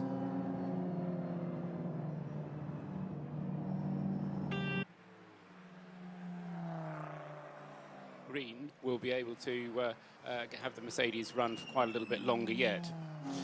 Thanks, Paul. Paul Trustwell. Still just, man, we might have to go one more lap here, guys, before we go green. It's just, I think, fallen slightly wrong for the safety car. No, I've said that now. The lights have gone off. It's fallen just perfectly. The flatbed has got off the circuit down through the chase and into the paddock area, which means the Darrell Lee GTR safety car can slip off to drivers left. They've been out there rather more times than we would have liked to have seen. Darrell Lee chocolate car can melt into pit. Oh, no, you see, that's very good. You can come again. I have been working on that for 7 hours and 46 minutes, and it's all I got. So out of the Chase, built in 1987, the Chase. Now, that wall they're going past there is brand new. They've removed a sand trap that caused quite a lot of dramas and a tight bundle as well. But the Conrod Straight used to go the whole way down to Maguire's Corner from the elbow. Can't even over remember. 2 kilometres long. Anyway, we're back under racing. Now, the car to watch here, I think, is the VIP Pet Foods Porsche. because they are trying, like we've seen so far today, to get themselves back onto the lead lap. I fear those two, well, for the VIP team, I fear that those two Mercedes in front are going to be too strong, but they're driving away up the road, 2 tenths between the 2 leaders, and then we wait for Mok Wen Sung to come through in the Clearwater Racing Ferrari and get a gap on where they are. So Jaeger, Slade, Mok Wen Sung, Clark Quinn behind the wheel of 5, Primark behind the wheel of number 1, so 169 laps, Tim. And so they've dropped 4 laps behind the leader, which is a real shame because they had done an outstanding job all morning to keep themselves on the lead lap and well and truly in the fight. And then Alan Lee is behind the wheel of the 23 United Autosport car, just in behind Christopher Meese in the number 9 Audi R8 LMS. But United Autosports, for me, what a fantastic quiet achievement they've done today to creep their way up the autoboard, given last year they didn't make it past the 4 or 5 hour mark of this race. Paul Haig, who's running that team at the moment, as I said before, is a real stalwart of all forms of motor racing. He's loving this endurance racing that he's doing now with what is clearly a very sophisticated car, the Audi R8 LMS Ultra, super quick. We've perhaps not seen the best of it here, and I think maybe still a little bit of refinement required on this new version of the car that they've brought to the mountain this year. But we do have an interesting battle in prospect for the remainder of the race, John, between the 3 Audis that are, yeah, they are 4 laps behind, but there's 3 of them all on the same lap, isn't there? Because there's the number 1, the recovering Phoenix car, the number 9 Network Clothing Hallmark car, the red and black one, and the United Autosports car, the 23. And they're kind of battling to be best Audi, as it were. They're in 5th, 6th and 7th places, but they're separated by nothing at all behind the safety car, or recovering from now the safety car being withdrawn. Meanwhile, at the front of the race, John, great battle going on between the 2 Mercedes. Now, earlier, of course, we had that issue with these 2 guys because one car was holding up the other car and everyone was catching them up, and something had to be done about that. You get the feeling now that this is formation flying, Rich, and these guys, if there is a pass to be made, will do it in their own time and at their own pace, because look, they've got clear road all the way up the whole length of Mountain Straight up towards the first right-hander Griffin Bend as they go through that there. That's just great, over the top of the camber, stay off the curb on driver's left, and now heading up the cutting. I love this part of the track. That kink before the cutting is deceptive in how it's a corner before the cutting.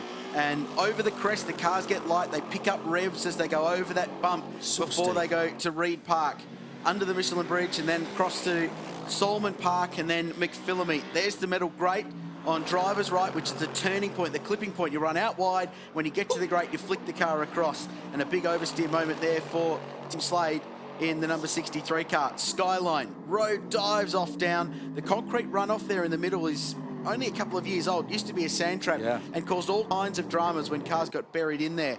And then out of the dipper, we heard the drivers talking about it before with Matt Griffin, that you just lift and then nail the throttle flat the whole way through the S's, and then the elbow, Vulcan Tyres elbow at the top of Conrod Straight. Exit here critical, through the kink, past the spot where the tree fell over the racetrack in the race 4 or 5 years ago and stopped proceedings for about an hour. Had the state emergency service come and clean it up, and it's one of the most ridiculous things I've ever seen happen during a race meeting. And up to 275 to 80k through the kink at the chase, and then up the hill, deceptively steep braking zone, and they're braking at about 95 metres to turn in there, from 280 to about 135, 140 k's an hour at the clipping point there at the chase, and then down into Maguire's Corner, and that's 6,213 metres of brilliance here, about 3 hours inland from the biggest city in Australia, Sydney. 7 hours and 51 minutes completed, or if you prefer, about 4 hours, 8.5 minutes still to go. It's flown over, you know. We've done a couple of 24-hour races this year, and I was wondering about doing the 12-hour race and thinking, you know, you've got to sort of set yourself up for something a little bit different. But this has just cracked through. I've done 6-hour races that have seemingly not gone as quick as this one before. It has been all action, notwithstanding those breaks we've had for the safety car. And Paul, we've had something over how long now under safety car? It doesn't actually seem that much. We had 2 hours and 38 minutes. Running behind the safety car of that, and coming up towards 8 hours into the race. This is the first 12-hour race I've ever done.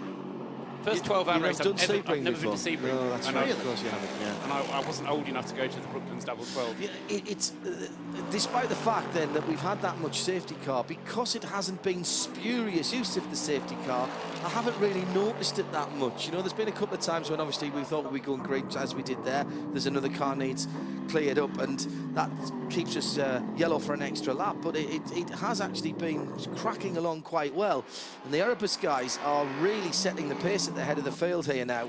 As they're pulling away, they've done a really nice job of gapping the rest of the field, Rich, and are pulling away. And as attrition takes hold, it's taking them slightly longer before they get to the big gaggles of cars that they have to pass. And they've set off at a clip here. They have, and they've just driven away from the Mok Wen Sung car that was buried in the traffic. So poor old Weng was stuck in the middle of the field just through that pit stop sequence they had when they topped him off with fuel. But this will be his last stint in the car, and we'll get Matt Griffin and Craig Baird back in. Do you know that, or are you just assuming that he'll run it through to his 3 hours and then it'll... Well, I mean, that's another option, isn't it? Yeah. Because you could take that gamble and go off sequence again and come in at the end of his stint, right when they need to get him out of the car for pace reasons, or... I think it's a fair point, actually. Just looking back at my notes, he's got another, 8 minutes to run on his, to bring him up to his 3 hours.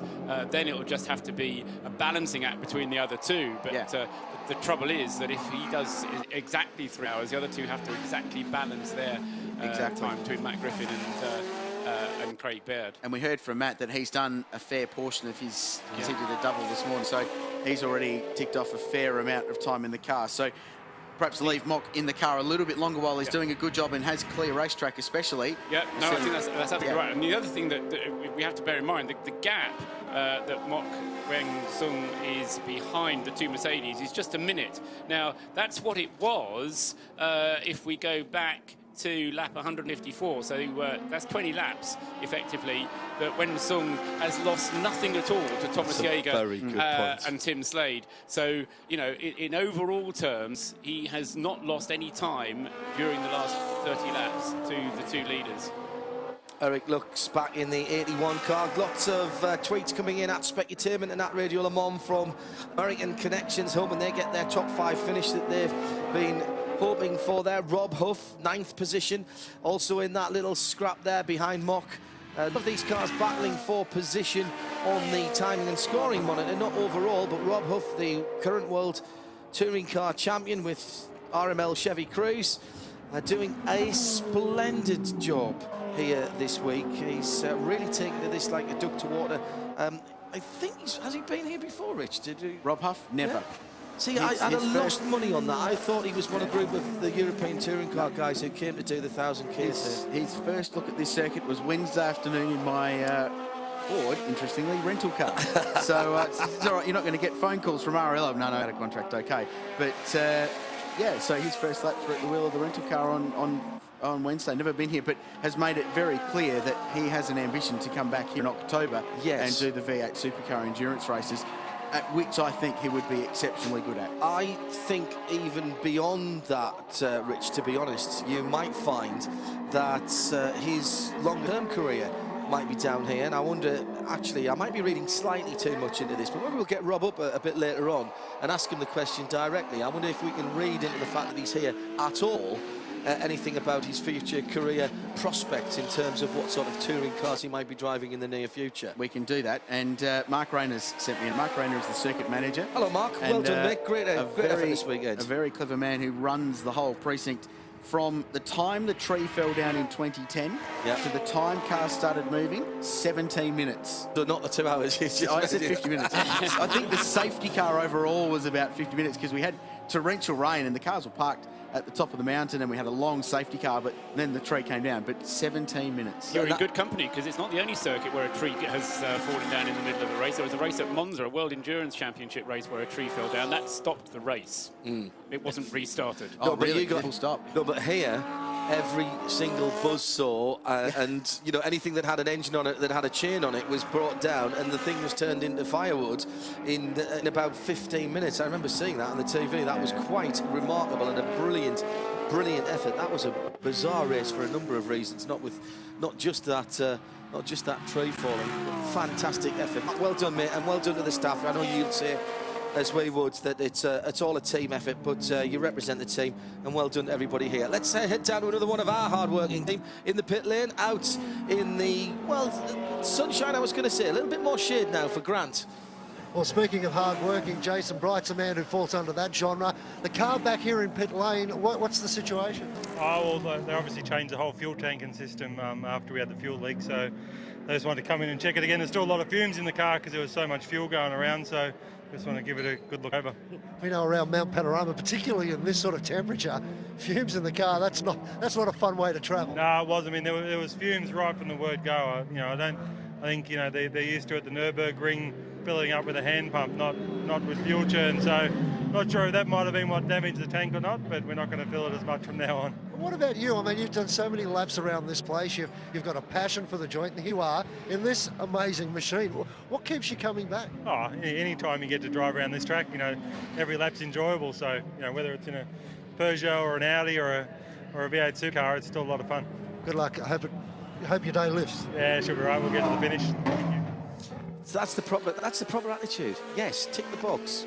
We'll get to the finish. She'll be right. You know, that is endurance in a soundbite, Paul, isn't it? Yeah, and you know, you see that all the way down the pit lane. You know, everybody has their own story to tell, and you know, it becomes the mantra. Okay, what do we have to do to get this car to the finish? You know, is there a prayer? Yes, sacrifice something to the great endurance gods. It helps, certainly. Sometimes you do feel. I mean, and Paul knows what I'm talking about here. There are times when you see a team and you want to say to them, guys, honestly, just put it back in the trailer or set light to it or something, because really, you know, you've worked so hard and it goes out and it does a lap and it comes back in and they fix something out there, and you just want to say to them, particularly in 24-hour races, no, really, head down to the beer and have a couple of down to the pub and have a couple of cold ones. Let's get back down to Grant for more from the pit lane. Plenty of action down there, plenty of hard workers. There is a lot going on here in pit lane. A little bit earlier on, you saw the Phoenix car coming, car number 1. They pulled up, they did a pit stop, and the car didn't go anywhere. It wouldn't start. They changed a few components in the car. It managed to fire up, but I've got to tell you, the team aren't confident that they've fixed the problem. So for the rest of the day, any pit stops they do, they're going to have to do with a fired up motor. They can't afford to switch it off because they're not entirely sure it's going to start. And a few moments ago, you saw the Erebus car come in. Peter Hackett at the wheel of the car at the time. That car had tyres, 4 new tyres put on. Believe it or not, Michelin tell me that that car has done 500 kilometres around Mount Panorama with the one set of tyres. We alluded to this earlier today, that they rated a real chance of finishing on the podium because they have one spare set of green tyres to put on for that one last hour of absolute thrashing around Mount Panorama. Yeah, that's interesting. I'm worried about that Phoenix comment that we've just heard from Grant down there in the pit lane, because Paul's scrambling for the regulations even as I speak, but I'm pretty certain that you've got to stop and restart the engine in the pit lane. If you're fueling the car, you do. I'm not sure about having, but you know, the fueling is going to be the critical thing. I will check. Certainly in other categories of racing, you have to turn the engine off if you're fueling it. Yeah, it's my understanding of the regs that the engine needs to be stopped to refuel in the liquid moly 12 hour. So and you've got to start the car under its own power as well. You can't put the external battery on it. We're coming round to another hour here, fellas. Click, ding dong, it's gone. 8 hours almost, so we're 2/3 distance. Where is my life going? I measure it in laps of motor racing circuits all the way around the world. What a glorious situation to be in. And Thomas Jaeger leads by fractions of a second, 1/3 of a second across the line last time as they completed lap number 179 from his teammate Tim Slade in second place. Motwin's son in the 33 Ferrari goes across in front of us now in that beautiful red and dragon machine, heads towards Hell Corner and up the mountain for his 180th time, or the car's 180th time. And rule 3.10.3.6 says during the pit stop procedure the engine may remain running or be switched off. However, when preparing to rejoin the circuit, the car must start by its own means without any outside assistance. So it can therefore remain running whilst they refuel it. So they know their regulations specific for the Bathurst 12 hours. And there are some things in the regulations for this race which are different from elsewhere. And it's our first time. We'll get to learn them by the end of the race. Then you might can't afford to. Thing is, can't afford to stall it though, because if he stalls it going out, it's then got to start under its own power again. So that you go back to it. So we kind of half right there, claiming half a victory certainly. The number 20 Peugeot, after its fuel cell problems, rolled back out onto the pit apron. They're having a good look underneath to make sure nothing is leaking out. It's been a difficult debut at Mount Panorama for the RCZ. It's a very, very pretty race car. Good looking road car too. And we see plenty of them in the UK, including a diesel engine version, much like the Audi TT diesel, proving that little sports coupes don't have to have a petrol engine, and of course get so much better mileage, and you've got all that torque to play with. Paul, go ahead. The Class B leading Porsche, number 12, has come into the pits, and it's still clicking up the time on the pit scorer, so it is still in the pits. However, that's why you were looking down pit lane. Yeah, but however, I can't see it in pit lane, which makes me think they might have pushed it back into the garage. Now, this is the car that we were saying was having a nice trouble-free run. And it's under threat from the Hunter Sports Group car, which is only one place behind it, the number 30 car. Because this pit stop, you're exactly right, John, this pit stop is already running longer than it would take to just put fuel in and put new tyres on the car, by my reckoning. So you're absolutely right. It is in danger of losing its class lead. That Class B battle has been very entertaining all day, and they've had a solid lead. Actually, they've just been pushed out. Yeah, so there it is. Car 12, it's been pushed out. So David Calvert-Jones he's from America. He's originally from Australia. He's got an amazing job being a professional helicopter pilot for video shoots and filming. And in comes Clearwater Racing. So that's what strategy A we were talking about, right on the driver limit. I reckon that's 3 hours and 3 minutes. Kerr can we just say Kerr and indeed Ching for that one? Let's head down to the pit. Stephen Johnson is with Grant. Yeah, and have a look at this, a brand new set of Michelin tyres, and not just one, Stephen, you've got 2 sets available for the rest of the day. Your strategy's looking pretty good. Yeah, mate, our strategy's looking all right. We actually might have 3 sets, to be honest, but, you know, it looks like, you know, the Knights car's running good, and we've got probably another 2 stops to go if we can stretch it out that far. And you know, Drew and Johnny done a great job. So I just did a massive stint then, you know, just over 2.5 hours, and it was pretty hot in there. So I'll jump in again next, do another probably hour and a half. And Johnny hasn't finished one of these races, or he hasn't done one before, so I thought I'll give him the glory and let him do the last stint. And what are your chances of getting an outright podium here this weekend? Have you got the pace to match it with the guys at the front of the field, or just not quite there? No, I mean, there's a lot more A-class cars here this year, and makes it a lot tougher. You know, we need to have a few of them to have a few problems, but, you know, our car's going good, and we weren't able to run the 2011 Carrera Cup car here, which would have been obviously faster and more suited to the McElrea entry with Alex Davison and James Davison. But, you know, we've still got the old faithful here, the 09 car, and it's doing a great job for us. It did a great job last year, and, you know, it's proving to pay off again now. Now, I'll tell you what, the apple doesn't fall very far from the tree, does it? You love this place. You can't stay away from it. No, you're right. It's great. And this is a weekend that, you know, is very enjoyable for me. It's very low stress. It's, you know, a great bunch of guys to work with. And it sort of takes me back to my roots of racing, you know, like how we first started in sports sedans. It's, you know, just a really enjoyable weekend to be able to cruise around and chat to everybody and, you know, just jump in the car with no stress. It's great.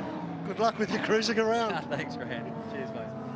And there is Steve's car, just going up the mountain straight for another lap. They've just quietly gone about their business. An uncharacteristic drop of the car early in the weekend in qualifying for Steve, as he, I think, downshifted one too many coming into the final corner. Maguire's locked up the rears on the Porsche and went around, didn't hit anything. But that car, we haven't called its name and its number very often, Rich, but sometimes that's not the worst thing in an endurance race. Quite achievers, and they have just taken the lead in their class. So they've just jumped the Calvert-Jones, Davison and Davison Porsche. Drew Russell behind the wheel from Newcastle. So about... which Newcastle? Newcastle, New South Wales. All right, okay. Then I can talk to him. Yeah, a couple of hours north of Sydney and a couple of hours across, you go to Bell's line of road, across the Blue Mountains, then a little bit north and you'll find yourself at Newcastle. So Nova Castrian, his dad Wayne Russell, a fantastic long-time privateer here at Bathurst. He and his little brother Aaron both race in the V8 Supercar Development Series, the second tier series. Johnny Reid, Carrera Cup ace, and Stephen Johnson, son of Dick, the great man, and very, very accomplished V8 Supercar racer too. And it does say Newcastle United on the car, doesn't it, as far as I know? Yeah, it does. It's sponsored and owned by Nathan Tinkler, a Newcastle businessman who owns the Newcastle Knights National Rugby League club. Yeah, the Newcastle Knights, that's it, yeah. John has his... And the Newcastle Jets. I was going to say he owns the Jets as well, Yeah. doesn't he? I'm from Sunderland, and Sunderland and Newcastle in the UK don't get on, but we both had bad weekends in the English Premier League at the weekend. So my wife is a Arsenal supporter, and it was 1-0 to the Arsenal for us, and I think the Mags got beat the weekend as well. So we're not having a good weekend. The third place car is no longer the third place car. That doesn't make sense, does it?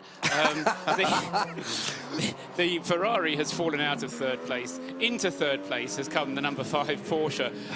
The car with the new driver, Matthew Kingsley, has been drafted into the car. Clark Quinn is currently at the wheel of the number 5 Porsche. And it's up into third place because Matt Griffin, now at the wheel of the Clearwater Ferrari, has fallen off the lead lap critically. And is now playing catch-up, and he and Craig Baird, between them, are going to have to drive the car to the finish. Now, they've got to get this right here, these guys, because they are working the numbers to the nth degree. They haven't let themselves with any real spare here. There's 3 drivers, and Mockwinson has done the 3 minutes over the minimum that he has to do, so they've got to be careful how they use the other 2 guys. The other 2 drivers have to drive for exactly the same length of time because they are restricted to driving 4.5 hours maximum each, and so Matt Griffin must make sure he doesn't drive over the 4.5 hours, and that might mean that he ends up coming in before the tank is empty. And that is the point. Thank you, Paul. Yeah, in order to not go over his driving limit. But it's the only way, or at least it's the most efficient way for them to be able to run that car. But at the moment, it's lost them third place, and as I say, more crucially, it's lost them a place on the lead lap. Yeah, and their strategy from here is actually quite easy to read because Matt Griffin will now go as long as he possibly can, get out. And to his driver numbers. 4.5 hours, and Craig Baird will jump in and finish the race. It's where they do that within it is going to be the interesting thing and where it all falls out. We just heard from Stephen Johnson, the son of an Australian touring car legend. Let's hear from the son of another one. Stephen Richards, I think, is down with Grant Boyden in pit lane. Yeah, and it's mixed on his face at the moment. I can't say he's smiling, I can't say he's frowning. For those, Steve, that may have missed some of the action out there, it's been a bit of a torrid day. Just take us through it. Yeah, look, our car's been actually going pretty well until we had I got in the car for the second stint, and we had a gearbox shift pump failure. So we had to come in and change that, and we lost about 10 laps. But Justin McMillan and Ross Lilly, they're out getting plenty of miles. Justin's relatively new to the GT Championship this year with a brand new car, and he's done a 2-minute 11. So I think some of the GT guys better watch out this year. You may need to help him and do some quick laps too, just to prove that the worth's still there. Look, where do you stand now? I know you're sitting just inside the top 20. What's the plan of attack for the team? I think just to give Justin and Ross as many laps as possible, and then perhaps at the end of the day there, if there's enough time and all things have gone okay, I might jump in for an hour or so. Yeah. This racetrack itself has made the Richards name synonymous in Australian motorsport. Do you treat it with intrepidation? Do you treat it with respect? How do you attack a race meeting like this? Look, I think you've just got to, the biggest thing is just absolute risk minimisation, particularly with traffic. So you know, you've got to know when to hold, know when to fold, and you know, these cars though are fantastic. It's really the first time I've driven them, and they've got a lot of aerodynamics. And you know, I've driven a few cars across the top of the mountain, and this Lamborghini, GB galvanising Lamborghini, is like nothing else. Well, good luck for the rest of the day. I hope it's successful for you and the team. Thanks, mate. Thanks, Boydo. With Stephen Richards down there in the GB galvanising team, there is their Lamborghini Gallardo, brand new car, did a big launch in Melbourne recently for this, and a great program building up this year in the Pirelli-sponsored Australian GT Championship. Just had some confirmation through that the reason for Craig Lowndes' spin that saw that car stranded at the dipper, the car broke a left rear hub going over Skyline. So that'd catch your attention. It would catch your attention in a big way, and Craig, being as witty as ever, called it a tough break. But he's not the first car we've seen with hook problems, actually. And again, I think that just speaks, guys, to the pace that has been put into this race, between obviously the safety cars that we've had. Paul, sorry. Yeah, no, I'll just pick up on that point. The curbs here at Bathurst are significant curbs. They are proper curbs. They're not like some of these curbs that you get in circuits which are just flat with serrated edges. Most of the curbs are actually go up. Okay, they're rounded, but it means that if you're cutting a corner, you're going to hit the car sideways, and that's what breaks hubs. It's hitting curbs. That's a very good point. You know, a lot of good endurance drivers, although they have to drive it as a sprint, they have to just give themselves a little bit of leeway where they go into this endurance race mentality, which keeps the car off the curbs, and that just will preserve things like hubs. I mean, time was when you had to be careful and just allow yourself a little bit longer for every gear shift. That's no longer the case because of modern sequential shifts. You don't need to, but in the days gone by, you just used to have to leave the gear shift just that little bit longer. You don't need to rush these things. It doesn't make any difference to your lap time, but it does mean that the gearbox lasts a lot longer. Yeah, good point. I have some news, if you're interested. Here is the news. I'm not particularly sure it's news we want to be talking about, or is it the Bureau of Meteorology? Oh, no. This is absolute. This is key not only to us here and the pit lane, but all of our followers here on the back sides and up at the top of the mountain. Go and buy a raincoat. Severe thunderstorm warning in effect for the region. Hail predicted. No way. For this afternoon. You're having a laugh. I am not having a laugh. It's on Twitter, therefore it must be official. But look down to the east and the south. And remember how quickly that storm yesterday afternoon, amazing thunderstorm, by the way, how quickly that rolled in and around the racetrack and lasted a long time. And 2 nights in a row, we've had a thunderstorm at about 7 p.m. Yeah, but you haven't told us what time that... I'm still trying to find out what it is. Okay, because I mean, if it happens at 7 o'clock, it won't really matter. Except I'll get wet doing the podium. Yeah, well, there is that aspect, yeah, but you said buy yourself a raincoat. There's no such thing as bad weather, just inappropriate clothing. John? Oh, OK, very, very good indeed. It is a nice long run that we're having here. Hopefully I haven't hexed that. Let's just remind you what happened in the first two-thirds of this race after Peter Baumann of Liqui-Moly, Germany, waved the green flag at 7 a.m. this morning with the Michelin race updates. And it was a beautiful sight, wasn't it, with the sun beaming down on Mount Panorama, and it was a feisty start as well. Quite heavy contact at turn 1 between the Clearwater Ferrari and one of the Erebus Mercedes-Benz. As they turn in, there was quite a heavy thunk between them, but they were all okay. This was an even bigger thunk, and ultimately it put the 88 Ferrari out of the race. Big contact with Motorsport Services Porsche. We've since heard from the driver of that car. He's okay. Bit of a limp on the crutches. Goes back to Guernsey tomorrow. It's going to be a long and fairly sore flight, I imagine, but he has unfinished business here at Mount Panorama. The 2 Aston Martins out at the same time, although the Aston Martin St Gallen team is back in the racetrack.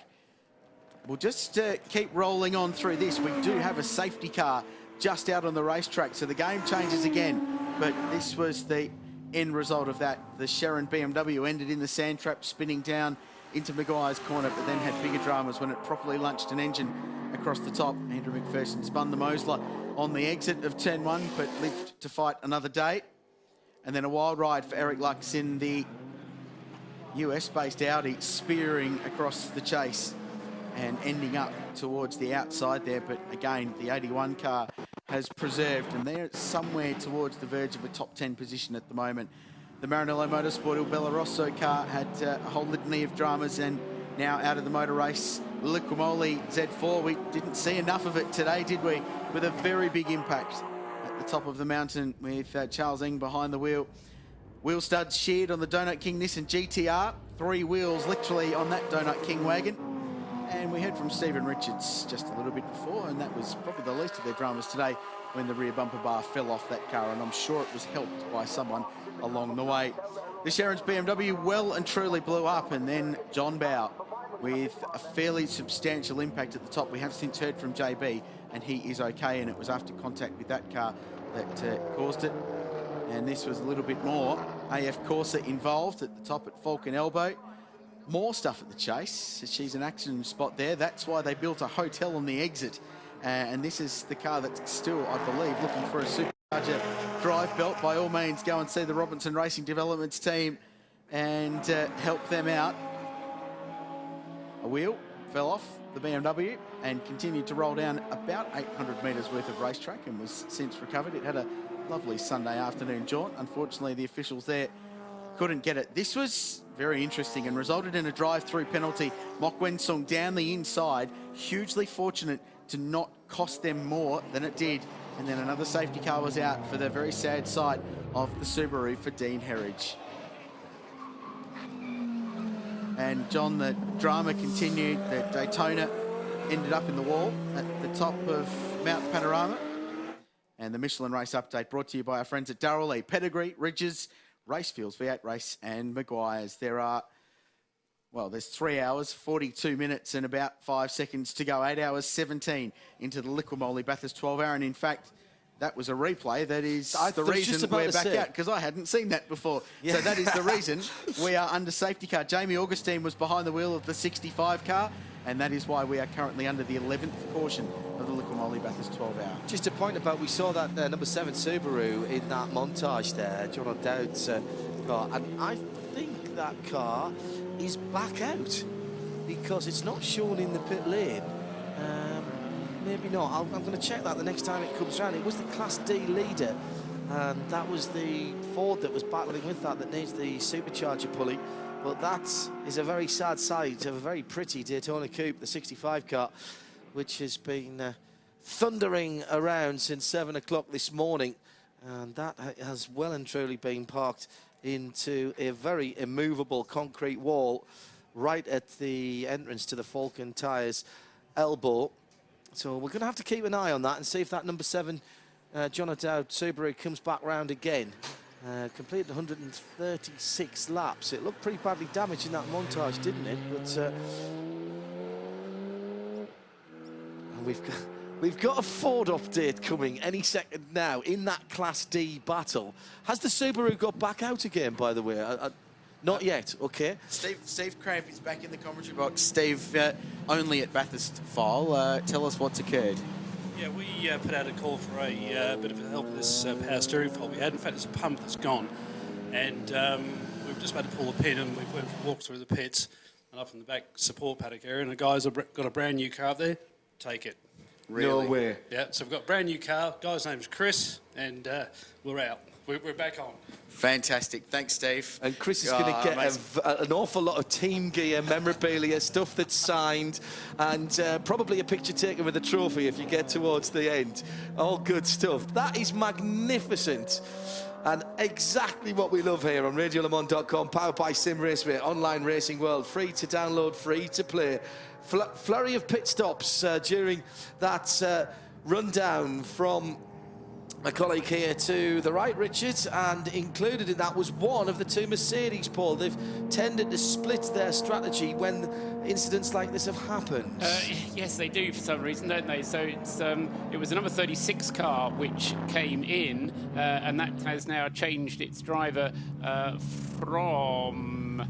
who was in it before? It was Thomas Jaeger, wasn't it? Was. Who has now switched over to Bernd Schneider, which is the change that came up on the screen last time, but now it's really happened. Schneider now in the car. And Paul, sorry for my little exclamation there. Is that... Oh, sorry, I thought that Lotus was stuck on the circuit there, but that's just the...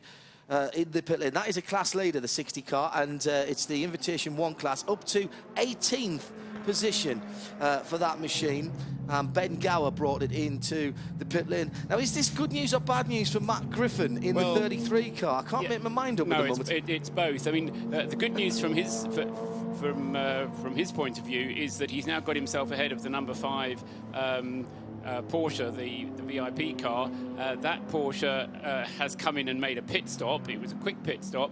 Clark Quinn stayed behind the wheel, but of course it's lost 3rd place, and Matt Griffin in the Clearwater Ferrari now has 3rd place back, but it's he's still a lap behind the 2 Mercedes. So it's not helped him from that point of view. And whilst the safety car is out, Matt Griffin isn't able to use the speed of the Ferrari and catch the Mercedes, because that Ferrari is really the only car that we've seen, Rich, which has been able to match and indeed better the speed of the Mercedes. So it needs to have green flag conditions in order to demonstrate that speed advantage. And because we're now less than that's 3.5, just over 3.5 hours to go, you know, they kind of need all the time they can get. Just 2 Grand Prix to go. Yeah, I mean, I say only 3.5 hours, but it can be done if you get the brakes with the traffic and you can do it on the speed. But I'll tell you what, this is good. I'm not sure. It does stretch the fuel window, though, Paul, for all of those lead cars just a little bit. And given that they are getting near enough the hour on a tank of fuel, it's making life really, really interesting. And if we were to go green all the way from now, it could be just a little splash at the end that would decide who was taking home the big trophy. I mean, it's one of those things that you just don't know, because you don't know how the last 3.5 or so hours are going to play out. But we're in that critical area now, where what you want is to be able to be as flexible as possible with the strategy to that last pit stop, don't you? Yeah, no, absolutely, and that's where the Clearwater team don't have the flexibility, because not only do they have to work on the fuel consumption of the car, they also have to work on the driving time that their drivers have been at the wheel. But that's the point I'm making, Paul. It helps them in that respect, because it stretches Matt's time without having to come in for a pit stop closer to his maximum time. Yeah, I see what you mean. Yeah, just looking on Matt Griffin's time behind the wheel, he's been now 20 minutes on this stint. That takes him up to 2 hours. He's actually been at the wheel now for 2 hours and 37 minutes, give or take. He's allowed to drive for a further nearly 2 hours in total, cumulatively, from now to the end of the race. Now, he may choose to do that in one stint, or he may choose to do that in part stints. But he, as far as I can work it out, he's done nearly... he's done 2 hours, just over 2.5 hours driving thus far. Right. And the rest of the driving will then be able to be done by Craig Baird. Okay. Well, would you agree then, based on that, with 3.5 hours to go, there's going to be 2 stops, isn't there? But there's going to be a real possibility of a splash and go at the end. That's going to be the problem. 3 stops, Yeah, unless we get more full course caution and that stretches somebody. It's intriguing. This is what we love about this form of motor racing, is through goes the Darrell Lee Chocolate's GTR safety car across the famous Mount Panorama start-finish line, which was repainted with loving care on Thursday. I watched the guys do it from right here where we're standing, took some pictures, posted them on dailysportscar.com. And lots of comments about my checkered career. Yes, very good. As 2 Audis come in nose to tail, it's the 81 and the 14, and they're coming in out of 14, coming out of 8th position for Rob Huff, and Eric Lux coming in out of 13th position, both off the lead lap. But Rob Huff closest to it, but still 5 laps away from the lead. Yeah, Eric Lux has a problem, or rather that car has a problem. It's not that I'm against Eric Lux. The car has a problem. Its last stint before this one was just 2 laps long. So there is some kind of problem with that car that they're kind of living with, dealing with, or something. But the car itself, as I say, is struggling a little bit. That last stint, a little bit longer. That's his 11th stop, isn't it? 78, just bear with me. Yeah, that was 13 laps. But again, that's not a full tank full for the Audi R8. And his previous stint, as I say, just 2 laps long. So I think there's a problem with that number 81 car.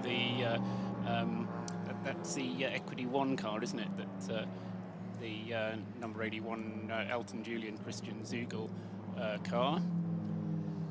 And Rob Huff going relatively well. I mean, he's kind of in the battle of the Audi R8, as I say, yes, with the number 1, the Phoenix car, the United Autosports car, and his car, the Peter Conroy Motorsport car. We haven't done the update on the class leaders for a wee while, Paul. Can you rattle through them while we're still under safety car? Certainly can, yes. In Class B, the leader is the Hunter Sports Group cars, Steve Johnston, Johnny Reid and Drew Russell. The red and blue Porsche Cup car, that's in 9th place overall and leads stealthed its way there without us mentioning it. Yes. In Class C, it's still the number 62 Lotus Exige, the red number 62, Robert Thompson, Liam Talbot and Romano Sartori. Sartori at the wheel at the moment in that class, that car leading Class C. Leading Class D, despite its problems, is the number 7 Dean Herridge car, the Maximum Motorsports Subaru Impreza. John O'Dowd and Angus Kennard, they're still leading Class D, albeit I don't think the car's actually going round at the moment. No, it's not. I wondered about that, and I may have misled the listener, so I apologise. That car is sitting in the pit lane, and of course, it's a sitting duck at the moment for that Ford if the Ford does get back out again. Exactly. So we'll... When, I should say, actually, now we know that the pulley has been found. Although the car next up is the number 24 GWS Personnel BMW. It is the next car in line in Class D. In Class E, the fastest car in Class E is the number 3 Holden Astra. That car had its problems as well, but Ivo Breukers, remember, had a puncture, but they've been able to get that car back into the lead of its class. As far as the invitational classes are concerned, the fastest group class in the invitational class is I3. And guess what? Mal Rose is leading that, car number 44.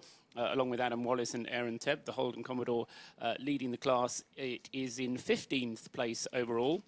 In I2, we're struggling a bit in I2, aren't we? Number 55, it is that leads I2. Malcolm Neal, Clint Harvey, Brett Neal. And in I3, the car number 13 of Bruce Linton, the BMW 1M, Andrew Fisher and Matthew McKeldon leading class I2. Sorry, I3.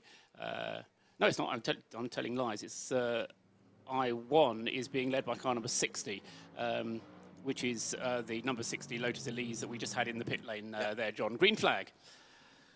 Well, across the line to restart with just on 3 hours and 31 minutes to go. The leader is Tim Slade in the 63 Erebus AMG Mercedes-Benz, and the Darrell Lee number 996 has got on the side, but it is in fact the GTR going in, and the rest of the field goes through. And wow, big move down the inside by Andreas Simonsen right across the start-finish line. Look at him go in that white car. He's having a real look. He's made up 3 or 4 positions on the track. It's not necessarily 4 places, but he's desperate to clear that midfield traffic, and that was a super race restart by Andreas. This battle is for position between Mark Eddy in the number 9 car and Andreas Simonsen, as you said, in the number 1. So Andreas looking good. Mark Eddy, a reigning Australian, well, he is a former Australian GT champion, not reigning, so he knows how to hustle these cars, and for the last 2 years he has raced this event with Craig Lowndes and Warren Luff. 1.2 seconds across the line separated Mark Eddy from the car that's now less than a 1/10 of a second off his back bumper. That's how good a start it was from the guy in the number 1 car, Andreas Simonsen. He was absolutely awake and got his foot down perfectly to carve his way through that midfield traffic. Textbook stuff. Yeah, it is. So this is the battle for a top 5 position in the race. 5th and 6th position at the moment. I think we can go back down to pit lane. Let's hear from our world champion. Shay is with Rob Huff. I'm not the world champion. He's the world champion. Rob, welcome to Bathurst. What's it like to be here in a very different kind of car from what you're used to? Yeah, you know, it's an amazing experience so far. I think the track is definitely in my top 4 legendary circuits that I had to do, and obviously the offer came over with Pete Conroy and James Winslow to get out here, and yeah, having an awesome time so far. Absolutely love the track. Everyone's so welcoming. The whole place is just beautiful. Should we read anything into it that you're coming to Australia to race, hoping to get a ride here? Yeah, you know, it's certainly on my box of lists to tick, and yeah, you know, I'd love to come out and do Aussie V8s for sure. I'm under no illusion I can just jump in a car and go quick, but it's certainly something I'd look to do in the future. You know, maybe get a couple of years in as a second driver in the Bathurst and the Gold Coast, and then yeah, hopefully maybe in the future look at doing a full-time drive. Well, I'm sure you'd be fast in anything you jump in. Rob Huff, thank you. FIA World Touring Car Championship for RML Chevy Cruise, and a change in position there. Looks like the one car's gone through there, Rich, and Simonson gets Eddie, and that was an impressive piece of driving from literally just on 6 kilometres ago. Carved through half a dozen or 10 midfield cars between him, got on the tail of Eddie, and then made the pass clean as you like. I don't want to say anything bad about Prima and Christopherson because they've done a great job, but for me, Andreas Simonson, one of the standout internationals of the day, especially of the ones that are first-timers here to Mount Panorama. Well, with Huffy, interestingly enough. Yeah, for sure. He has done an outstanding job and has hauled that car back into top 5. The problem they've got now is the 3 laps between them and the 4th place Porsche with Clark Quinn behind the wheel. That's their next drama. It's going to be tough for them to make up any more ground, but you can only do so much with strategy, particularly when you're not getting waved by. So, you know, they've got to stretch their fuel and try and stay out and stay out and stay out. And if there's safety cars, they've got to give up the option of going in under a safety car and just keep pushing until they're out of fuel, basically. There is a better, changing the subject, than 50% chance of rain before 6 p.m. That is the forecast I've got. Of course, weather forecasts at this place mean absolutely nothing, because weather forecasts say it can go up as well as exactly. So just about anything could happen, but there is a possibility of that sometime in our very near future. 3 hours and 27 minutes to go in the Liquimoli Bathurst 12 hour of 2013. Do you know, I'm watching the Midweek Motorsport Listeners Collective at radiolemans.com, and similarly the chat boards and people tweeting at Specutainment and at Radio Le Mans, and there's quite a few people who've made a big commitment in time to be with us right since the very start of this race, and not necessarily on this time zone either, although we've got a lot of listeners in this part of the world, and also hello to everybody in New Zealand who are listening in. Not all regular listeners either. We've got a lot of first-timers listening into this event. It's really caught the imagination this year, but for those of you in Europe particularly who've gone right through the overnight into Sunday morning now, well done. Get the coffee on. It won't be long before the sun comes up over there, and we've still got some fabulous racing for you. I can guarantee that here at radiolemans.com, powered by Sim Raceway, online racing world, free to download and free to play. And you guys, I think we're watching something quite interesting here, because this car with Matt Griffin behind the wheel as it heads up the mountain straight now, this now is the race. And he has just passed Bernd Schneider to unlap himself from one of the 2 Erebus Mercs. We've been talking about this all day. This is the second time they've had to do this in the race, work their way past these 2 Mercedes and get through. But Matt Griffin doing what Matt Griffin does best, and now chasing just wind down... him up, sit him down and set him off. Off he goes, isn't it? It's amazing. So now he's chasing down Tim Slade, who is our race leader, to try and get this car back on the lead lap. He's not actually lapping any quicker than the Mercedes at the moment, Richard. So we'll keep an eye on it, but certainly he's got himself into the position where he is between the 2 Mercedes, but the lead Mercedes, Tim Slade, is just lapping a little bit quicker than he is at the moment. So he's going to have to get the hurry on in order to catch up, in order to be able to get himself back onto the lead lap. So it's a tricky order, it's a tricky chance that he's going to have to take. But he will have a slight advantage on fuel, because he's got more fuel than Tim Slade, hasn't he? He's got less fuel than Bernd Schneider. And they are on a different strategy, aren't they? So they're slightly out of sync with these Mercedes. So maybe there's a portion of that time that we're looking at and a portion of that lap as the front bar. Look at the front end of that. Badly. I just saw that at the same time as you did, Rich. And they've got a massive problem. They've got an issue with the splitter. Yeah, the front splitter on the Ferrari coming loose. We need to see more of that car, because the front splitter on the Ferrari down Conrad Straight at VMAX with full aero. Remember, air pushing down on the front of the car to stick it to the road, causing it to vibrate very, very badly. They've got some issues. So whether that is just something that they have hit, here he comes across the start-finish line. It looks great there. It's very, very fluorescent yellow, so you can see it. They've got an extended front splitter, almost like a touring car, super touring car splitter out the front. It's by no means just a flat-fronted spoiler on the front of that, and it was vibrating horribly down the front straight. There was a well-known model of Reps type car, four-door saloon in the UK, where the rear clip used to do that all the time at about 70 miles an hour down the motorway, and you would see it rubbing in and out and think, oh, that is going to come off any second now. But once you'd seen about 60 or 70 of them doing it, it was just an aerodynamic imbalance with the air coming up out the back of the car. I'm not saying who it was. I'm not. Don't look at me like that. You can't get it out of me. Vectra? Yes, well, Vector, actually, that's 2. You're right. It was 2 because there was a Ford and a GM car, actually, that did that. The Mondeo was noted for it, and the Vectra as well. You're absolutely right. I'd forgotten about the Vectra. Into the pit lane. This is the Eric Lux. Well, it's Christian Zugel, sorry, at the wheel of the 81 Audi. That's a relatively traditional coloured car. That is yet another pit stop for that car. Yeah, John. that's not right. They're not getting full value out of that, are they? Really? No. That's an Afsos car. That was 4 laps on that stint. So no, they're really not getting. There's something more than just refueling problems on that car. Afsos Silver, as they come into the pit lane, as the guys from Audi tend to call it, down through the right-hand kink into the chase for our leader Tim Slade. And let's look back up the road. Where is Bert Schneider? Well, the answer is 18 seconds back, but actually the next car on the road will be Matt Griffin, and here he comes, committing to that right-hander and all the way up into the braking area. I'm trying to see, Rich, I don't know if you can, because we're starting to struggle with a bit of reflection on our screens here. Might have to look at Paul's screen. Is it just the splitter, or is it the whole front end of the car that's vibrating? It almost looks like the whole front. Yeah, it does, doesn't it? It actually looks like it's all one piece. I'm not 100% sure with the Ferrari as he works his way past one of the GWS BMWs. But let's have a look at ultimate lap time. Slade, 2-minute 10.0. Bernd Schneider, last time round, head down, 2-minute 8.6 for the Flying German. And 2-minute 10.1 from Matt Griffin. With more in pit lane, here's some more from Shea Adam.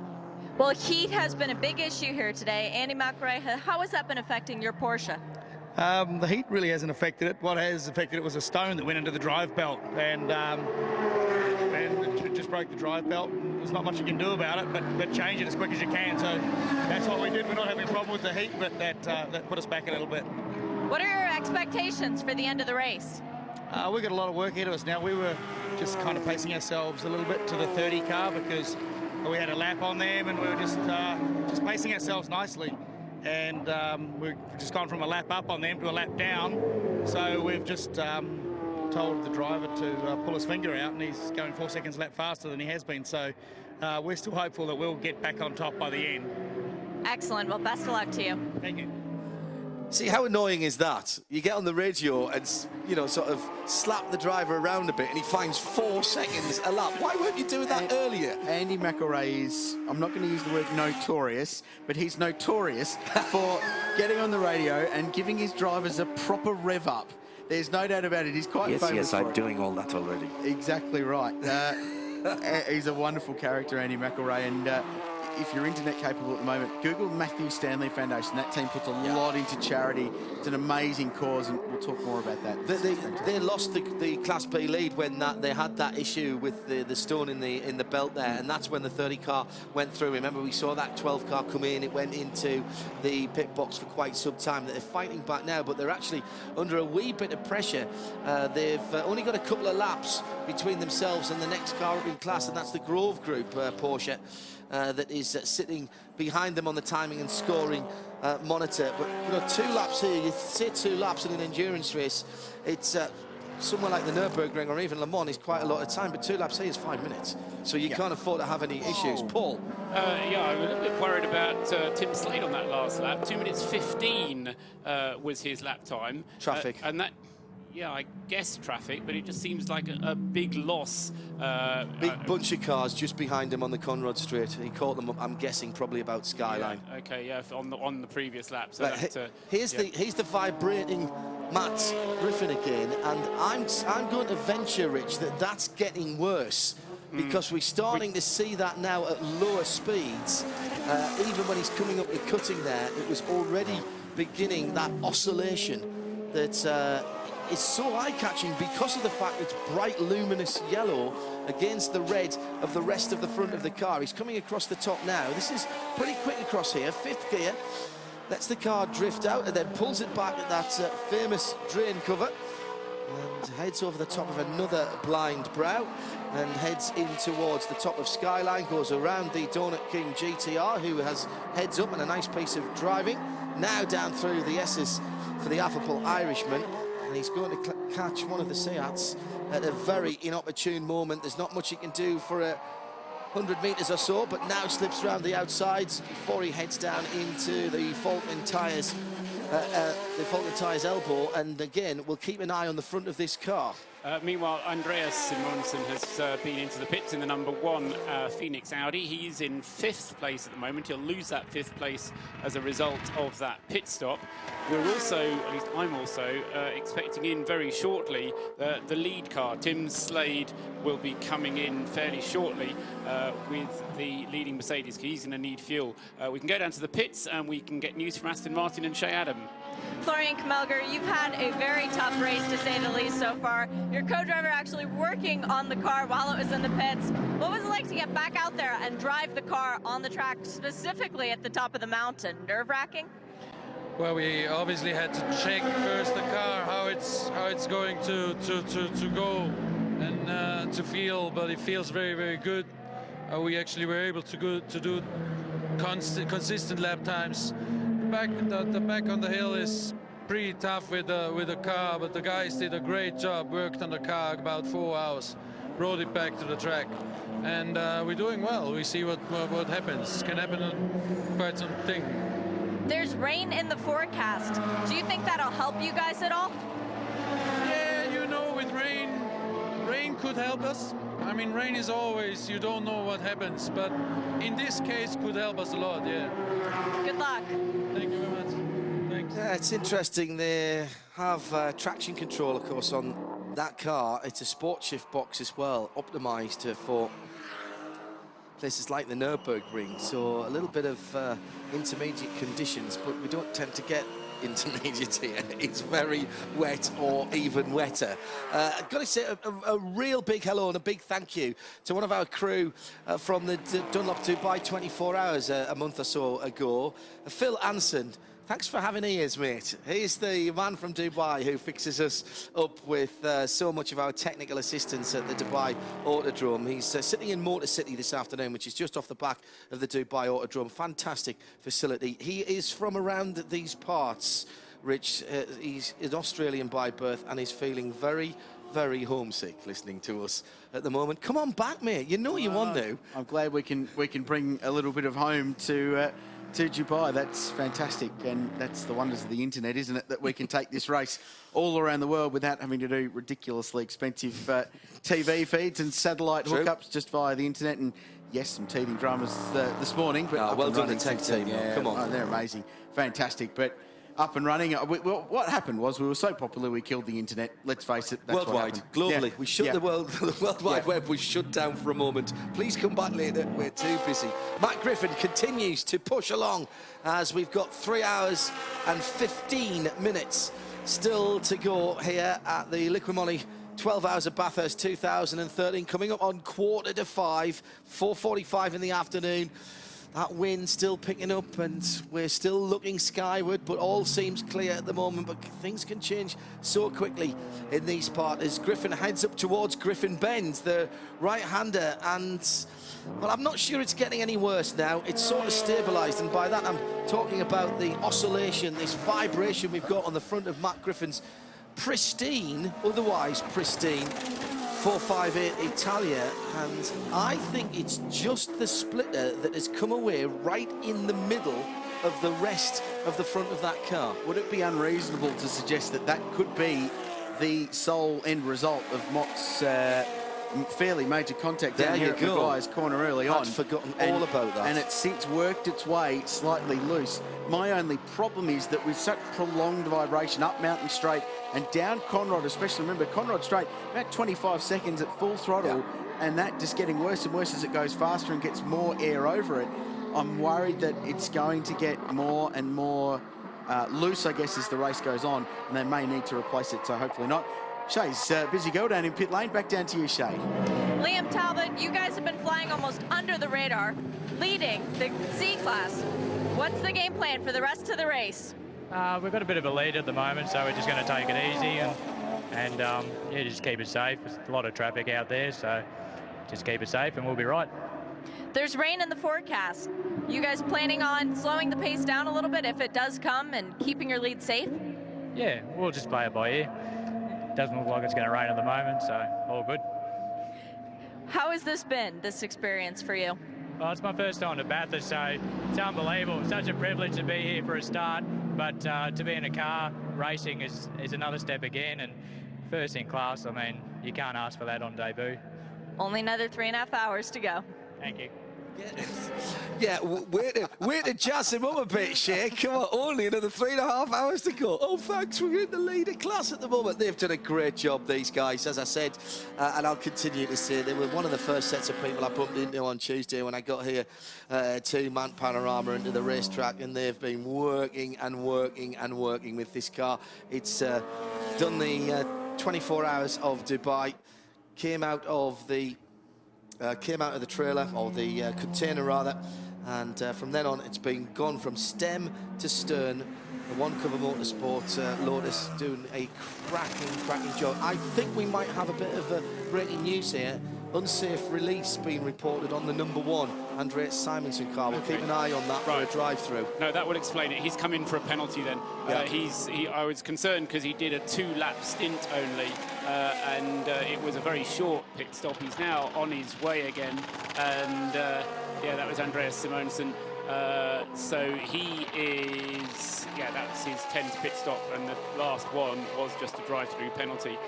The other thing which has happened, so it's not a problem for the car, it's just delayed it a little bit. But the other thing that's happened on the racetrack, not really reflecting on the times, is that Bernd Schneider is right on Matt Griffin's tail. Now, initially, Matt was able to get past Schneider, pull away from him, but now Schneider is either getting in the groove, or that vibration is causing Matt Griffin some problems as he goes down the straight or over the mountain.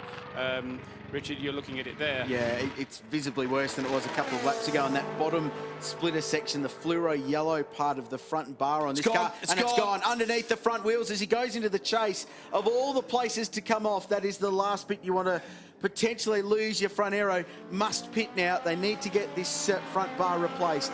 And the leader pits, Tim Slade pits the Erebus racing car. And Matt Griffin's going to continue on. What's going to happen now is he will get a meatball flag for having unsafe components on the car, I guess. And they will need to go to pit lane to have this removed. And what's happened is it's sprung part, but not all, of the fixings, and it's rotated about the one that's still there. There's one screw or fastener just hanging on, just above, just below rather, where the tow hook is on the right-hand side, about a third of the way, a quarter of the way across from the right-hand front of the car. Now, where is this going to fall off, and what damage might it do as it goes backwards? Bernd Schneider right behind him. He's got to come in and get that pulled off, unless it flies off the car this lap around. Now, what I'm thinking though, Rich, and I was going to say this just before it fell off, the best thing that might happen is it falls off under speed. And what difference will that have? Well, it's clearly going to have some, but it may just be you know, it's the last part of the error. Let's not speculate on this. Let's go down to Shea in the pit lane. Well, it's stories like this that make you have faith in humanity. Steve Cramp, your car is in the garage, and what happened? About half an hour ago, we did a driver change. I got out of the car. The third driver, Brad Goss, got in the car. Did one lap, we lost all power steering. We thought it was just a belt. Well, what actually happened, the power steering pump had failed. These are quite a unique car, and they're a very, very rare thing, and obviously trying to get a spare part for that is nigh impossible. So we've been putting out calls and so on, and we were just about to pull the pin. One of our guys walked through the spectator paddock and saw one of these cars and asked the guy nicely if we could borrow a part, and he said, "There's the car, just take it." So Chris McCarthy from Canberra, he's given us his car. And what we're doing now is we're putting all the parts off we need for it to repair our car, get back in the race. All being well, we'll be on the podium. And what is the VIN number on this car? What is the I'm sorry, I missed that. What's the VIN number on this car? Oh, the one we borrowed the parts from. I hope Paul won't hear, but it's 01. That's pretty special. Oh, that's very good, and someone is going to go home with a whole bunch of, a whole selection of racing gear. Matt Griffin is coming round, and I think this time, well, the officials have looked at it, but still haven't thrown him the flag, so he's okay. You know, I was just thinking that if he's that good, how close can he get to the wall and just break that pin off?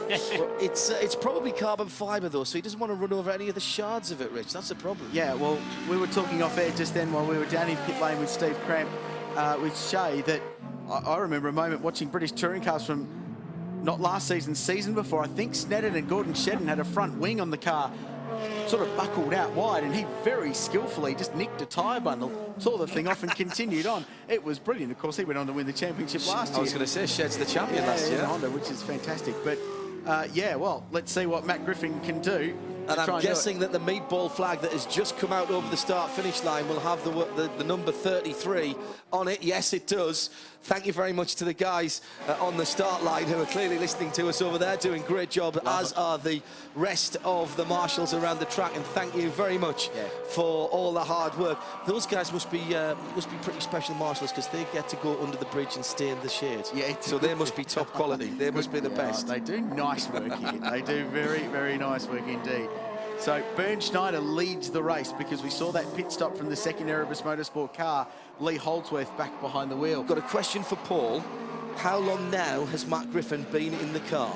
That's on the wrong piece of paper. The reason I'm asking is, clearly, if they can bring him in now, rip that off, fuel him, and then send him to the end of his allotted driver time, it's not the big drama that it could have been. It won't throw them off and make them have to have an extra pit stop. That's what I'm thinking. Yeah, 3 hours and 5 minutes he's been behind the wheel. What's going to restrict him is not his driving time. It's going to be the fuel and tyres on the car, or the fuel on the tyres on the car specifically. And I reckon he'll do one more lap if I'm not mistaken. Well, on his fuel, he can go through, I reckon, until a lap. Oh no, he's coming in. He's coming in. He's already in the lane, and he's coming in. But if he fuels now, Paul, he gets the best part of an hour, doesn't he? So that is going to be enough to take him to the end of his driving time. Yeah, I see what you're saying. Yeah, that's absolutely right. That was the point I'm trying to make. He can do that and a little bit more, in fact. So he'll possibly get in for the final splash, something like that. Yeah. So drama, perhaps, but not as big of a disadvantage as it might have seen if they can fix that front splitter quickly enough, or they just rip it off and send Griff out straight away. Well, let's see what they've got. Into the lane they go. So fuel at first. Don't touch the car. Don't touch the car, guys. That's just standard procedure. So fuel goes in first. They'll make sure it's topped off. Won't be a full fill. And then they will go to work on the front splitter. Now, I'd assume a well-resourced team like Clearwater will have a replacement front bar. We just see it waiting in the wings there. And we can see our team running into position as well. So fuel's got to go. Air jack in, up on the struts. They're just going to pull that off. That is everybody that they need to just pull that off. It's being held on by one bolt, and it is the strongest bolt in the world at this point. I was talking to one of the Audi teams, and they said their front splitter on the Audi R8s is so strong, you can literally get on the front of it and bounce on it, and it will not break. I'm wrong. What they're doing is refastening it. They're doing even better than that. They've already got the ratchet underneath there, and they're refastening it up with some pop rivets and getting the ratchet underneath. No, it's come off in one piece. Now, will this end? Will this end? I think they're going to send it without. So let's see what the lap times are. Matt's going to have to be very careful. May use a bit more front tyre here, but that's not the worst thing in the world. That is pretty swift work by the guys down at Clearwater. But they didn't change the tyres significantly, so it is going to do more tyre wear on tyres that are already worn. Yes. That makes sense. They haven't had a full stint, though, have they? No, it was... how long was that stint for Matt Griffin? I'll tell you in a second. You talk about something else. Yeah, well, what we're talking about with this car wearing the front tyres out is that these cars are all aerodynamically very sensitive and tuned to be balanced front to rear with the amount of downforce they produce. So without that front spoiler on, the car will now have less downforce at the front. So naturally it will want to push across the racetrack and understeer into and out of the corners. Now Matt will have to adjust his driving style, maybe get into the corners slower, get on the throttle just a little bit later, maybe try and carry a little bit more mid-corner if he can, but that car will now inherently understeer because it's got more aero at the back. It will want to grip at the back more than the front. That's going to be his problem. I wonder how much it's going to affect his lap times, and we'll see when he completes the first one. He's fairly committed, still over the top there, isn't he? You get the feeling from Matt Griffin, don't you, that he just will not care. And? You know, exactly. So I don't... What's downforce? Who needs downforce? That's a class leader. That is the B-class leader, the number 30 Porsche, in 9th position overall. What a great run they have had. And in that number 30, well, at least bringing it in was Dave Russell. I think they'll be single stinting their drivers in that car, Rich, won't they? So he'll be getting swapped out. But inside the top 10, potential finish for a Class B car, which is effectively a 2-year-old 997 Cup car. That's that's pretty good motor racing from those guys. It's a 2011 spec, MY11 spec Cup car. So did a couple of seasons in Carrera Cup. In fact, I think that's the Carrera Cup car they used last season. So good car. And getting their money's worth out of it. They have, not wrong. But twice in the last 2 years, a Class B car has finished 4th in the Liqui 12 Hour. Just missed out on the outright podium. So it's been a remarkable effort to get them there. But against a field that's probably 5 times as strong as last year's, even just to get into the top 10 is an outstanding feat. It also sort of paraphrases that demanding and brutal this race has been and the attrition we've had from the outright cars. That is the 76 Aston Martin that had its dramas earlier on, and I would say that's not up to speed and crawls into the pit lane entrance, well down on the timing and scoring monitor. The scars clearly visible on the left-hand front of that machine as they come into the pit lane. And I wonder if that car might have been off again. It's looking a tad dusty right round the rear haunches. Also lost the blue, should be a blue cover on the left-hand side that'll be wing mirror. That was earlier on, I think. That'll be, I reckon, where they've just scraped the wall, probably the dipper.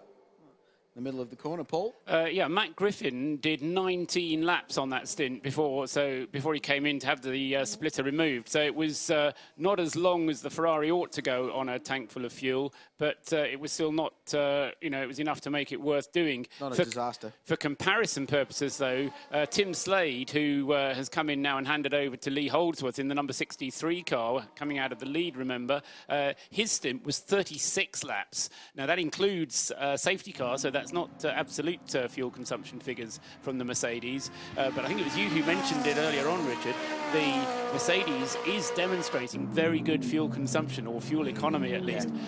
It is able to extend its mileage when it goes under safety car, whether it's knocking it into neutral, going down the mountain, or other settings of the fuel mappings or so on the car. It certainly is able to make fuel whilst the safety car is out. Have we actually had a complete green flag stint out of any of these outright cars to see what they're going to do on a tank of fuel? Yes, we have, and it's something like 26, 25, 26 laps, but they're hard to find in between.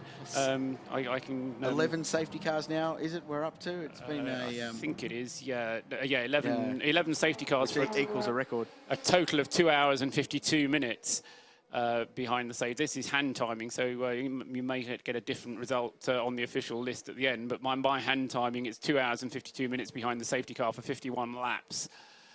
Fourth, sorry, Paul, fourth in Class C, the Aston Martin St. Gallen Aston Vantage, not as it came out of Gaydon, and that car looking very, very battle-scarred. Which, in some ways you get the car at the end, you wear those scars with pride, don't you? It's the story of the race. Obviously, some stories have better endings than others, but there's very few cars that are looking pristine at the moment. The two Erebus cars out front, pretty good. The Porsche in third, not so bad, up until a moment or two ago when Matt Griffin lost a bit of extra weight. They were looking all right. As in comes the GP galvanising Lambo, showing more of its differential than his modesty really should allow, to be honest. That was a bit earlier on. Darker, isn't it? All of a sudden it's gone cooler in the commentary box because the sun's not streaming in through our windows. We've got a quick flash of the 81 Audi in its pit box. Elton Julian, he's supposed to have retired and become just a team manager. Shea Adam is looking at him in his driving suit.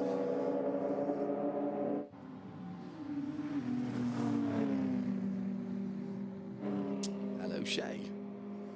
Well, we'll see if we can go down to Shea in just a second. She's down there at the 81 pit. And Elton Julian, as I say, was meant to have hung up his helmet and purely concentrating on his team management duties. He's been tempted back behind the wheel for this event, but it's not all going well for the 81 car. Shea. Elton, your car seems almost snake bit today. What's been going on? It's a little bit of a domino effect. We had we started off with a puncture in the left rear corner, which sent Eric for quite the loop.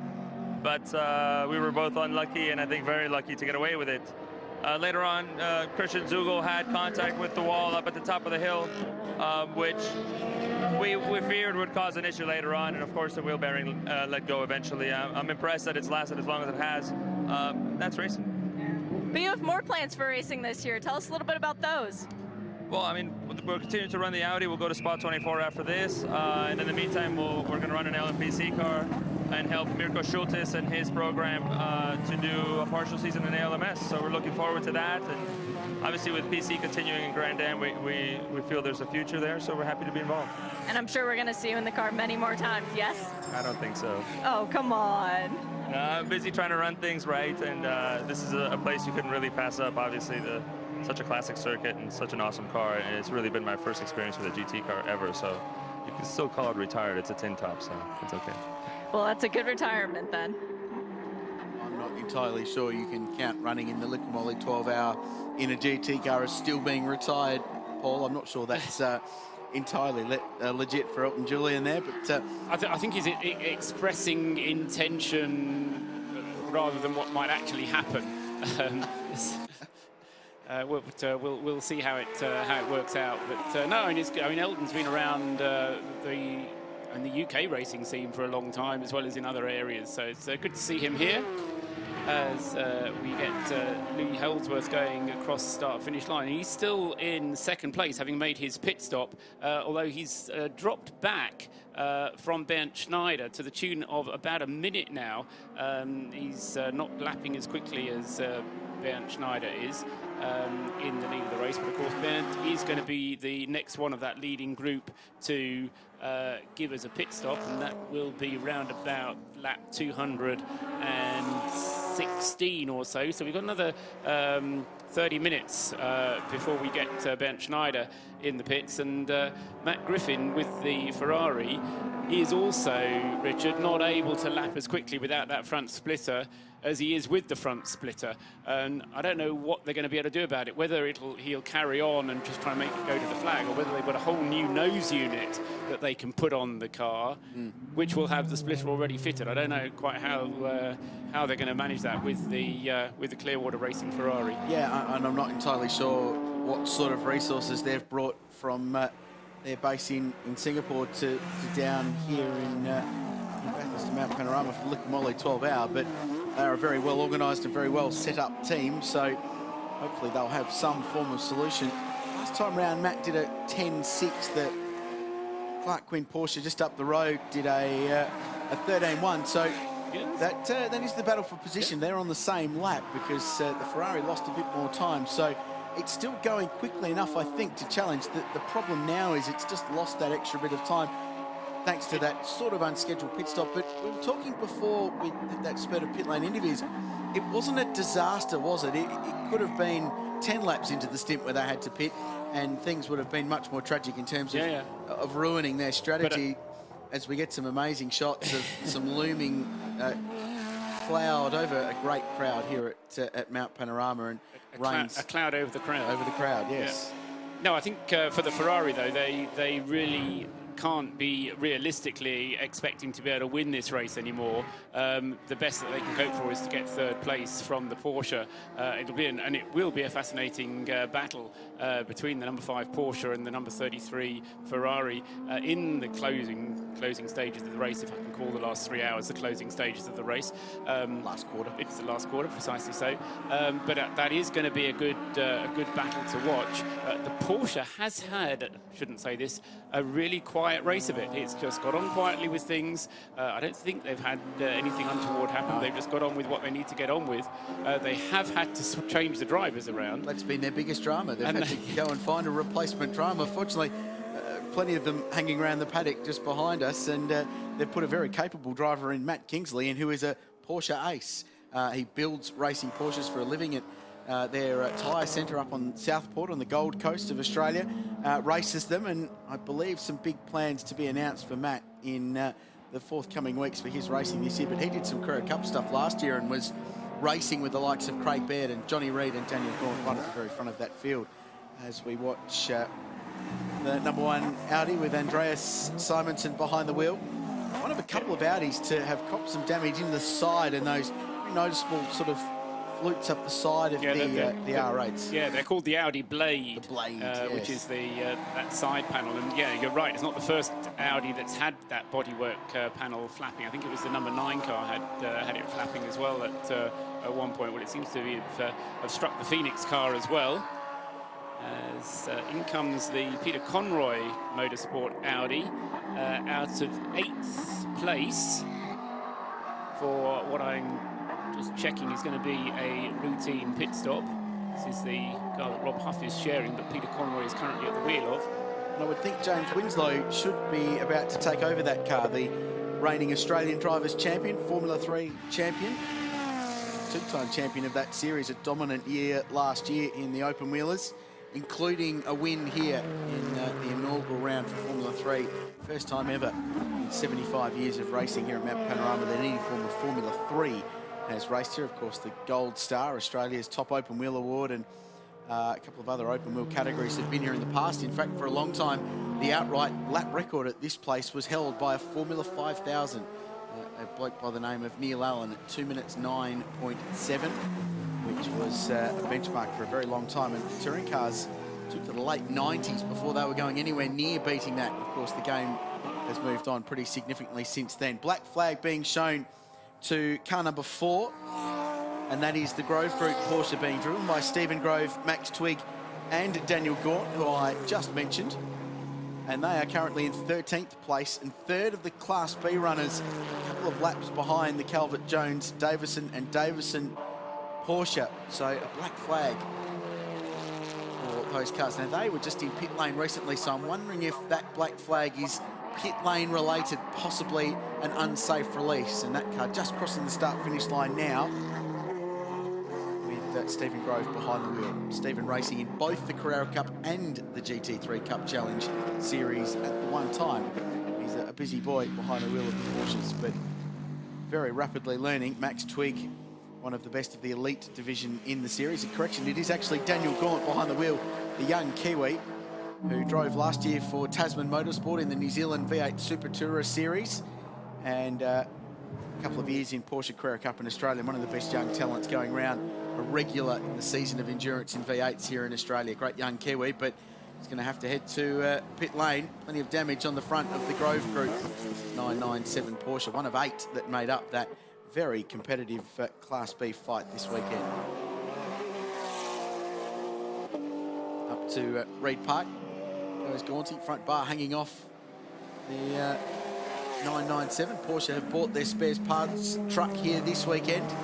And Steve Orban, who runs that truck, I know was expecting a fairly busy weekend. He knows how quickly this place can bruise. As we look at one of the cars in contention for this Class B fight, the Hunter Sports Group entry, Stephen Johnson behind the wheel, 199 laps in the books, and they continue to lead it. So 10th overall, Steve doing a good job. What's the distance record here, Rich? I can tell you the distance record straight away is in fact 292 laps in 2011. It was 1,814 kilometres. Not going to go near that today. We're going to struggle to even. Well, no, we're not going to hit even the race, even the distance they hit in 2012, which was 270 laps. So with under 3 hours to go, we're going to be I don't know, 250, something like that. Yep. Sorry, the snigger there was from @Cadpig, who's tweeted at Radio Le Mans. Do you know what we call cloud cover like you have right now at Bathurst in Wales? A heat wave. Well, it's still, I think, 28 degrees outside, ambient, All of 28 C. So still very toasty outside. Lovely That's conditions. come from somebody who is Welsh in Wales before I get all of the hate mail. Sorry, Cadpig, thank you. That is very, very funny. Having said that, summer thunderstorms in Australia, like last night that we saw here, roll across the Bathurst skyline. It was still 25 degrees and a massive thunderstorm. So, yeah, we like our weather down here. It's pretty good. It's going to come in from the west if it's coming from anywhere, and a couple of tweets from the top of the mountain saying just that, as we've got the Holden Astra, the green car. It has at various times led the class. I think it's leading the class at the moment, John. Stalled in pit lane. It's in the exit lane, and it's just ground to a halt. It's still got electrical power, and the Castrol Racing guys are running up after it to try and get it going. This is the number 3 car. Yeah, currently I was going to say currently in the hands of Morgan Harbour, but I might be wrong there, because Morgan Harbour brought the car into the pits, and my screen is showing the driver who brought the car into the pits rather than the one who's taking it out. But it does still lead Class E. And into the pit lane comes the 4th place Class B car, that being the number 69 Porsche, and 15th overall. How's Matt Griffin's times been holding up? And we'll just run through and take you through the category standings. In Class A, Bernd Schneider leads the race by just over 1 minute from his teammate Lee Holdsworth. Class B is Stephen Johnson, thanks to pedigree. Ridge's invitational, isn't it, there? So I3 is the Rose Wallace Teb entry. So that's the Melrose Commodore, which is pounding around all the day. Goa and Story in the Lotus, thanks to V8 race going well. Niall and Harvey in one of the Seats in I2. So the Seats have been really struggling this weekend, but they're going okay. So they're right in there thanks to Race Foods. Andre Heimgartner in the BMW, in fact, in Class D. That's the performance car class. Satori next in the Lotus in Class C, and Lewis and Studdart in the BMW in Class E. So that is the race update. Michelin race update to the last hour, and those are your class leaders. And there is the leader of the race, Bernd Schneider, getting busy with the headlamp flash. And to answer your question about Matt Griffin's lap times, John, if you compare his, I mean, the logical car to compare his lap times to is the number 5 Porsche, only because that's the car that he's squabbling with over the last podium position. He's taken some 10 seconds out of the Porsche in the last 4 laps, so he's lapping 2 seconds and more a lap quicker than the Porsche. But in terms of the lap times compared to the 2 Mercedes, they're very, very comparable, and there's no way really it's realistic to suppose that Matt Griffin is going to be able to get back on terms with those Mercedes unless something happens and the Mercedes have a reliability glitch or some other glitch out there on the circuit. But you have to say that all of the 3 cars in the top 3 positions at the moment have had faultless runs, and if you're going to win 24-hour races these days, you have to have a faultless run. I have just done the most massive palm plant to the top of my head as Truss has said that. I can't believe that you, with all of your experience in endurance racing, have said that when we have got an American Le Mans Series race distance, 2 hours and 45 minutes still to go in this race, and Bernd Schneider, he can get very nasty when he's riled. I'd say the 36 car comes down through the chase under the Linkman Molly Bridge and down towards Maguire's Corner. The last left-hander on this 6.2 kilometre circuit at Mount Panorama. He'll complete lap number 210 as he crosses the stripe this time, and does so.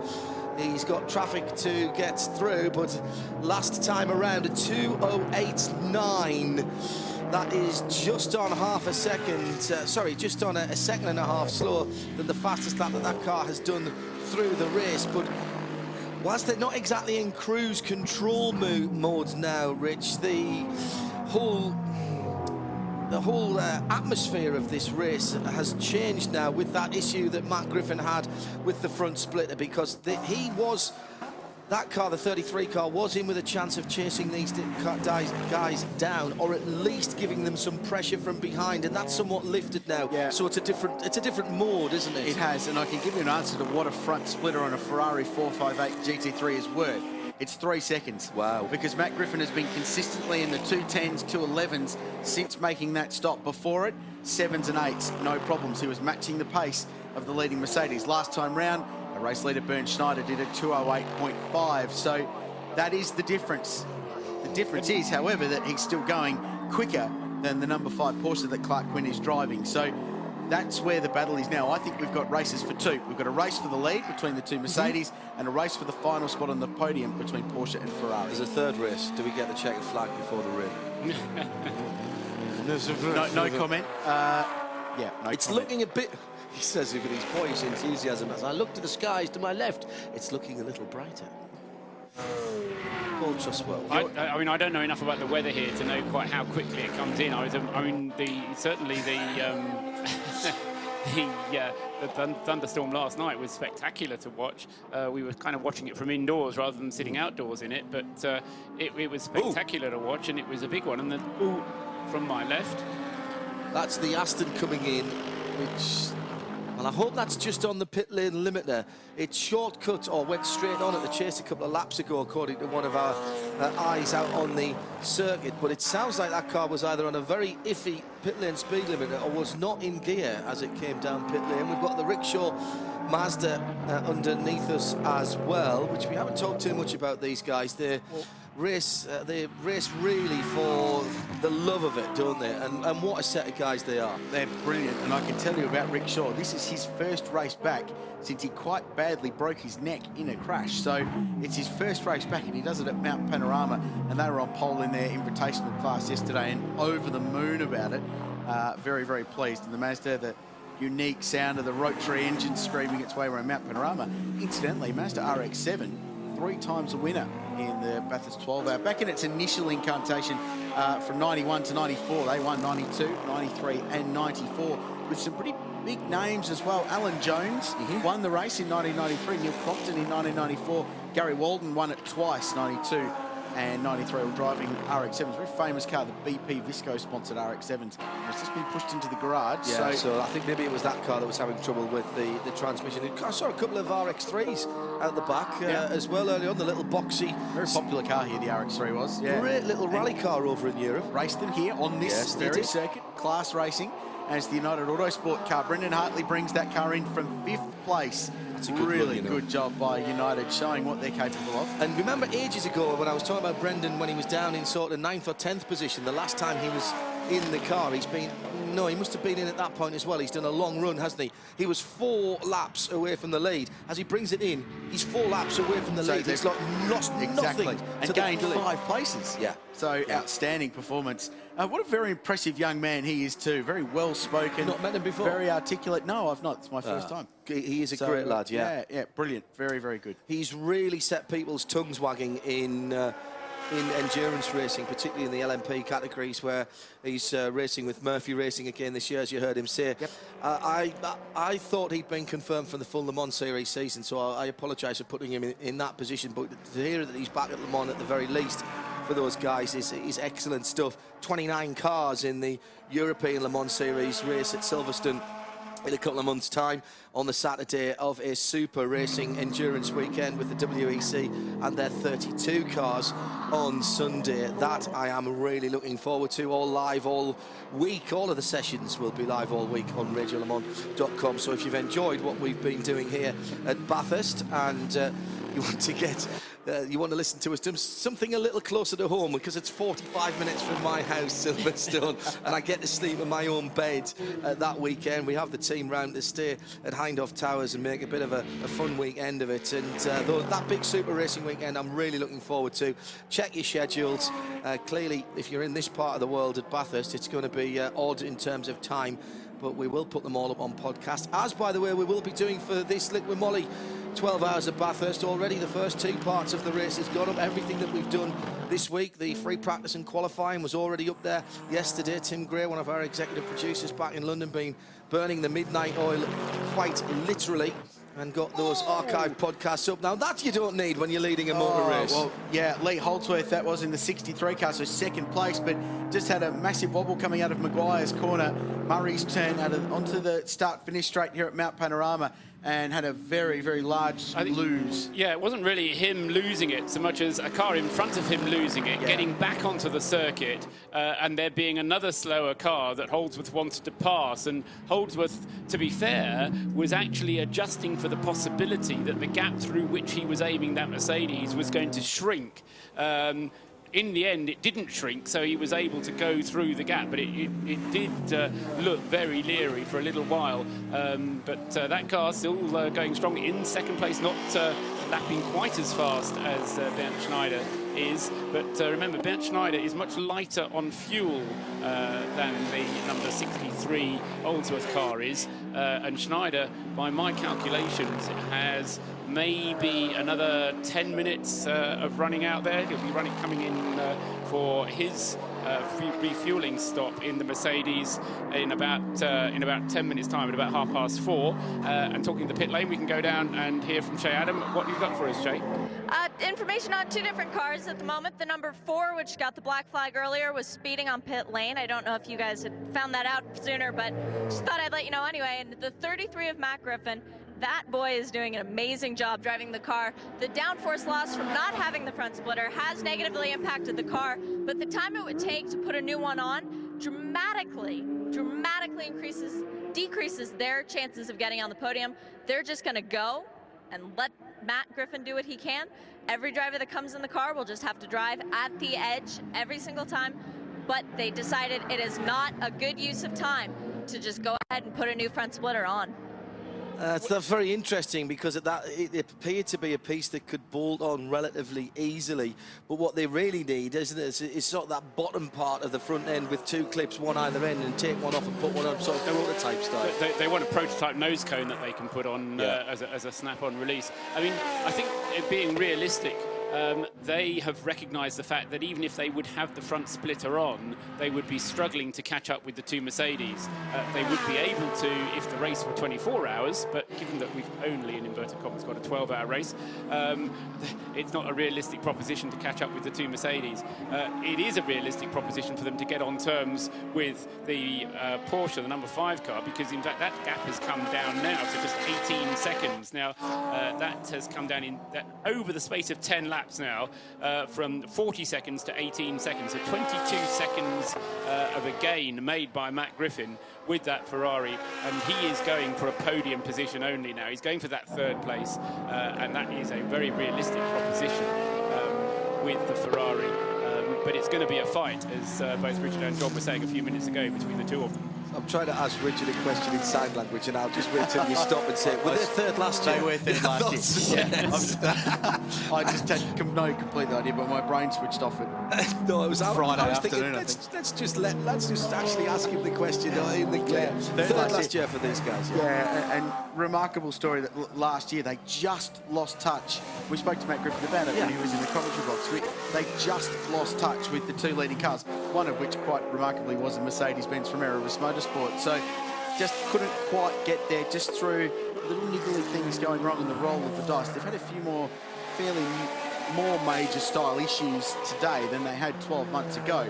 But watching that car go across the front, he's clearly struggling. It doesn't look like it's dancing as much as it did before, because it's clearly not going quite as fast, and he's not having to drive it just a tiny dent just off centre on the right-hand side of the front of the car, which is where that impact took earlier on, and that clearly did something to the underneath part of the splitter. The other thing I've noticed as well, he's steering that car much more on the throttle now. He's not letting it drift so wide. He's changed his driving style completely. Matt is a very, very precise driver, but I've just noticed the back end stepping out a little bit more as he's having to hustle the car a bit more. And that's hugely smart, because we spoke about the effect that losing the front splitter will have on the front of the car, pushing wide and understeer, cook the front tyres. So make the rears do some work, balance it out with the throttle.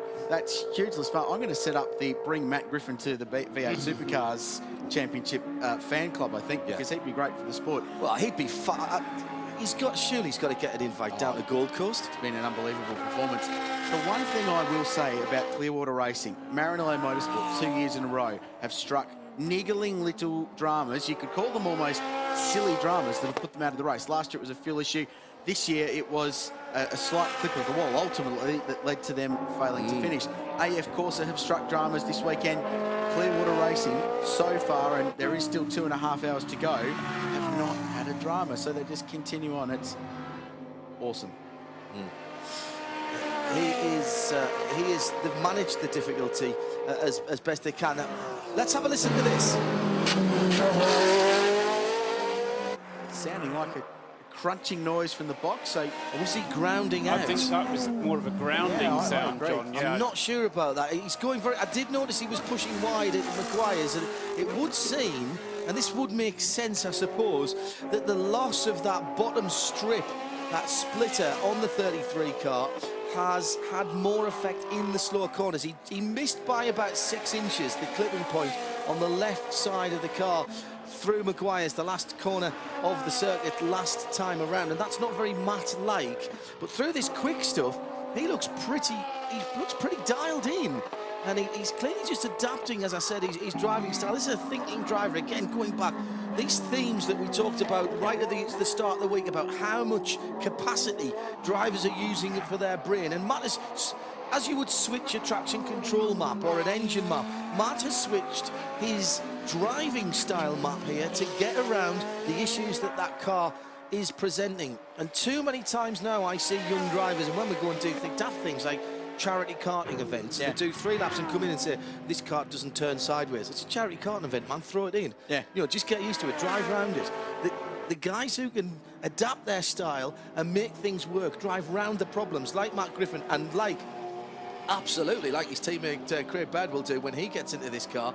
He's just taking a slightly different line. You notice he's turning in a tad earlier and a tad shallower into the corners now. So you longer the arc through a corner, and that, of course, reduces the amount of scrub on the front tyres and the amount of understeer. So, yeah, brain the size of a planet, doesn't he? It's just remarkable how they can... You and I would be struggling just to drive it round at street car speeds, you know. Look, as my friends in the paddock, one of them not quite in a car, but Matt Kingsley will jump in very soon for the 5 Porsche. I've had a drive with the 996 GT3 Cup car, and it didn't go well. There were some issues, let's be honest. Had a bit of a spin in a very slow corner, but talent lies elsewhere.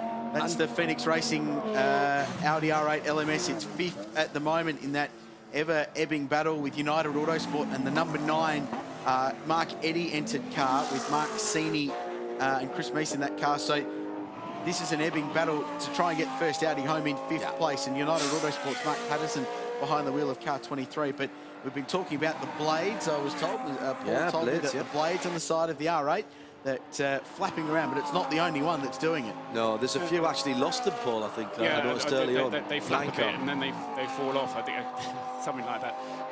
Just looking at pit stop schedules, I've been suggesting that Ben Schneider will be coming in within the next 2 or 3 laps, but also due in is going to be Clark Quinn in the number 5 Porsche.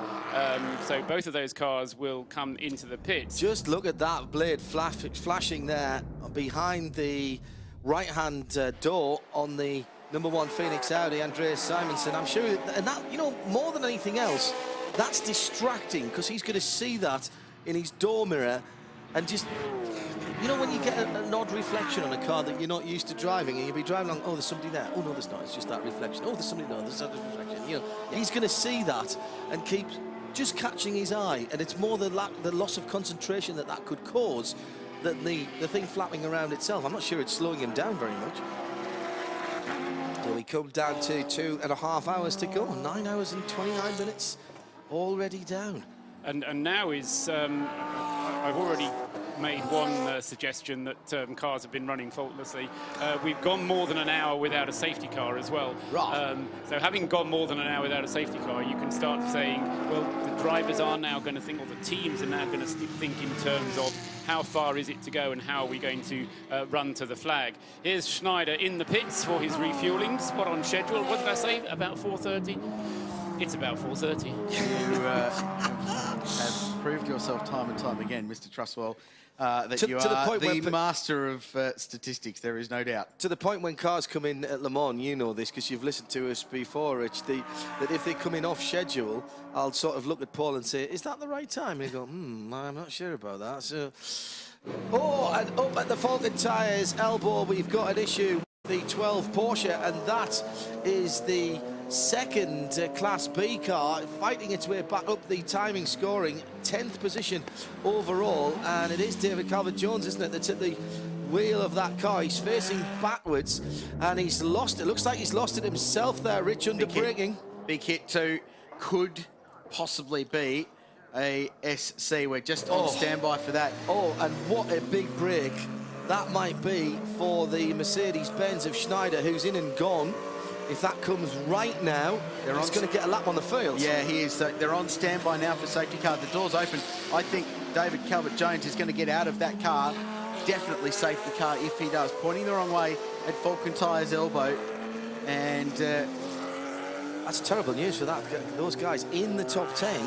And safety car called. And there is the erstwhile leader coming out of the pits lane, and in fact he probably hold on to the lead there, because that seemed to be a very quick pit stop.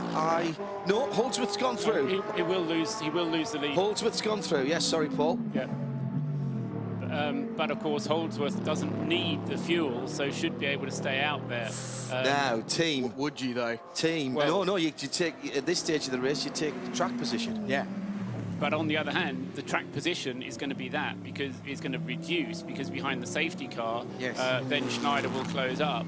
Then when Holdsworth comes in for his refueling, Schneider will be able to make more of an advantage out of it. So you are right in the suggestion, John, that it has played into Schneider's hands. It's just the timing of this safety car. Andreas Simonsen brings the 5th place Audi along pit lane, the Phoenix Motorsport car. The 12th place, number 4 Grove Group machine with Dan Gunn, the Kiwi.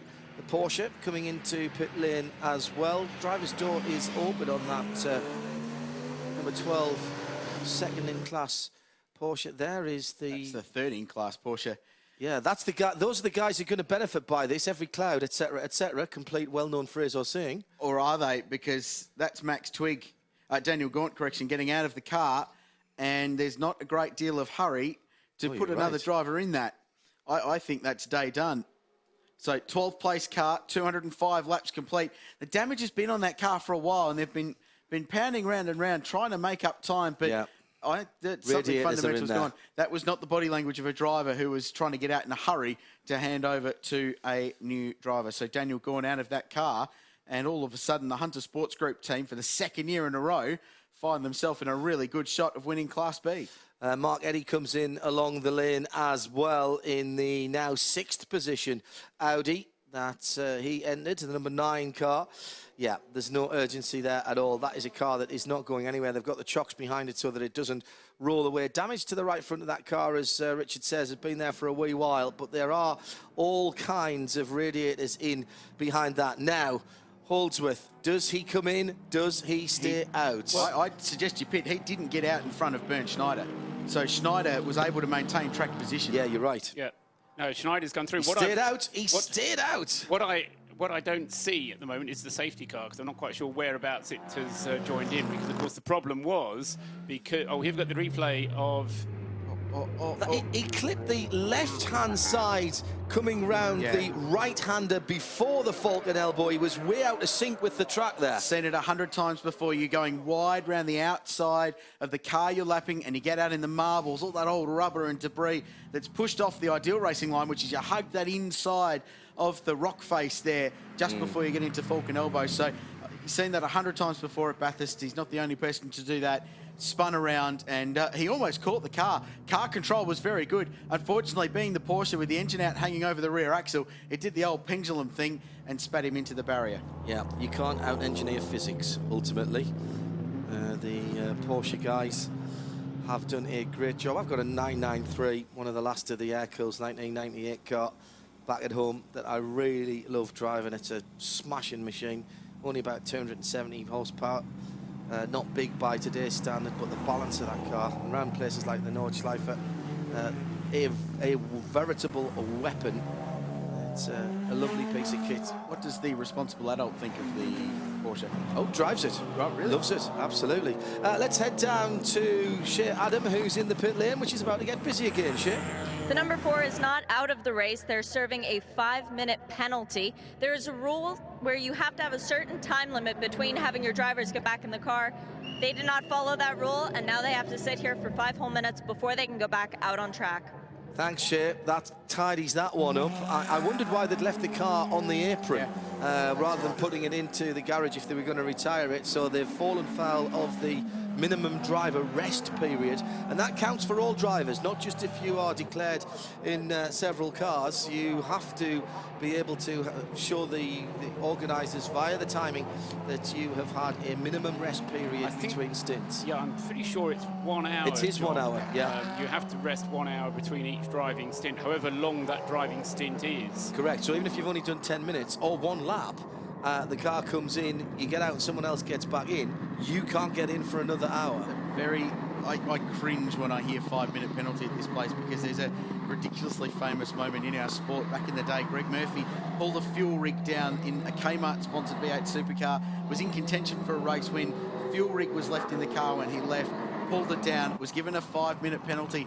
Famous footage of Murphy having a disagreement with the team, expressing his opinion about how things were. In a forthright way. Yeah, charging through the pit lane and going to the porta potty for a break during his 5-minute penalty. We aren't missing any of the action at the moment. Couple of quick tweets before we take a break from the safety car periods. Luke Blackman's told me he can see lightning from the chase and weather could be coming. Thanks, Luke. And Seth Given said looked like it might have been a tyre issue on that 12 Porsche of David Calvert-Jones before the spin out on the Falcon Corners. Keep those coming, guys, at Specutainment, at Radio Le Mans. It's live coverage of the Liqui Moly 12 Hours of Bathurst for 2013. So 12 safety car periods here on the mountain for 2013. A record in number, a record in distance, and a record in time, I'm afraid. The good news is that in between times, Paul, we've had some absolutely cracking racing. Our first time here, not my first time that I've watched the event, clearly, but I've been intrigued by this. I know the nature of the circuit is bound to lead to recoveries requiring yellow flags, full course cautions, and I understand that, but I think the quality of the racing actually has been pretty good, and I'm loving the tactical element. Very, very much so. And I think the way that you watch a race when you're here and, how can I put it, on top of the race is a very different way from when you're watching it, as we've always watched it in the past, from back in Blighty and having to try and work out what's been going on. So, no, you're absolutely right. I think it's one of those problems, and we had this a little bit in the Dubai 24 Hours, when you get a big grid and you get the big speed differentials between some of the cars on the grid, it kind of lends itself that problems will occur, and sometimes you wonder if the number of entries would just be a little bit smaller, whether those incidents would be fewer and further between. I mean, even now, with the attrition having taken its course, you still get situations where we do need safety cars. And to be fair, they do wrap them up fairly quickly here at Bathurst, and they get on with the racing fairly quickly, but it has accounted for some 3 hours of It's the 12. hard to believe in some respects, that, because I don't feel that, Paul, I'll be honest with you. Obviously, I do a lot of American racing, and there is a difference in culture. The way that they deal with the way that they deal with full course cautions or deal with incidents in the States is different. They don't like marshals getting out onto the circuit whilst the track is live. Having said that, it's very different in Europe and seemingly here as well in Australia, despite the very, very close nature of the track. Let's go down to the pit lane. Bruce Shuani is with Shea Adam down in the pit lane. And Bruce, you just got out of the car. You're hot, you're tired, you're probably about ready for this race to be over. Yeah, no, but I'm having great fun out there. The circuit is just magnificent, and it's a pleasure. The first run was still a bit tricky, lots of cars, lots of traffic. So spending lots of time watching at the back in the mirror. But now I really enjoyed that last ride. I wish it was a 24-hour race. It is a short one, isn't it? Only 12. Yeah, no, it's still an endurance race. You have to drive carefully, make sure you bring the car till the end. Yeah, the track is so nice that you could drive 24 hours in the night. It would be challenging, and I'm sure it would be really cool. You have a new car. Is it fun to drive? Yeah, I mean, the car is brand new, and even though we had a few small issues because we've never run in such a big heat, it's been driving superbly. Very, very reliable and great fun to drive. So hopefully we'll bring it till the end. Only 2 hours to go. Thank you. Thank you. 2 hours and 16 minutes for the pedants among you, and the increase in noise in the background as Shea was talking to Bruce Giuani there suggests, as you might have guessed, that we are back under green flag conditions. Oh, big slide going round Griffin Bend for the leader there. And there is a little bit of a dark patch on the road there that I haven't noticed too many times before. It looks like someone has either laid a lot of rubber down, or there has been, or is, perhaps a little bit of fluid down on the circuit. Blue flags waving pretty much constantly up the cutting for the field as it streams through. Schneider was 2.5 seconds ahead of Lee Holdsworth as they crossed the line, and Schneider has got a pit stop in his pocket over his teammate. Now, Matt Griffin is back up into third place, ahead of the number 5 Porsche. I presume, Paul, that Porsche came in, did it, during that safety flag? car period? Yeah. Yes, that's how he's got up into third place. Yes, so the Porsche has a full tank of fuel, just as the number 36 Mercedes has a full tank of fuel. That's going to mean that Lee Holdsworth in number 63 is going to be the first one into the pits, and also, of course, Matt Griffin. Now, I'm looking at Matt Griffin's times and how long he's been out there, and I suspect that he could be into the pits within about quarter of an hour. So up at the top of the hour, about 5 o'clock in the afternoon here, 10 hours into the race, or just after, Matt Griffin will be coming into the pits. And no point in him pitting on that last stop, because he's going to his driver time now, not to any fuel strategy. So he just needs to stay out there, clock off his minutes, and then Berdo gets in for the run to the flag. And then possibly then Griffin will get back in after a splash and dash right at the end, or they'll see how that will best pan out, but they might just use the next safety car in order to do that. OK, thank you, Paul. Paul Trustwell, you're listening to Sim Raceway powered coverage on RadioLeMans.com. Oh, man, he's driving that car hard too, just watching it bounce over the curb there at the top of the chase. Just nailed that apex beautifully, and the little Ferrari dancing around the racetrack. Well, the car second place at the moment is the 63 Erebus Motorsport SLS AMG. Lee Holdsworth behind the wheel. We heard from Lee up here in the commentary box early on. Pete Hackett is with us now. Man, no stranger, it must be said, to the commentary box. Hollywood, welcome back, mate. It's been a day and a half, hasn't it? And you guys have been right there since the opening lap, and 2 Mercedes dicing for the lead at this stage of the game. Yeah, I mean, the 2 cars are on slightly different strategies at this point, so, you know, and they are? There are too many people listening to be able to give you all my tips. One's leading and one's second. That's the 2 strategies. I tried. So, you know, we're really stoked to be in this position. But you know what? This is Mount Panorama. This is a 12-hour race, and we need to get to the last hour. The weather is coming. We're putting plans in place for the weather, and then obviously there's fuel stops associated with the weather as it comes, and mileage associated with that, and prospects for safety cars, and you guys just mentioned driving allocations and so on and so forth. So this is far from done, I've got to tell you. There's a hell of a lot to think about here, apart from just drive the car and drive it fast. And the guys, I said this earlier on, the guys are doing just as much work out of the car in terms of the tactics and running the numbers as you guys are behind the wheel. Yeah, more. You know, we just get in the car and we do what we can. We've got different tasks behind the wheel. My task for that session that I did 2.25 hours, whatever it was to conserve the car, run on the leanest setting we could, and to, you know, get the best mileage we could out of the tyres. Our Michelins, I think they did something like 84 laps. It was a remarkable stint, and we were still doing 11s or something at the end of it. So, you know, it's interesting. You said these guys felt off into the distance, and the next time the safety car comes around, you're sitting right behind them, and you've still got half your brakes left and half your tyres left and half your fuel left as well. We've had a couple of tweets, actually, about brakes here. We get so used now to see even prototypes run pretty much through the whole 24 hours without any real strife on the brakes. Mount Panorama, there's one big braking area, but how do the brakes hold up here? And can you presume you can get through 12 hours without even a pad change? Look, there's more than one big brake, to be honest, and it's the continual heat build-up for multiple big stops that creates the drama. We do get a bit of brake, you know, as we head up the mountain, for example, but you've got Skyline, then you've got Dipper, then you've got Elbow, then you've got the Chase, and then you've got Murray's as well. So there's these 5 big stops that happen time and time again, and it doesn't really give the car a chance to recover, to be perfectly honest. So, you know, we've been conscious of that from the very beginning, and absolutely the goal would be to try and not do a pad or a disc change. The prototypes, as you mentioned, are capable of doing it. We know that we work very closely with our partners in braking components. And hey, look, we'd like not to have to do one, but the harder you go, the more you use. And the cars are getting quicker as well, particularly these GT3 cars. I mean, we wondered this morning we might see an outright lap record, but with a slightly later start and with the bit raggy start to the race, that didn't come. But there's a 4.5 easy in one of these GT3 cars, isn't there?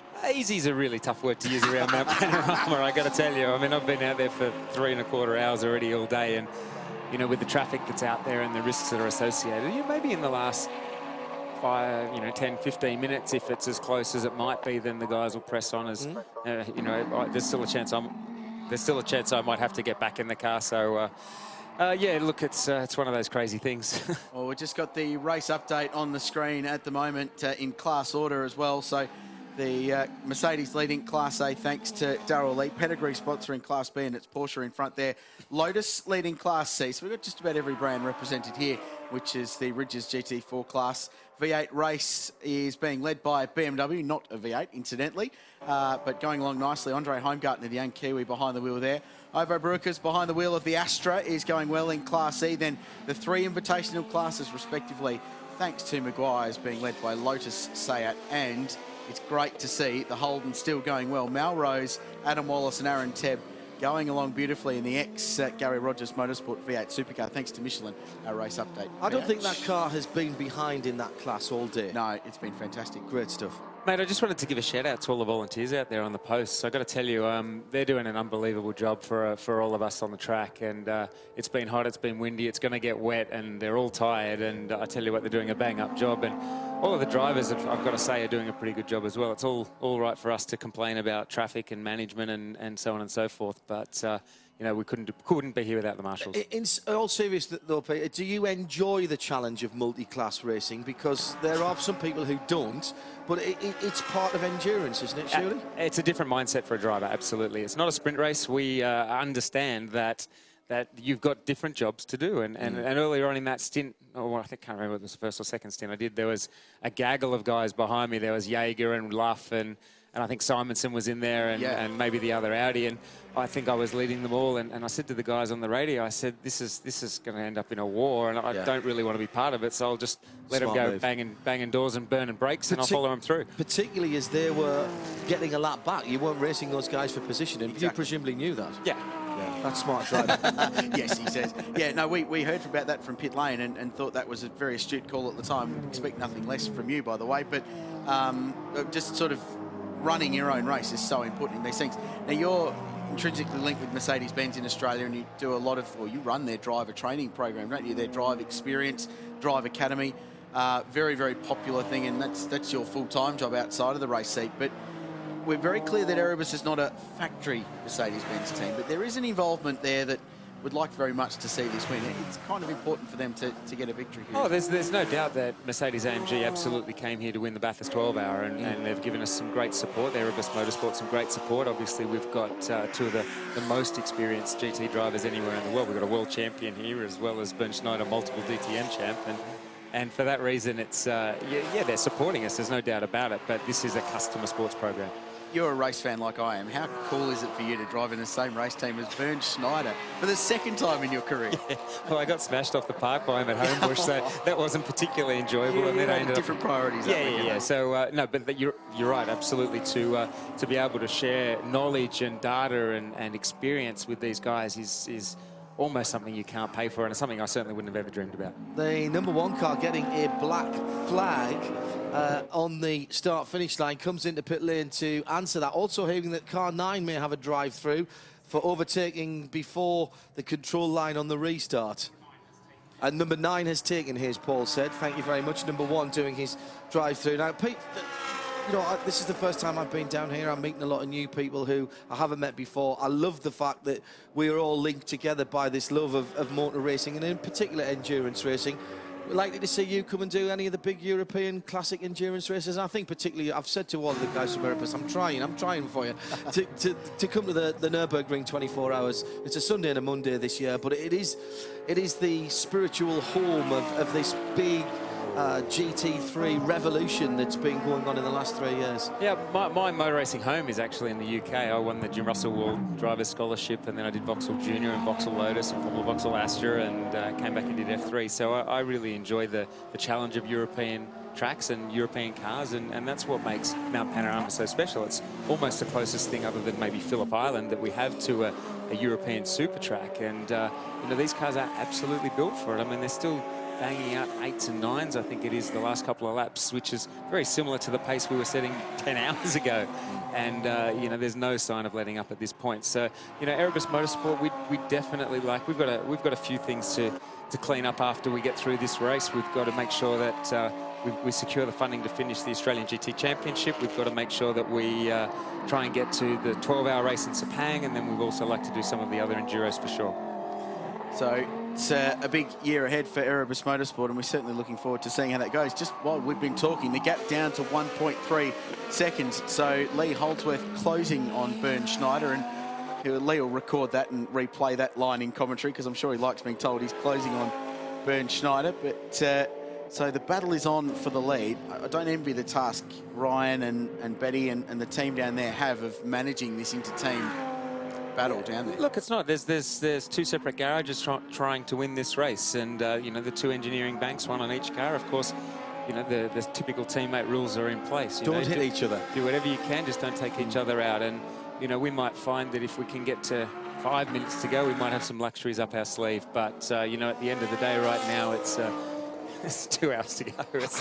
We've noticed a split in strategy between the two AMG cars for Erebus during the race. Was that deliberate, or is that literally each team, each garage making their own decision? We're going to stop on this yellow, we're going to stop on the next yellow, or was that at the start? We'll say, come on, we'll hedge our bets here. No, absolutely. This is each car running as its home team on its run, and you know, we take our own fuel numbers off the drivers in each particular stint, and the traffic and the safety cars and so on and so forth. You can't plan most of what happens out there. The contingency is that we're capable of making a twin stop, two cars at the same time, if we absolutely have to. But you know, obviously to try and separate them is a good thing. The two engineers are talking, but they're absolutely both trying to win this race. Final comment, weather.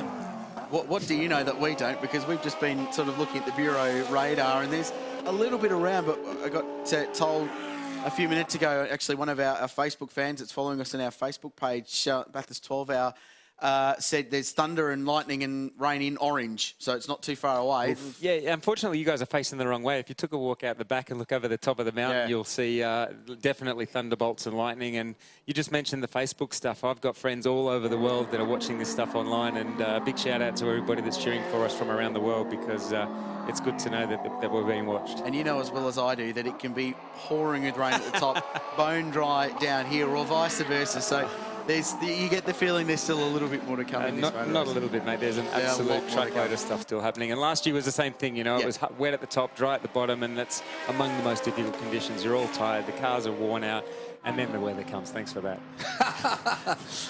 Pete, nice to meet you. Thanks for coming in and seeing us. Keep smiling. We'll see you at the end of the race, I'm sure. And while we're talking about the interactivity of this event, don't forget the hashtag B12HR if you are tweeting. Let's see if we can get that trending again. It was a little bit earlier on at Specutainment, at Radio Le Mans, and the hashtag the hashtag B12HR is the official for the Liquimolly 12 Hours of Bathurst for this year. What a guy he is, by the way. Very smart. Did you call him Hollywood, by the way? Hollywood is his nickname. Did you see the teeth? Well, he's got JJ Leto's teeth. Yeah. And he's Peter Solberg with JJ Leto's teeth. His nickname is Hollywood because Pete's actually had a reasonably successful TV career in calling motor racing and doing what we're doing is sort of the Martin Brundle expert analyst role, and he's very, very good at that. And when he stops driving, I hope that he comes and calls with me, to be honest with you, because he's very good. There is an indication for those that aren't at the circuit that it's raining not far from here.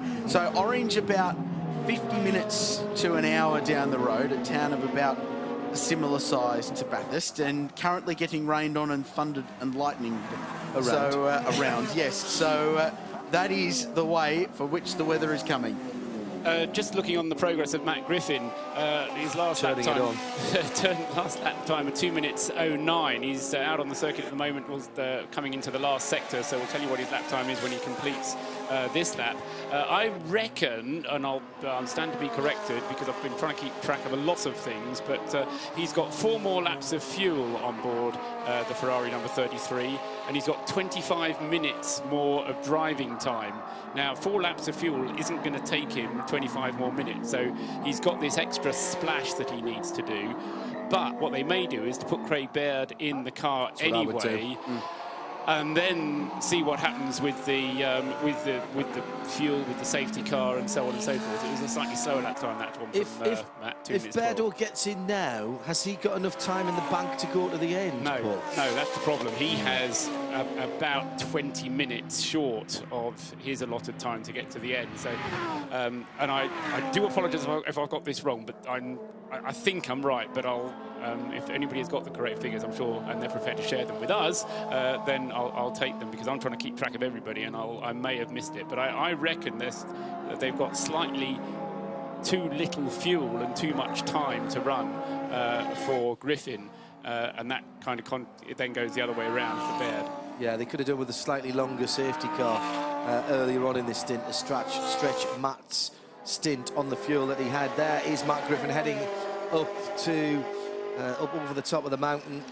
And still a good crowd up there. 1 or 2 of them seeking a bit of shelter, I notice, up there at the moment. And I can tell you, actually, well brought up, and I'm glad you did, John, that this year a 3-day attendance of 22, just under 22,500, up over 3,000 from last year. So the growing nature of this event, really, really positive. It's over 8,500 here today, which is a fantastic crowd. Really pleased with the number of people that have come out to watch this race, but it's that online audience as well that's so spectacular. It's a gem of an event. For those of you who are listening, perhaps within half a day or a day's drive of this event, why aren't you here? Call yourself an endurance racing fan and you're not here today. You're going to have wished you were when you see some more of the TV pictures. There's a 3-hour highlight show coming up within the next week, and you'll see that back in Europe as well, I believe. Yep. Let's have a look at what happened just a few moments ago, and that is the Malrose 44 car locking up and going very wide. Did he get away with that at Maguire's? Because you go very, very close to the edge there. You know you've had a, sorry Paul, you know you've had a sustained period of green flag running when a good replay is a locked brake into a corner. So it's good. There hasn't been much going on. This is just the race settling down and sort of hunkering down and preparing for that last 2-hour sprint and whatever Mother Nature is going to throw of us. I was going to say, Clearwater Racing, do you think that they would be praying for rain? Because if it rains, everybody pits, irrespective of fuel driver time. And it sort of levels the playing field a little bit. Yeah, and they also need, I mean, I won't call it a miracle, but they need something to happen to the Erebus Mercedes in order for them to have anything better to hope for than a podium position. The only problem with rain for them, Paul, is they don't have the front downforce of that splitter. And that, when you're going slower in wet weather conditions, that's one bad thing. The other thing you could say is it's raised the ground clearance at the front, and therefore you may not aquaplane as much if there was deep water. It depends how much water there is. I think the driver lineups are first rate. You know, I mean, Craig Baird, Matt Griffin, very, very competent drivers. You know, you just have to drill into them. What is it? Maximum attack, but no risk. Yes. Yeah, absolutely. And I would have thought another thing going for Clearwater, if it rains, and we're assuming that it may, is it'll be about the time we think that Berto will be in the car. And few less experienced people you will find in wet weather conditions here. He is the perfect man to have in the car for the job. Tweets and posts on the Midweek Motorsport Listeners Collective, the forum at Radio Le Mans, coming in aplenty from people who aren't too far away. Raining in Oberon, which is not too far away, and the rain coming this way, 50 kilometres to the southeast, and the rain coming your way, says Ben H. Thanks, Ben. So we can't see where the weather is coming from, but we are being informed of it, as in comes the second place car in Class E. That is the Lewis-driven 26B BMW. Louis Satterley says, been listening all day, loving the Aussies joining the regular Radio Le Mans crew. It's the other way around, actually. It's the Radio Le Mans crew joining the regular Aussies, I think you'll find. But we're having a ball as well. Thanks for hosting us here, Richard. And we should say before the the end of the race. Thanks to everybody, including some of the guys who've stepped aside to allow us to come and do this, who've been doing some of the support races who normally would have been involved in the 12 hours as well. So we've been made very, very welcome. It's been a fantastic opportunity for us and a fantastic experience for all of us here at Bathurst this last week or so. I'm getting some great messages from around the traps about what people are doing and how they're watching. Big shout out to Mike Navybox, who's a very well-noted racer. He runs a driver training business at Wakefield Park Raceway in Goulburn, which is about 3.5 hours from here. It's an hour from Canberra, the nation's capital, for those that aren't familiar with Australian geography. He left to do some hot laps at Wakefield Park, said they were cancelled because of the thunder and lightning and rain. So it's all around the area to the north and south of the Bathurst and Central West region. Sends his regards. He reckons he's thoroughly enjoying our call. So thanks, Mike. Fantastic, and glad to see you're doing really, really well. Just John, just slightly concerned about Matt Griffin's pace on these last 2 laps, because he's not quite been as quick on these last 2 laps. It may just be traffic, and he's having to be cautious through the traffic, and we can see him there threading his way down into the dipper and through the slower traffic, round the slower traffic, and that may be holding him up a little bit. But compared to the 2 Mercedes, even though they are both a lap ahead of him, he is not making up any ground. In fact, he's losing ground to the Mercedes that are up ahead, both Bernd Schneider and Luke Holdsworth. Lee Holdsworth lapping in the 2 minutes 09 on the previous lap. Schneider goes through again, this time 2 minutes 11 from Bernd Schneider, and into the pits comes the number 63 Lee Holdsworth then. This is a scheduled stop for him, but I'm surprised in a way that he's coming in before Matt Griffin. I was expecting the Mercedes to have be able to go further on its tank full, but Matt's obviously been able to save fuel. I'm wondering if just the slight lifting of the pace that Matt has had to do because of that splitter problem and the different way that he's driving the car has made the difference, made a little bit of a difference to the fuel mileage that the Ferraris get. We're used to seeing in the GTE class of racing, Ferraris eking out tremendous mileage with their direct injection, so much so in fact that they were penalised for it, giving a balance of performance adjustment at the end of last season, which I'm not entirely in favour of. I think if you engineer a good car and you do something good, then why should it be taken away from you? It's up to everybody else to catch up in some respects. Full service for the 63, including the clear tape taken off, the clear cover taken off the screen, but you don't want to buy one of them. They're a rip-off. Yeah. Oh no. 10 hours and 6 minutes into the race, and we get that. Unbelievable. A couple of other shout-outs I need to give. Out his shin where he's kicked me. Terry Nightingale, who was our support commentary anchor this weekend, he and his mates have been sitting up the top of the mountain at McPhillamy Park since 5 a.m. How's that for commitment? Wow. Watching the race, and they have not moved. And they did a great job all weekend with the support categories. I was wrapped with it, watching particularly the pictures with their commentary yesterday, and did a good job on the qualifying days as well. Thanks, guys, for backing us up, and again, thanks for standing aside and letting us come in and do the big stuff.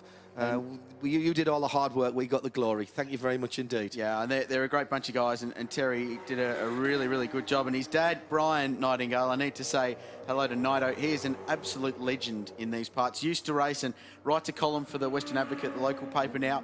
G'day to Nido, and happy birthday for the other day, my friend.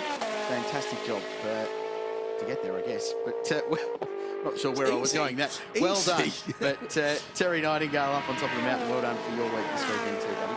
So Matt Griffin continues to reel out these really impressive lap times. He's still super committed coming down into the chase. The headlights on that Clearwater Ferrari now clearly visible in what, compared to the weather we've had for most of this week, I'm going to call gathering gloom, because and he's in the pit lane. He's come into the lane. Can't attack too much here because it's very, very tight. He does go off onto the grass with the right hand front Michelin, but he's got the car slowed down. Hits the pit lane speed limit at 40. It'll feel like he's crawling along here, and he will bring that car into its pit, which is up towards the pit out end of things, and his driving time then, Paul, will be... it will be 4 hours and 21 minutes. So 9 minutes short of what he can do. Yeah, now it may be that that's just right, because with that 9 minutes, it may be that was the part of the extra minutes that Mok Weng Sung gave him. So it may be just right. So that Baird might be able to go to the end. Yeah, I'm prepared. I'll do another calculation to check, but I think Bairdo can probably go to the end now. Well, remember, we spoke about this when Weng was driving, and we mentioned when it was his time was up, I guess is the way to phrase it. And, no tyres. And he continued on. Tyres. Here they go.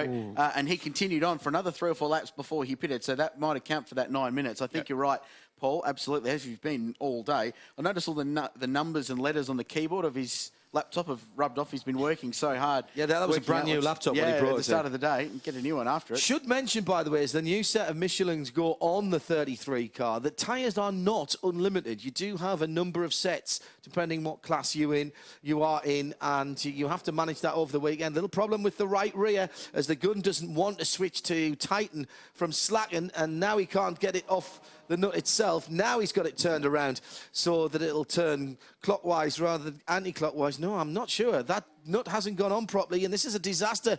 They did not need to lose this time. The 33 car is still standing on its jacks as they're trying to tighten that swap the gun, wheel boys. up. The wheel gun will not swap over. Give them another gun.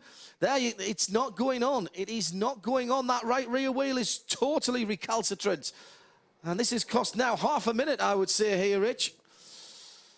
Unbelievable, isn't it? So remember, 3rd place on the line, the number 5 Porsche. Matt Kingsley is behind the wheel, doing 14s. They are struggling. Surely you'd swap guns by now, because that one's not doing the job. It's got the knot off. I reckon they've cross-threaded. If they're in real trouble, if they have. We've had Ferrari. Well, now it's gone. Safety car. We've got a safety car, guys, on the racetrack. Get that car out, get him rolling. You do not want to be held at the end of pit lane. And they are, they're going to be. Let's see if they're held. Got to get them out. I think they'll be. Will we see them pop out of the end of the pit lane? Yeah, they're yes, fine. we have. He's out. Well, potential disaster averted, and that extra time taken, not then to... Oh, this is the class leader. Why, no. It's the 60 car, the class leader that has been bossing their class, the Little Lotus, all day. And, oh, that is a disaster for the One Cover Motorsport team in Class Invitation 1. The guys who've worked so hard to get that car even into the race, and it's run brilliantly all day. And heading up at Griffin Bend, they have a problem with the car that is going to require it to be pushed. Now, I don't think he's hit anything there, Rich. I think he's just come to a dead stop, and he's holding it on the brakes with the trafficator very helpfully showing that he's on the left-hand side. The marshal's giving the usual hand signals to push people over to the right, but he's in the blind spot. Oh, was there a moment of fire there from the engine? It looked like it struggled to go forward.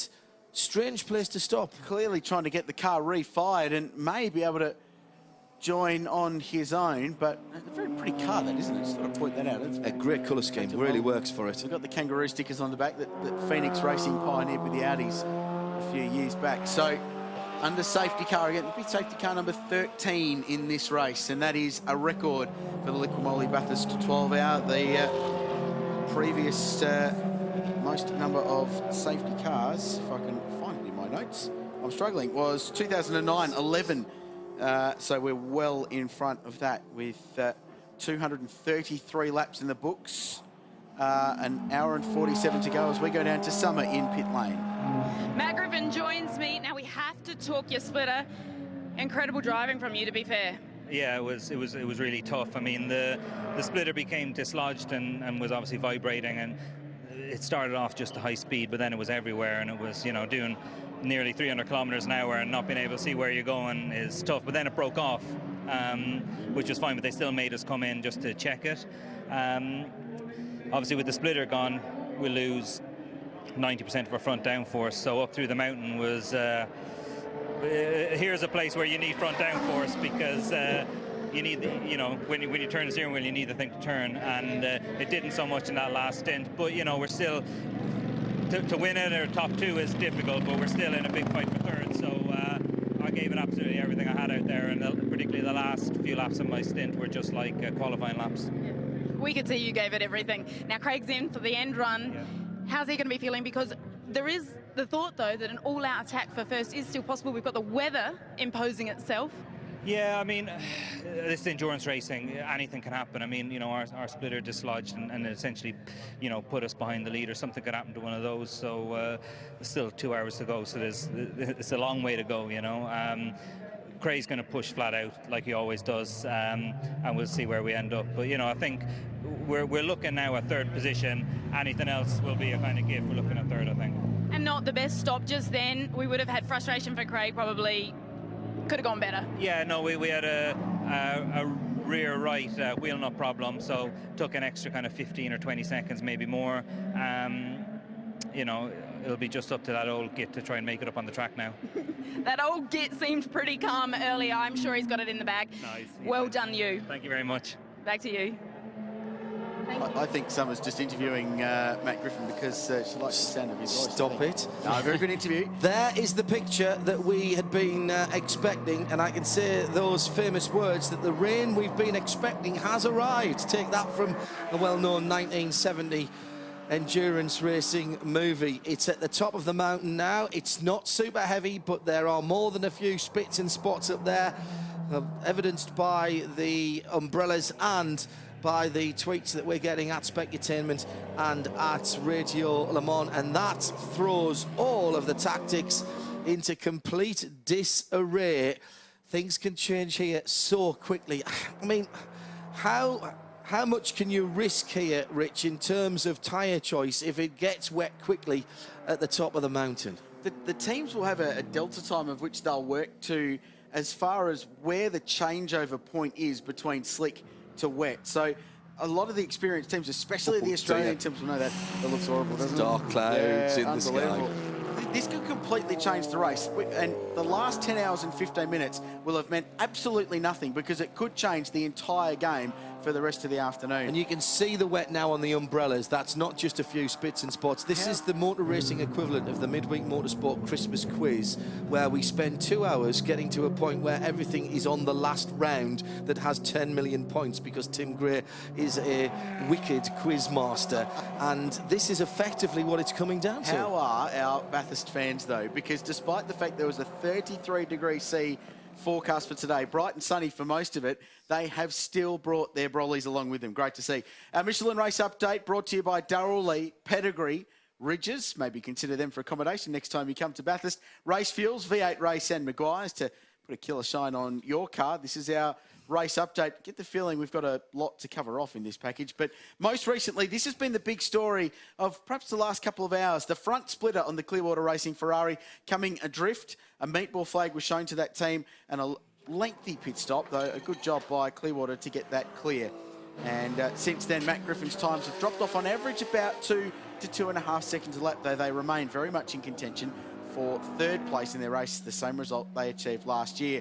This was the David Calvert-Jones, Alex and James Davison Porsche with a big, big moment at the top of the mountain at Falcon Tyres. It did have a flat tyre there, but I think that was from the impact more so than from the cause. I could be very, very wrong about that, but I think running wide and getting out into the marbles, and then this has brought the current safety car out. The Motion Sport Lotus stopped up at the exit of turn 2. So that is our race update with 1 hour, 42 and 53 seconds to go. The Darrell Lee safety car is back on the racetrack. 10 hours and 17 into the race. Paul, lots going on in the strategy department. Where are we sitting at? Well, I was just double checking on the driver time, the driving time things for the number 33, the Clearwater Ferrari, from which Matt Griffin has just stepped. And Craig Baird is perfectly okay to take that car to the flag, kind of as far as my calculations gone. He has certainly 2 hours left, and there's less than 2 hours of the race remaining, so he can drive it through to the flag now without exceeding his driving time. Everybody's done the right amount of driving time. And that makes those extra couple of laps that we saw Weng do, and then the extra bit of time that Matt stayed out before he came in to get the splitter fixed and get the full load of fuel in. That's absolutely crucial, and that's played, the tactical card played well there in what was a pretty much, Paul, a green flag run at that point. Exactly so. And the other thing which they were lucky but unlucky with that tyre problem, the wheel changing problem that they had on the pit stop just now. They were able to get the car out before the safety car, and they were able to maintain the third position ahead of the number 5 Porsche. So it didn't work as well as they maybe wanted it to work, because it was a bit of a delay on the pit stop, but it worked well enough for them to stay on the lead and to stay ahead of the Porsche. We got windscreen wipers running now on that 33 car, albeit just on the intermittent. And is that the leader of the race, right up behind Craig Baird there? Has he just dropped off the lead lap, Paul? Or was he already off? He was already off that lead lap. Now let me have a little look as they come over Skyline and down. We've got the number 30 Steve Johnson class leading car as the safety car has picked up the number 20 Porsche. Yes, the race, excuse me. Sorry, John, the race leader is just behind just behind Craig Baird in the 33 Ferrari. Put him 2 laps down from the race lead. Yes, he's 2 laps down off. He's 2 laps off the lead lap now. Yes. Okay. No, Right. he's not quite. He's not quite. One change of position and he will be. Yeah. So he's 1 lap and 2 minutes and a bit. Now, if they just wave by to pick the leader up, of course, you'll get one of those laps back. The kids are loving it on the top, even though it's getting a little bit damp there. It doesn't seem to be getting very much worse as the very, very scary-looking clouds have cleared off the front straight, but we can't see what's directly behind us and up the mountain. And we've still got some very brave souls on the top of the pit building here, and they're all looking back up towards the mountain. And yeah, there's just a bit of a nod there from one of the chaps at the top. It's going to miss us. Do we think it's going to miss us to the? Yeah, just around about the eastern side of Conrod Strait. It might just graze down. That was the kind of hand signals I was getting from up there. Thank you very much indeed. You did great on Give Us a Clue. Fantastic. 2 words. Sounds like we don't have that show here. Let's go down to the man with the best hair in the paddock. That's Brendan Hartley with Shea Adam. Well, what's so funny is that they're saying you've got the best hair down here. Probably the silliest hair. More importantly, number 6 in the rankings at the moment. There's no way that you're not in this, and we know that you're a test driver. You've got a lot of experience, and even though it's your first time out, how are you feeling? Yeah, I've loved the experience. So yeah, first time in a GT car, first time here at Bathurst, and it's been amazing, and the team have been great. Teammates have been doing a good job. We got a bit unlucky in the beginning with the safety cars. We lost 2 or 3 laps, maybe even 4 laps from the safety car. We just didn't work out well, but you know, we're still there. We've run a pretty faultless race, so we're still in it to have a good result. And there is rain noted at the top of the mountain, so it's potentially coming in. It could be hard, thick, fast. It is about changing tyres, but pressure is a big issue of the tyres. Yeah, I mean, obviously I've never driven this car in the rain, but yeah, I'm guessing this track gets pretty interesting in the rain. It's pretty interesting in the dry already, so it's the same for everyone. So yeah, I don't know. I'm going to be doing the end of the race, so there's a high chance I'll be in there when it's going to rain. And yeah, I mean, it's kind of a good thing. It throws up opportunities. There's more risk, but you know, you have a good chance of moving up places. So yeah, fingers crossed. You're a young man. Young people want to prove their worth. How comfortable are you closing big races like this, new environment? We know you're fantastic, but how do you feel sort of deep down? Yeah, I'm quite comfortable. I did a lot of endurance racing last year in Europe, and I finished quite a lot of the races. And yeah, I mean, it's quite a privilege to be able to finish the race. And I think there's probably more pressure starting the race, you know, doing something silly after 10 minutes in the car. So I mean, at the end, it's nice because you can really put the hammer down. You go as fast as you possibly can, and yeah. Well, I love your hair and I love your racing. Go well. Thank you. Back to you. Yeah, that's the man that Justin Bieber calls for hairdressing tips. Brendan Hartley, rock star down there in the pit lane with Summer, excuse me. As I did say, she's just taking a break before the run to the end of the race. We've got just under an hour and 40 minutes to go. That, if you get it right, maybe just one more pit stop to the end of the race, and everybody's fuel window is being stretched just a little bit. Everybody on the top of this grandstand looking over towards the weather. We've got an interested spectator, Nick O'Donnell from GWS Motorsport. You guys, just nod if you agree, you guys have had an unbelievable weekend, haven't you? Yes, it's been a big challenge. Bit up and down. Yes. And up and down and up and down again, you guys. They've had every result in the book so far. They've been leading, knocked out, rebuilt, back in. Essence of endurance racing. absolute essence of endurance, really. They're one of the great teams in this race. Starting to see lines in the circuit where the water is lying.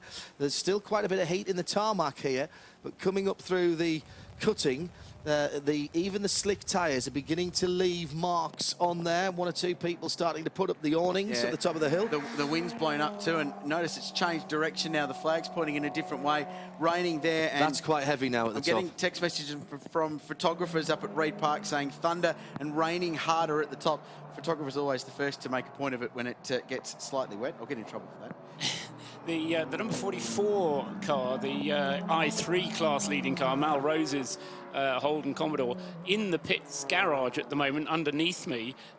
Whether they're getting that car set up for wet weather or whether they've got a problem, I'm not sure. I can't really tell from here. It's been in the pits for 2 minutes now, and or is he on his way again? I think he may well have gone out. That's so we'll keep an eye on that one. Meanwhile, we can get further information from the pit lane. Grant Boyden. Yeah, down here in the pit lane, and managed to bump into somebody rather interesting. You usually catch him on two wheels. In fact, we're going to have to just hold up for this because I think they're about to do something. He's actually working in the pits. Now, the face might be familiar to many Australians. It's Warwick Nowland, who is more accustomed to two-wheel racing around this country. He's had a connection with Yamaha, who have a connection with the #1 Phoenix racing team, and he's elected to be a mechanic of all things this weekend. Straight after this pit stop, we'll have a chat with him and find out why. The reason I think of the pit stop is it started to drizzle on the front straight as well. There's just one or two spots on the commentary box window. Nobody gone for one or two brollies, in fact. I take that back, going up on the bank side opposite our commentary box. And good afternoon to all of you. Thank you for your commitment. As we go back to green flag racing. There goes the Berdo car. He's at the head of the field and he's trying to stay ahead of the race leader as they go into Hell Corner. Now Berdo's got the race leader right up the inside. He's going to have to be very careful that he doesn't turn in, and he does not. Give very, very respectful racing room there. And in fairness, Bernd Schneider didn't push the arguments too far. I was just about to get political, John, and say I hope we don't get all OH&S on us and just keep the thing under safety car when it's raining, despite the fact the car's on slicks. But I'm glad we haven't. It's a bit of a bugbear of mine, but we've managed to avoid that. So Craig Baird in the Clearwater Ferrari. These cars are on slicks. They are going up to a very wet part of Mount Panorama. And you can see now that there's definitely spray coming off the back of the cars, and the Baird car, of course, without the front splitter, he's staying to the inside, and the leader's on the dirty stuff. And it's Van Gisbergen, known for being amazing in the rain, in the Porsche, just behind, fourth position for third place in the Liquimoli 12 Hour. So Craig Baird just holding out the Kiwi. I think he's another lap back, Van Gisbergen, at the moment. It's 2:34 apiece. I'll give you that. They're 0.4 apart, so...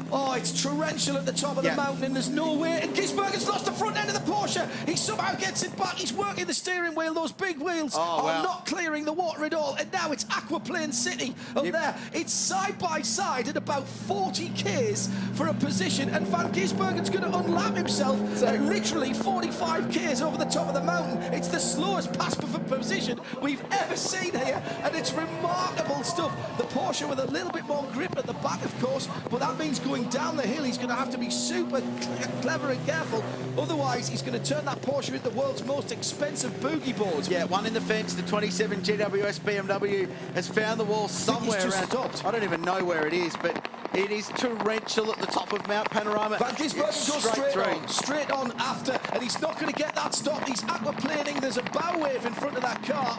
He's now going to try and get it slowed down. Craig Baird is struggling as well, but he has got again back in front of the Mercedes-Benz, and it's hailstones. That looks like it's heavier than rain here. It's really big drops of rain, and that's coming. It's already hit the top of the mountain. Yeah. This is utterly torrential. Full course caution, I think. Full course caution is coming out for at least that 27 car. That's the car that's kept stopping anyway. They've had terrible electrical problems on that machine. Now, a group of cars pitted, and I reckon they went to wet. So there's a group of cars that are going to be in very, very good shape. But this is utterly torrential. And it's survival now. It's survival to get back to pit lane. Unbelievable driving across the top of the mountain there by those guys, just creeping round to try and get back. And I don't know how they're going to get back to pit lane with that. That's you ever seen a pass for position done any slower than that? No. I don't think it's ever happened. With more, it's Grant Boyden. There's cars everywhere. We'll come to you in a second, Grant. The 13th BMW just stranded at the top of Reed Park under the bridge. So, and that was the second in class for that car. Yeah, let's go down to Boydo in the lane. Guys, just letting you know that car 1, the Phoenix car, came in just before it started pouring down with rain and was able to whack wet weather tyres on. They were sitting third at the time, but you can guarantee with these conditions out there, they're sitting in the #1 prime spot. Yeah, that was smart of them. They were scrambling, and Van Gisbergen is tottering down the Conrod Straight. Normally 280 clicks. If he's doing 28 clicks at the moment, that's all he'll be doing. Everybody's out on the balconies here and taking photographs of this massive change in weather down at the Phoenix pit. Harold Premat is with Summer. Premat does meet me, and we're madly looking at the screens behind us. Talk us through it. Yeah, well, it's just started to rain really heavy, and so it looks pretty, close to impossible to drive, you know, with the slicks right now. So the team have made a very good choice to put rain tires right now, a little bit in advance than anybody else. So hopefully we can make up some ground now. You were the first with the wet tyres. How do you think Hammer got out there? Obviously, whole new terrain. Yeah, I think it's to keep out of trouble, and hopefully, you know, having put the wet now, hopefully we can catch up some of those guys. You know, we lost a few laps for technical issues, so hopefully that was. But for Johan is being tested a lot now. Is Johan with us for the end, or will there be a change? I think there will be a change. We're still 1.5 hours away from the end, so you know it's still a long way, and it's still a hard race. And are we looking at you to close it? Yeah, me, maybe my teammate. You know, we will decide a bit later. Well, I'm not sure if it's your background, but you always seem calm. Let's hope that carries forward. Thank you. All right, thank you very much. Bernd Schneider's in the pit lane, so is the second place car, Lee Holdsworth. In fact, no, Holdsworth has just come in to the pit lane. I saw the Craig Baird car come in, and also Van Gisbergen as well. Yes, Van Gisbergen as well. They came in absolutely together, and they are battling it out for the third place position. They came in the other way around with Van Gisbergen having got himself ahead out on the circuit, and as they come into the pit lane, so Van Gisbergen is now in third place ahead of Craig Baird's Ferrari. And out has gone the leader. That was tyres and a splash of fuel.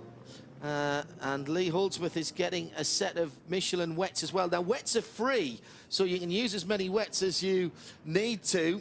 And just to throw, and an unsafe release there by the Erebus team as they were right out in front of the Seat. And we've had cars being penalised for unsafe release on 3 or 4 occasions today, and the penalty is a drive-through. So they will look at that very, very closely. Hugely busy in pit lane, but the sun starts to break through. This is stereotypical Bathurst, that the moment you dive into pit lane to put wet weather tyres on, it stops raining and you're handicapped once again, and you've got to make yet another pit stop. So the top 4 cars all in pit lane. Phoenix Racing got in early. They're going to get a lap out of this, I think you'll find. Yeah, I think you're right. I've got to make the point here that I'm fairly certain, Richard, that this yellow flag is for a car that's off at the side of the road. This is not for the torrential rain.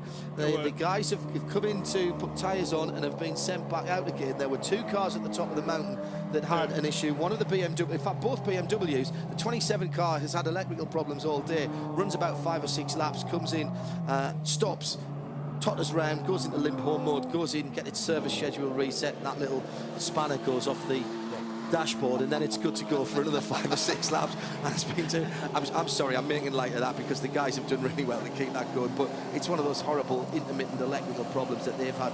But also we had another one of the BMWs. Number 13 was the other one, the renumbered car number 80 that was originally in as number 80, now numbered as number 13, Bruce Linden's BMW. Yeah, thank you, Paul. Paul Trustwell, and he has been watching this very carefully.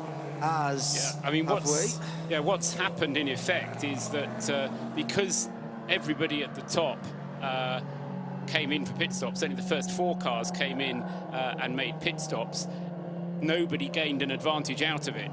The one who perhaps had the advantage was the number... I got a feeling there was one that didn't, but I won't guarantee it. I have a feeling there may be a couple of cars out there that raining. Absolutely. I mean, I've had a message through saying it stopped raining on the mountain. It's almost sunshine again on the top of the mountain. We've got recovery vehicles, a tow truck and a quick lift, a flatbed heading down the Liquid Moly start-finish straight. Richard, I love this place, and I love it even more. Watch some of this if you're near a TV. Wait a minute. This is, we're going to see some highlights of the wet weather driving that we experienced, and some of the most remarkable scenes I've seen at Mount Panorama. So this is the slow stuff across the top. Shane Van Gisbergen completely sideways, the unbelievable Kiwi round the outside of Craig Baird. That was for position moments before the safety car was called out onto the racetrack, and wrapped up Bernd Schneider, the multiple DTM champion as well. And then this was across the top. This was walking pace stuff, torrential downpour in slicks, and if you don't know what a slick tyre is, it is a tyre with no tread. So it sits on top of the water. It does not cut through it. So your car does not want to steer, brake, stop, turn or anything. There's the 13 BMW, which has brought out the safety car, which I think is the 14th safety car that we've had here this afternoon. Andrew Fisher behind the wheel. He's a minister, professional minister. He's sponsored in V8 Ute racing by the Bible Society of Australia. Jesus all about life racing. And there is the 27 GWS personnel BMW that's been such a difficult car for those guys today. They've really persisted with it, and that's getting its pulled back to the pit lane as well, or to the paddock at least. It's got all its wheels on. I think that just ground to a halt. I don't think that was an accident. You can keep telling us now why you love this place. You're just saying how much you love this place. I love this place even more because it has weather, and I like the fact that you want to go racing in the rain. That's why we have treaded tyres. Just to follow up very quickly on what Rich was saying there, if it sounds daft that we're talking about no grip with no grooves, the grooves aren't there for grip. The grooves are just there to move water, sipes they call them in the trade. So if you can put the most rubber on the ground, that's great. So a slick tyre on the tarmac, fabulous. When the slick tyre can't get to the tarmac because there's water there and there are no grooves to clear the water, you've got real problems. It's like driving on ice. It's going to take a moment or two to get this sorted out, and we'll be heading towards a green flag and the well, we're under 90 minutes now to the checkered flag of the 2013 Liquid Moly Bathurst 12 Hours. It's pouring again at the top of the mountain. Rain, shine, rain, shine. I've got no idea what's going to happen next, but stay with us to find out. Anyone who started to file their headlines an hour or so ago is going to start looking a bit foolish now. As the rain stopped for a moment on top of the mountain, we're hearing that it's starting again. There's a beautiful rainbow off to the western side, looking down from the top of the cutting. Everyone's in behind the safety car, not because of the weather, but because we have still some clear up to do. Let's take this opportunity to get down in the pit lane and find out some of the drivers' views of what's been going on in the last 10 hours and 40 minutes. Summer is down there for us. Me now. Now, we haven't had a chance to talk to you yet. You're in 10th position. Yeah. But Darryl's behind the wheel, part of the winning team last year. Yep. How confident are you feeling now with the water here? Look, I'm always nervous, especially when the rain comes. I think I've just heard that there's hail up on the mountain and it's dry down here. So all I can say is I'm very pleased that Darryl's actually driving. I've done my stints, so he's got to manage it. It's his problem, but we've got absolute faith in him and we're very excited. As you said, we think we're running 10th now. We're just waiting on some confirmation. So look, he's just got to go round and round and do his thing and, you know, fingers crossed. But he won't be fazed by these conditions. I don't think so. I don't think so at all. I certainly would be, but he's a real pro, so we think it'll work out just fine. So you must be fairly pleased with your efforts too. You're safe, you're all in one piece, and you're still here. Yeah, absolutely. Look, this is our first 12-hour, and as everyone knows, the competition is just incredible. For us, firstly, to be able to finish, and secondly, if we're able to come in the top 10, would be just fantastic. Minda Motorsport have done a wonderful job, and the organisers here are doing a very professional show. So for us to be a part of it and to finish, hopefully, as we hope, will be a real plus for us. Wonderful. Thank you. Thank you. Back to you. Looking at the radar, this rain should clear, and then we've got a bit of lighter rain in about half an hour's time from what I can see. My limited knowledge of looking at meteorology and radar. Did it an awful lot in the American Le Mans Series over the last few years and at various places, including at Daytona over the years, watching the radar coming in. It's a well-covered area for radar here with a couple of airfields and various other installations that you could get the information from. All the teams will be looking at it as well. And that's half an hour or so that we've had where the rain showers have been over has been pretty impressive in terms of what it's done to the circuit. And again, Paul, it just adds another dimension. It does, because whatever the radar tells you, it doesn't actually help if your car is out there on slicks and it's pouring Correct. down with rain. You know, you need to be able to not just read the radar and the weather forecast, but you need to get your car to the right place at the right time. And what we saw just then as the rain began to pour down was that the cars were in the wrong place, weren't they? They weren't in a position where they could just dive into the pits. Correct. When the rain happened, if they'd have pitted on the previous lap, it would have been too early, you know? So there was no kind of right answer. So they had to go with what they could. Tim Dark, who is @Tim_Dark, has tweeted at Radio Le Mans. I speak to him. What is going on? It's a new season every 30 seconds up here. He's at the top of the mountain deciding whether to put the brolly up, the brolly down, the cagoule on, the cagoule off, the hood up, the hood down, or whether he needs to get back into his shorts again. Yeah, I've got a contact up on the top of the mountain as well, thanks to Ed for his texts as well, as we're getting them through, saying what the weather conditions are doing out there. But it is changeable, and although there is a very wet track, it is entirely feasible it could dry out within the next 20 minutes, John. A cagoule, by the way, being a plastic overmac, for those of you that don't know that British terminology. Thanks, Andrew, in the truck. Plastic mac type of thing, you know, shower guard, whatever you want to call it. A poncho, let's call it a poncho. Thank you, Andrew. Working together as a team here to overcome being separated by a single language, which is all good stuff.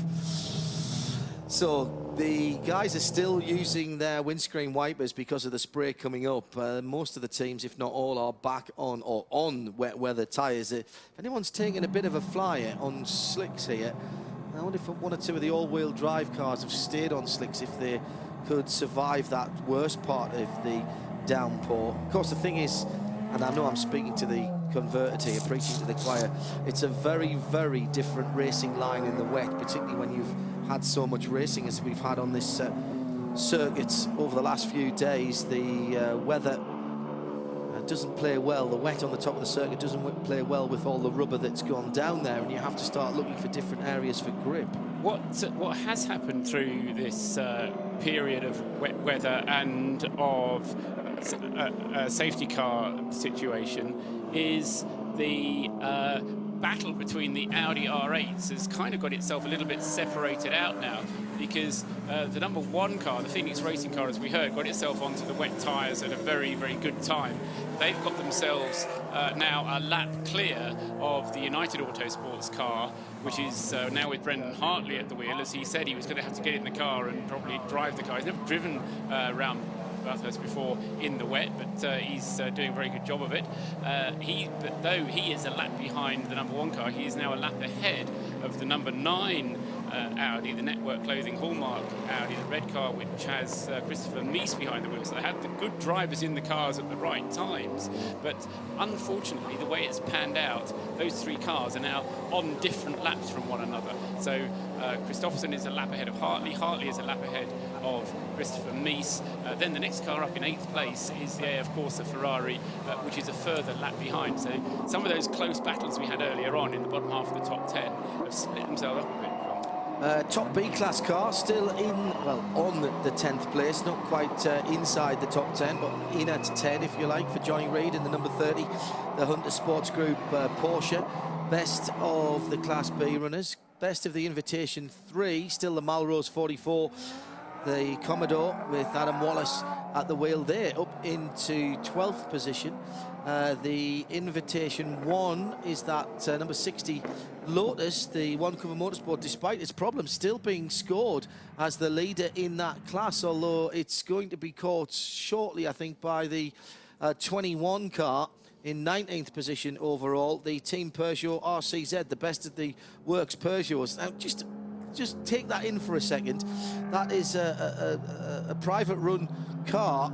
That little Lotus has been rebuilt this week, beating the works Peugeots at the moment, and has been all afternoon. Throughout the race, yeah. Yeah, in Invitation 2, it's the 55 in 23rd position, and that is the Motorsport Services. Malcolm Neal, Seat Leon Super Copa, he'll be loving the chance to drive that front-wheel drive car through this weather, and we're about to go back to racing, so let's quickly pick off the E-Class leader, Ivo Brukes, in the number 3.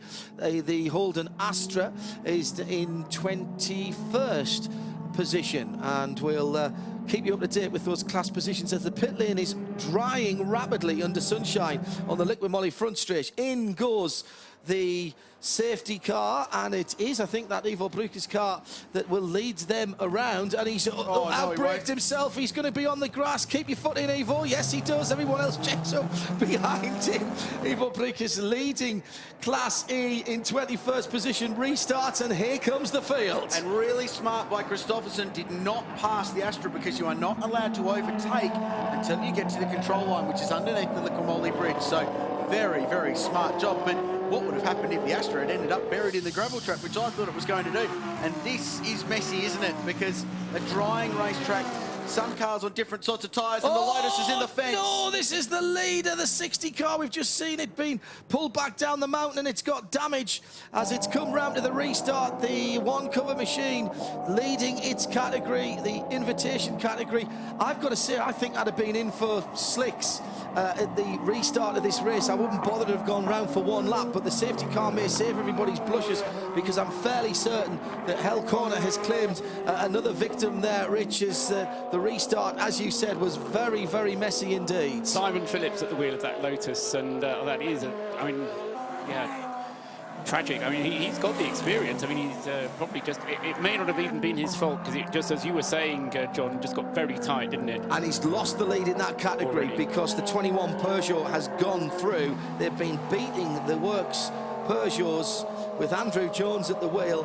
He has nipped through, and the safety car boards are out again. Still a bit wet on the top of the mountain. I might have been wrong with me slicks choice there. I think we might have been struggling. So replay coming of that, John, and we'll bring that up to you as soon as we have it. The old safety car breeds safety cars. Now watch the far left-hand side of the screen. Just crossing the line now is the show. Now, who was that getting airborne? So that was the Australian Mercedes. That was the number 63 Erebus Motorsport Mercedes. Oh dear, and he's got a problem with the right front. The 63's got a broken steering. The steering arm. Lee Holdsworth is going to be in strife. He might not get that car back round. And that's what put that car in the fence, the Lotus. But broken front steering from what we can see for car number 63. Lee Holdsworth behind the wheel. A friend and I have a saying, there's no such thing as a dull Bathurst. Can I write that one down? Certainly. It's certainly not copyright. An hour and 10 to go, and the race may have just completely changed once again. The one thing that car 63 has up its sleeve is a 2-lap buffer to the Van Gisbergen, Quinn and Kingsley Porsche that currently runs in 3rd place. More rain in the air as well. I don't think we've seen the last of the precipitation, and certainly looking at the Wollongong radar that I've got up at the moment, I think about another 15 to 20 minutes and we'll have another light splash, at least, possibly a little more than that. I think you just sit out there at the moment. The 63 still going round. How's the 63 still going round? Because that right front wheel was just all over the place as he went through Hell Corner and up the hill. How is that held together? I wonder if what we saw was just Holdsworth giving the wheel a wobble to see if there was any damage.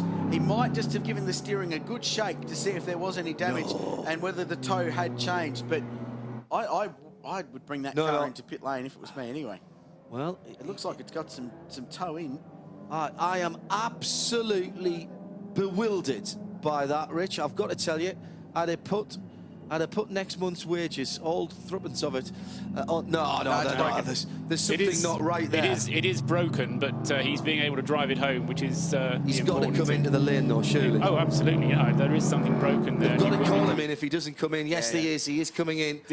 The other thing to mention, just while the second place car comes into the pits, is that Craig Baird has got himself ahead of Van Giesberten in the Porsche. So we've got Ferrari now moving up in 2 laps' time to second place, depending how long it takes them to fix this Mercedes, John. It's not completely broken, is it? That's the thing. There's something hanging on there because he made the left-hand turn into the pit lane look actually quite easy when I thought, well, there'll be the problem. He'll just scrub across and end up clipping the wall, and he hasn't done that. They'll take the front right-hand... Oh, no, sorry, take that back. It's hanging on with a wing and a prayer, and that's going to be a steering arm or a bottom wishbone, isn't it? Yeah, one of the lead mechanics, Damien Allen, just sticking his head under there, and we saw the kill sign. They'll put the wheel back on, they'll push it in the garage, and now we wait and see how many laps Ferrari can get back. They haven't even put it back down. They're putting the dolly jacks with the little trolley wheels underneath the air jacks. And that car is being pushed into its pit box so that more guys can work on it. And also the rule is if it's going to take more than 10 minutes, then you have to take it out of pit roads.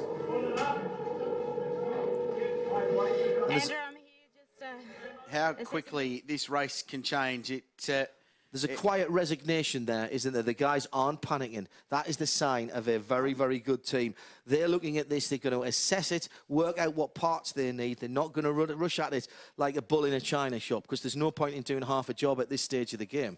Yeah, absolutely. And they'll make sure they get it safe first, because it has to be safe for the driver to negotiate at the end of the race. And they do have time. Not only are they under safety car where a 2-minute lap is turned into a 5-minute lap, but they have a 2-minute buffer over the remaining field. Now, I get the feeling we're about to go down and chat with Peter Hackett. With all this moisture around in the air, it actually breaks our signal up from pit lane even more than it has been this weekend. So we just need to make sure that driver's out. My heart goes out to this motion sport team because they've done a remarkable job. But let's go down to pit lane. Summer is with Peter Hackett. Peter Hackett, catastrophe, talk us through what's happened. Yeah, we haven't got too much information from Lee just yet. He's obviously disappointed, but at the restart, you know, we know restarts build restarts, and looks like he might have broken a steering arm, which is a real travesty for us. You know, the number 36 is still going fantastically well. The boys are doing everything they can. We might still make a podium. We're a couple of laps up on the field, so just have to see how long it takes to fix it. Not that it makes that at all okay, but I mean, you set your intention yesterday. You were fantastic and have carried it through today. You've got to still be pleased. Hey, it's not over yet, you know. This place will throw everything at you, and this is just another Bathurst test. I mean, you couldn't have asked for a bigger crescendo, really. Almost into the last hour. Here come the gods from the heaven just saying, no, we're going to make this tough. Yeah, I mean, we knew we had to get to the last hour, and I think we were like 3 minutes short. 3 minutes short, but let's talk about your tyres and your efficiency. I mean, was it 84 laps we were talking earlier? Yeah, well, I think it was something like that, 500 Ks, half a Bathurst 1000, you know. The car was still fantastically predictable. We've had tremendous tyre wear all day, and we know that the lapping the traffic is going to be difficult, especially in these conditions, and it's caught Lee out. Okay, fingers crossed, all the best. Thank you very much. Back to you. It's very, very interesting as we look at the... Well, we're doing art now, not just race coverage at the top of the mountain. Great stuff, guys. And by the way, great pictures all day today, and notwithstanding the internet falling over for us, the pictures have been fantastic, and really, really good comments from everybody all over the world who have been watching the pictures from the guys behind us. Difficult place to cover this, and there are actually 2 OB trucks, one at the top of the mountain and one at the bottom, and you've got to link them together, and it's real teamwork from the guys doing the sound and vision as well, and really honoured to be a part of the guys who have put this all together this weekend and have brought this fantastically exciting race to such a big worldwide audience. I'm a bit surprised they haven't just pulled that corner off and replaced the whole thing there, Rich. So they obviously think there might be a quick fix for this. We're getting very close to being able to, certainly at the bottom of the mountain here and on the Liquid Moly start-finish line, have dry tyres on the car. And the other thing I'm going to say is that they might find that they are lucky if they get away without a penalty for that contact on the restart. Yeah, that was a fairly big hit with the Lotus, and it's ruined the Lotus's day now. Obviously, you're working your way through traffic on a restart like that. Oh, Porsche make contact with a Seat in pit lane, and a shake of the head by Stephen Grove inside that car as well. But that's okay. They'll live to fight another day there. Just a bit of a misunderstanding, I guess, in pit lane. But yeah, what this emphasises is how quickly one of these races can change, especially at this place, which can bite you so hard. And one tiny little 1%er is what will be the difference between winning the Liqui Moly 12 Hour and not. And now Craig Baird, 1 lap behind the Lee Holdsworth car. Now, I'm no mechanic. My mechanical experience is limited to giving my cars to my old man to fix for me.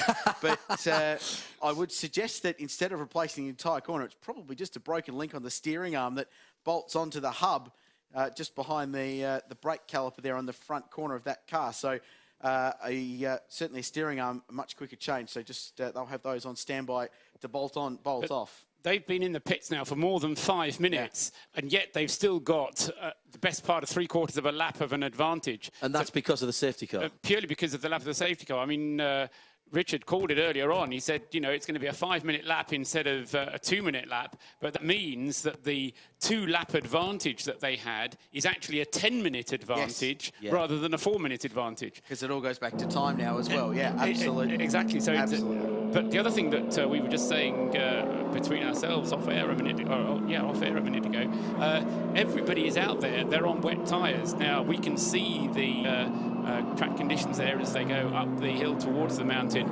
and it looks pretty dry to me. There's a few trees, of course, so there's bits of the circuit that'll be in the shade, but because of the high ambient temperature, because of the sunshine, the track dries quicker than something that dries quickly. Quicker than a quick dry shirt. However, is now, where it's in the sunshine, is bone dry. Yeah, however, I wonder if you take the gamble. It is still wet, very much offline, so you go offline by half a car width, and you're on slicks, you'll likely fire the thing into a fence. Yeah, but the question is, do you put the car onto slicks now whilst the safety car is out? Yes. Or do you wait until the safety car comes in and then go on a slicks? It depends how far down the queue you are. Or do you look at the weather radar like we are and see that there's more of this coming and take the gamble that your wets will last as long until that rain falls, and then you won't have to you look like a hero. Yeah, exactly. Yeah. Well, or your wet's out before the rain comes and you have to stop anyway. And exactly. But in some ways, it's better to be on wets when it's dry or drying than it is to be on slicks when it's soaking wet, because you will get some longevity out of the wets. Yeah. If it's going to rain again, it'll cool them down. What you don't want is and you know, these guys have the experience of racing down here. It's not so much of an issue in colder climates, but here with the ambient temperature so high, you burn your wet so quickly, those tread blocks start moving,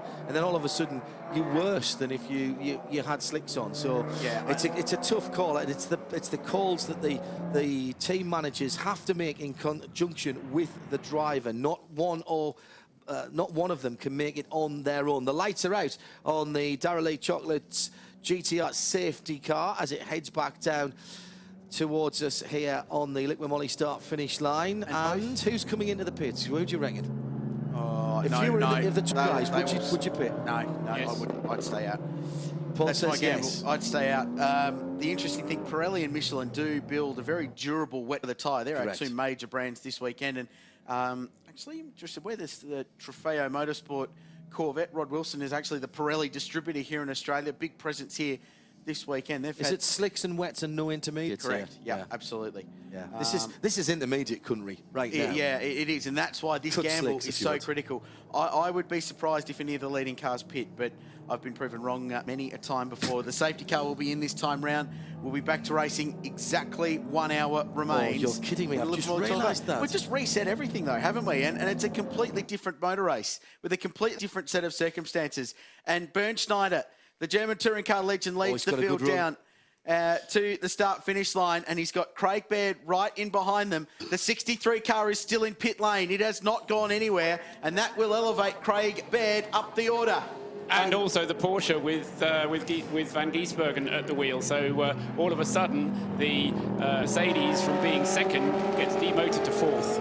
And a good move there by both Van Giesbergen and Craig Baird ahead of him to get past one of the Audis. You do not want to be behind just a slightly slower the new car going around here. A very slow car, you've got a chance to get by. A slightly slower car on a circuit where you're not sure about grip, that would have been a disaster, and they're both through a corner and heading up the mountain. But Schneider's got a good jump on these guys. Remember, he's got laps in hand, but he won't want to lose them, particularly with these really tricky decisions that have to be made on tyres and the possibility of more rain coming in around about 20 minutes' time. Still, the slippery surface, the red and yellow flags being held out. Sometimes it means debris. In this case, it for sure means still uncertainty over the grip, and there's little bits of standing water there, which, oh, this is a disaster to try and make this decision. Yeah, that's the very nature of this place as well. The water pools in places in the undulations around Mount Panorama, right there where Craig Baird is going through at the top of Mount Panorama. So that's why you keep wets on. That's why I'm not surprised anyone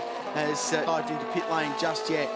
So Baird in the Ferrari. This is the battle for second position now. It will be with Lee Holdsworth in the Erebus car still sitting in pit lane. So Ferrari and Porsche, that age-old sports car rivalry for second place in the Liqui Moly 12-hour, with Mercedes leading the way. Bernd Schneider in an unbelievable position, but there's still so much racing to go. An hour of racing here, 25 laps, if not more. Look how much time the Porsche took out of the Ferrari going through the Falkland tyres elbow, as Craig Baird was fairly tiptoeing through there, trying to find some grip. Remember, he's got no front splitter on that car. That'll hurt him in the slower corners, particularly. He'll be wanting more and more downforce, and he's got less and less. Great driving by Michele Rugolo as well, who is charging back up through the field and goes almost side by side with the 81 Audi, which at the moment is Elton Julian at the wheel, and he's laps down and down the field in 24th position. And I don't think Rugolo will be, yes, what retirement, very good. I don't think Rugolo will be very happy with that as they come down to Maguire's, the final left-hander, because that was, shall we say, not the most smart move by either of them at that position. It could have put them both in pretty bad danger there. Has a look down the inside again, but he's not close enough in that Ferrari. Rugolo running 8th in the AF course of 58, so it's been an up-and-down day for them. They got harried by the safety car probably 3 or 4 times early running today. But and then they had some mechanical dramas that put them in the garage for a while, and they lost a lot of laps, but steady, come back 3 wide down the start-finish straight. Yeah, and one of the cars there, the number 1 Phoenix Racing Audi, the black and yellow, well, the white car with the black and yellow trim, the number 1 car going through now and taking a position as well off the Mercedes that is still in the pit garages, having the front corner replaced, whatever damage was done. I mean, it was a fairly big knock for that car, so there might be other things that have been damaged that they need replacing, and maybe even getting the whole tracking and setting the car square again. So there's a lot of work potentially being done on that number 63 Lee Holdsworth Mercedes, but it's lost another place there as a result of Johan Kristoffersen going past in the Phoenix Audi. Now another lap and a half to go, though, before it lose any other places, although now these laps are 2-minute laps rather than 5-minute laps. So yeah, great point. It's Brendan Hartley in another of the Audis. This battle between the Audis, all of a sudden they start moving up pretty quickly once somebody has a problem in front of them. I'm really pleased for Phoenix Racing, the way they've bounced back after their dramas early in the day, and it just didn't quite go to plan for that outfit, but Kristoffersen in the end here has done a great job. Black flag on the line. The number we'll have to try and see in just a few moments. Thank you. 70. The 70, that's the Seat. Not the first time that car's number has been held out as a black flag. In fact, today, got to say thank you so much to all the corner workers here. Big thumbs up to everybody who are listening over there. They've got the best spot on the track because it stayed dry under the bridge. And they don't get hot either. They're in the shade and they don't get wet. Exactly. Fantastic. They must be the top guys. And teacher's pet over there. And they've got the Portaloo right next to them as well. Trust you to note that, Paul. Down Conrad Straight, they are looking for the damn parts to keep those treaded tyres cool, to stop the overheating. And in comes the leader. Bernd Schneider is in the pit lane. He comes in. This has got to be a splash of fuel. Oh, it's going to be a full service, Paul. Let's go down to Shea Adam, who's at the pit. It will be a full service. Their last driver change of the race. They're going to send off their driver to do it till the end. Unfortunately, what this pit stop means is that the attention on the 63, the sister car, has been shifted away. The swarm of people who have been fixing the car underneath have shifted to make sure that the leading car gets out back in the lead to hold that lead and hopefully hold it for the next hour. Thing going on at the moment as the fuel has been done. Are they soaking up a penalty there? Did they change tyres? No, they didn't. So they've kept their existing set of wets on. and I imagine Jaeger will be behind the wheel to bring that car home as we look at the second place Clearwater Racing Ferrari. Could it be that they come back to go one place better than the third earned 12 months ago?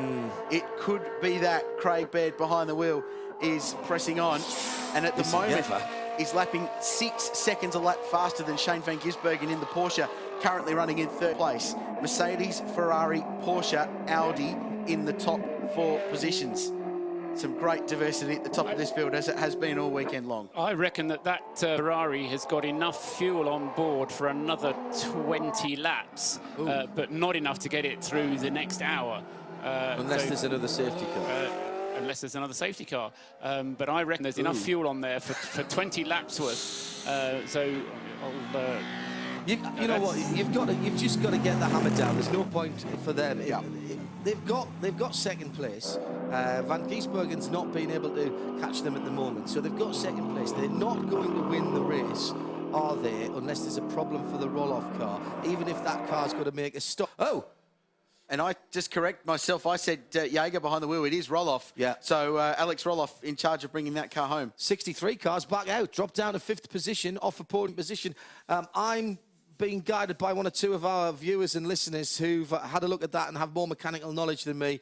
They think that was, rather than it being a steering arm, probably a bottom wishbone, because he still had some control of the wheel, but it was wobbling around enough to think that it might not have been completely connected. I bow to your better knowledge, ladies and gentlemen. I've got some messages through that 63 car may be on slick tyres, and what they do is use that as a guinea pig for the race leading car and see if the 63 car goes quicker on slicks than the 36 car is going on wet tyres. So they can use their other car as a guinea pig now.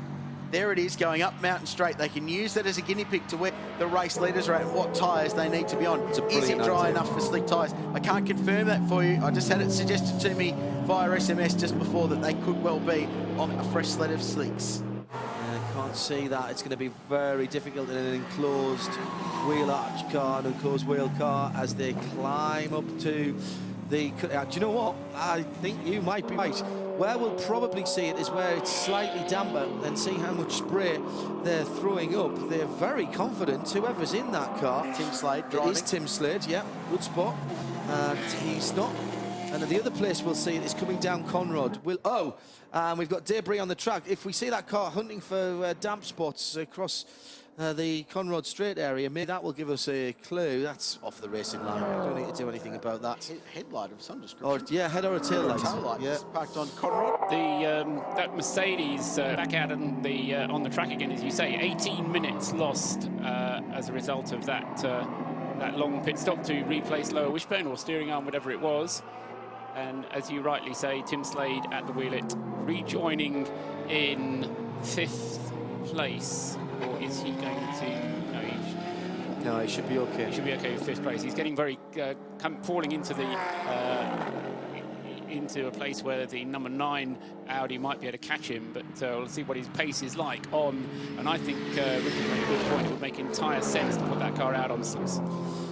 I'm just wondering, with 50 minutes left, who's still got to stop? And we know, presumably, the 36 car's got to stop again, Paul, or can they go? No, 36 can now go to the checkered flag. So Alexander Roloff will be programmed to go to the flag. Craig Baird just going through and completing another lap. Now, as I say, I reckon he can get to about lap 264, something of that order. But I think the race is going to be more like 270, so he's going to be short of a few laps unless we have another safety car. Van Gisbergen is in the pits now. Now this will be for a combination, is it, of slicks and fuel. Anybody who pits now, they're making their last stop. Anybody who's not come in will have to make a stop at some point, and it's just a question of how long the stop will be, how much fuel they put into the car. Craig Baird there, Richard, just feeling for grip as he came into Griffin at the bottom of the mountain, and I'm wondering if he's worried about tyre temperatures there. There's a little bit of dampness there that might be helping those wet weather tyres, but really is drying up very quickly. And as I say that, of course, it starts to get dark again. And there's more rain coming forecast for just after 6:30, and supposedly heavier than the last lot of rain we had coming across. So with 20 minutes to go in the race... Hang on a second, I'll get my dice out. Yeah. I'm just going to roll them now. You've just got no idea. It's unbelievable what this can do. Black flag being shown again, and I don't think this is for the 70, because we've had the black flag for the 70.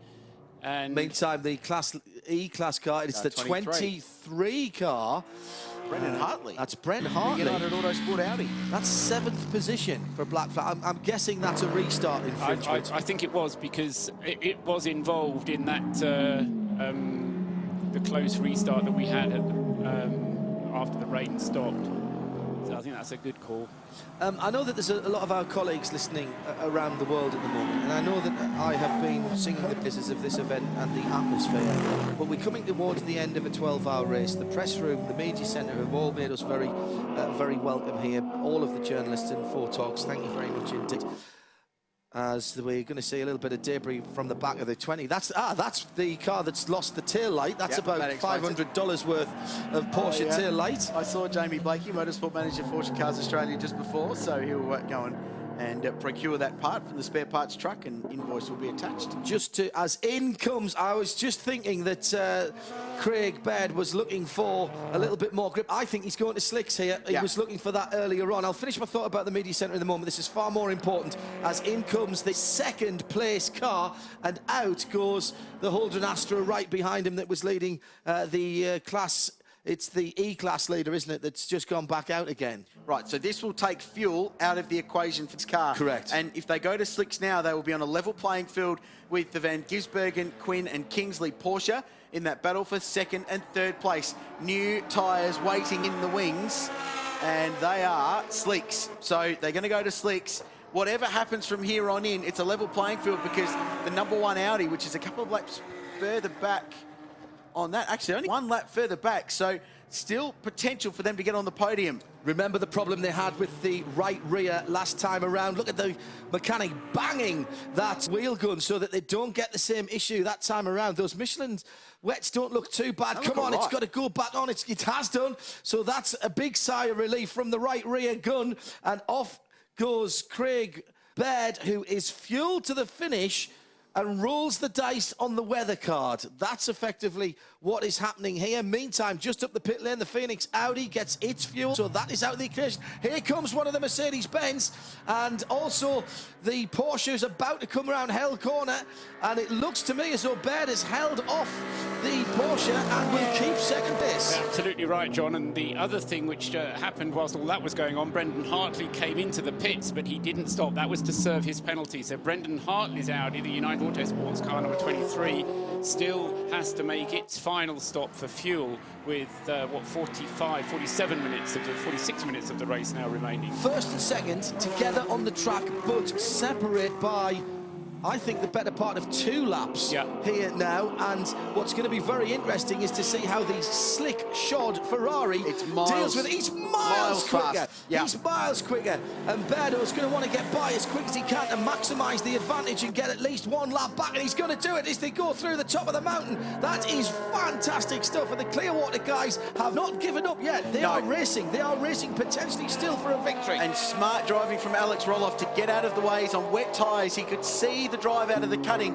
The Ferrari was miles quicker, but Craig Baird now needs to charge. Roloff must pit. There is no doubt they have to get that car in pit lane and get it on slicks no matter what happens from here. Otherwise, he's just going to lose too much time to the cars that are on slick tyres, and that could bring the Ferrari back into the race. So you factor in a minute for a pit stop, plus the track time that Craig Baird's going to get. It will still be a lap or so, but 45 minutes and some more rain to come. It just opens the door just a little bit for the prancing horse to get there. And news from Erebus GT, Tim went out on the 63 on wet, not on slicks. That's the 63 car in 5th position, so not being used as a guinea pig, according to their Twitter account. So the story, again, has not been written. We have not we have not set the front page as far as the headlines are concerned. Baird's found 3 seconds this lap on Roloff, and he passed him at the top of the hill, so in half a lap. So you've got to factor in at the moment, Slick's going to be worth 4 or 5 seconds, yeah. And Roloff stays out, race leader stays out. Unless they know that it's going to absolutely chew down in the next few moments. But even then, how long is it going to last? Roloff, 2:23.7. Van Gisbergen, the first on Slicks to post a representative time, 2:13.8. The black flag. Black flag has gone up for the number 33 car. This is for Craig Baird's car, getting the black flag, and that'll be for a drive-through penalty. Pit lane speeding? I'm not sure. Well, I'm not sure that the marshals will know that. Too many men over the line. Infringement could be. It's got to be some kind of pit infringement, surely. And we'll try to find out what that is. They have had no look at all today, the 33 car. And just when we thought it was all starting to close back up again, the 33 catches a black flag for a drive-through. And their margin over the number 5 Porsche is 5 seconds. And yeah, so they lose seconds. lose that place in the pit lane doing the drive-through. However, certainly when Matt Griffin was driving that car, he was able to lap considerably faster than who was it? It was at the wheel of the Porsche at the time. I think it was Clark who was in when it was that competition. This is where the team manager earns his corn. He needs to be right up to the clerk of the course, finding out what that's for, fighting that corner, leave them out for at least 3 laps that he's got before he brings them in. They've got to leave him out. Do you know what my guess is? Pit lane speed. Yeah. That's just my theory, because that's a definitive straight out call. A pit lane infringement, number of people over the line or not clearing the red line before the car rolls to a complete halt or departs. That would generally take a little bit more than that. That was an instantaneous black flag. Basically, when it got to the top of the mountain, the black flag was out. So that's my guess, pit lane speed. But he did cross the line on the exit of the pits, for sure. We saw him come out, so that wasn't an issue.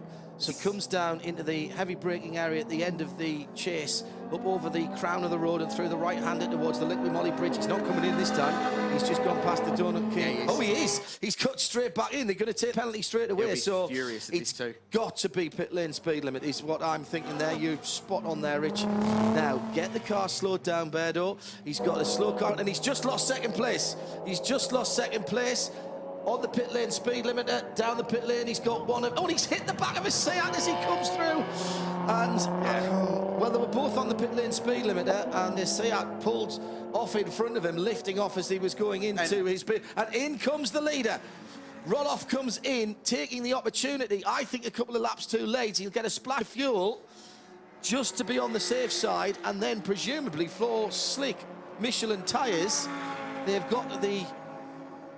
Oh, it's all a bit slow. Now they go. Did you see how carefully they were watching to make sure that the fuel hose man was back behind the line before they went over? Baird out of pit lane, 32.4 seconds. It lost him, and it's cost them a potential second-place finish for now. Now he will set out after Shane Van Gisbergen. The margin should be about 25 seconds between the two. 41 minutes to go in this race. Now, what Craig Baird will want is rain, because in the rain, Porsche to Ferrari, the Ferrari was miles quicker, actually, in that wet stint we saw before, despite that bold move around the outside by Shane Van Gisbergen. And if that Porsche, by some chance, manages to finish second, that will be the move that is basically responsible for it. And a reinvigorated, fired up Van Gisbergen, been the talk of the off-season here in Australia, with all the dramas at the end of last year, where he left the Stone Brothers racing team, stepped away from the sport, did not retire, contrary to many media reports, but stepped away from the sport for a long time to, for a time, to reconsider where he's at, and then, amazingly, decided to rejoin the sport with VIP backing in a Techno Autosports Holden. 40 minutes to go. That's about 18 laps at the pace they're going at the moment. I want to finish the thought about the media centre. Colleagues listening to us all over the world, 12-hour race, media centre's been packed, everybody's been working hard.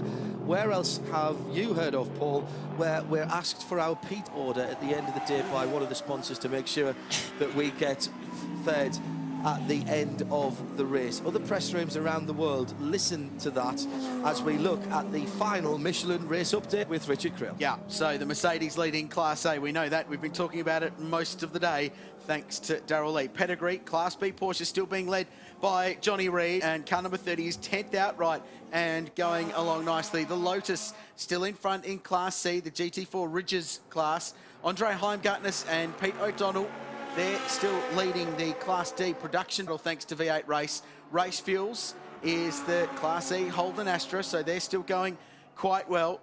Jones in the Peugeot, Andrew Jones leading Invitational 1, so the Peugeot's going pretty well and look like they might get a class victory there with the Andrew Jones, David Walcart. Nylan Harvey in the Seat leading I2, and Rose Wallace and Teb in the Holden still leading I3 thanks to Maguire's. And trying to see on the timing monitor where we find the mighty Commodore. They are 14th outright. That is an outstanding result for Melrose, and he will be over the moon with that if they can bring it home. That thing has run like a train all day.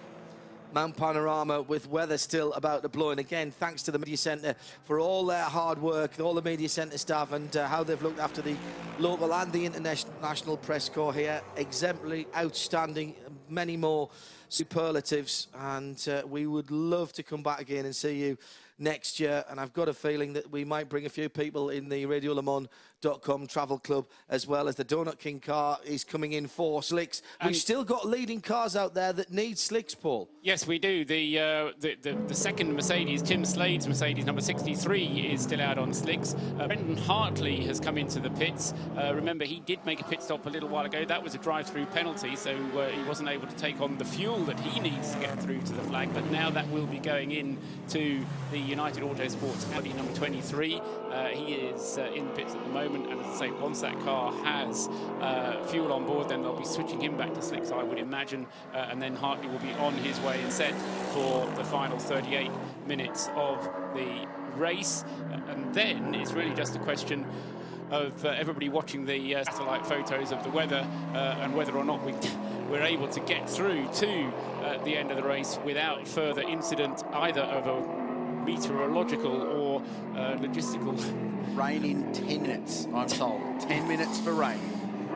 37 to go in the race. It looks like the worst of it is going to pass to the south of us. Orange have just copped a big dump, but it's the blue, which is spattery rain rather than really heavy rain. So let's keep our fingers crossed. John, last time round, 2-minute 10.6 for Craig Baird, 13.9 for Van Gisbergen. Oh my goodness. Both running in clear air, by the way. So Baird is hauling that margin in between the two of them, and they're split by less than 10 seconds. So Craig Baird, no, correction, 20 seconds. 20 seconds, yeah. So Craig Baird closing that gap. If he does it at 3 seconds a lap, he'll get him before the end of this. Roloff goes round the outside. Dangerous manoeuvre there as you come out of a corner. You've got to have absolute confidence in the guys that you are passing, and he seemed to have that as he comes back on the Liqui Moly straight to complete lap number 252 in front of us. He does that now, heads off towards the mountain again. I've been impressed with Alex Roloff, to be honest. Same, absolutely. Really good drive. And I was thinking possibly, I don't want to use the term risk, but a gamble in some way to put him in the car. He's the non-seated professional driver. But I think they had to, because the other two are over their driving time. It's a tricky race to do this if you do it with 3 drivers, particularly if you've got 3 drivers, one of which is a gentleman. John? Just looking at some class leaders as they head up the mountain, the 44 Malwas Commodore has, I don't think it's been led at all, not even on pit stops. It has.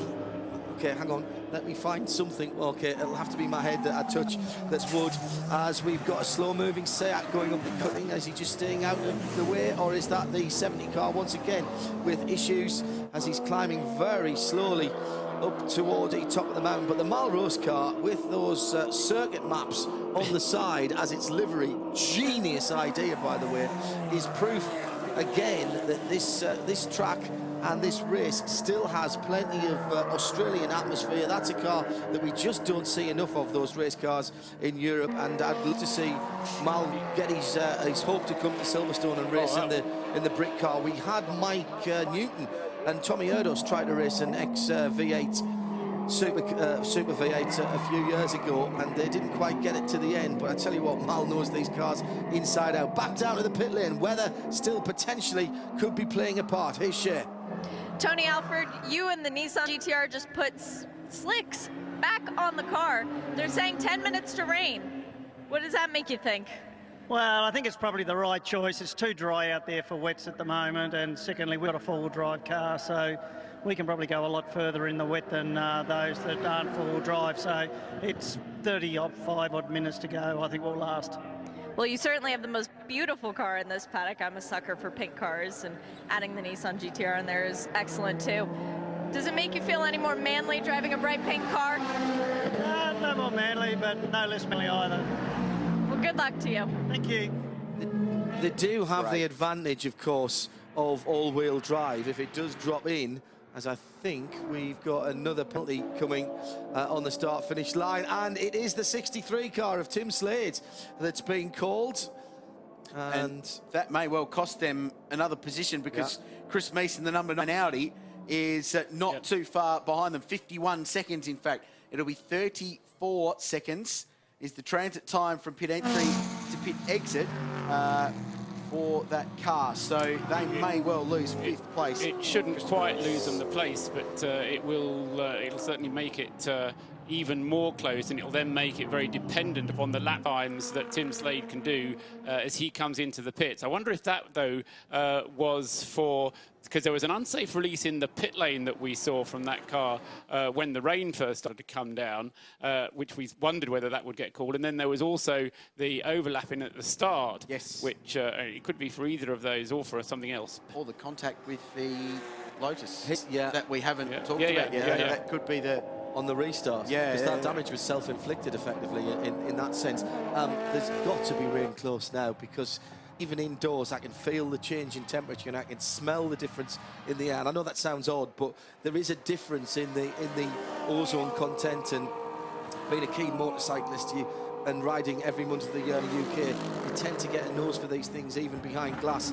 As the 10.6 for Baird, 14.9 Van Gisbergen. Took another 4 seconds out of him, so Baird is charging, but will he have enough time to make that up? So Van Gisbergen 1 lap plus 56 seconds, Baird plus 1 lap and, well, 70 seconds essentially. So 14 seconds between the two for 2nd and 3rd place. The Liqui Bathurst 12 Hour.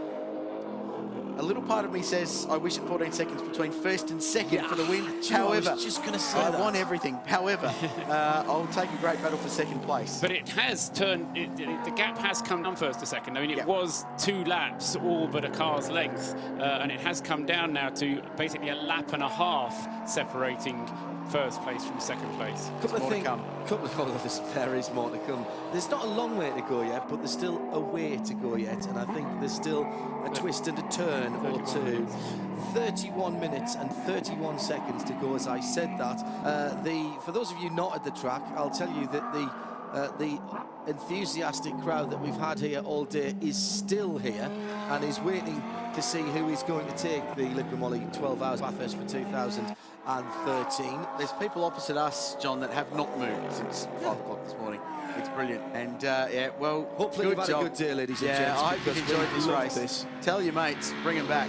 Yeah, bring a couple of extra people next year. Darrell O'Young from 11th position brings the 71 Audi into pit lane. Around the world at radiolemans.com. Our coverage sponsored by Sim Raceway, online racing worlds, free to download, free to play, and thanks to the support of Audi Customer Racing as well. Craig Baird's just done a 9.5 on lap 253 of the Liqui 12 Hour and takes another 2.5 seconds out of this. But I just got a message from Benny Hope. He's the breakfast presenter from B-Rock FM, the Rock of the West here in Bathurst, and he's at the top of the mountain. So they're pulling up stumps, massive lightning, huge rain. You can basically see it coming close to the circuit. So, yeah, the rain is coming. 30 minutes to go in the race. And as I said earlier on, the problem is not the fact that you know the rain is coming. The problem is you can manage where your car is going to be when the rain comes. That's something that you just can't deal with that. There's going to be a pure luck factor as to where it happens, especially if the rain comes down as it did an hour ago. But Craig Baird, absolutely, as you say, flying along. Bear in mind, remember, that car still has no front splitter. They've run the car for the last hour and a half with no front... More than that. Yeah, more than that. With no front splitter, and Craig driving it very near to the fastest lap, which the car has already done. You could keep the atmosphere with a cricket stump. It's unbelievable, isn't it? The tension here is phenomenal. Look how dark, and all of a sudden this is almost biblical on the top of the mountain, and how appropriate is that we're talking about something coming down from the top of the mountain that could certainly affect the whole of the previous 12 hours. It's raining at the elbow. That was light rain at the elbow. I'll give that, no doubts. No doubt. Look at it. That's Conrod Straight. So the rain is just about here. It might squeeze past just down that side of the circuit, you know, if it doesn't come in right across the top of the mountain. It's what it's looking like on the radar. It's spot on, but there's just one piece of the weather front that's sticking out to the north that'll just scrape right across the circuit as they're coming down to the last half hour, 28 minutes and 47 seconds. The wind's picked up, it's blowing a hoolie. Oh, it is absolutely blowing a gale here, and it's swung around too. It's blowing directly down the start-finish straight, so this has just gone up a notch. And Baird pulls another second out of Van Gisbergen in this fight for second, and the gap is now 11 seconds with 28 minutes to go. So much to play for, and I think this will be a battle to stay on the slicks the longest, and not stay out of pit lane, because you'll lose just as much time the first couple of laps as if you drop into pit lane. Coming in first is Andreas Simonsen in the #1 Phoenix Audi, just as he did last time, with a wiper on to show how wet it is out there. But he's decided, because he did this last time and it didn't do him any harm at all. He came through, it actually helped him get to the head of the Audi battle. That was lightning on the pictures up the cutting there, and look at the trees being blown around as we're following the guys up the top. It's not raining up there at the moment as Baird... Rain reported at the back of the pits, John. Oh, is it going to miss the top of the mountain? That's the big question. Here it comes. You can look at the flagpoles on the start-finish straight, the Liqui Moly front stretch. Not just the flags, but the flagpoles moving. Even the street lights over the top of the start-finish line. Shea Adam is down in the pit lane in the weather. Is this like hurricane watch back home? You know, it actually does feel a bit like that. I was just going to say maybe tropical depression, quite up to a hurricane, but debris has been gusting out of the pit boxes, as you can see, all over. There is just garbage flying across this pit lane. Of course, it's going to jump over the wall and then get out onto the track. It's been an issue for the cars coming into the pits because, oh yeah, you want your water bottle? Oh wait, there it goes rolling down the pit lane away. So this wind is picking up. There is a storm a-brewing. Oh yes, and I should say that if you hadn't guessed, Shea is from the southern part of Florida and is well used to these kind of conditions, and has seen them brewing in her neck of the woods many times before. And this is going to be, it's a race now between the clock and the rain clouds, isn't it? 10 seconds, Porsche to Ferrari, 12.5 for Van Gisbergen, 11.1 for Craig Baird. 10 seconds exactly between the two.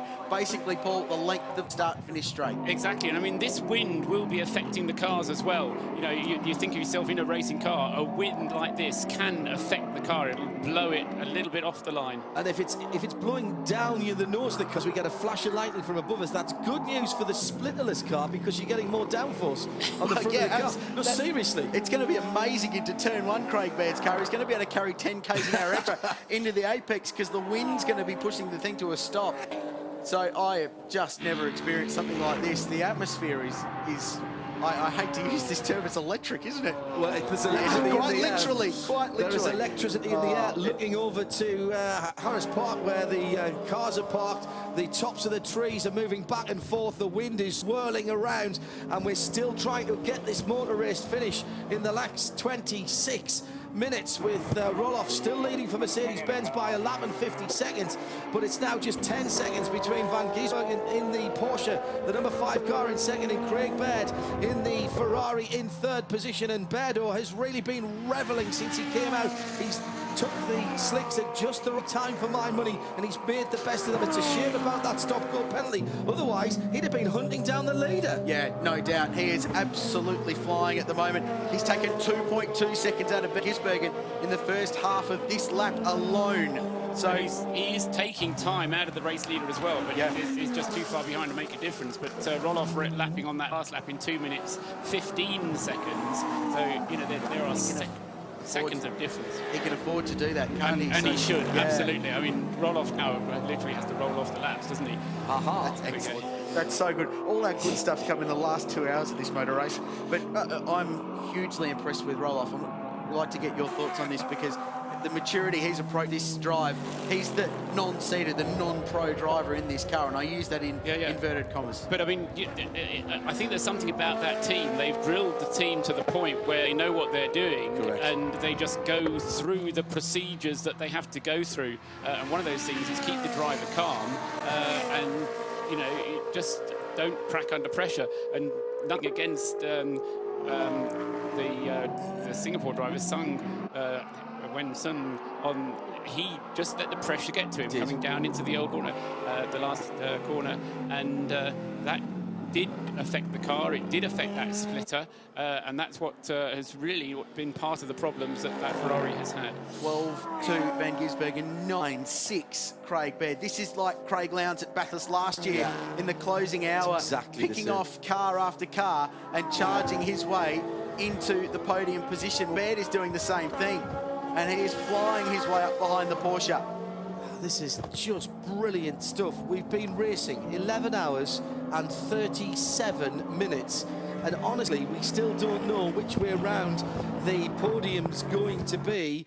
And we might even have a chance of somebody going for the lead here right at the end. Roloff has got to be cool, he's got to be calm, and he's got to keep that black and yellow car on the blacktop as he heads across the line again and clicks off lap number 258. Nobody needs fuel at this point, remember. They are all good to the end of the race. The only pit stops might be if the weather catches up with us before 7 o'clock in the checkered flag and they feel the need to come in for wet weather tyres again. If it comes the way it did last time, I don't know what you do. If you're the leader, you've got to come in, I'm guessing. And if you're second and you think you might want to win and get a lap back, I don't know, do you come in on it? It's one of those things. It is literally impossible to drive this circuit in that kind of rain on slicks. Yeah. We saw that they were doing 40 kilometres an hour and understeering off the circuit. You have to pit. There is no question of that. But I don't think you can rule out any result in this top red at the moment, because that one heavy downpour at any one point of the circuit, and this is like the Nürburgring where it can rain in one corner and be completely dry in the other. So one little spot of rain could have consequences for Alex Roloff if he doesn't deal with it properly. The bits of tree across the racetrack, so the trees at McPhillamy Park. There's a yellow flag somewhere out there. Correct, because there was a green flag. There was a green flag at the end of it, so somebody is off somewhere over the mountain. I think it was a debris flag for the pieces of tree that were on the track. Right. Look at the way that the leaves and the organic debris, not just the rubbish from the pit lane, as Shea was reporting a moment or two ago, have got onto the track now. It's gone very dark. The camera pictures are making it look much lighter than it is. The HD lenses that we have here are much better than our eyes, and Roloff there taking it very, very carefully and making sure that little Holden had seen before he went round on driver's right. Yeah, the top of the mountain's not quite the Ardennes, is it? But it's still quite heavily shrubbed and wooded up there, and that's where all Skippy lives as well. But so bits and pieces of tree and bark all the way across the top of the mountain. Yes, I do. Yeah, absolutely we do. Skippy, did you ever see the show? Funny enough, it was on TV this morning when I got up. 5 seconds, by the way, the battle for second. 20 minutes to go in the race. Craig Baird's taken 15 seconds out of second place in the last 10 minutes. At 12HR for the hashtag. Phil Baskett said, it's raining at Reed Park. Track Time Audio have said, I've got to remind myself to breathe. This is so intense. And you're absolutely right.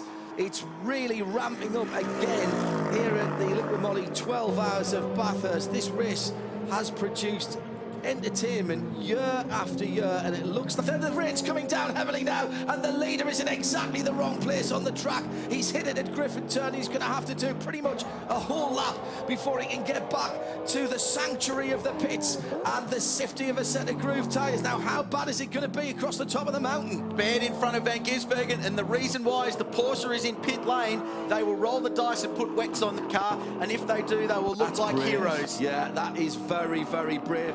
Keep an eye on Bedo. He's got the wiper going as well as he heads up to the first part. I'll tell you what, headsets off, let's just go. I'm not, I did a lot, yeah. How do you call this? Because you could be so wrong or so right and go from hero to zero in the space of a couple of 100 metres. It's not rained properly yet. It hasn't rained properly, but it's not just what the team calls. It's about the driver as well. I mean, the driver's got to get comfortable with it. And, you know, you say it's impossible to drive if it's raining as hard as it was earlier on, but we haven't quite had that yet.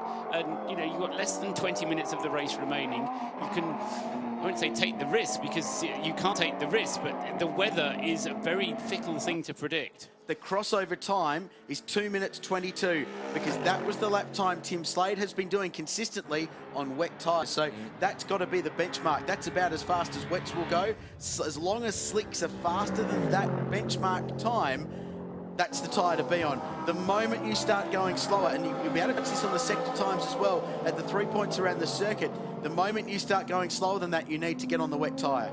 Yeah, Tim Slade is... That car is still all wet, isn't it, the 63 car? Yes, it is. So he should start getting quicker at this point, as the weather gets worse, because he's been struggling trying to find the places on the track to get those tyres cooled down a little bit. Leader comes around the final corner, Maguire's corner, the left-hander across the line in front of us. There he goes. Well, if you've been listening for 10 minutes or 10 hours, we've still got excitement for you. Thank you for your company. Thank you for your investment in the Liquid Moly 12 Hours of Bathurst for 2013. It's John Hindorf along with Richard Crail and Paul Trustwell. And do you know what? When we started at 7 o'clock yesterday morning and we didn't have a clue what was going to happen by 7 o'clock this evening, by 7 o'clock tonight, I'm not sure we're that any closer to finding out. Craig Baird is just that 10 seconds faster than the race leader. Now, he's not going to be able to attach a lap back, I don't think, even at 10 seconds a lap in 20 minutes. It's going to scare the living whatnots out of him when he goes by him and unlaps himself, though, isn't it? Exactly. That's exactly the point I was going to make. Unlapping is certainly a realistic possibility. And Roloff is doing it right. He doesn't have to take any risks. The thing is then, Paul, if Roloff stays out longer than he needs to, as they did last time at Erebus, I think they were looked in actually with the problem that if Roloff stays out 2 laps too long and he's already lost the lap, then the option to come in may disappear for him. So he's going to have to be a little bit careful here about what goes on, and the team are going to have to watch that gap. And the speed of Craig Baird is immense at the moment. He is earning every single bit of corn that he's going to get for this race. Well, in comes the Class B leader, by the way. Yeah, and they've done an amazing job, and these conditions will suit Johnny Reid to the absolute T. He's the driver in that car. Kiwi Ace, he'll be loving this. While we've got a bit of a moment, I do need to send a massive thanks to Bruce Morrison, to Ross Churchill, and all the team at Motoractive, Liquid Moly Australia, for getting behind this event. Picked a good year to do it, no doubt, and thank you very much for your support. It's so important that alternate forms of motorsport in Australia continue to receive commercial backing, and we're not just talking about V8 supercars. As brilliant as they are, it's important that we have events like this for Australian motorsport to be strong. And congratulations and thank you to the Motoractive team for their work, and they have pushed this hard. They've done some wonderful things on social media, competitions, giveaways. They brought Team Exler down with the BMW, wonderful stuff. So thank you very much to the Motoractive team. 15.5 minutes to go. Roll off. Is it not raining here? We've got heavy rain on the radar right over the top of us at the moment, and the dark clouds are surrounding us in an apocalyptic scene here at Mount Panorama, and yet we haven't got the deluge that we thought might have come maybe even as early as 5 or 10 minutes ago. But with 16 minutes still to go, we're not out of the woods yet. Bet another 5 seconds faster than the leader.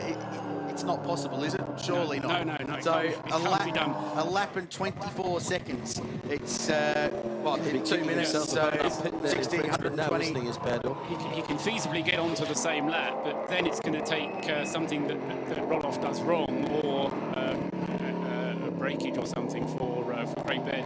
But that's not going to stop him. I mean, he's going to push as hard as he can, whatever. Can we just remind ourselves of the class leaders, Paul, as we're looking at the Melrose car that has been leading its class for such a long time?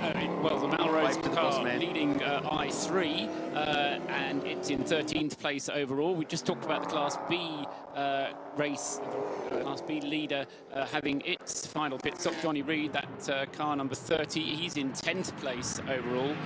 Class C is being led by car number 62, the Nürburgring Lotus. That car, which has pretty much dominated its class for most of the race. Romano Sartori, Liam Talbot and Robert Thompson in Class C. In Class D, it's going to be the Peugeot, isn't it? But it's a long way down. Number 24 is not the Peugeot, it's the BMW in Class D. Number 24, the GWS BMW leading in Class D. Because the Peugeots are in the invitation class, aren't they? And leading Class E is going to be number 3 still, the racer Industries car, Damien Ward at the wheel of the Castrol sponsored Holden Astra. In the invitation class, we talk about I3 being led by Mal Rose. In I2, the number 55 car, the Motorsport Services, Malcolm Neal, Clint Harvey and Brett Neal leading in their Seat Leon Super Copa, and leading in Class I2, in leading Class I1 is the Peugeot number 21 of Bruce Giuani, David Wall and Andrew Jones. Those are your class leaders. Into the pits, John, comes the number 63 Mercedes. Which I presume Tim Slade needs a new set of wets or a new set of Michelin tyres. He's probably burned them right through to the canvas. That's no detriment at all to the tyre, but he's been running them on a pretty much dry track for the past 45 minutes. I must ask James of Yeehaw, who writes the script for this race, because whoever it is needs a long holiday, some psychotropic medicine and a raise, a huge pay rise, because this has been a barn burner from the start. A little bit scrappy to get going, but certainly plenty for us to talk about in the first few hours. Yes, we've had incident and accident that has brought out a record number of safety car periods for a record number of laps and a record number of time. That's the downside, but the upside is during the green flag racing, it has been absolutely intriguing. We've had speed, we've had excitement, we've had danger, we've had strategy that is still playing out, and with now still just 12 minutes to go, the rain is starting to fall again at the top of the mountain. And Richard Creel, what is it always like this here? Yeah, pretty much. It's just how it works at this place. How is it not torrentially raining down here at the moment? See, the weather map is showing pretty much the heaviest rain since Noah built his big ship a few 100 million years ago. But this is just remarkable stuff, and everyone just driving around on tenterhooks. We're going through and looking at all the various class leaders at the moment. We just ran through them for you before, but raining on Mountain Straight. So that answers my question, that with 11 minutes to go, what do you do? What do you do with tyres? No. You stay out at this stage. Damien Ward there. Let's have a look at this little Astra. How much is he struggling? There is the Peugeot in the pit lane, the 21 car, the best of the Invitation 1 cars. They were battling so hard with the Lotus for such a long time, and the Lotus had the best of them, you know. They dropped down a few places now after that accident, which we're pretty certain wasn't the fault of the Lotus team. One of the Mercedes-Benz, in fact, the 63 car, coming into contact on the restart. Leader in the pits. Leader is in the pits. Roloff is not taking any chances. Even if he burns the tyres now in the last 10 minutes, it doesn't matter.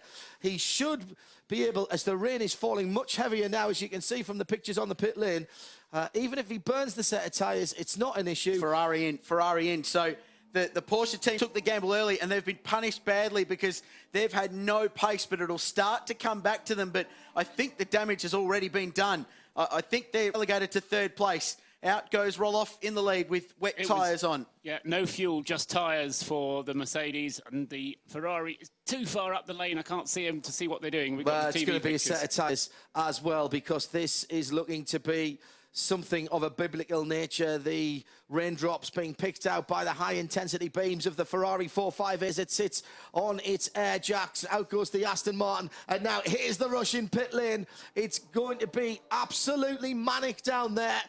Nobody surely is going to risk it after what we saw earlier on. What about an hour ago now? Well, Richard raises an eyebrow at me. I think, John, both the next cars up, both the number 5 and the number 1, which were in 3rd and 4th places, they are already on wet tyres. So they don't need to come in. That's right. I'm fairly sure that the Phoenix car also came in early to get onto its wet tyres earlier on. So the next one up is the number 9 that needs to go. Peugeot struggling to get out. This is the class leader being pushed on the pit lane and being pushed out of the way so that they can service the other car, and this is an issue for the Invitation class leader. The Invitation 1 car, the 21 car in 17th position. Now, I'm not sure that the Lotus is still running after that incident. It's dropped back down, and Kaye is the wheel of the 20 car as he's come into the pit lane. Here's the rain. Oh, there it is. So it's arrived with 9 minutes to go in the Liquid Moly Bathurst 12 hour, and this is a race that hasn't disappointed again, has it? It has thrown everything at us across the course of the day. And I mean, continues to surprise. Well, it does, and I mean, I'm not saying that there isn't going to be another surprise in the last 8.5 minutes, because I mean, yes, we've got the cars out on the right tyres now for the conditions, but that's not to say, oh, it's easy. You can drive a racing car like this. It's still, you've got to have to work and concentrate so hard, John.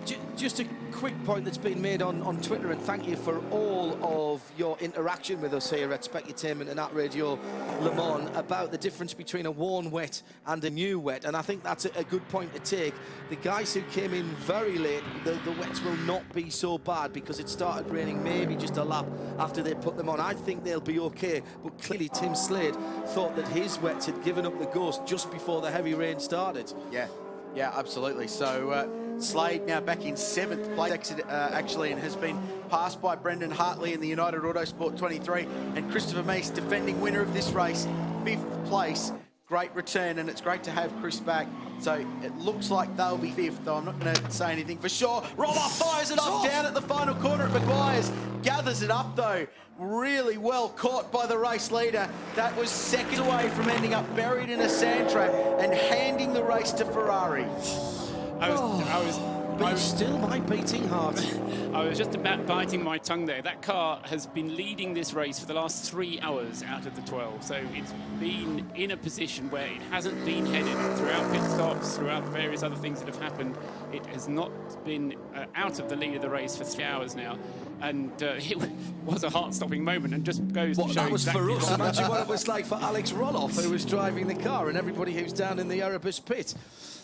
There is one of the Seats just getting overtaken by the recovering 76 Aston Martin. What a great story that has been. They'll get very little in terms of reward of silverware, but there is the I2 class leader, the 55 Motorsport Services machine, and that's Seat Leon Supercopa dealing with the wet conditions pretty well. Remember, the Donut King GTR that's behind him is on slicks. Four-wheel drive, so a little bit of balancing itself out. I've got to say, of course, we're going out to the circuit as well on the big screens and 87.8 FM.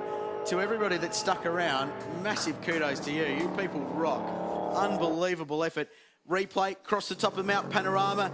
United out, is it? Yes, it is. Car 23. I've got it. I don't got it. Oh, Brendan Hartley kisses the wall. Wow. Huge save. And that is the 6th place car, and it's not anymore. He's been passed by Peter Hackett because he's limping down. He's got broken steering.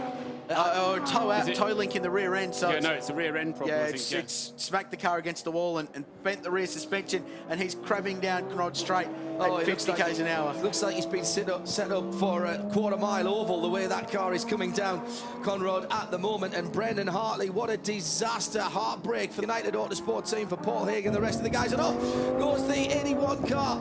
Now that at the moment had fought its way all the way back up. It's had all kinds of trials and tribulations. Elton Julian at the wheel of that car, and that is at the Hell corner, turn one. So it's even with the right tyres on. We've seen Roloff now, we've seen Hartley, and we've seen Elton Julian, all very good drivers. Elton Julian, perhaps the most experienced of those, former British Formula 3 ace, going away back the years, and has rekindled his interest in motorsport through the American Le Mans Series and endurance racing. There's Ryan Madison, team manager at Erebus Motorsport, has been key in setting up their V8 Supercar program with an AMG Customer Sports operation that will be formally launched this week ahead of the official V8 test day on Saturday at Sydney Motorsport Park, not too far down the highway over the Blue Mountain, just on the western suburbs of Sydney. But well in charge this weekend, calling the shots overall. And one of his cars is leading the Liqui Moly 12 hour with 4 minutes and 35 seconds to go. Baird is the fastest man on the racetrack, as he's been for the last hour, and doing 2:27s in the rain. We're now in a kind of area where you can say 2 laps to go. It'll either be 2 or 3 laps, depending quite how hard they push. If I was Alexander Roloff, I'd be timing it down now to 2 laps to go as Brendan Hartley brings the United Autosports Audi into the pit lane. Now, are they going to be able to get the car out again before the checkered flag? I suspect the answer is probably not. Brendan Hartley might have to sit in the garage. Across the top goes Alex Roloff. What a drive by this side. Thomas Jaeger, probably the quietest of the 3 of the day. He was workmanlike, just went out and did his stint. He was super impressive early on when there was a lot of pressure on him. And Bernd Schneider was nothing short of biblical in his stint this afternoon. Unbelievable. Yeah, so much respect. I met him at Sydney at the 500 last year when he drove for this team in Australian GT. And yeah, a bit of hero worship, not going to lie to you. And he's such a nice guy. He's been around the block a few times. He's obviously the man best known for multiple German touring car championships among his illustrious achievements on his CV, Paul. Well, and he won the Dubai 24 Hours earlier this year. Yes, of course, yes. So he's having a good year thus far, as Bernd. Just on Brendan Hartley, to be classified as a finisher, the car must cross the finish line no later than 4 minutes after the display of the checkered flag. So he has to get out if he's going to be classified as finisher. The car currently sitting in the pit lane there, having that rear suspension problem repaired. We're waiting for Craig Baird. There through the gloom are the bright white headlights of the ironically clear water Ferrari on wets now, going down towards the chase. Blue flags out. The marshals have done a great job. Flag marshals, the recovery guys, and he's a little bit late on his turn in at the bottom of the chase, but he's searching for grip, texting the folks back home, checking the weather, sending the messages to the loved ones down in the Erebus pit lane. This has been a mighty drive from Craig Baird. The Porsche, third place. Look, we did not speak about them for the first 6 hours of this race. They just went about their business. I think the only thing was discussed was that they had a replacement driver, that Matt Kingsley jumped in for Tony Quinn, who was forced out early in the Australian GT race. It seems like a different lifetime this morning. So that's been the biggest story. They've just been workmanlike, driven round and round and round. Very stereotypical Porsche performance in an endurance race. What you want for endurance racing is a boring white Porsche. This is a Paul Trustwell truism about motor racing. Boring white Porsche, preferably Swiss-ended, and it just turns around and around and around and doesn't attract any attention whatsoever. It'll be the last lap at the end of this lap. So when they come on to the across the start-finish line, when the leading number 36 Mercedes comes across the start-finish line at the end of this lap, it will not be the end of the race, but it will be starting its last lap. So 1 lap and a bit to go as we watch Alexander Roloff driving across the skyline and down into the S's. More traffic to deal with. We've got to say a fantastic performance for the Nürburgring.com.au Lotus. They're leading Class C, GT4 class, and Rob Thompson, one of that combination. He's raced at the Nürburgring many times. His father passed away Thursday night, and Rob's raced his 6 times with no result. So this is going to be a hugely emotional performance for them when they get to that checkered flag in, well, a lap and a half really from here. Rob Thompson, a regular visitor to our comms box at the Nürburgring 24, racing with a heavy heart this weekend. But as that team have pulled together through that personal adversity and pulled out a result like no other. And the team's beginning to gather, Paul, on the pit wall now. Exactly right, yeah. So it is, just to repeat, this is not the checkered flag, but this is the beginning of the last lap. The last lap, I don't know if they have a last lap board to show or how that will be communicated to the drivers. This will be the beginning of the last lap. It is 18:59, it's 18 that time now, and although 7 o'clock comes up now, he will have one more lap to complete. So across the line he goes with the lap time of that lap, 2 minutes 33, and he's being closed in upon still by the Ferrari, Craig Baird. There he goes across the line now, but he is a lap behind, so even if he catches up on this last lap, he won't be able to catch up with Alexander Roloff, who will just be able to stroke the car home, but he still has to concentrate, John. And if you're Baird, you've got to go by. If you are Baird, you have got to go by, because if something happened, and God forbid that would happen, on the way down the mountain the other side, if he catches him, he's got to go by to get back on the lead lap, because that Mercedes, you know, has to finish. And Berto is still pushing on at 28 last time around, 5 seconds quicker than the man in the lead. Bernd Schneider looking pensive, hands in pockets. All of the guys just holding their breath. And this is when it's awful being a teammate and you're not in the car, because you can't do anything at all to affect. And your car is 4 kilometres, maybe less, from winning the first big race here down under for 2013, the Liquid Moly. 12 hours at Bathurst. What a day. You've just put it into words. Aston Martin, St Gallen just going through there. They have had everything the mountain can throw at them and more. It has just been a remarkable performance. Bernd Schneider will add his name to the winners list at Bathurst for the first time and join the greats of touring car racing that have won here over the years. It just has been a remarkable performance. The officials, it's traditional on the outside of the S's there, that marshal's post very exposed, and every year that the end of the race, doesn't matter what race it is, leaning right out over the racetrack to cheer these heroes home. Conrod Straight for the last time. 2.2 odd Ks to go for the Liquid Moly Bathurst 12 out. They predicted a 1-2 this morning. Nearly got it. John Hinoff, but not quite. But this is going to be an incredible result for Erebus Motorsport. And you're our guest in Australia. Call them home, mate. Oh, thanks, mate. That's enough.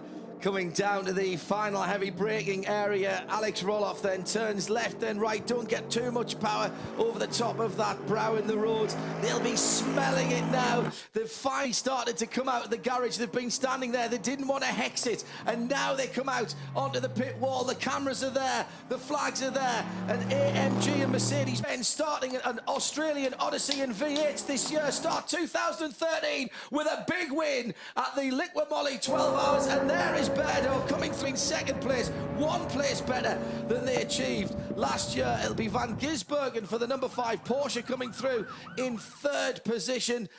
And Crailsey, that is motor racing at its best. Look at the pit straight, look at the pit wall, look at the guys up on the mountain, everybody being cheered home to a man. Where is Betty?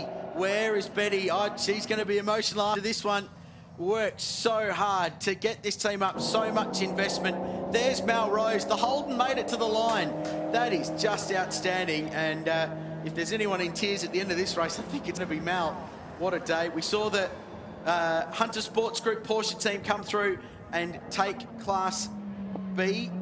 So 10th outright. They were 4th outright last year. They've won Class B 2 years in a row. Well done, the Hunter Sports Group team. Johnny Reid in there with... I've had a mental blank. Who was winning in that car? Steve Johnson was in there too, and Drew Russell. So great performance. And these are the scenes of celebration. Bernd Schneider, a 12-hour winner at Bathurst. That is the team. That is a team in the very early stages of very bad headaches tomorrow morning. Crailsey, it's been an absolute honour to be a part of this event from RadioLeMans.com, powered by Sim Raceway, from Paul and myself and Shay. I'm going to take my leave of you, and we'll be leaving on RadioLeMans.com, but the live streaming continues. We'll be back with more top-line sports car racing on Radio Le Mans throughout the season, and please check the front page for that Josh on Midweek Motorsport. Before we go, here's Bernd Schneider and Shea Adam. Bernd Schneider, you just won the 12 hours of Bathurst in a car that you basically created. What's going through your head right now? Unbelievable. We are so happy. We are all 3 first time here in Bathurst. We heard so much about the circuit, and it's so challenging. And in the beginning, we were really a bit struggling with the track. But during the race, the car was awesome and the Airbus team was unbelievable. The strategy was very good. The car was perfect, and I think we always very, very happy, and we will have a big party tonight.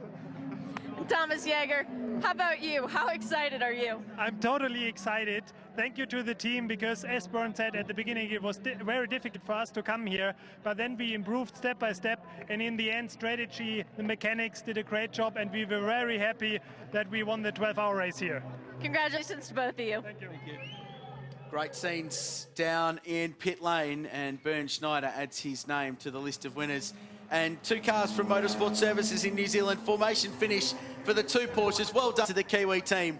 6 cars they run this weekend, and gee, some of them had a very, very tough day of it, but Paul Trustwell, they got there in the end. That's what a racing like this is all about. It's just getting the car through to the finish at that point and making a team effort of it. And that's one of the things that's so good about this type of racing. It is a complete team effort, and you could see how important it was to the Erebus team there.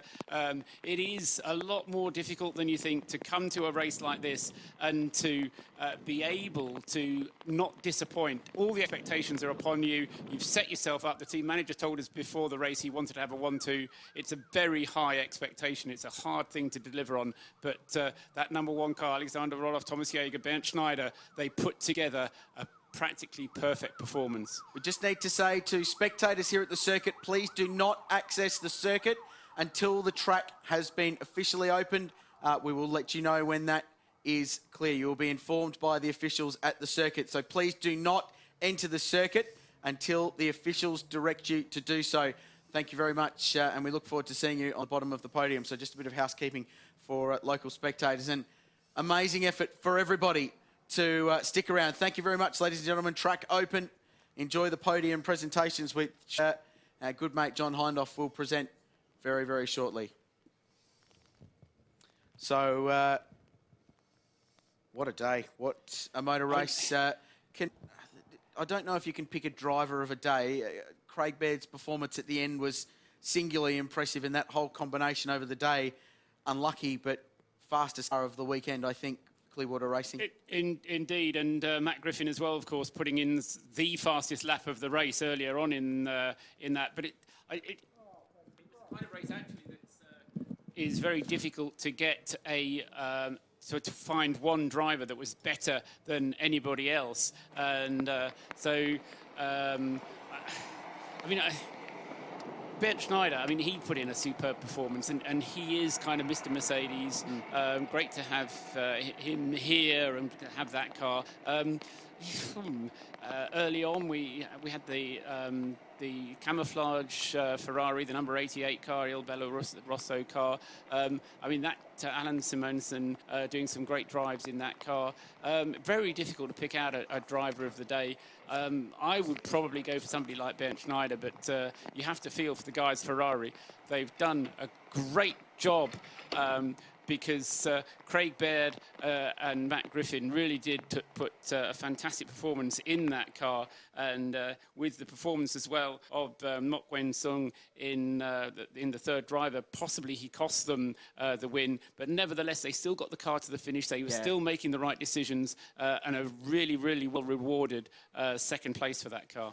Yeah, and one better than last year, and we heard from that team earlier in the weekend that they made a pact to come back and do this race again with the same team and the same outfit, and I might try and pin them down in the media conference to make that pact again, because it's proved that you come back the next year, you go one better, because the same can be said for Erebus. They were here last year, they finished second on the lead lap as the winning Audi from Phoenix Racing, and in the end they have translated that. A little miscue in the end for the second of the 2 cars. They were 1-2 for much of the day. And it just proves, Paul, as you well know, that the smallest little thing can cost you a motor race.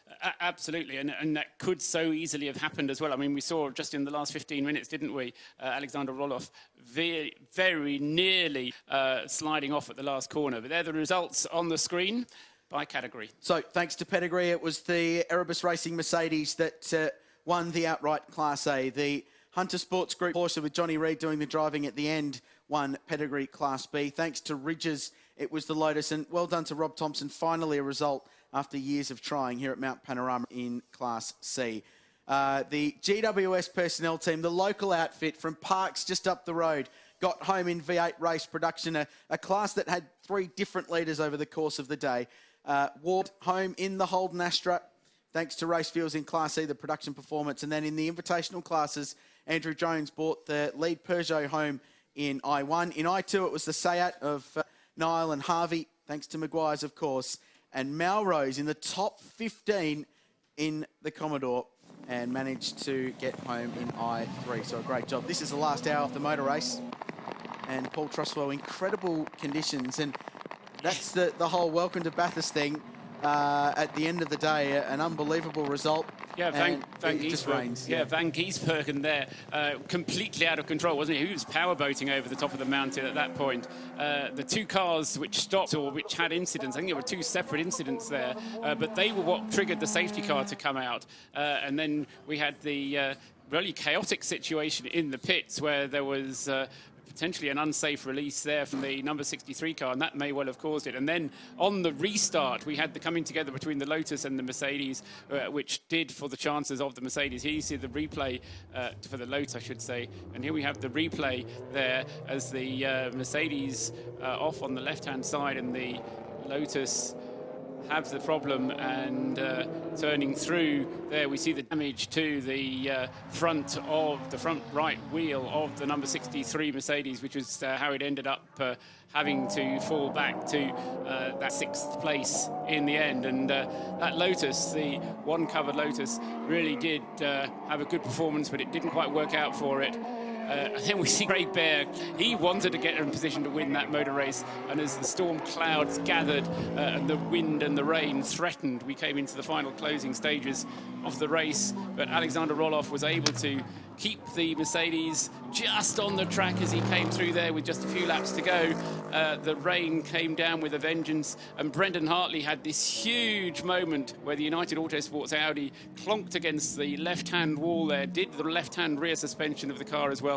That made the car undrivable. He got it back to the garage, and that car failed to finish. Another spin right at the end there for the number 81 Audi.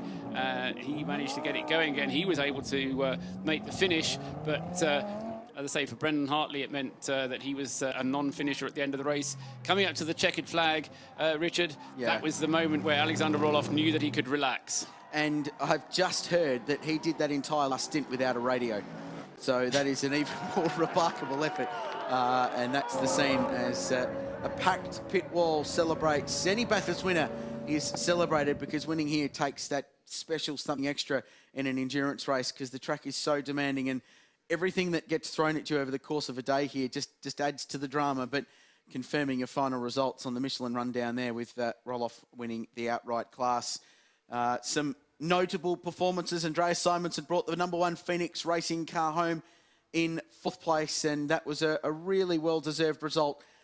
They were in contention earlier on in the day, but things didn't quite go to plan. But the defending winners back up their win here last year as the factory Audi team with a 4th place job, and fantastic performance by the trio of drivers there. Christopher Meese home in 5th place in the number 9 Audi that he shared with Mark Sini and Dean Grant, a trio of very experienced local racers. So that's an outstanding result, and their decision at the early stage to bring in the 2-time 12-hour champion Christopher Meese was an outstanding one.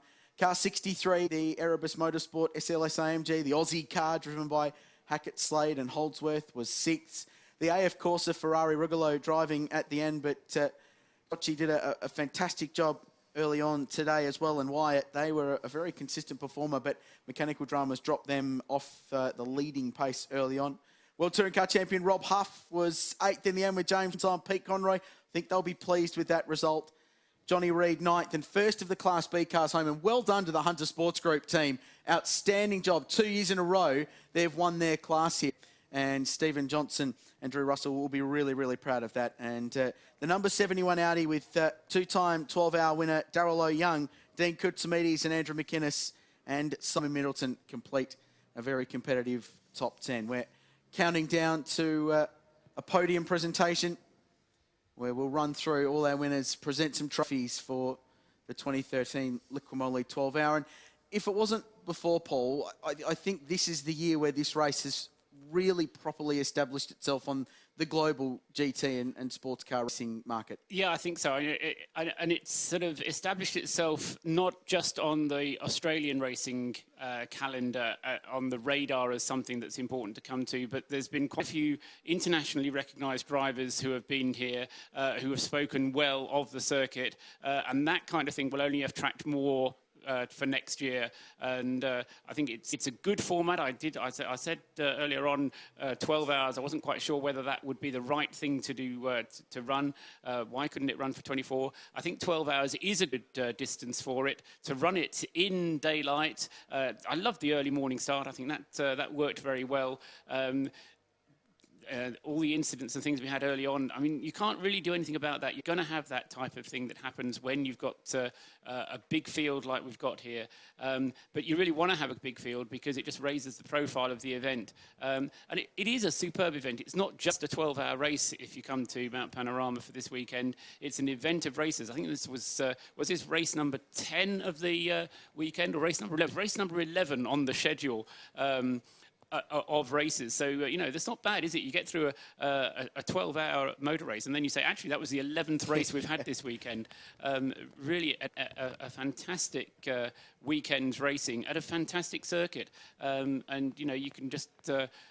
I can imagine just going up to the top of the mountain and doing it as a scenic walk. Never mind about a place to go and watch motor racing. It is a great place to be. It's a great place to watch car racing. And the event itself held in good spirits. I mean, there was no sourness about it, I felt. And it works. It's a great way to start off the racing season.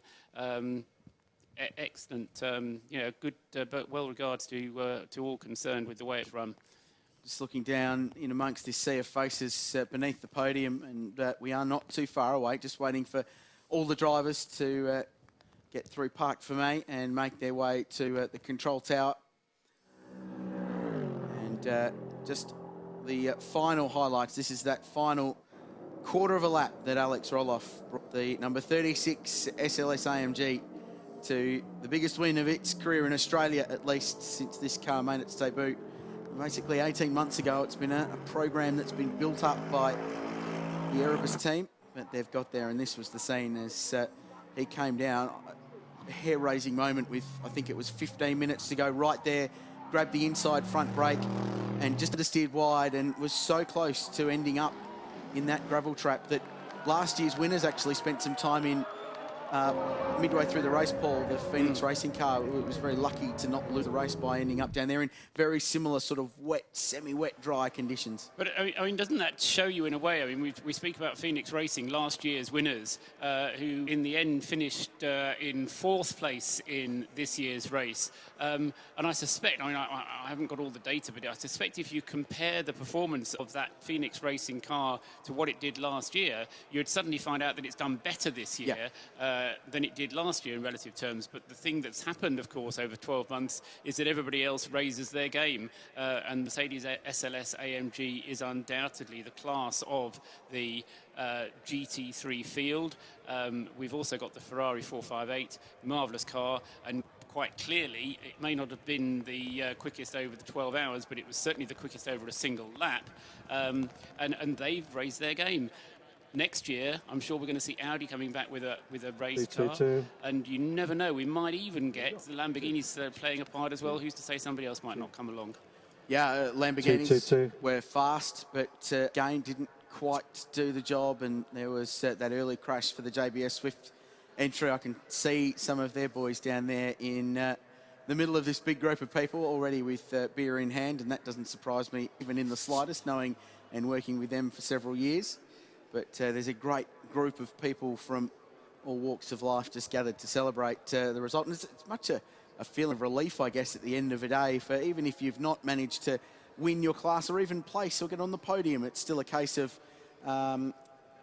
achieving and finishing that distance and getting to the checkered flag. It's sense of achievement, isn't it, Richard, of going through all the preparation you do before the race. You go through all your checklists and you try and organise yourself to as well as you can at the beginning of the event to make sure that you've done everything you're supposed to have done and that all the checks that you've had to have done have been done. And then when you get to it and you actually get to the end of that race, you know it's all been worthwhile. It's all been for a purpose. It's been for, it's all been worthwhile, if you see what I mean. There's the results up on the screen again. Yeah, with the position 1 for, I was getting confused because it's the number 36 Mercedes in the number 1 position, and the rest of the class positions. I'd like to get your thoughts on Erebus' decision to put Maro Engel in their V8 supercar this year. He did a very good job when he raced here in Australian GT at Phillip Island last year, and also tested the current spec V8 supercar for this year, and apparently did a great job. But Paul, we'll pick that up later on. Thank you for your role this weekend. It's been amazing. On behalf of our entire team, it's been a great weekend of racing, and thanks to Radio Le Mans for joining us on the mountain this weekend. We certainly hope you've enjoyed your trip. On behalf of our team, thank you very much. But now it's time to go to the podium, and here's your MC, John Hindhaugh. Ladies and gentlemen, did you enjoy the 2013 Bathurst, the Liqui Moly 12 Hours of Bathurst? Thank you for having us here. It's been a fantastic event. Before we bring out the drivers, please join me in welcoming our presentation party. Madam Mayor, the Mayor of Bathurst Regional Council, Councillor Monica Morse, and the MD of Motor Active, representing our sponsors, Liqui Moly, Bruce Morrison. A hard-fought race in all classes, ladies and gentlemen. Let's go to the head of the field and welcome the third-place team. It's Porsche, it's Mark Quinn, Tony Quinn, Shane van Giesbergen. Tony couldn't drive, so Michael came in at the last moment. Please put your hands in for them. And the Madam Mayor presenting the third-place trophies. In second position, for Ferrari, for Clearwater Racing, Mark Winson, Craig Baird and Matt Griffin.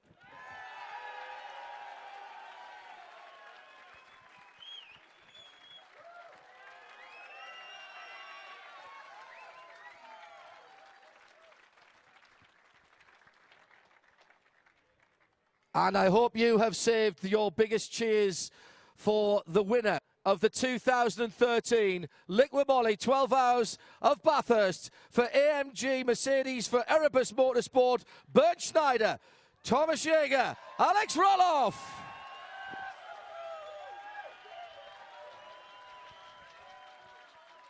And presenting Bruce Morrison.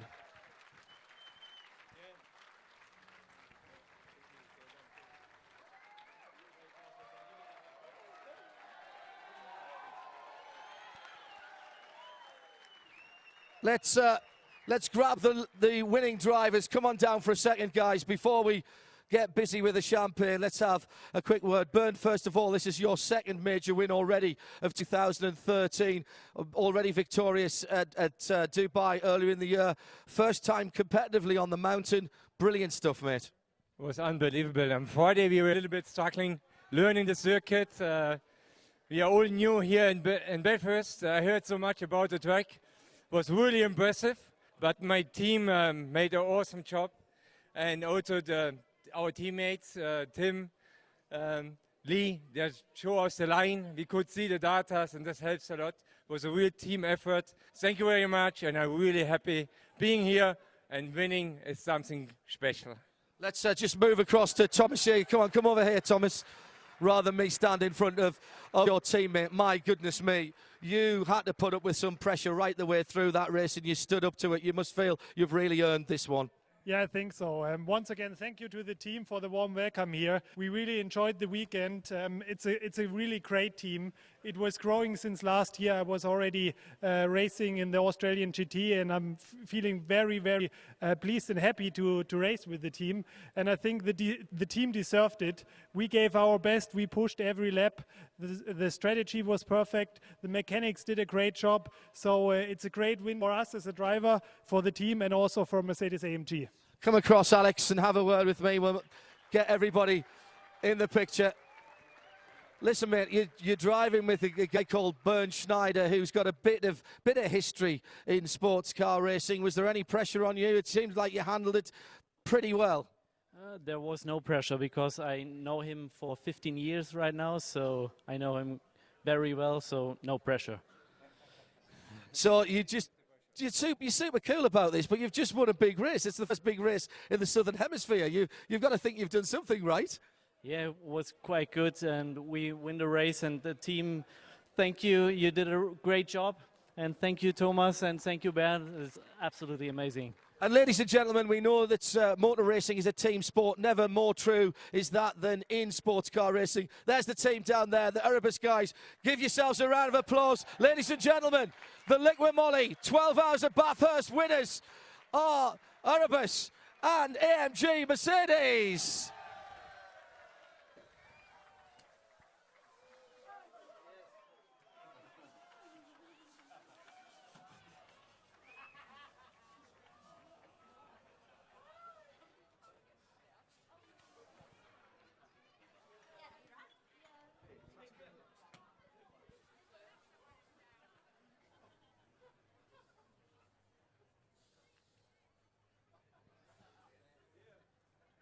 Come on, ladies and gentlemen, third, second and first, Ferrari, Porsche and Mercedes-Benz. Three of the biggest manufacturers all represented here on the podium at Bathurst. Thank you, guys. Well done, Matt. Mark, well done. Sung, well done. Craig, Berdo, brilliant, mate. It's more than just about the guys at the top, though, ladies and gentlemen, so welcome our class winners in GT3 Class B for Hunter Sports Group representing Porsche, Drew Russell, Nathan Tinkler, Steve Johnson and Johnny Reid.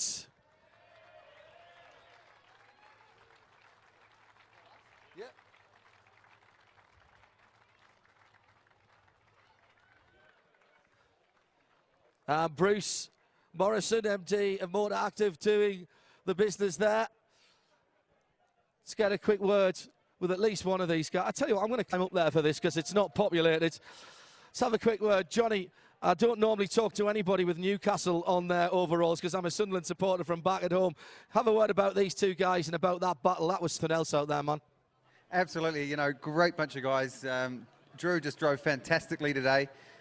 Put in the hard yards early on and through the heat of the day as well. And then Stevie J, couldn't have asked for more from him. But there's a bunch of guys down in that garage number 9 as well, Hunter Motorsports. Thank you guys so much. You guys rock. You know, you really turned on a reliable car and a fantastic strategy all day long. So I can't say thanks enough. Well done, guys. Give them some champagne and let them celebrate the winners of Class B. Well done. Awesome stuff, guys. We move on to Class C for GT4. Please welcome for the Lotus Exige S, Rob Thompson, Liam Talbot, and Romano Sartori.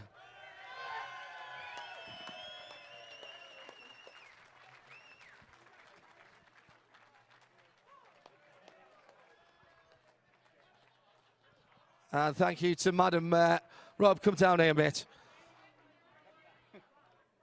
Listen, that's a result and a half. You have had a bit of family tragedy this week, and we pass on condolences to you. You lost your dad on Thursday. This is a massive result. The whole team came together around you.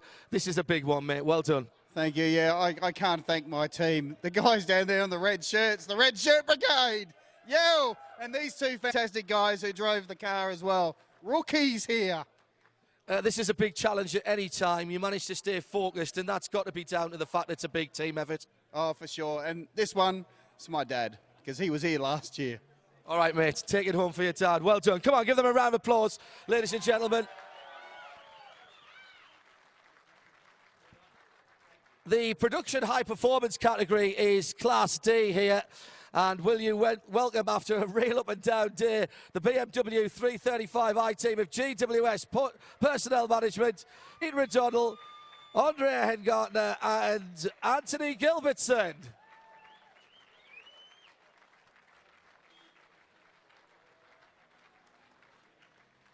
Andrea, just because you're closest to me, let's have a quick word with you. That was a really hard-fought battle all day today. You're racing the mountain as much as you're racing everyone else. You've got to be happy with this. Yeah, unfortunately we didn't get many laps before the start of the race, but the team managed to pull it together, and we had a few issues during the race, but we managed to get the car back on the track and finish in first. It's been an up and down day for the whole GWS team, sometimes more down than up, but it's come through to the end of the race, and you guys have got a smile on your face. Mate, it's not over till hour 12, and that's what we were hanging out for. Look, we've tried our best all day. We weren't going to give up, and I think that's the way you got to do it. That's the right way, never say die. Thanks, guys. Round of applause, please, for our production high performance winners. Class E is production performance.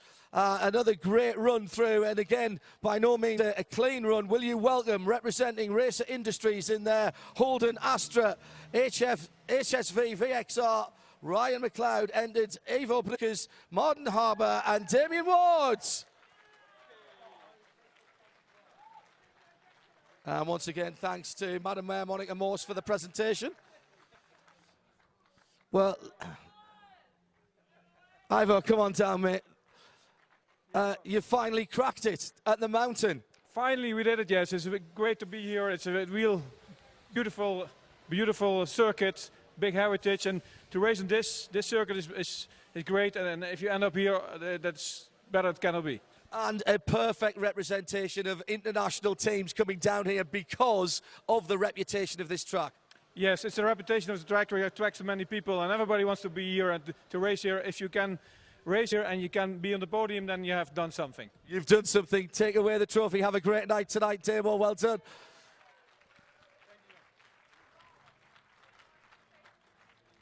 Our invitational classes are grouped by engine size, and we welcome our Class I1 invitational winners for the first time in a long time. A works team from Peugeot here at the mountain, and they've gone away victorious in the RCZ. Bruce Giuani, David Wall, and Andrew Jones.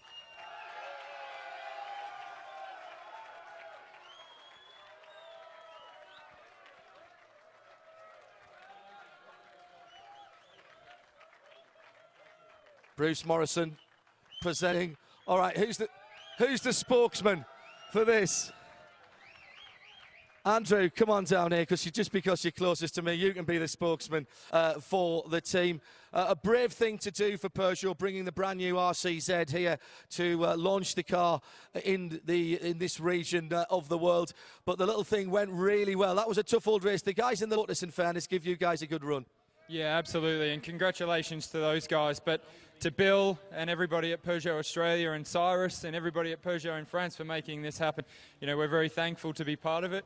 You know, you're only seeing half the team, or three guys from the team standing up here. There's a lot of people down here, and the other car finished second. So, you know, RCZ 1-2, terrific day for us, and a lot of fun to drive that little car here. A bit different from what you're used to, of course, but the mountain's always the mountain, and you've got to get your head round it, whatever you're driving. Yeah, absolutely. Very different to our cars, but, you know, a ripper little car, and hopefully we see plenty of them be sold off the back of this result, because it is it's a cracker little weapon. And a trophy's a trophy, mate. Well done. Cheers.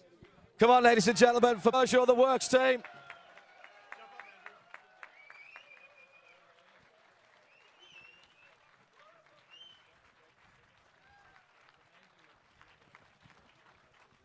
And we hope to see the Peugeot Works team back to defend their championship next year. In class invitation to the guys from Motorsport Services, really sorted this class out and supported it very well indeed. And eventually it was their number 55 Seat Leon Super Copa that won through for Malcolm Neal, Clint Harvey and Brett Neal.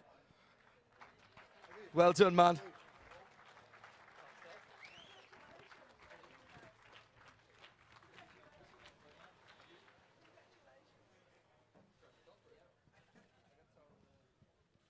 Let's get a few photographs and come on, you closest to me. Come on down. You can be the hired hand and the hired mouth as well. The team put a few of these Seat Super Copas in. It's not a car that's often seen down here, but it's a pretty decent weapon for up on the mountain. Front wheel drive, really stable platform. No, it is. It's a fantastic car to bring over to Bathurst, especially through the sector too, going all the way across the top of the mountain. You know, it keeps up with the Porsches and that sort of thing through there. So, you know, fantastic car across the top. Unfortunately, just misses a bit of horsepower going down the straights. But apart from that, fantastic car. Unfortunately, the car got a bit hot over the weekend, but we sorted that out and it was pretty good for the race. And a win to start the motorsport season. You start off 2013 in style with the Liquid Moly class win here at the 12 Hours. Well, actually, it's our second podium for the year. We did the Dubai 24-hour in a Porsche about 4 weeks ago. So, yeah, second podium for the year, and roll on. Keep making that a habit. Well done, guys. Come on, round of applause for them.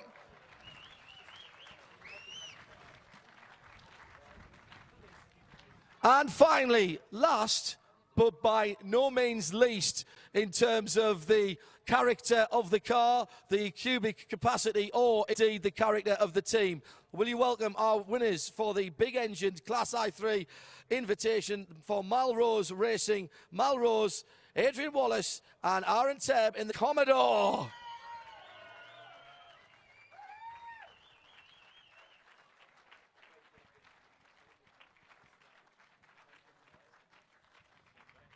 Mal, get yourself down here.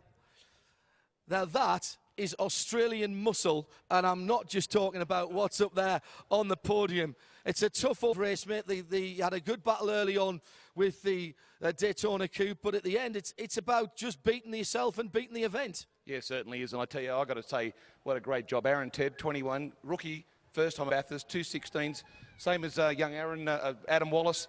Qualified in the 16s. I mean, how good is it? They got a cut-off at 15s. We recirculated in 16s and 17s. Kept these GT3 cars honest in a good old muscle car. And it's great to see that the tradition of that type of car continues here at the Liquid Moly 12 Hours at Bathurst. That's right. Well, the car is 12 years old, and as I don't know, it was raced here by Jason Bargwanna in 2001, 2002, raced by Jamie Whincup, then retired and sold to me. So I've raced it all around the world. This is its 4th 12-hour and its 7th 24-hour event. And back next year? Absolutely. Go and enjoy the party, man. Thank you. Melrose Racing, ladies and gentlemen. Get up on that podium. And while these guys milk your applause, please once again thank for me the Madam Mayor of Bathurst Regional Council, Councillor Monica Morse, and the MD of Motor Active, Bruce Morrison, our presentation party. Please give them a round of applause. Thank you to our presentation party. I'm John Hindhaugh. It's been an honour and a privilege to be here at Bathurst. I hope I can come back and do it all again next year. Enjoy your motorsport season in 2013. Cheers and have a great Sunday evening. Bye.